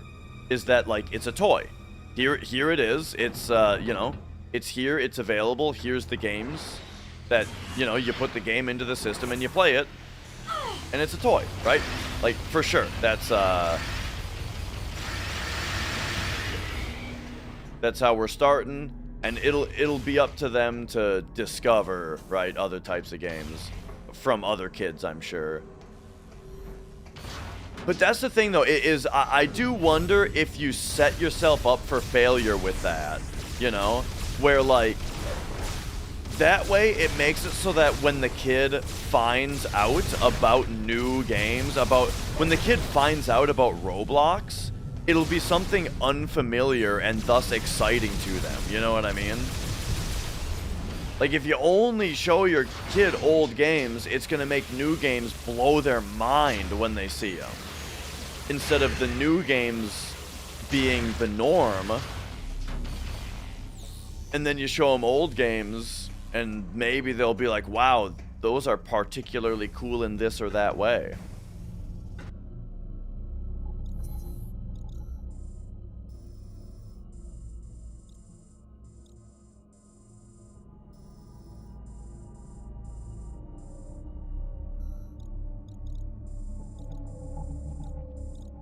Blow their mind and how much worse they are than the old games. No, you have to understand, kids are stupid. They won't. I don't think they'll get it. Not right away.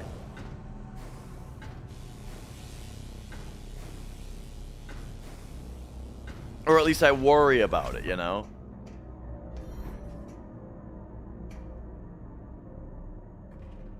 I should be walking around with the scan visor out a little bit more, you know?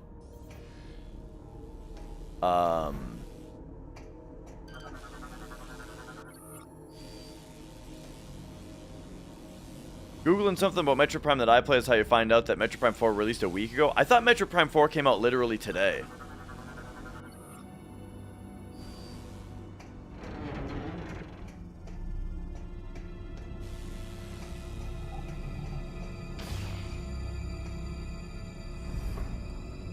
Show him Destiny on PS3. Oh, yeah. I mean, look, I'm on your guys' side, you know?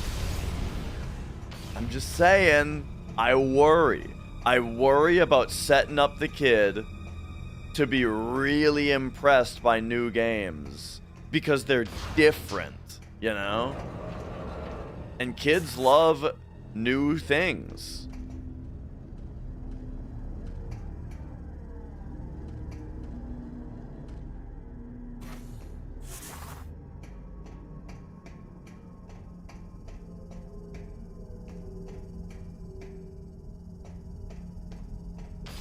Okay, I think,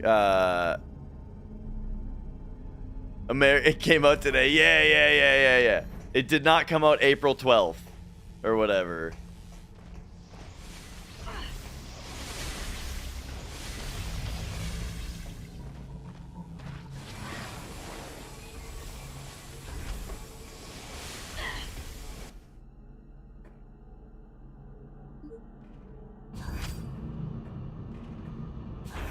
One thing you always gotta try in games that have elevators is to try to move the elevator without you in it and then see what's left.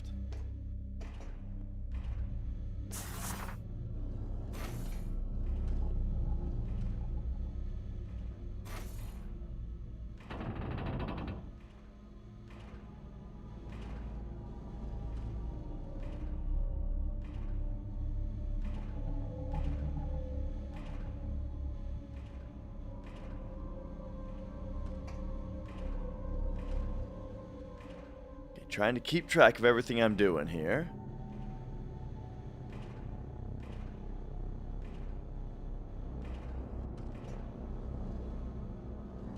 So that's just that. All right. So then what about this way? I feel I've already done this. Oh yeah, this was a thing right here. Hey, you know what this game doesn't have in it? Power bombs.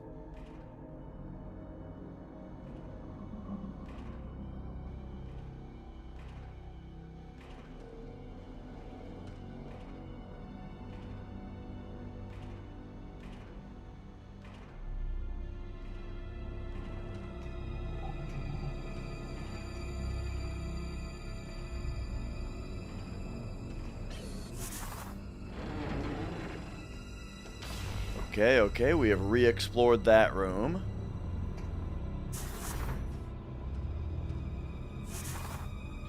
I wonder if there is a way to get the map data for this area and I just missed it.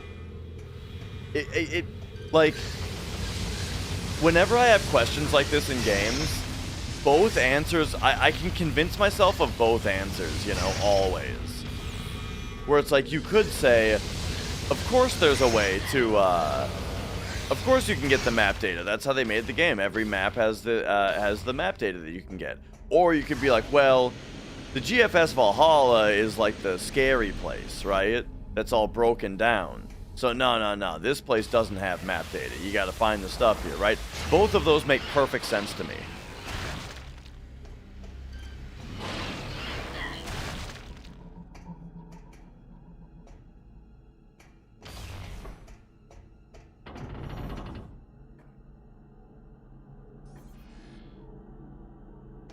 Your son won't play hack and slash, like hack and slash games in general. So what is a, like, I'm, and this is a real, like, genuine question. What is an example of a game that is a hack and slash that you think is really good?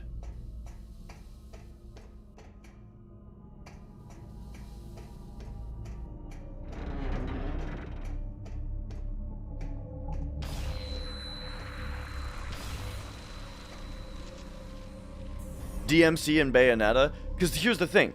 DMC and Bayonetta, I hear people call those character action games.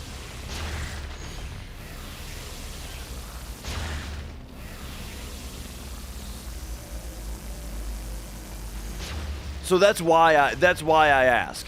Because if you're talking Devil May Cry, then I'm like, yeah, they should like that. Devil May Cry is cool, you know? But if you're talking like Nano Breaker, right? Or like fucking Dynasty Warriors, or fucking, yeah, then it's like, Dynasty Warriors sucks, man. That said though, when I was a kid, I loved Dynasty Warriors.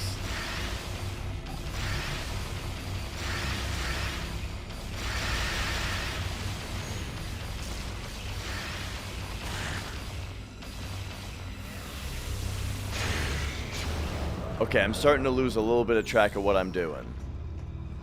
I think we just came through this door, right?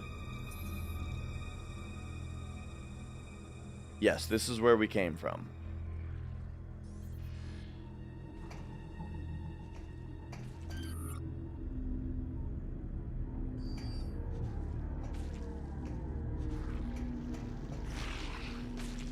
Whoa.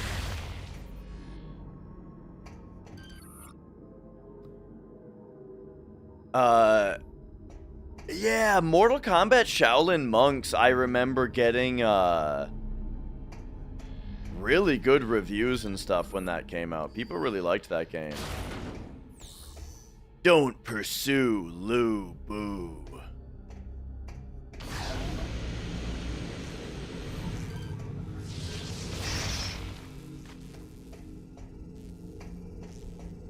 Gotta be in this room, right?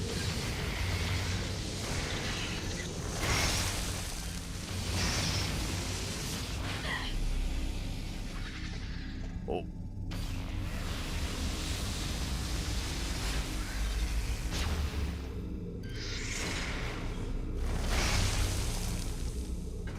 So yeah. So anyway, the reason for the pedantry about what exactly hack and slash means is in order to agree with you that Bayonetta is awesome.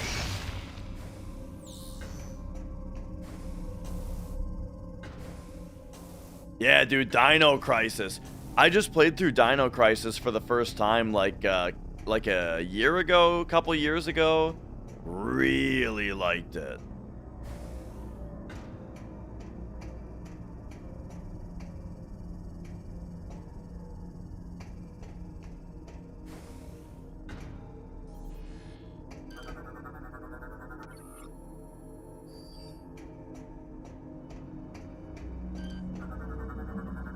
Oh yeah, there's this stuff. I feel like it's really likely.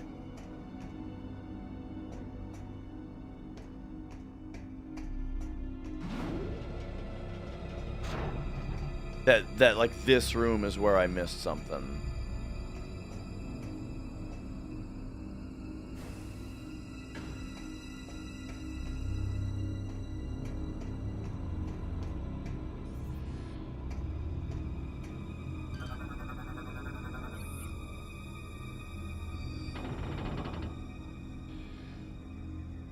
And yeah, we were talking about Mark of Cry earlier, which is funny.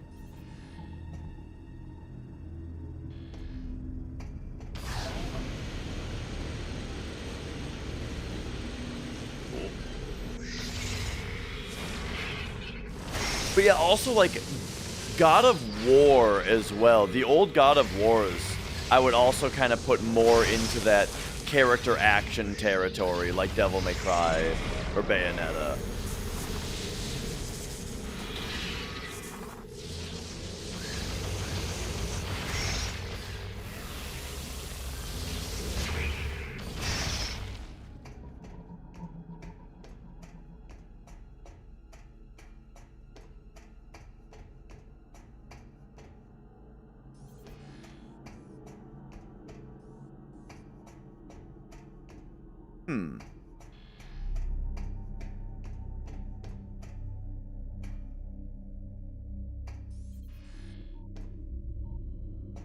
Interesting that this part is on the map as an open space, but we can't get in there. Makes that part seem pretty suspicious, but nothing in there is scannable, though. The fact that nothing in there is scannable makes it seem like it's nothing.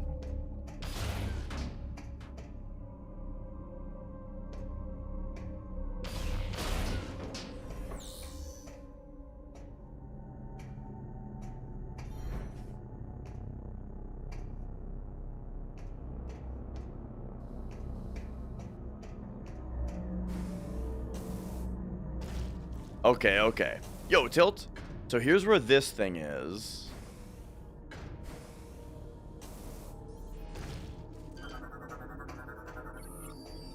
So we got that. We got the thing from this.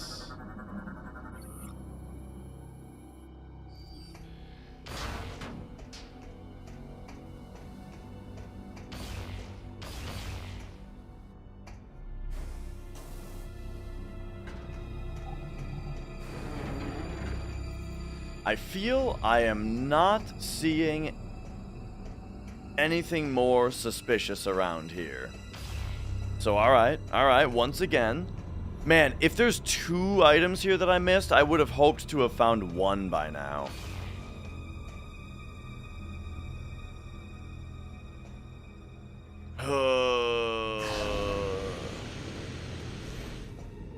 The sigh was me going behind my desk again, but okay, she went by pretty quickly this time.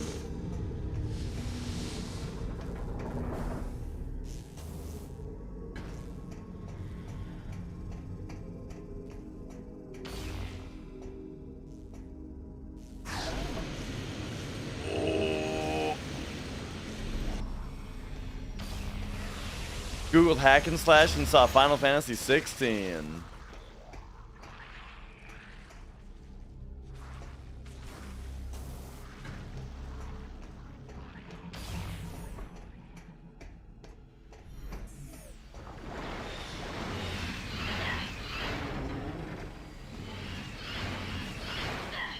Okay, this room also, we can kind of see back there. I'm doing my best not to, Young Machete, but we might be 98%ing it even.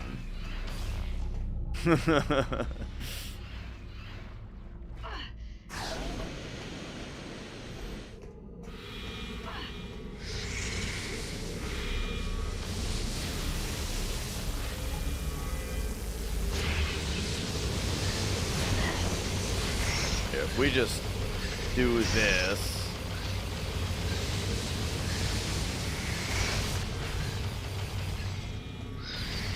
Oh man, they keep coming.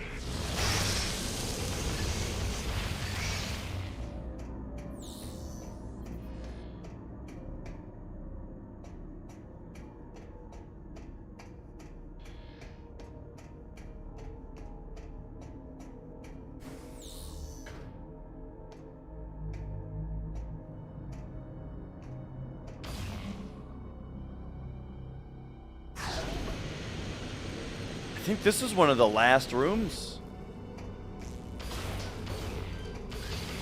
One of the last rooms for me to recheck.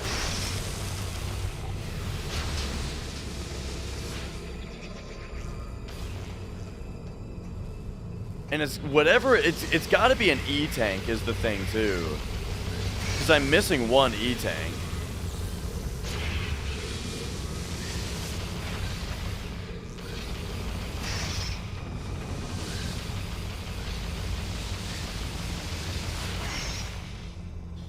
Okay, okay. Oh. Oh.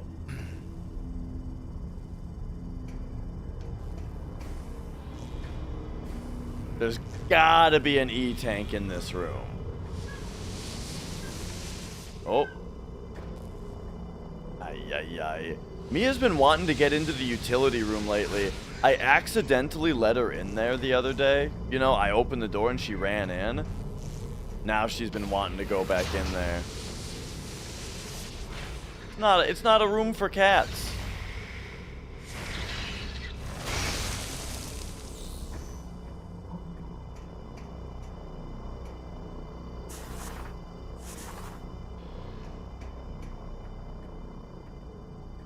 Okay, we know about that in there.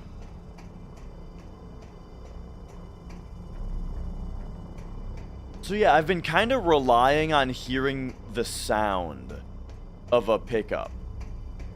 And I tell you, I haven't heard one anywhere yet.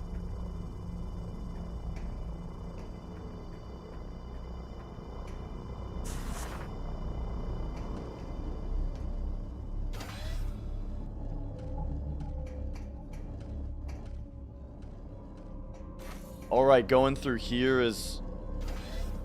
We already got something going this way.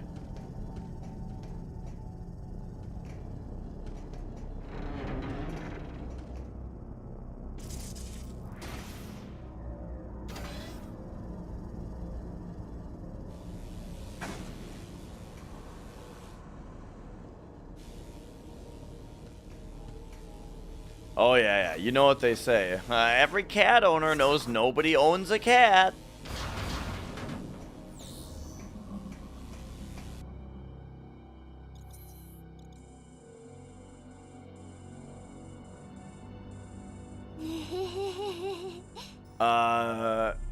And then I already... Dude, I'm telling you, apparently I've missed 2 items. And I just researched this entire place and didn't find either of them.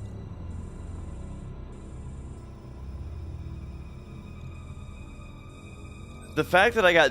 Like, if there was just one item, it would be like, alright, fair enough. But there's 2 and I didn't find either?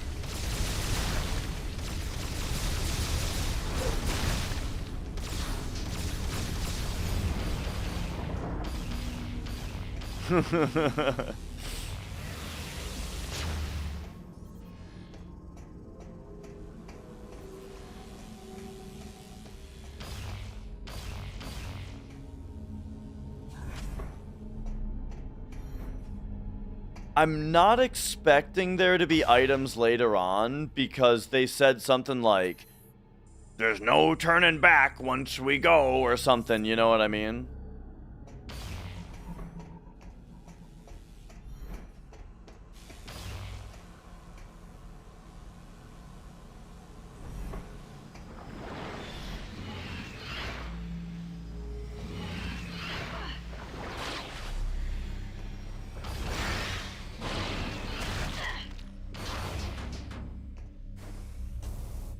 Okay, okay. Ludia was the best character.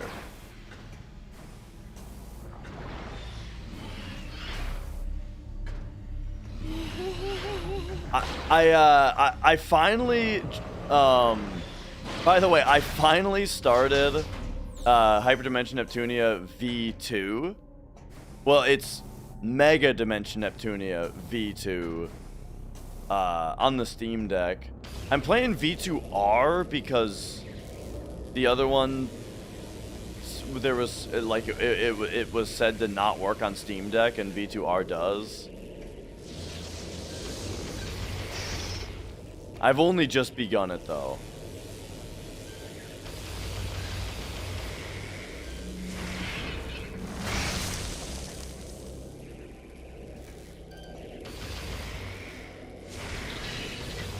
But so far I'm kind of liking what they did with the combat system.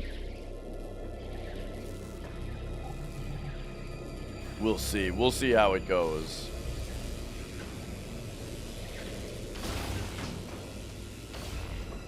Like, I did go this way first, right?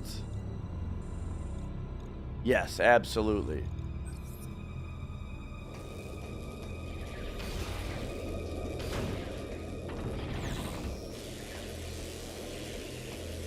Okay. Okay. I mean, I might just go finish the game with 98%.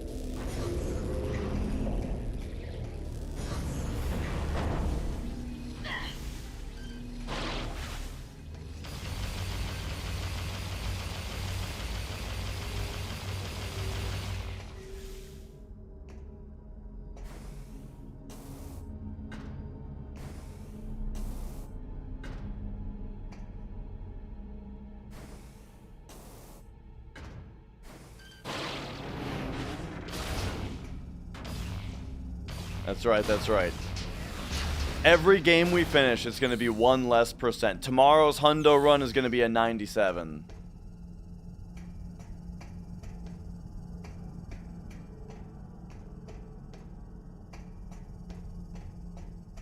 It's going to keep getting less and less impressive until I get down to like, you know, 20%, 15%, then it's going to start getting impressive again.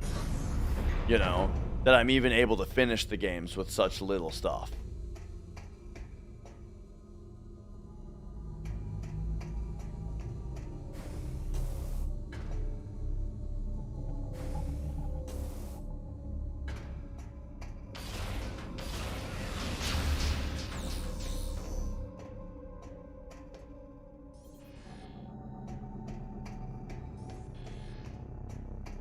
Okay, so I think that the real thing to do, if I want 100% in this game, is to actually, like, X-ray every screen, you know? And by screen, I mean room. But that doesn't sound super exciting, right? We'd probably rather just beat the game at 98 rather than,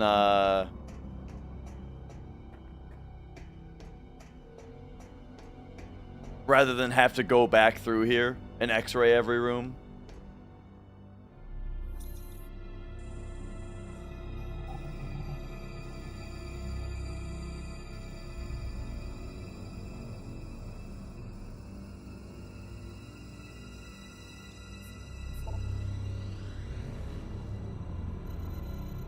Because I really don't think it's in any of these places.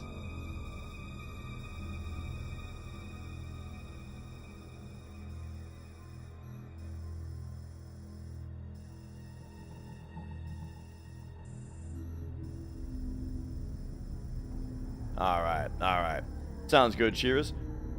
What do you guys think? Go finish with 98%? Or should we go back through the Valhalla one more time? X-ray every room and all that. Because I think let's also remind that there was a special there was a remark the game made when I got to 75%. The game said that I unlocked a new ending, and I'm thinking that probably means that there's also another bonus at 100. There's got to be, right?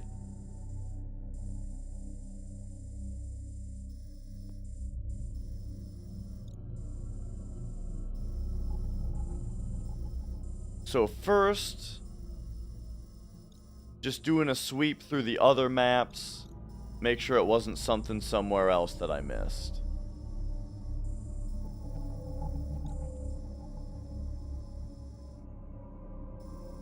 You know, it could even be something that the ship needs to do.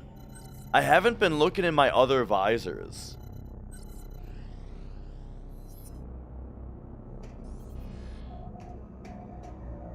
You know, like, what if the ship can blow something up? Alright. So if we X-ray around this room...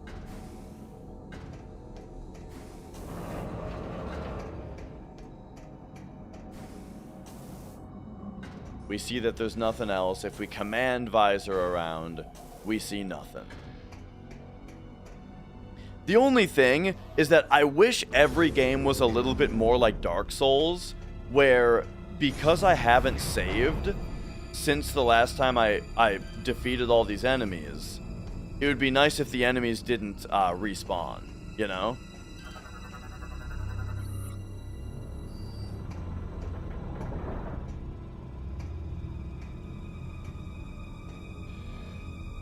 The ice section doesn't show on Brio? Oh.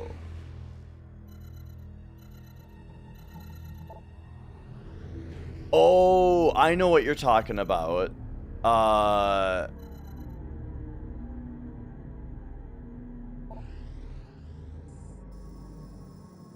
Right. I forgot about that.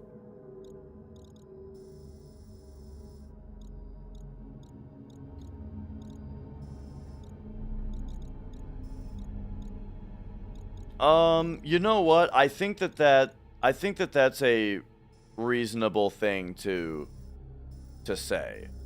Where? Gosh, where is...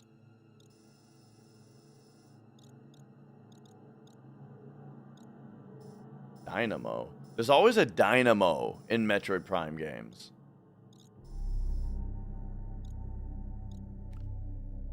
Oh.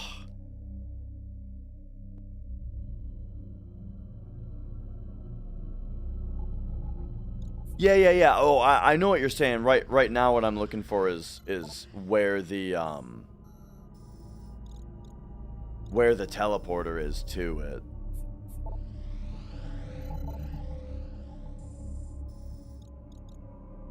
Warp Site Alpha, probably. Or, wait, Gel Cavern. Warp Site kind of sounds like what I'm looking for. Yeah, I'll give that place another look. I think that's more productive than looking in Valhalla again. Because, I mean, I really searched this place.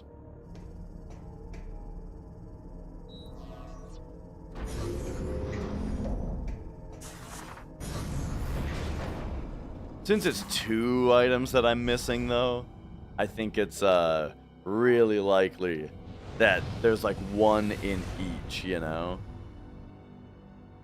And then the other place where there's like a warp was in Pirate Homeworld. But that one I'm pretty sure we did fine on.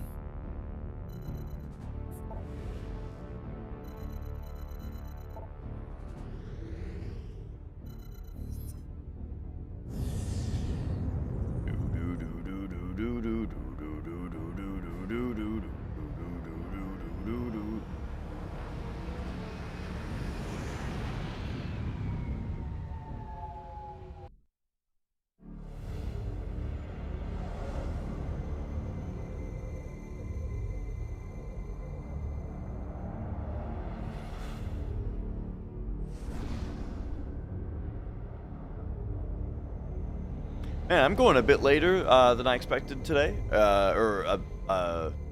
yeah, just in general. I guess I didn't start until pretty late. I slept in today, so I'm looking at the timer going, if we do a hundo tomorrow, that still leaves like 10 hours, right? And so we're cutting into that as much as possible tonight. Have trouble playing new AAA games? You living in indie land? Yeah, I, for the most part, like indie games, for newer stuff. Have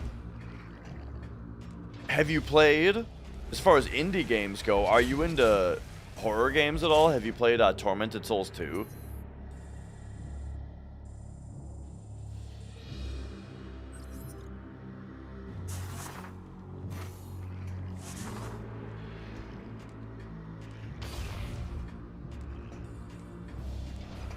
Or for that matter, the first Tormented Souls. Oh yeah, if you haven't played the first one, it's very classic Resident Evil style, you know, like with fixed camera angles and tank controls and stuff. The first Tormented Souls, absolutely awesome, must play. And then second one came out this year and was also really, really good.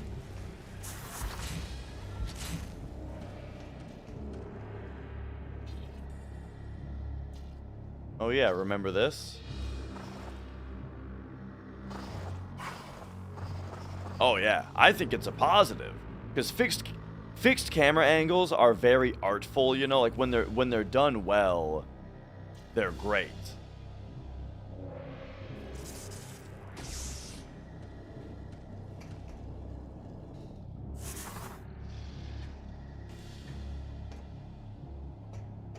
And then tank controls just assist fixed camera angles.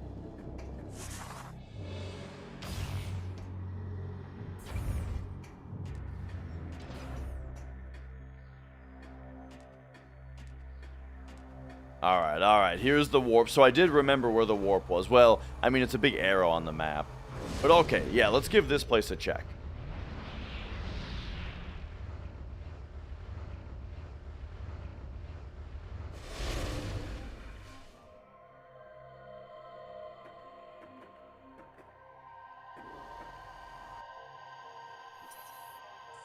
Ah, there is one. There is two. Ha! It's both things are here, huh?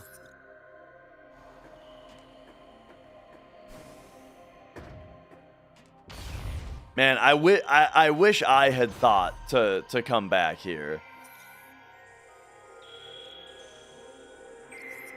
But yeah, I was kind of on the mindset that it must be on that ship.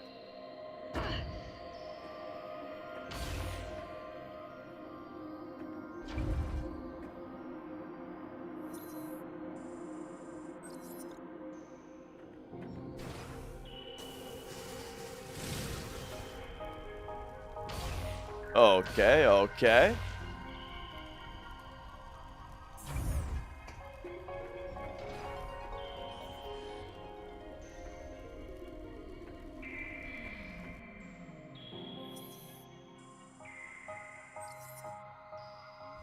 So, something to do with this guy.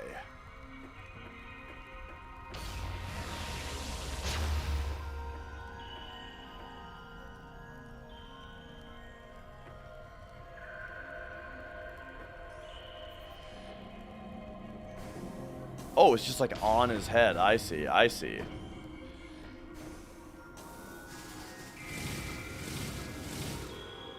Oh!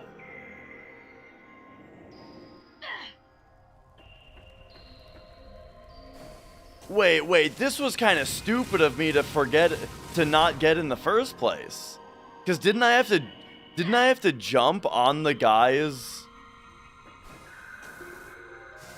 Didn't I have to jump on the guy's hand? And I didn't just look to my left? Oh man. Sometimes I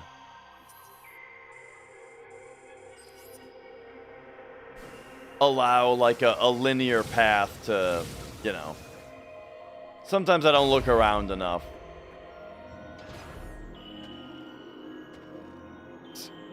Here we go. This one we can hear. Okay, and this one's a spider ball track.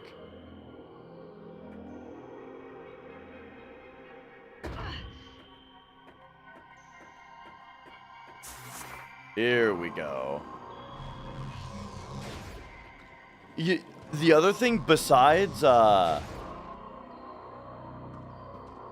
if I had thought to check here back, the other thing I could have done, which I really should have done, was written down that I needed Spider Ball here, you know? That was something that I was pretty bad about this entire playthrough, was writing down,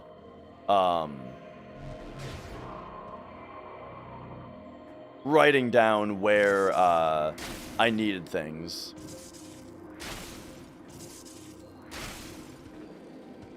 Welcome back, Mia. Gosh, you are antsy lately, just in and out of here, huh?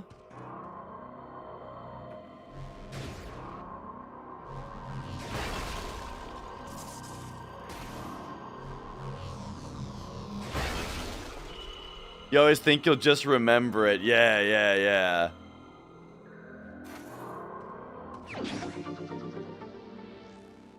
All right. There it is. 100% special ending acquired. Yeah, I thought that would happen. All right, there we go. 100%.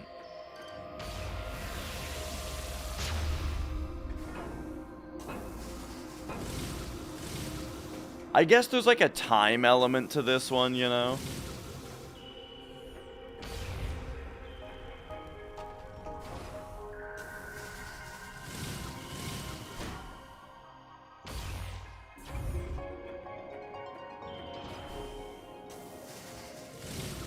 Alright, get me out of here. Now let's go meet up with fucking Halo team. And let's finish this fucker.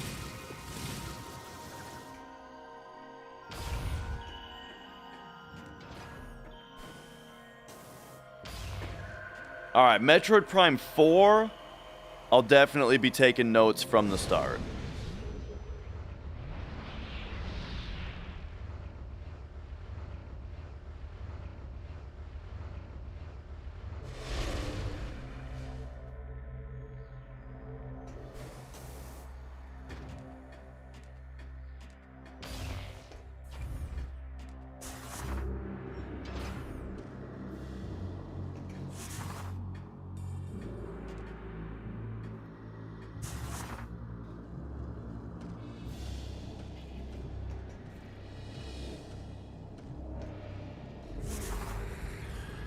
Okay, whoop.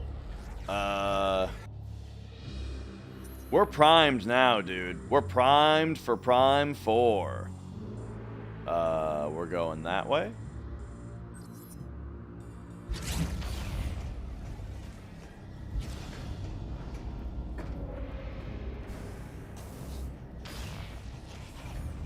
That's good to hear. Dan's a guy who knows how to have fun, you know?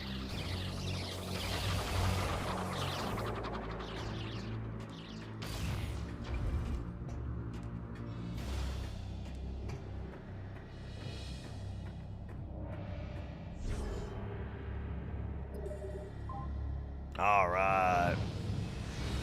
I feel like I just saw another Logan Paul thing. Is there another Logan Paul lawsuit thing happening?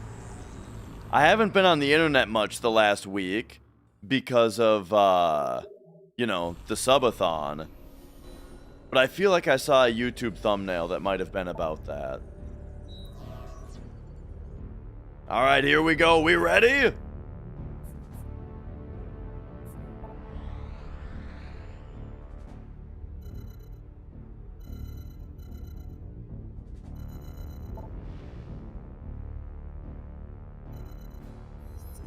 This way. Let's go. Or I saw... I heard that there is some kind of, tried to pretend the dismissal of the previous filing meant it was all over. Oh, okay. I feel like I saw something where, like, CoffeeZilla has a video with someone else?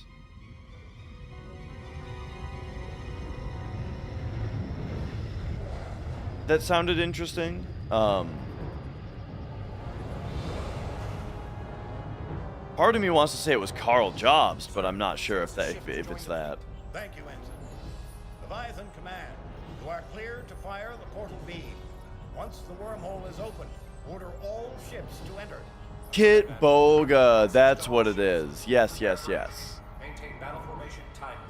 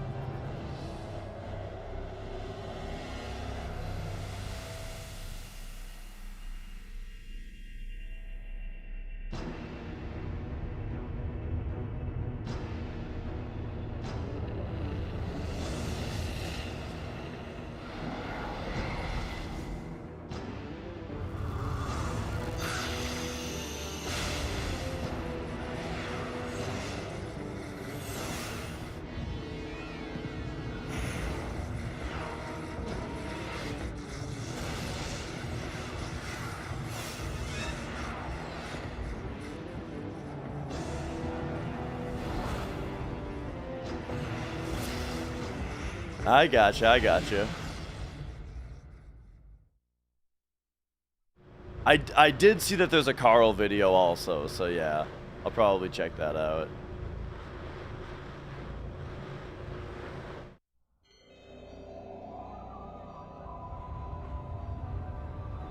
Yo, kayaks? Is it kayaks or kayaks?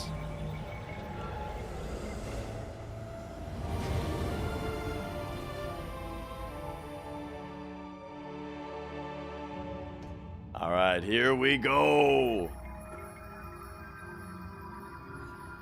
Oh.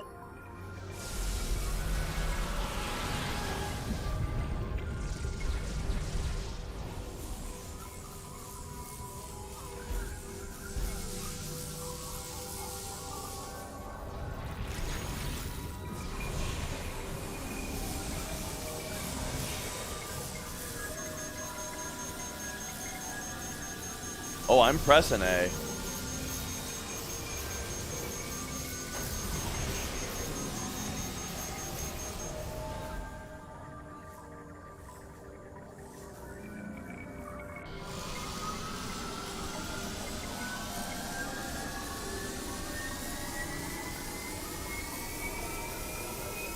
Oh no!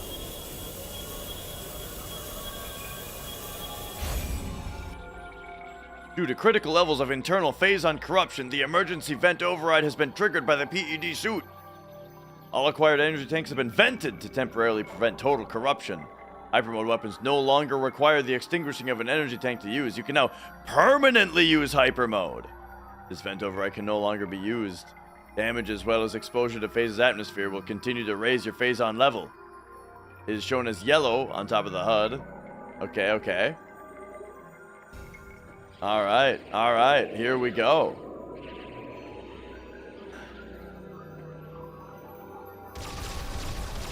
Yeah.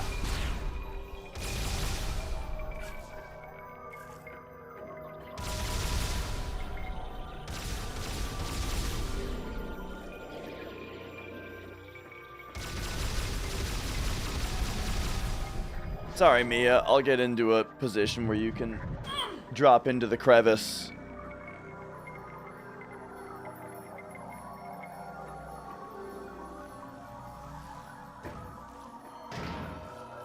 Oh.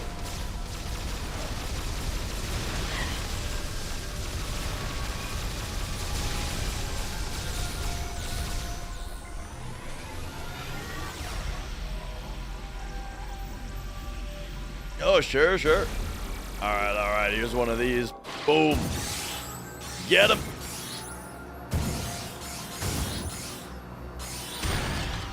Yeah. This drop down is kind of like Metroid Prime 1 when you're fighting the Prime. Oh. Oh no.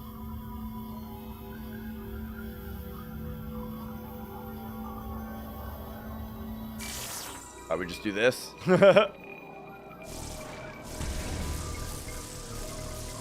Oh yeah, actually the hyperball is sick. I kind of forgot about it.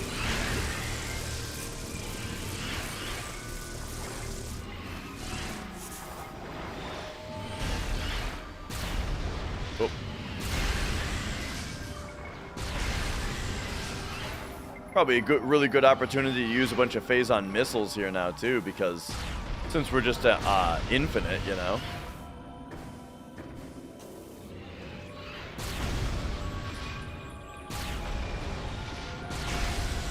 Yeah.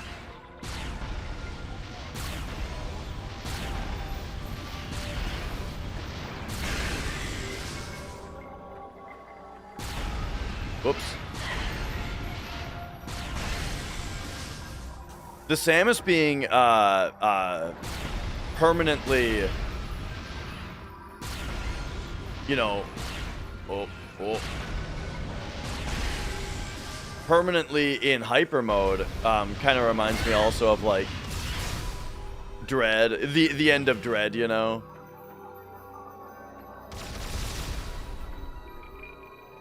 Where you become a Metroid. Samus, you are a Metroid.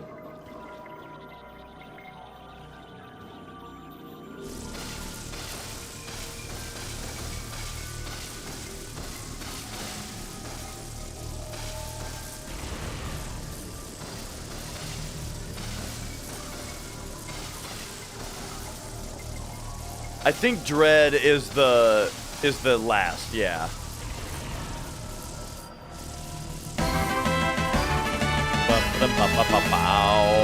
Crater! Thank you for subscribing.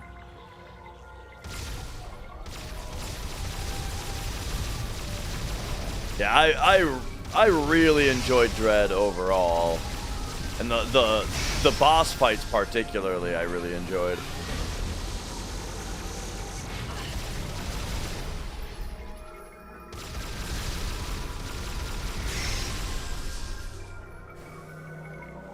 Okay, okay. Yeah.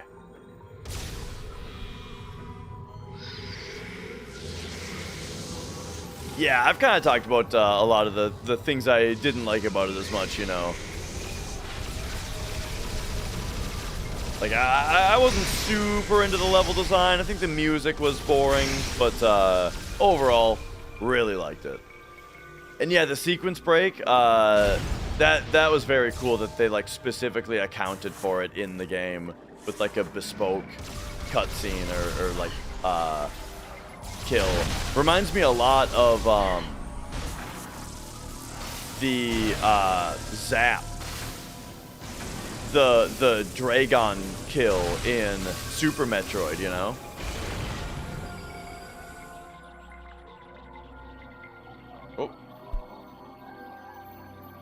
In Dread, you can sequence break and get the bombs early before you fight Kraid.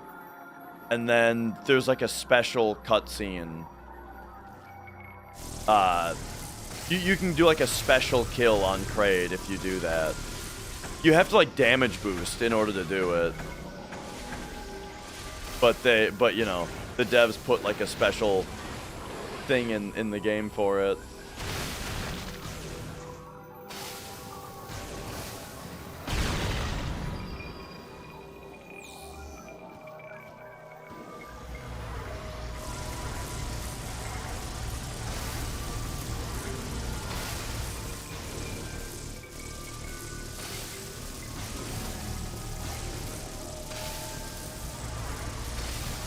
I'm enjoying this, by the way. This is cool. I like it. The permanent hyper mode thing. Like, this is a pretty interesting thing for the end of the game to do, I think.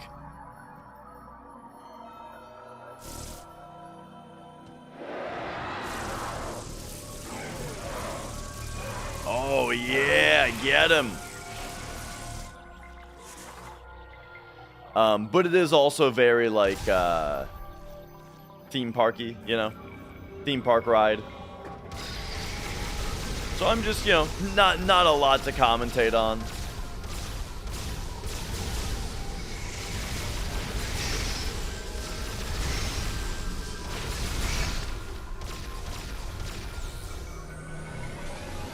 And then Mia is she's doing her best to be annoying. Oh, I see what's going on here.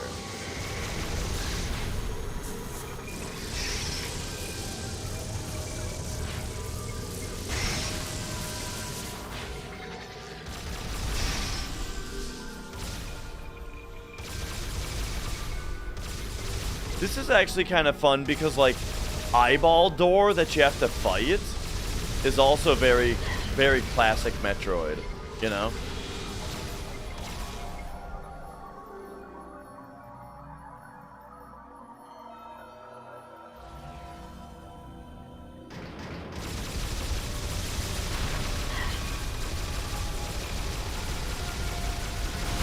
Oh.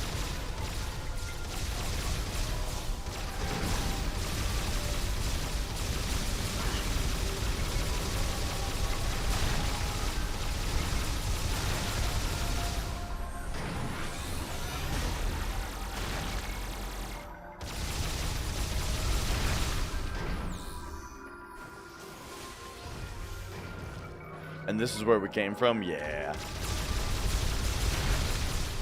Oh man, Mia is like trying to make things difficult.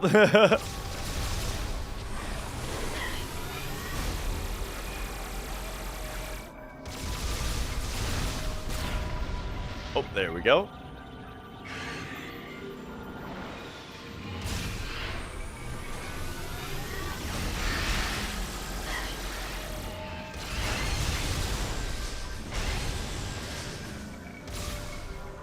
Okay. Okay. Oh, fucking whoops. Well, it's not totally straight. You know, I did sleep. Whoa.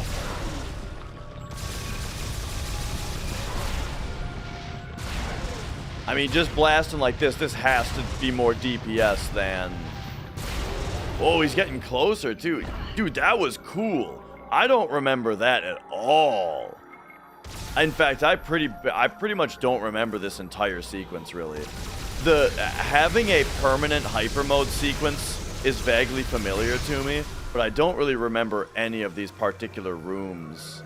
And that one was really cool.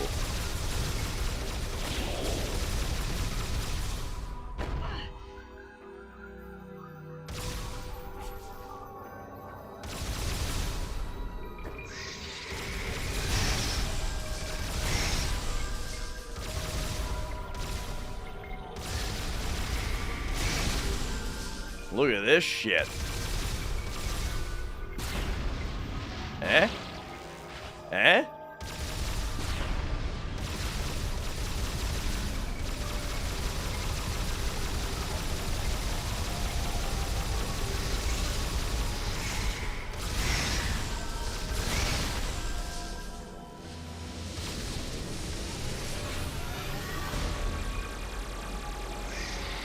It looks like...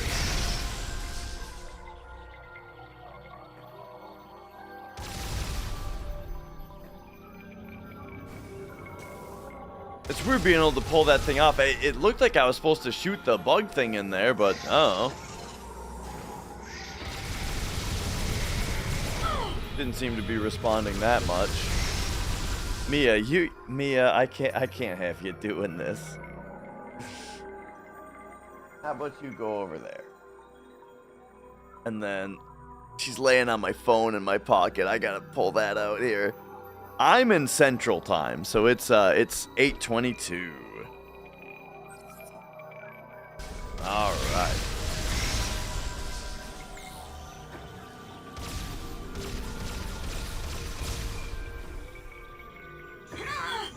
Oh, okay, okay.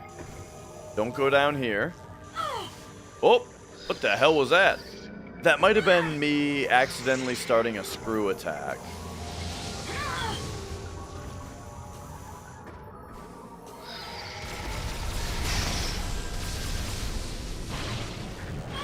Okay, I see. There's even more to this. Okay, I think I was doing the right thing shooting the thing in here.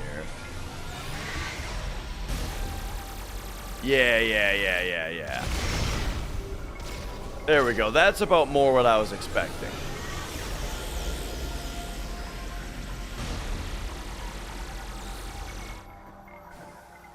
Down we go.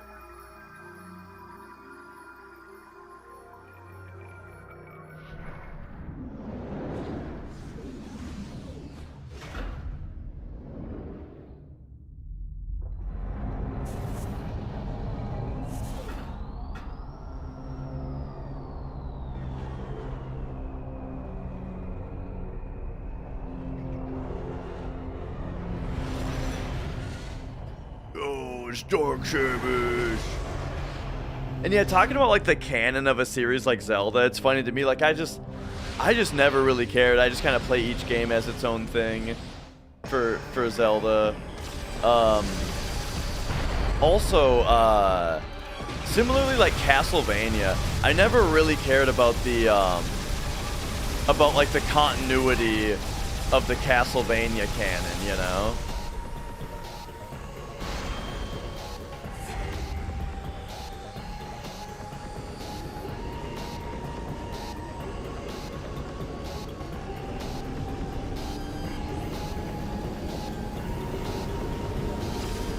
Oh, alright, hang on. Absorbing energy from phase itself to replenish her own. Oh, yeah.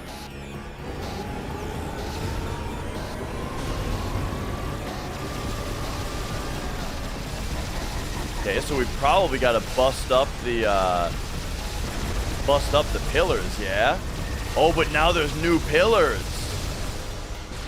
All right, let's use the missiles, yeah? Yeah.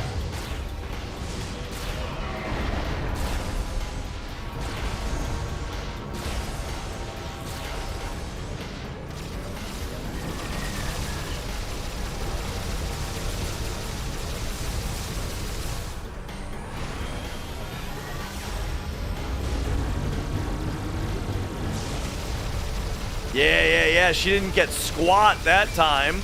Didn't get diddly dick. Oh, okay, that I remember. I remember that move.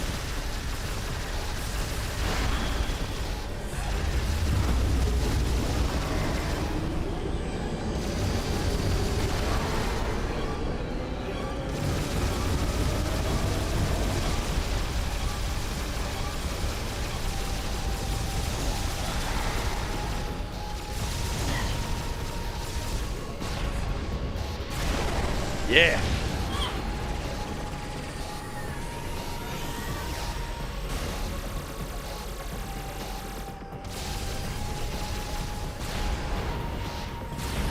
Oh.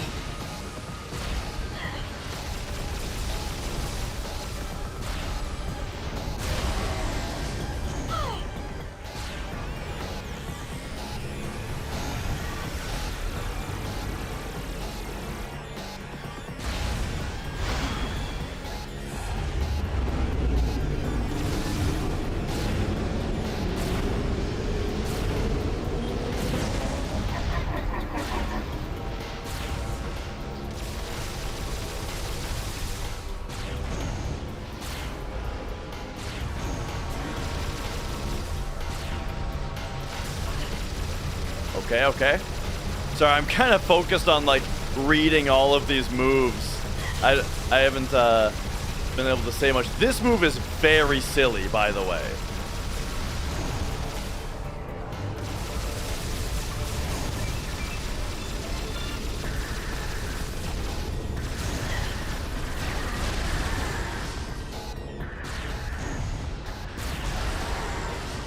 There we go.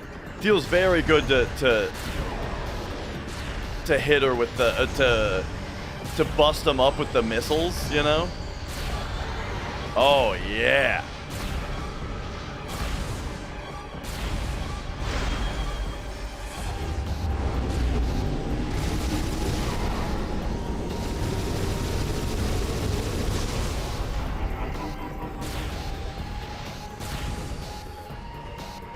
All right, good missile hit. Now I think, oh yeah.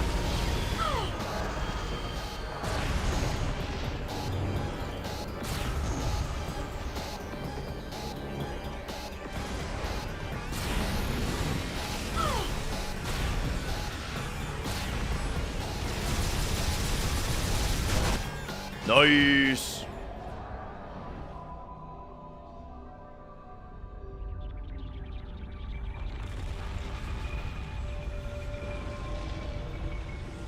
Oh. Is this the Aurora from the Valhalla, maybe?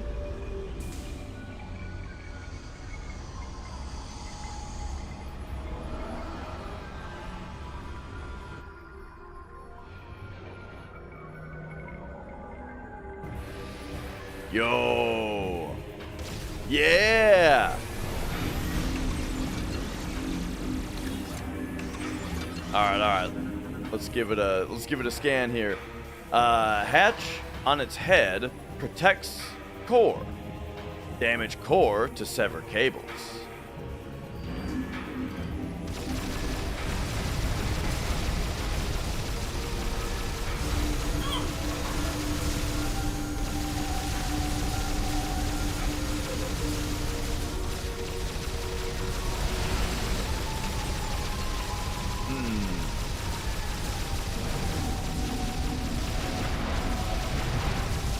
Okay. I don't remember this even a little bit.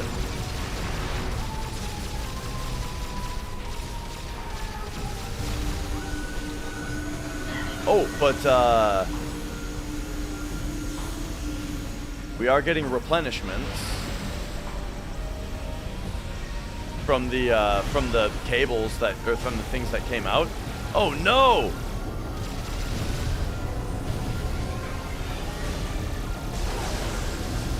Okay, nice.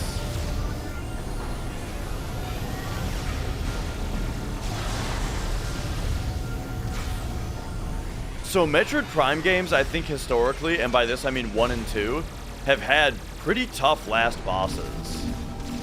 So I won't be surprised if this takes me more than one try.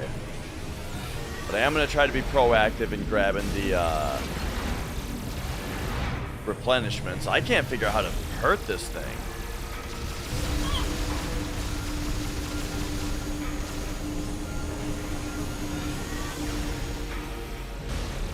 Like,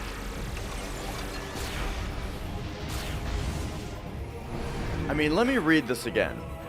Hatch on its head protects core, but then you damage the core to sever cables? This doesn't mean anything to me.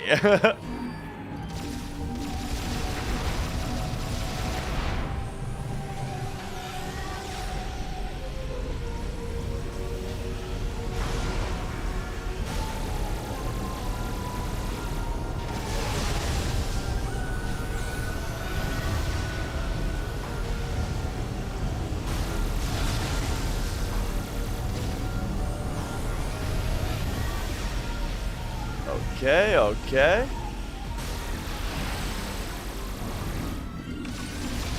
So if I bust these... Oh!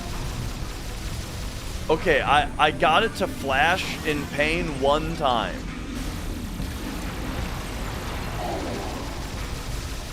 Oh!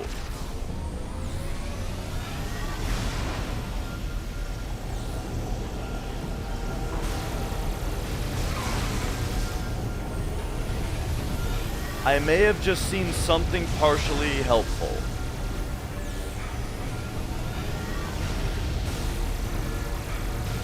Okay, that was a pretty good phase for getting my health back also. Oops, that was me just pressing the button too many times. Fuck! I'm still doing it? Okay, that really hurt.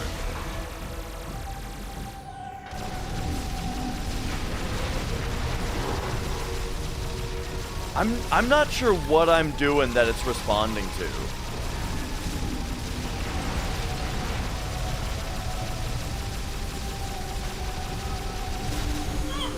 Dude, the beam is fucked. But it also drops a lot of health when it does the beam, it seems like. It seems like when I defeat a cable, you can shoot the spot that the cable comes out of for a moment, is what it's looking like.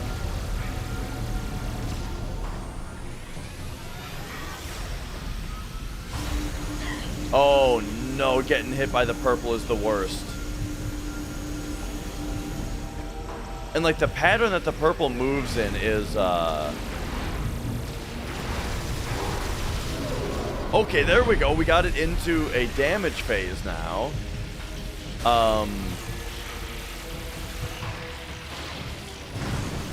Open the hatch.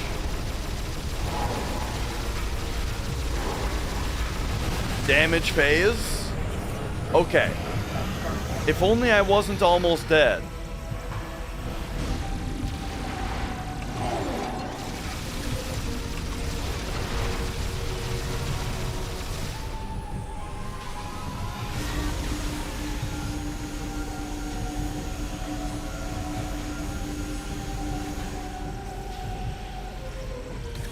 But I'm getting it. Oh, nice. Okay, the little things that come out give you a big chance. All right, and now I think we want to boost because we want to get over there quickly. Oh, fuck you. He's laughing about it, too.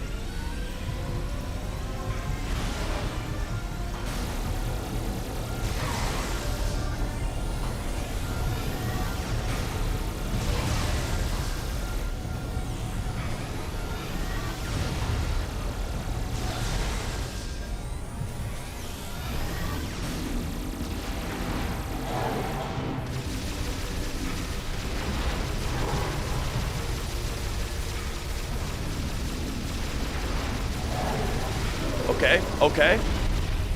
Get over there.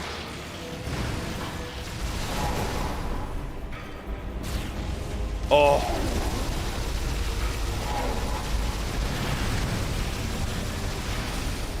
Dude, I am living on the edge here. This is rough.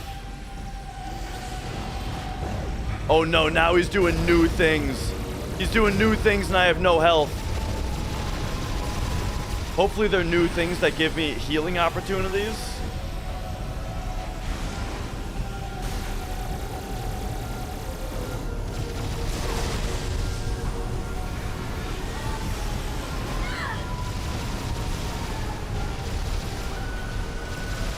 Oh no. What's with the Samus ball? That's gonna kill the shit out of me.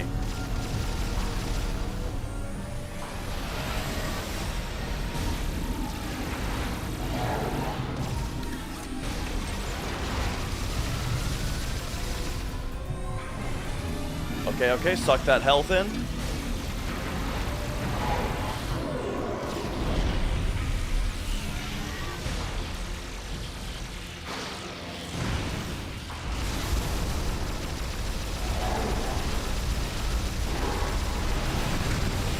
Alright, I just gotta make one more. It looks like I gotta make one more.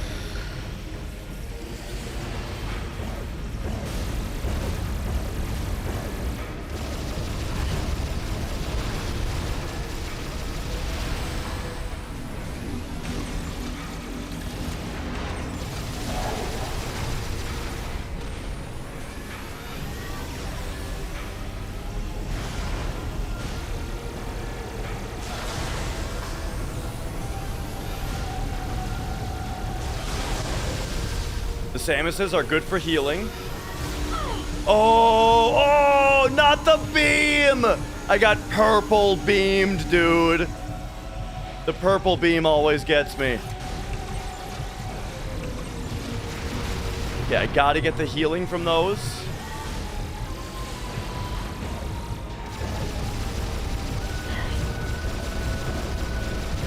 I'm stuck on the wall.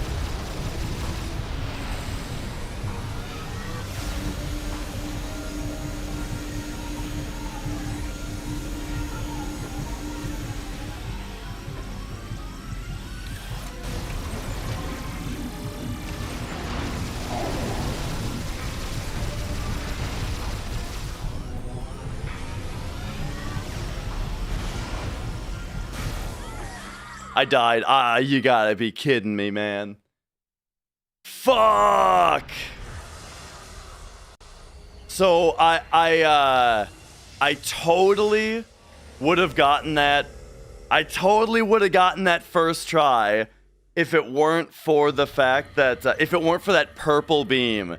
That purple beam does so much damage, and it came out at a time where I just didn't see it, you know, like I had no idea what the boss was doing. I wasn't looking at the boss, you know, And yeah, it just hit me, and that put me in the spot where I couldn't take another hit, and then the fucking when I have to hit the tentacles, and then you gotta suck in the health from the tentacles. So the question is, do I have to fight Dark Samus again, or are we going straight to Aurora Unit? Probably Dark Samus again, yeah. Because this, like, this decides how much health I'm gonna have for that fight. Yeah. It was almost impressive.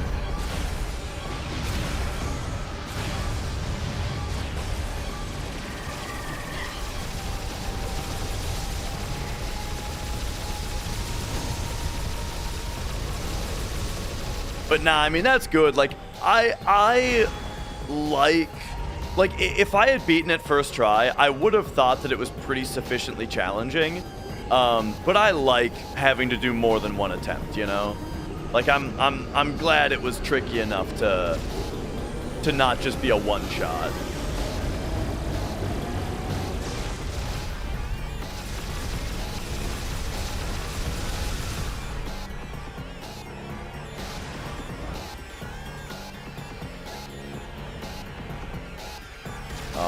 All right.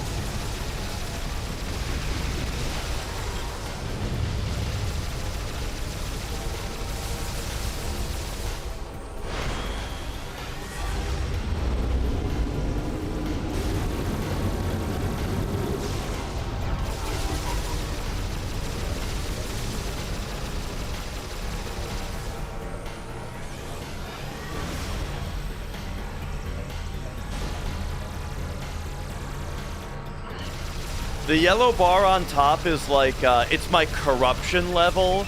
So it's like, it's like a reverse health bar. When I get hit, it goes up, and I can't let it go max, or we're corrupted.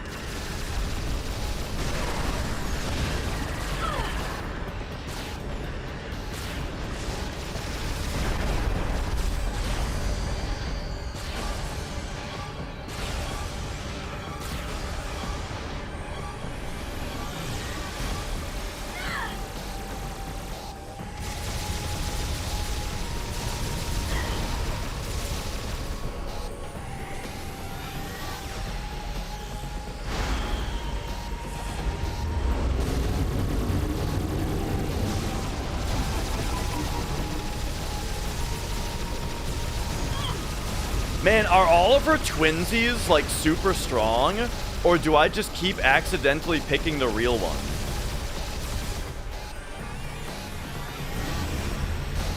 This is the silliest move in the game, by the way. Whoever designed this move, it took them 2 minutes. Yeah, how about we just have the 3 of them T-pose and fucking float around?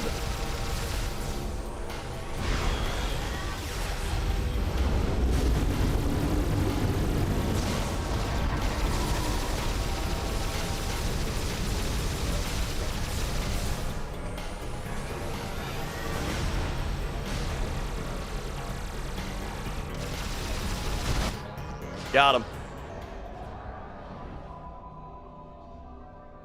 All right. This time the Aurora don't stand a chance. We know what we're dealing with now.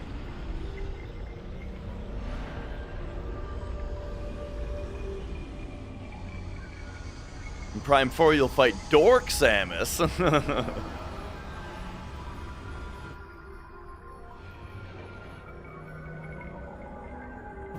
But I mean, Captain Janeway.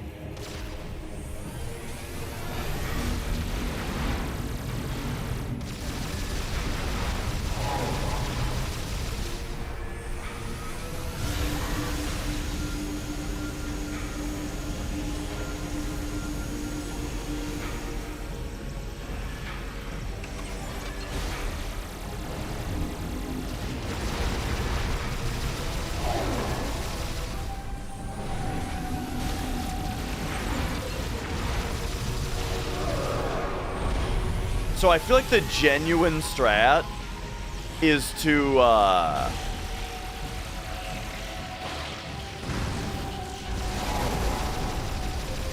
hit all of the tentacles, because each one provides a healing orb, and then whichever tentacle was last, you go for the hatch on that one.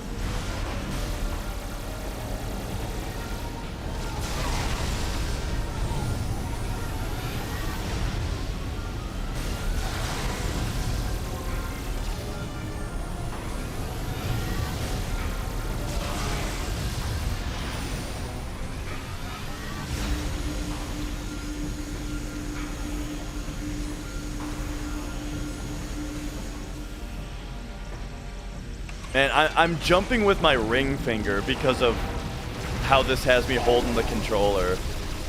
To be able to like, to be able to aim steady. Oh yeah, see, here's like a bunch of healing. If only they did that last time when I needed it.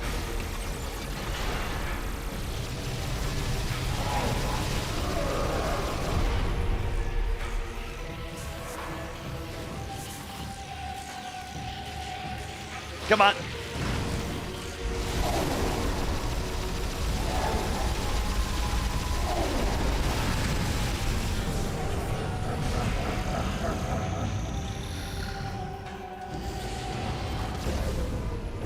Oh. That's right. Forgot about that one. Oh. Saw that one. This time, ay. I didn't do enough lateral movements on that one.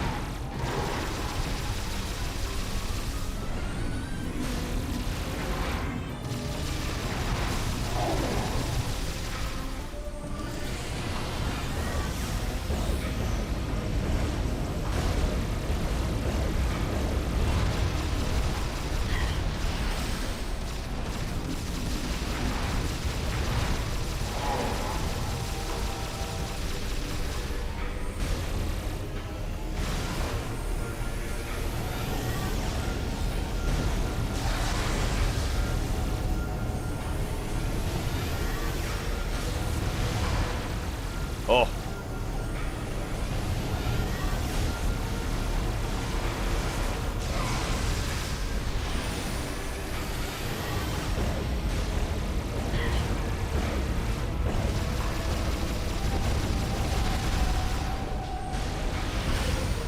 All right.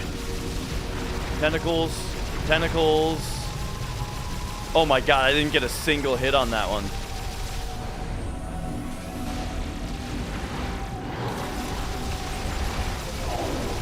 There we go.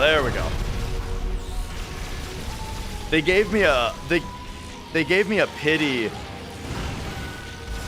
stun there.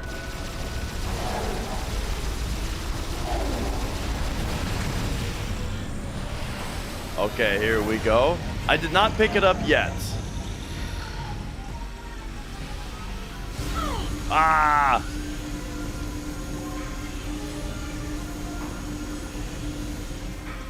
That damn purple beam's the toughest thing.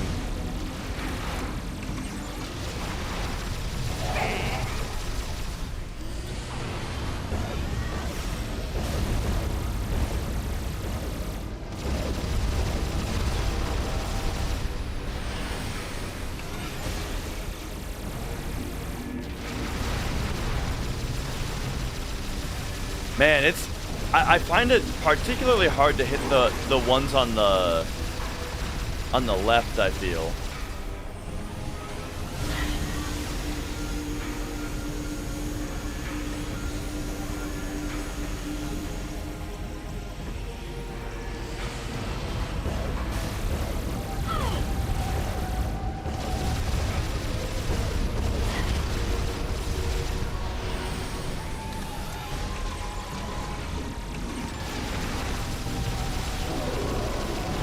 And those little whack-a-mole dudes are tough to hit.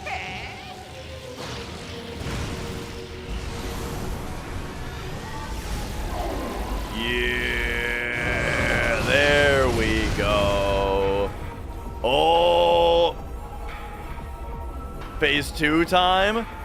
There was a phase 2 the whole time? Okay. I shouldn't have even acted like I almost beat it last time. Alright, severed cable has exposed a weak point that is vulnerable to attack. Oh, yeah.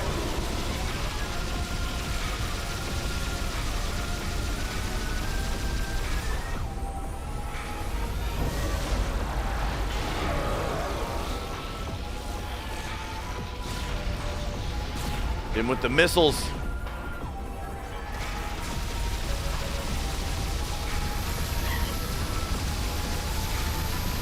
What the hell kind of attack is this to have to dodge?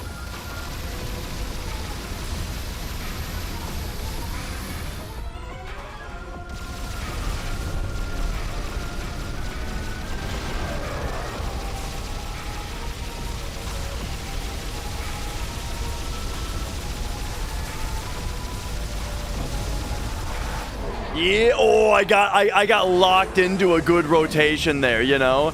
Where, like, he was trying to turn to me, but I was at just the right angle. Just the right rotation around. We locked in.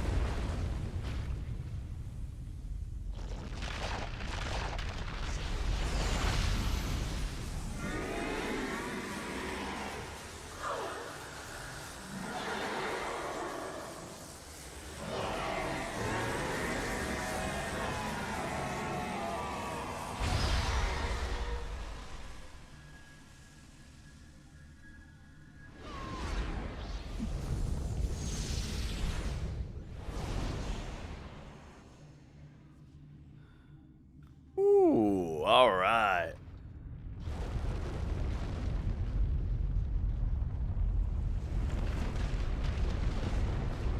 Yeah, I mean, all of the Metroid Prime series, kind of like Retro Studios, seems to be very, very good at making shit look really good. You know, Metroid Prime 1 and 2 look incredible on GameCube, you know? Sir, we have confirmed unstable energy spikes in multiple locations on the planet. It's a chain reaction. It's accelerating. We got 100%, yeah. Going to explode. Order the fleet to disengage and prepare to retreat. Activate the Leviathan's warp field. Get us out of here.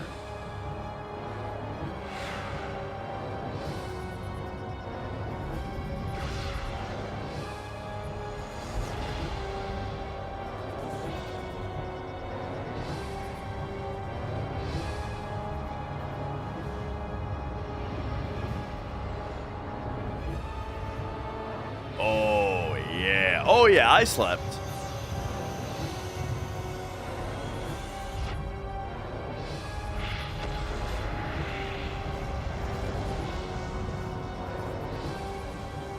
And I'm gonna try to get a good night's sleep for another hundo attempt tomorrow.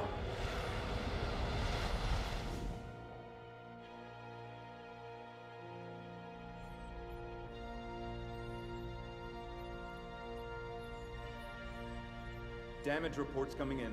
We've lost 37% of the fleet. Half of the surviving ships are reporting heavy casualties. Sir, we've confirmed the wormhole has disappeared. All the Leviathans are gone. The crisis is over. What about Samus? Negative, sir. No contact. Yeah, I took PTO this week, Taco, to do the big stream. Big stream week. I took a week off so I can stream so much, I'm sick of it. Sir, we're receiving a transmission from Samus's ship. I'm just kidding, but I'm excited to go back to, you know, like, the every other day schedule. And look at that, the corruption's gone.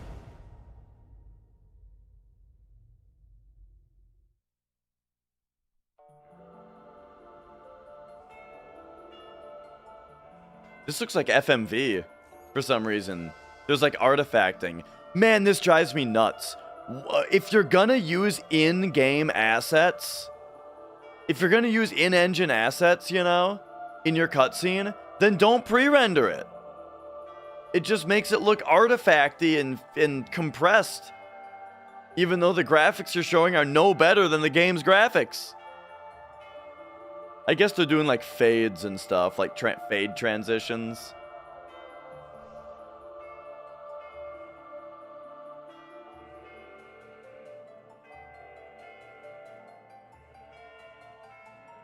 She's got the survivor's guilt. The lone survivor. Yeah, that's what it is. Like doing the fade, the cross fades or whatever, and then having like all the environments loaded. Yeah.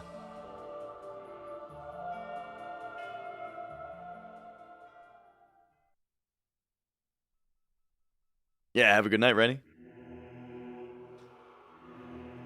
Ooh, all right. Whoa. Yeah. But yeah, on like a CRT, you wouldn't even really notice. All right. Well, yeah. That game was way better than I remember. It was very fun.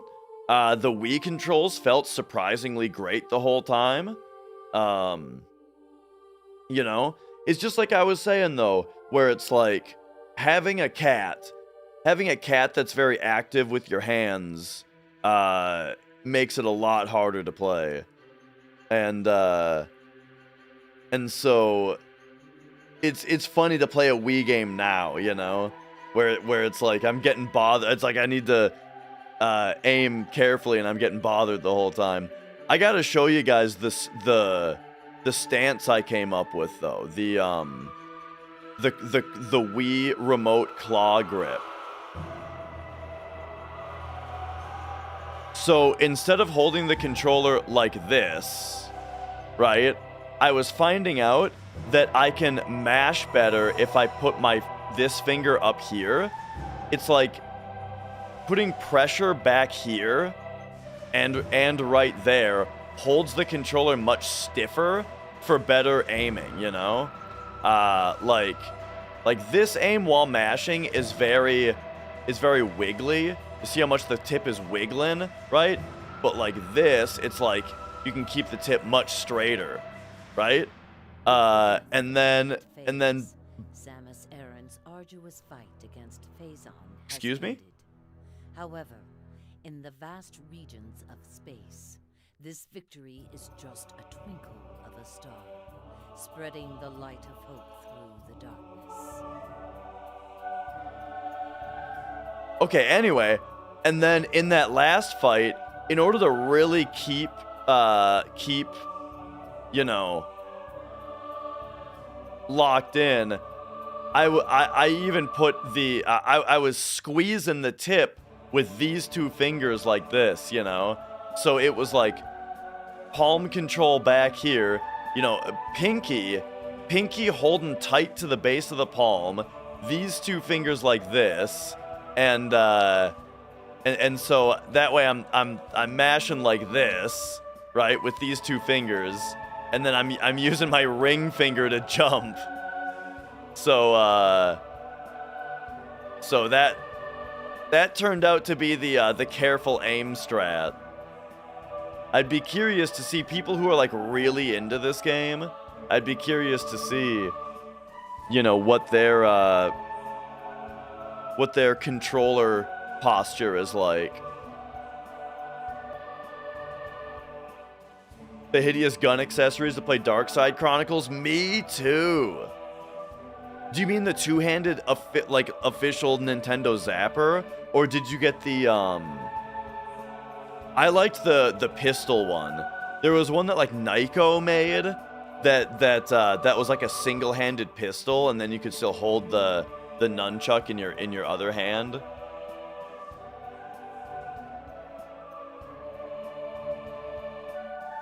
The Berry Magnum and knife. Wait, what? And it was like a Wii controller? Wii Berry Magnum knife.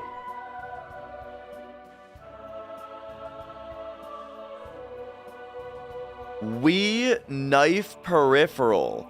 What? No way this is real.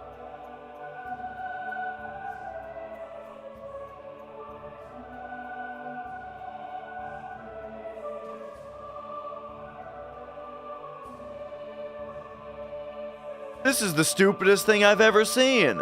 That's hilarious.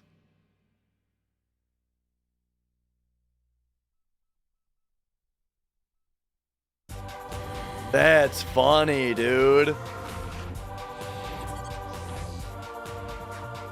All right. Mission final. What do we get? Oh, I'm covering it.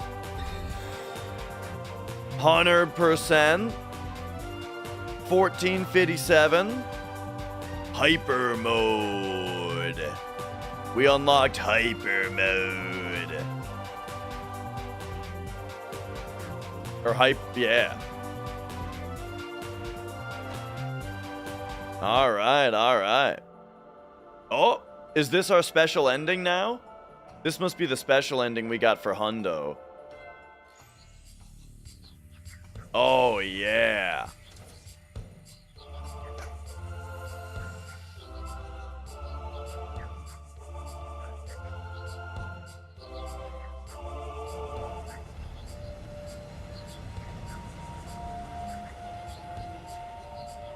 I think her boobs and butt were way bigger in Zero Mission.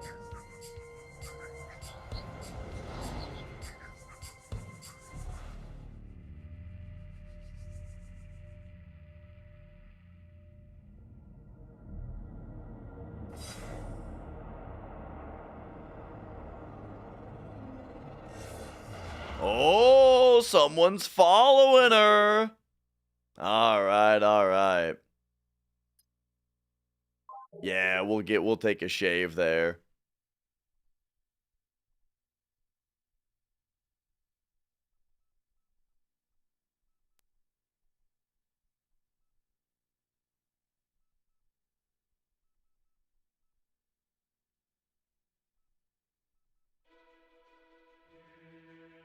A 17-year time warp.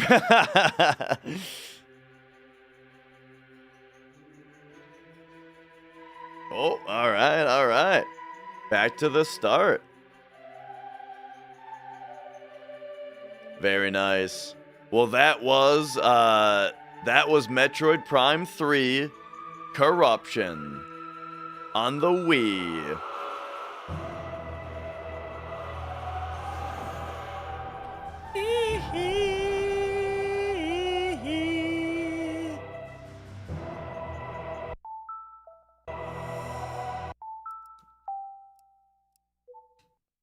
Yeah, all right. 2007.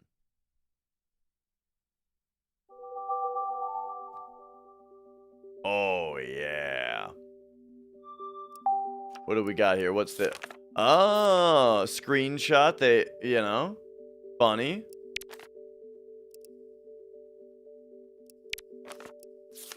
And then we got, 10 hours, 39 minutes of Metroid Prime 3 today.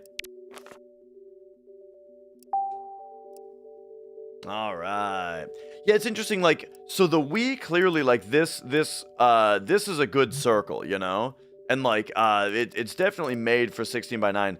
But even so, games themselves, you could tell in Metroid Prime 3 that the FOV was meant for they had a widescreen FOV where the doors were circular, but still a lot of the HUD elements, like the visor select, looked like they were 4:3 being stretched,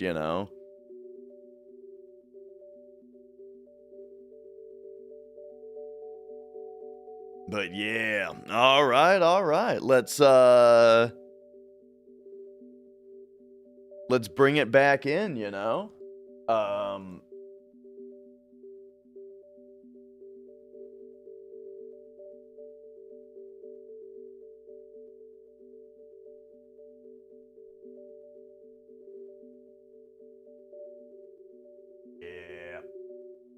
Oh.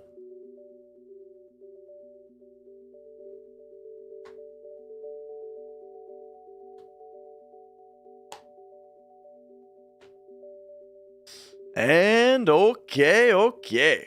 Anything else to look at on the Wii? I mean, while while we've got it hooked up, I mean, anything else to go look at? Let me go look at the shelf real quick.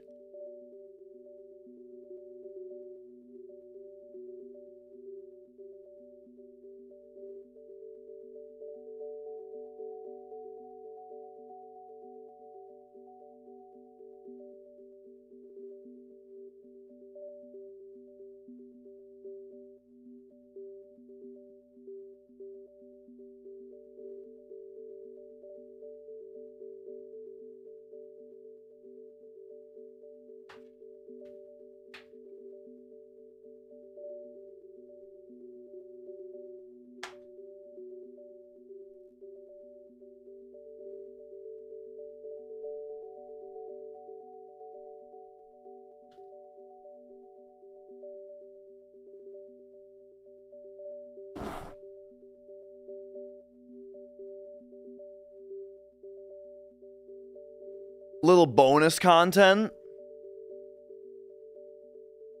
You guys ever play No More Heroes? Oh, yeah, the nostalgia of that. This is one of my all-time favorite games, man. It's been on your list. Let's watch the intro.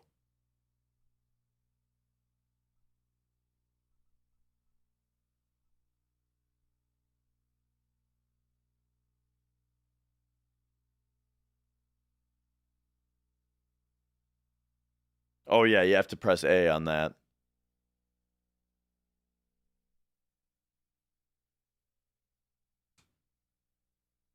Yeah, the funny thing is that they make it look like you recharge your sword like this, and like that's what the Travis is doing, but you really just waggle it left and right is the best way to do it.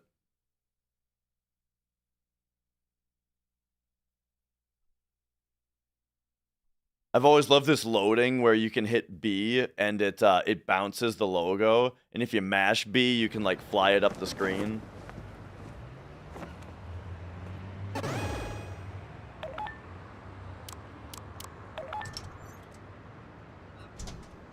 Oh yeah, dude, this intro.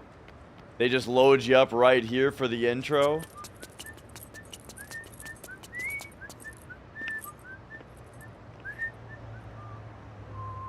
Interesting that this game has different black bars than Metroid Prime 3 did. Come to think of it, I made the black bars based on, I know a lot of gamers out there. Are you trolling me, Mr. Wizard? Bishop, the dude at the video store, said. Because this is the same writer and director as Killer 7. And I realized I got no money. I was seriously broke. Why? Because I met this smoking hot chick last night at the deathmatch bar. Man, she smelled good. So being the gentleman I am, I bought her a drink. Anywho, I decided to get a job. The gig? Assassinate the Drifter. So I went where I was supposed to and waited for the guy to show up. And there he was, this cat, well-dressed, cool, couldn't tell if he was the shit or just plain old shit. Yeah, so he's styling, fast, aggressive, and packing heat. Bada bing. Or at least it was supposed to be. Till she showed up. Her name? Sylvia Crystal, an agent with this whatchamacallit association. Congratulations. You are certified as the 11th best hitman. How about getting rid of the 10 killers above you and aim for the top? I want to be number 1. How's that? Short and simple enough for you? It's gonna be a long, hard road. But who knows? Could kick ass. Could be dangerous. Could totally suck. What do you say, bro? Join me. Let's see how far we can take this. And for you there holding the Wii remote right now, just press the A button. Let the bloodshed begin. Good stuff.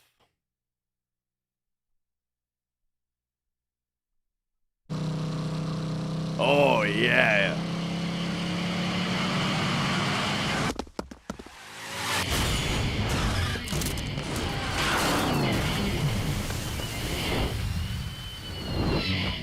dead!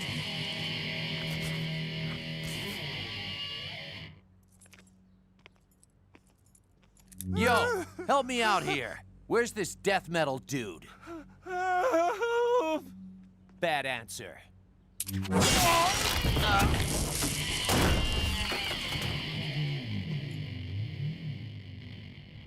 It's game time.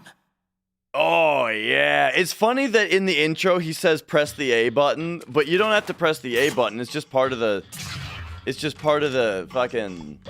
Alright, I don't think I gotta play the tutorial. I think I remember how to play. Oh, yeah. So this game's kind of a hack and slash. In fact, I would say it definitely is. But yeah. Written and directed by the same guy as Killer 7.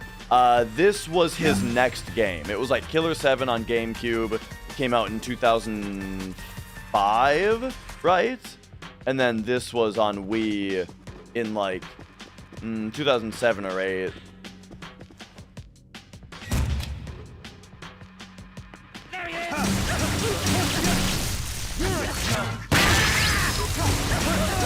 So it's nice that, you know, it's a...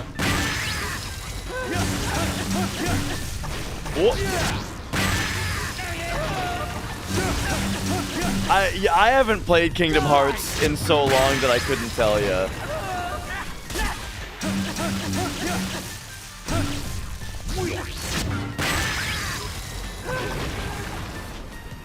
All right.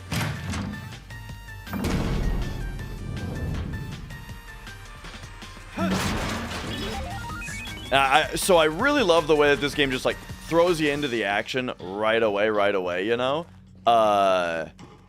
And then the but like there is a lot there's like a whole like town exploration and like mini game and stuff portion. Like you have to like work up money in order to pay to get like your assassination gigs, you know? Or not gigs, but like your challenges for the person who's above you, right? To fight the assassin who's above you, you gotta pay the association to make a match, you know? So you have to like take up odd jobs around the city. And then when you have enough money and it's time to go do the next fight, it'll be a level like this where you fight, you know, you fight through the dudes and then there's a boss fight.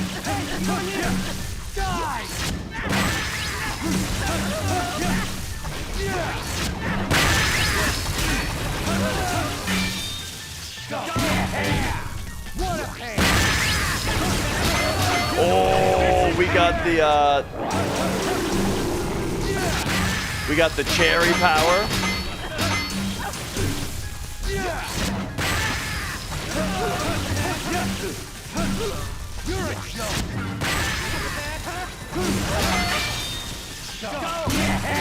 Dude, all of these voice lines are so... Oh, we got the grasshopper power now.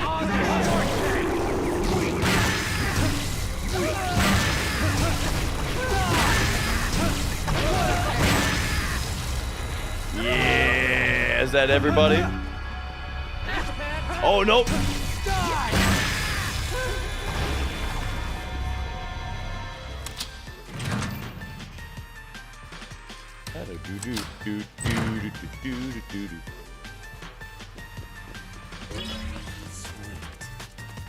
Oh yeah, it's pretty nutty.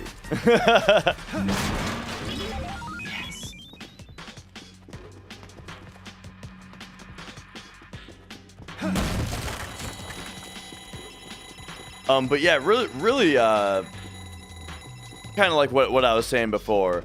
Big thing that I really like about the game is, like, this is just like what the assassination, or what the matches are like, which there's just, the whole idea of the game is that you're oh, now all of a sudden we're the 11th ranked assassin and we want to be number 1, right? And so there's 10 people above us to kill, right? And so each of those 10 is a level like this of like hack and slash, but there's a good amount of time between them where you're doing other stuff, like the odd jobs, but also, you know, you can go to the gym and train in order to like increase your strength and combo and stuff. There's like tapes you find to get more wrestling moves for your grapples. You can buy upgrades for your weapon. There's a whole bunch of clothes, like you can find or buy a whole bunch of different like t-shirts and stuff, you know. Yo, Hunter, good to have you. Whoa. Like, there's a ton of stuff to just do around the city, and that was something I really loved when I was younger because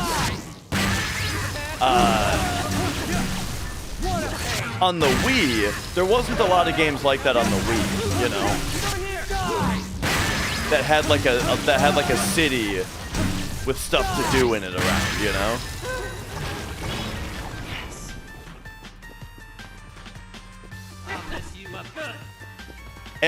These games' voice lines are all like so deep in my head.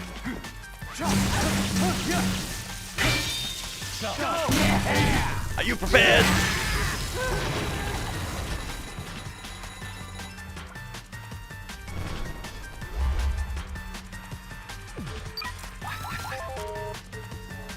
Shake the sword to charge it back up.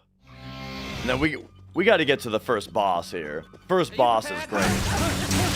Because, like, the best thing about this game is the cutscenes. I love the writing. Travis, the main character, he's voiced by Robin Atkin Downs. And it's like my favorite voice performance in any game. I just love his work as this character.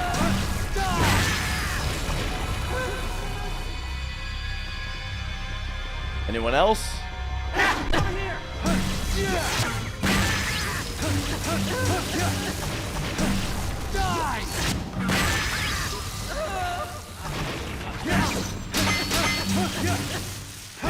Oh.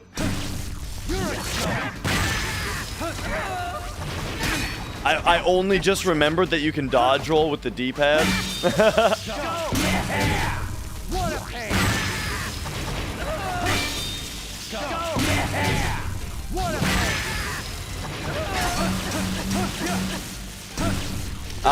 And it's funny, this is a game where I don't really mind the motion controls at all really either, because they're done in a more unique way, you know, I feel like. Where it's like, you do most of your hack and slashing with the, you know, you got A for your sword swings, you got B for your beat attacks, and like D-pad for dodge roll. It's really just these kill shots you swing in the direction of, you know. And, there's something kind of fun about that, just for the kills. Or like when you're locked with the guy, you know, you do like a circle kind of motion. And yeah, Killer 7 is also one of my favorite games of all time. Killer 7 and this game both absolutely love. If I had to pick, I like Killer 7 more. If I had to pick,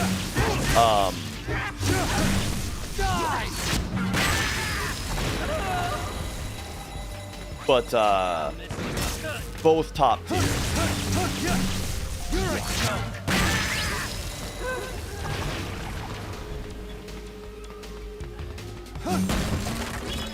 Yes. All right, what up, 16-bit dungeon? Hey, he's over here.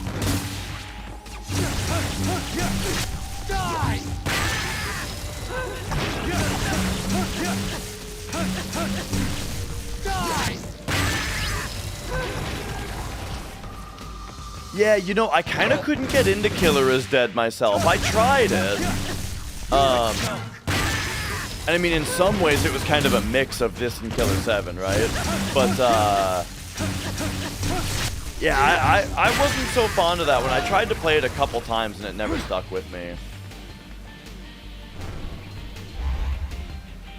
And so, of course, here we go. The recharging of the sword. Battery.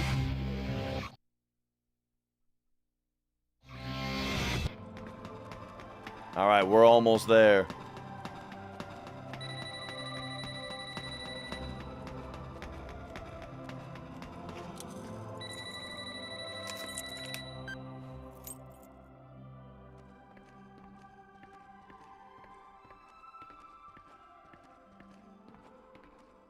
Oh, this is a little awkward. I think this part is she's supposed to be talking to you on the phone. And so you're supposed to hold the Wii remote up to your ear like a phone, and Sylvia talks to you, and the dialogue is really good. But I've got the volume on the controller turned off, because it's annoying. You know, in other games and shit, I find it annoying. For some reason, I thought that if you had the controller volume turned down, that it would I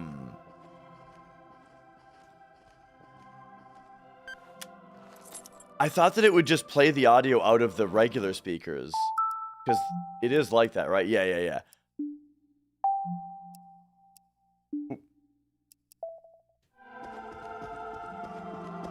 But I guess that's not how it is.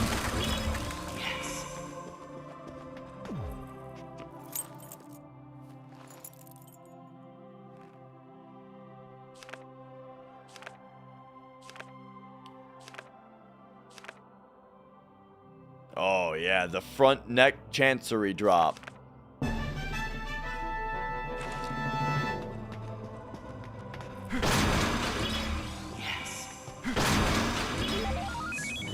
Like the main character's little comments when you find stuff.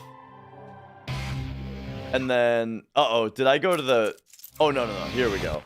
You take a shit to go to the, to save the game. The game's toilets are the save points.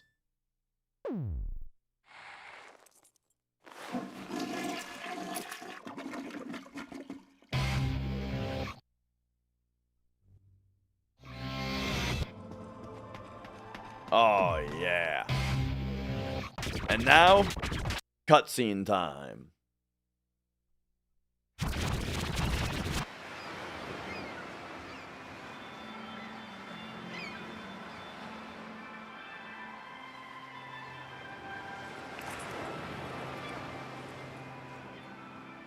Quite beautiful, wouldn't you say?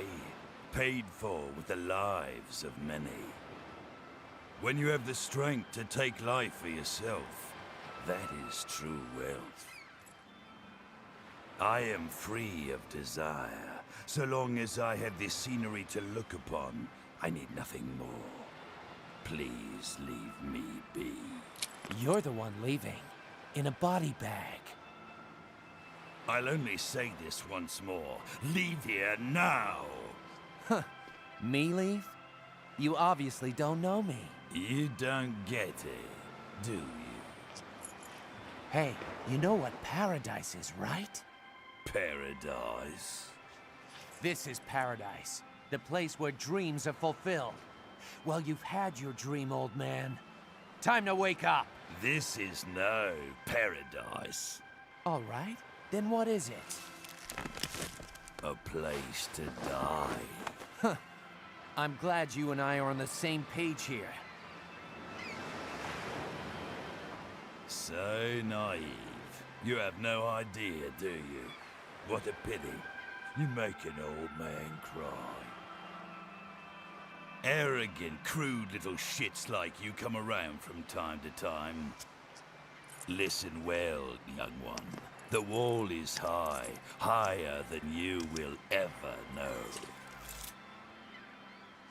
Ultimate sacrifice is sublime. Now draw. Huh. You can take that to your grave. Yeah, boss fight time! Oh, fuck, it started.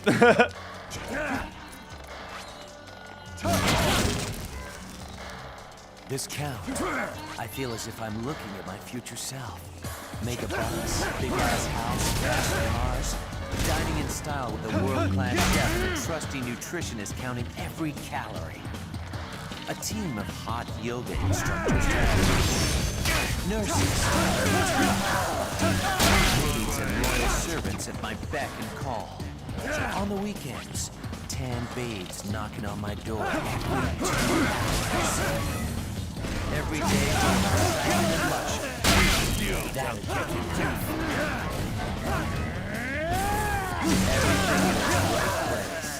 It's the perfect life. It's the life of winners. That'll be my life. I thirst for selflessness. Hypnotize, lusting for their own desire, get killed by young men like me. This is how it goes down. And for the old killers, they'll croak anyway. I guess you can call this comedy. I realize there's really nothing to do.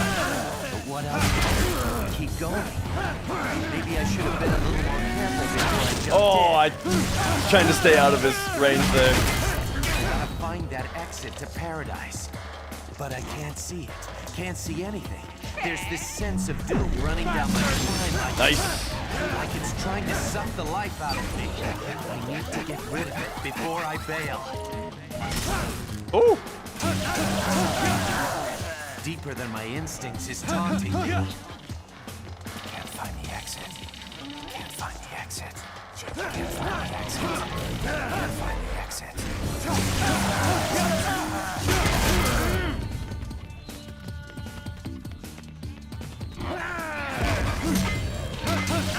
Oh, there we go.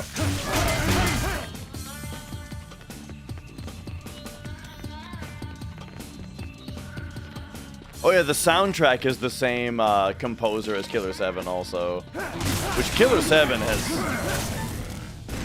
absolutely wonderful soundtrack on top of everything else.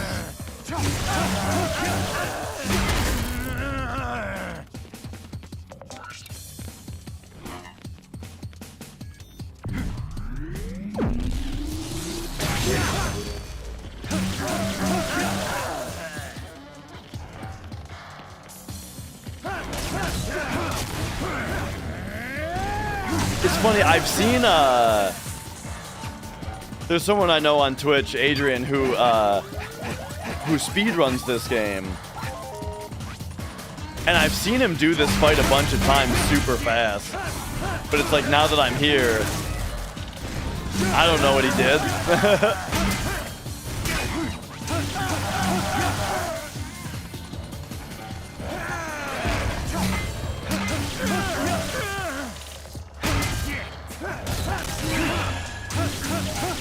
Oh, there we go. We got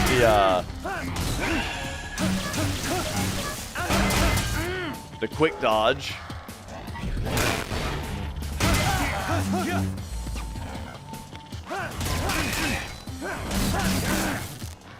Ah, right, it's this part.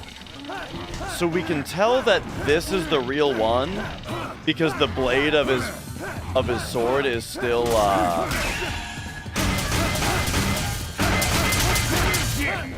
the blade of his sword is still electrical. But I don't know if that... Oh, that was very good.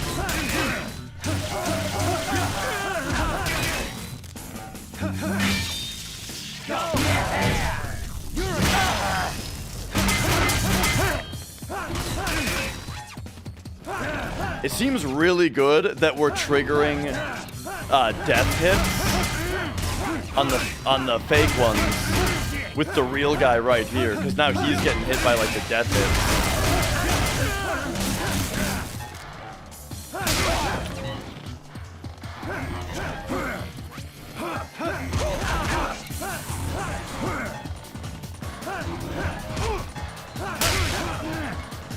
Oh, my sword is out. That's what's going on.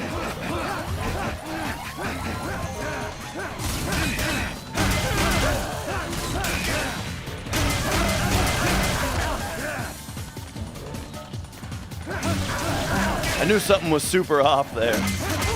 February 11th. Man, that comes out, that's like the same time as Mugenics. Yeah, sounds good, Tilt. Hope to see you tomorrow. Oh, that was not good.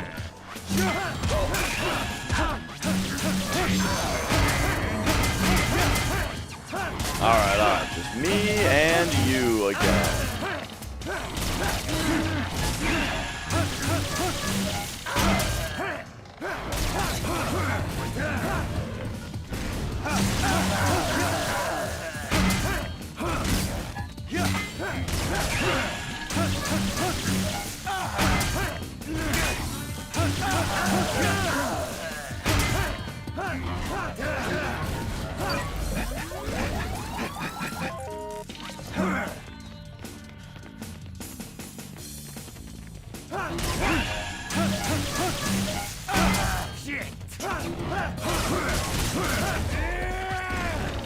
Alright. Getting down there.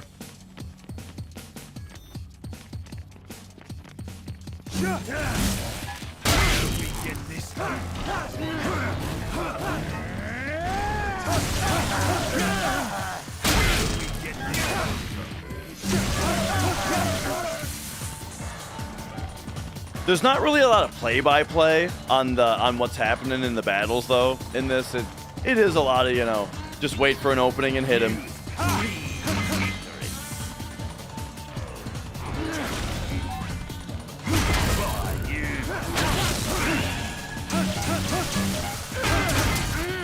Those quick parries, by the way, it's very similar to in Breath of the Wild. When you do like a sidestep at just the right time and it like slows time down. Like that. So like when Breath of the Wild did it, it struck me right away as like, oh, that's the No More Heroes dodge.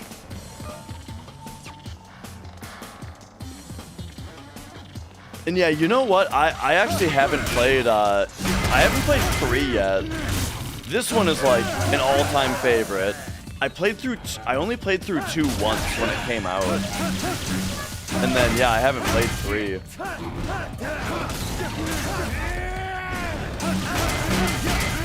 Ooh.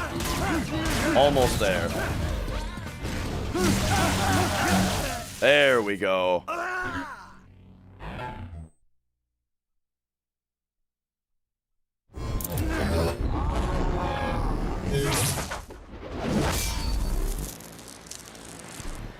Extraordinary. The moment I've been waiting for. The name Holy Sword is now yours. You're joking, right? I don't care about titles or power. I just want to be number 1.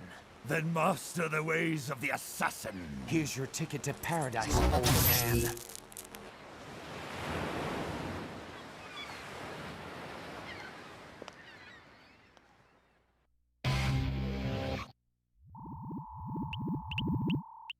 Oh man, game's ridiculous.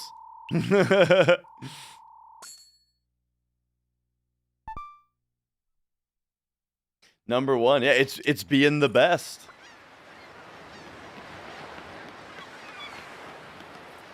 Oh yeah, heart container.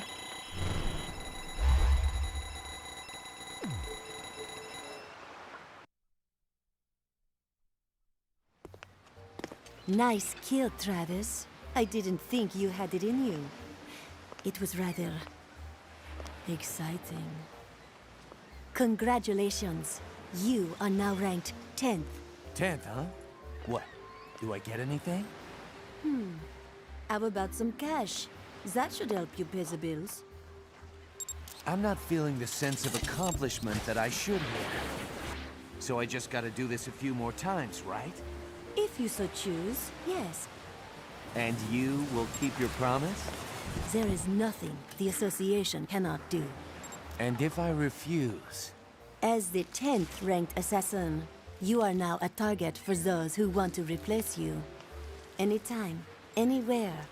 Number 11 could be right around the corner, ready to put a knife in your eye. So what you're telling me is that I gotta continue fighting. There's no way out of this. You set me up, bitch. Quit your bitching and get with the program. There's only one road out of here. No turning back. Okay, how about this? If I become number 1, will you do it with me? Maybe. Maybe not. Come on, just once.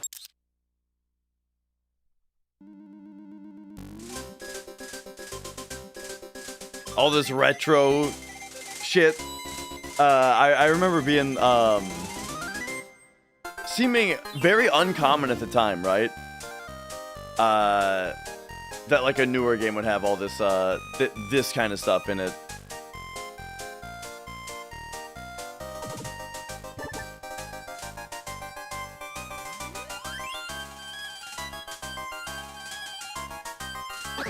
And like the music is so good.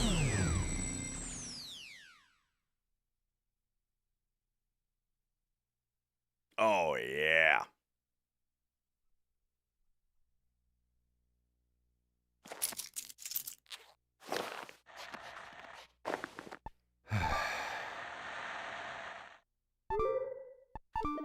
Oh yeah, and speaking of music, are we going right out to lounge mode, or is there more cutscenes? I can't remember.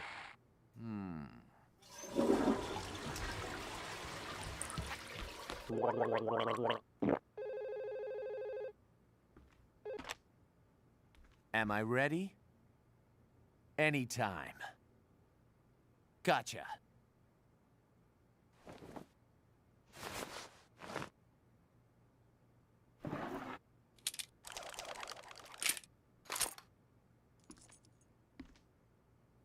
Moe.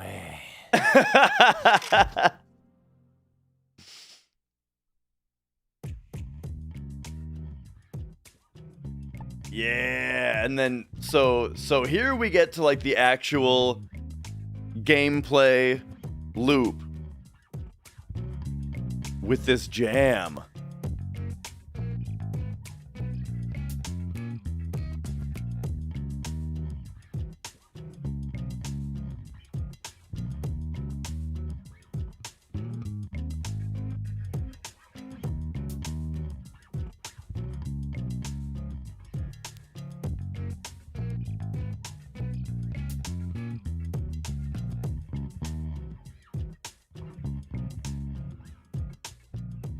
Oh yeah. So anyway, you know. Oh, and in here we've got the cat. Hey, girl. Yeah, you know, you can pet the cat. Oh, that's the move I do on Mia. She loves it.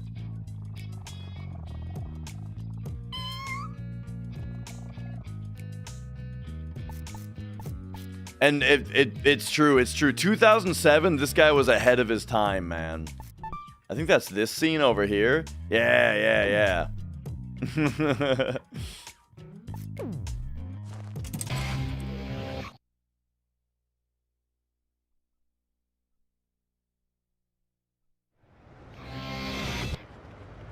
All right. And then very briefly then, that's kind of where now we get to, oh, I guess, a little bit more cutscene. But that's good. The cutscenes are the best part.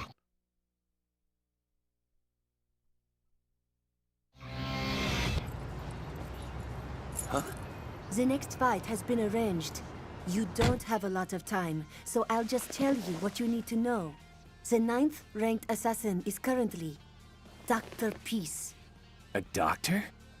Actually, a detective. A dirty and unscrupulous detective with plenty of dark secrets about him. Illegal investigations, illicit sales, black marketing. He is your one-stop shop for marketing illegal goods. And on top of that, he is a trained assassin. He's been doing some work for the Mafia, and before you know it, he's up there ranked 9th on the list. To be frank, he's good. You won't stand a chance against him. You're as good as dead. What's it going to be, cowboy? Put me in, coach. All right. Please transfer 150,000 LB dollars. What? 150,000 LBs? Your entry fee, my overhead costs. Don't tell me that you were not expecting so many zeros on that price, or that I am ripping you off or some shit. We have an elite staff in the thousands. Personally, I think it's a bargain. Okay, I gotcha. But you really think I got that kind of dough on me? What the hell am I supposed to do? You are supposed to do your job. You've been hired to kill someone, so just do it and quit your whining. Plus, on-the-job training would be good for you. If you're interested, I can introduce you to an agent, an advertisement agency. But really, they're erasers.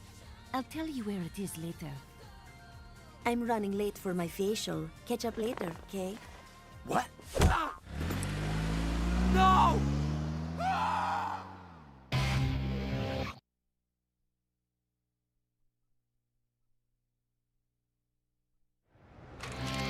And here we get into kind of the main loop of the game then. So we're in the world. And, you know, I feel like we didn't really... I mean, this was a Wii exclusive, and we didn't really have stuff where there's just like a world to run around, you know? I think we can get our... There's a way to call for the car, right? Oh yeah, this sounds like it. We're all friends, but shit like this won't fly. So, you know, we got the car also that you can get driving around. Oh yeah, there we go. I had to remember the controls. There we go. Yeah, it's just like riding a bike, you know?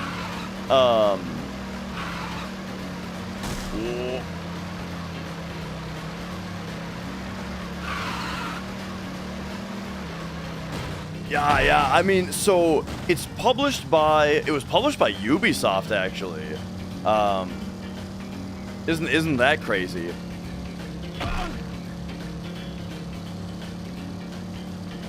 Oh yeah, when you boost, it just goes off, yeah.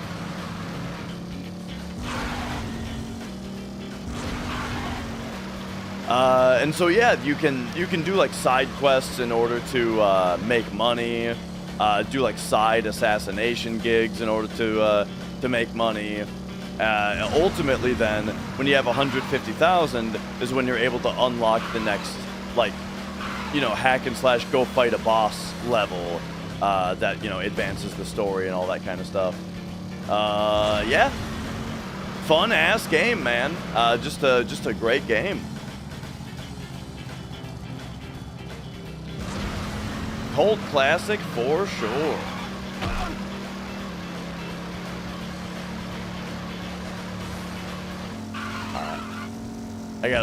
I gotta remember the way back home here. Yeah, I kind of wonder, like, you know, it's not the smoothest frame rate in the world. I kind of wonder if it runs smoother in 4:3 than 16:9, or if that makes sense, really. Because if there were more pixels, that would make sense. But, like, pre-HDMI, I don't know if that even matters. Or if it's the same number of pixels it has to draw anyway.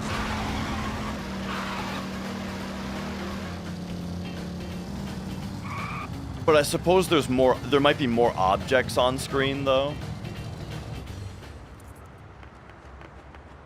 So yeah, I don't know. There's also like there's a bunch of hidden stuff around the world to find, and each of the hidden things, you can unlock some powers that kind of reference the Killer 7 and all that. Yeah. Oops, I said no. Nintendo locked Metroid Prime music behind a paywall. They didn't include it in the game, or at least parts of the game. I'm not sure what you mean.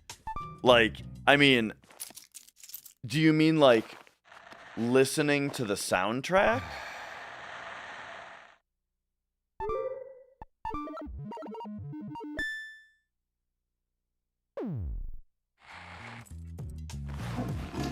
Or,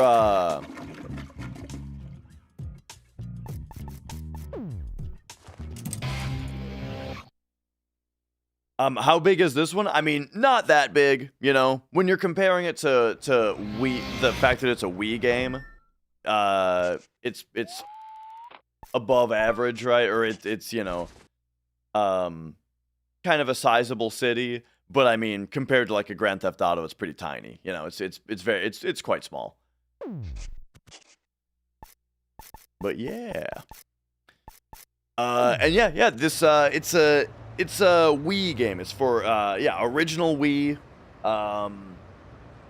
They did port it to PC, but I've heard that the PC port has some problems. But it is on Steam.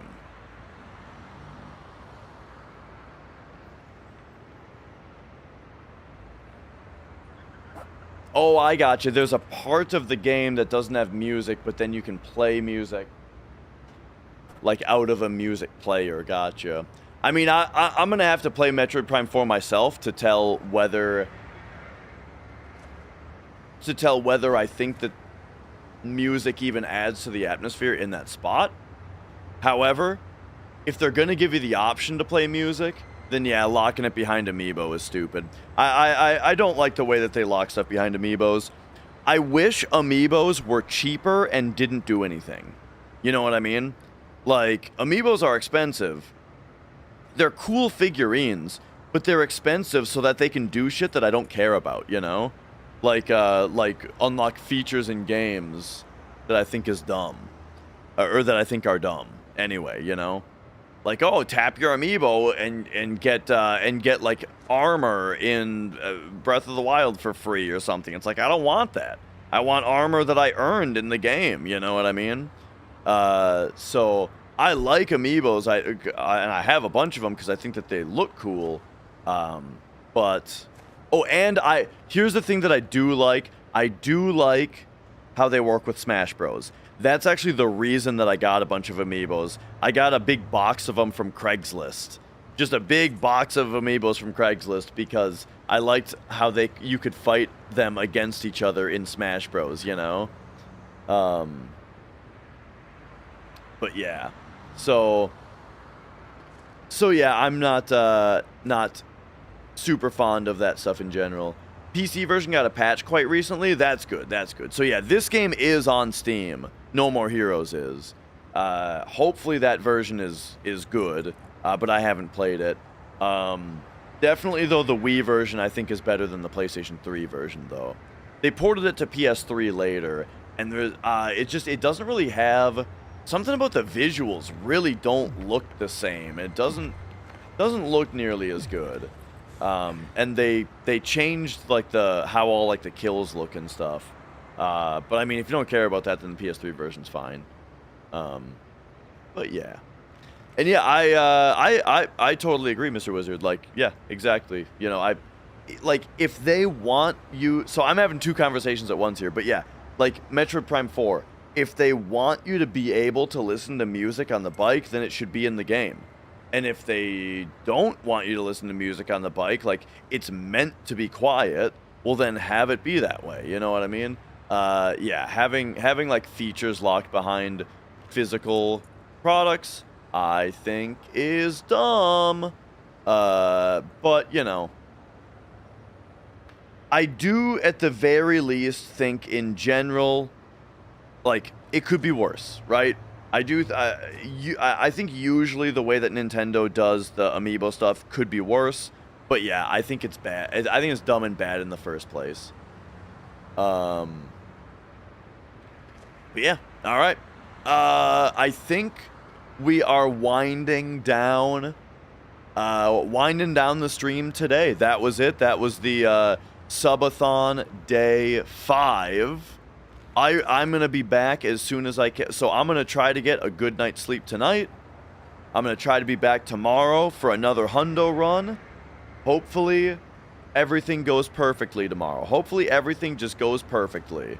And you know, we just have a great run, you know? Yeah. And that's that. I think I'm gonna take the stream down also since I'm gonna be sleeping a little bit longer. You know, since I'm gonna be sleeping a little bit longer tonight. Yeah, all because of one item. Such a good run. I mean, there was a lot of time lost, though, so we'll see.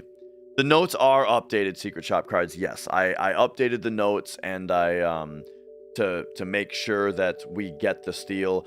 I could also just not sell the item in the first place, probably. But again, you always get the steal, so, like, I don't think we need to. Especially because even if we don't get the steal, now that I know to look for it, we can force the steal just like we do with the circlet. You know what I mean? It's going to be totally fine. It's going to be no problem. So, yeah. We'll be back tomorrow with another hundo.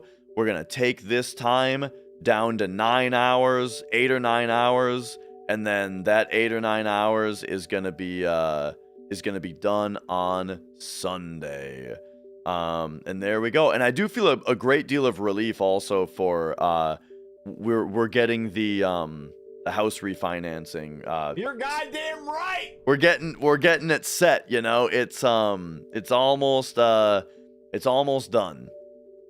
We saw the final numbers, basically the final numbers today, and so we got that we got the final numbers signed, and we should be closing Saturday or Monday, I think is what he said. So, all right. I'll be back in the morning. I'll be back as soon as I can be in the morning. All right.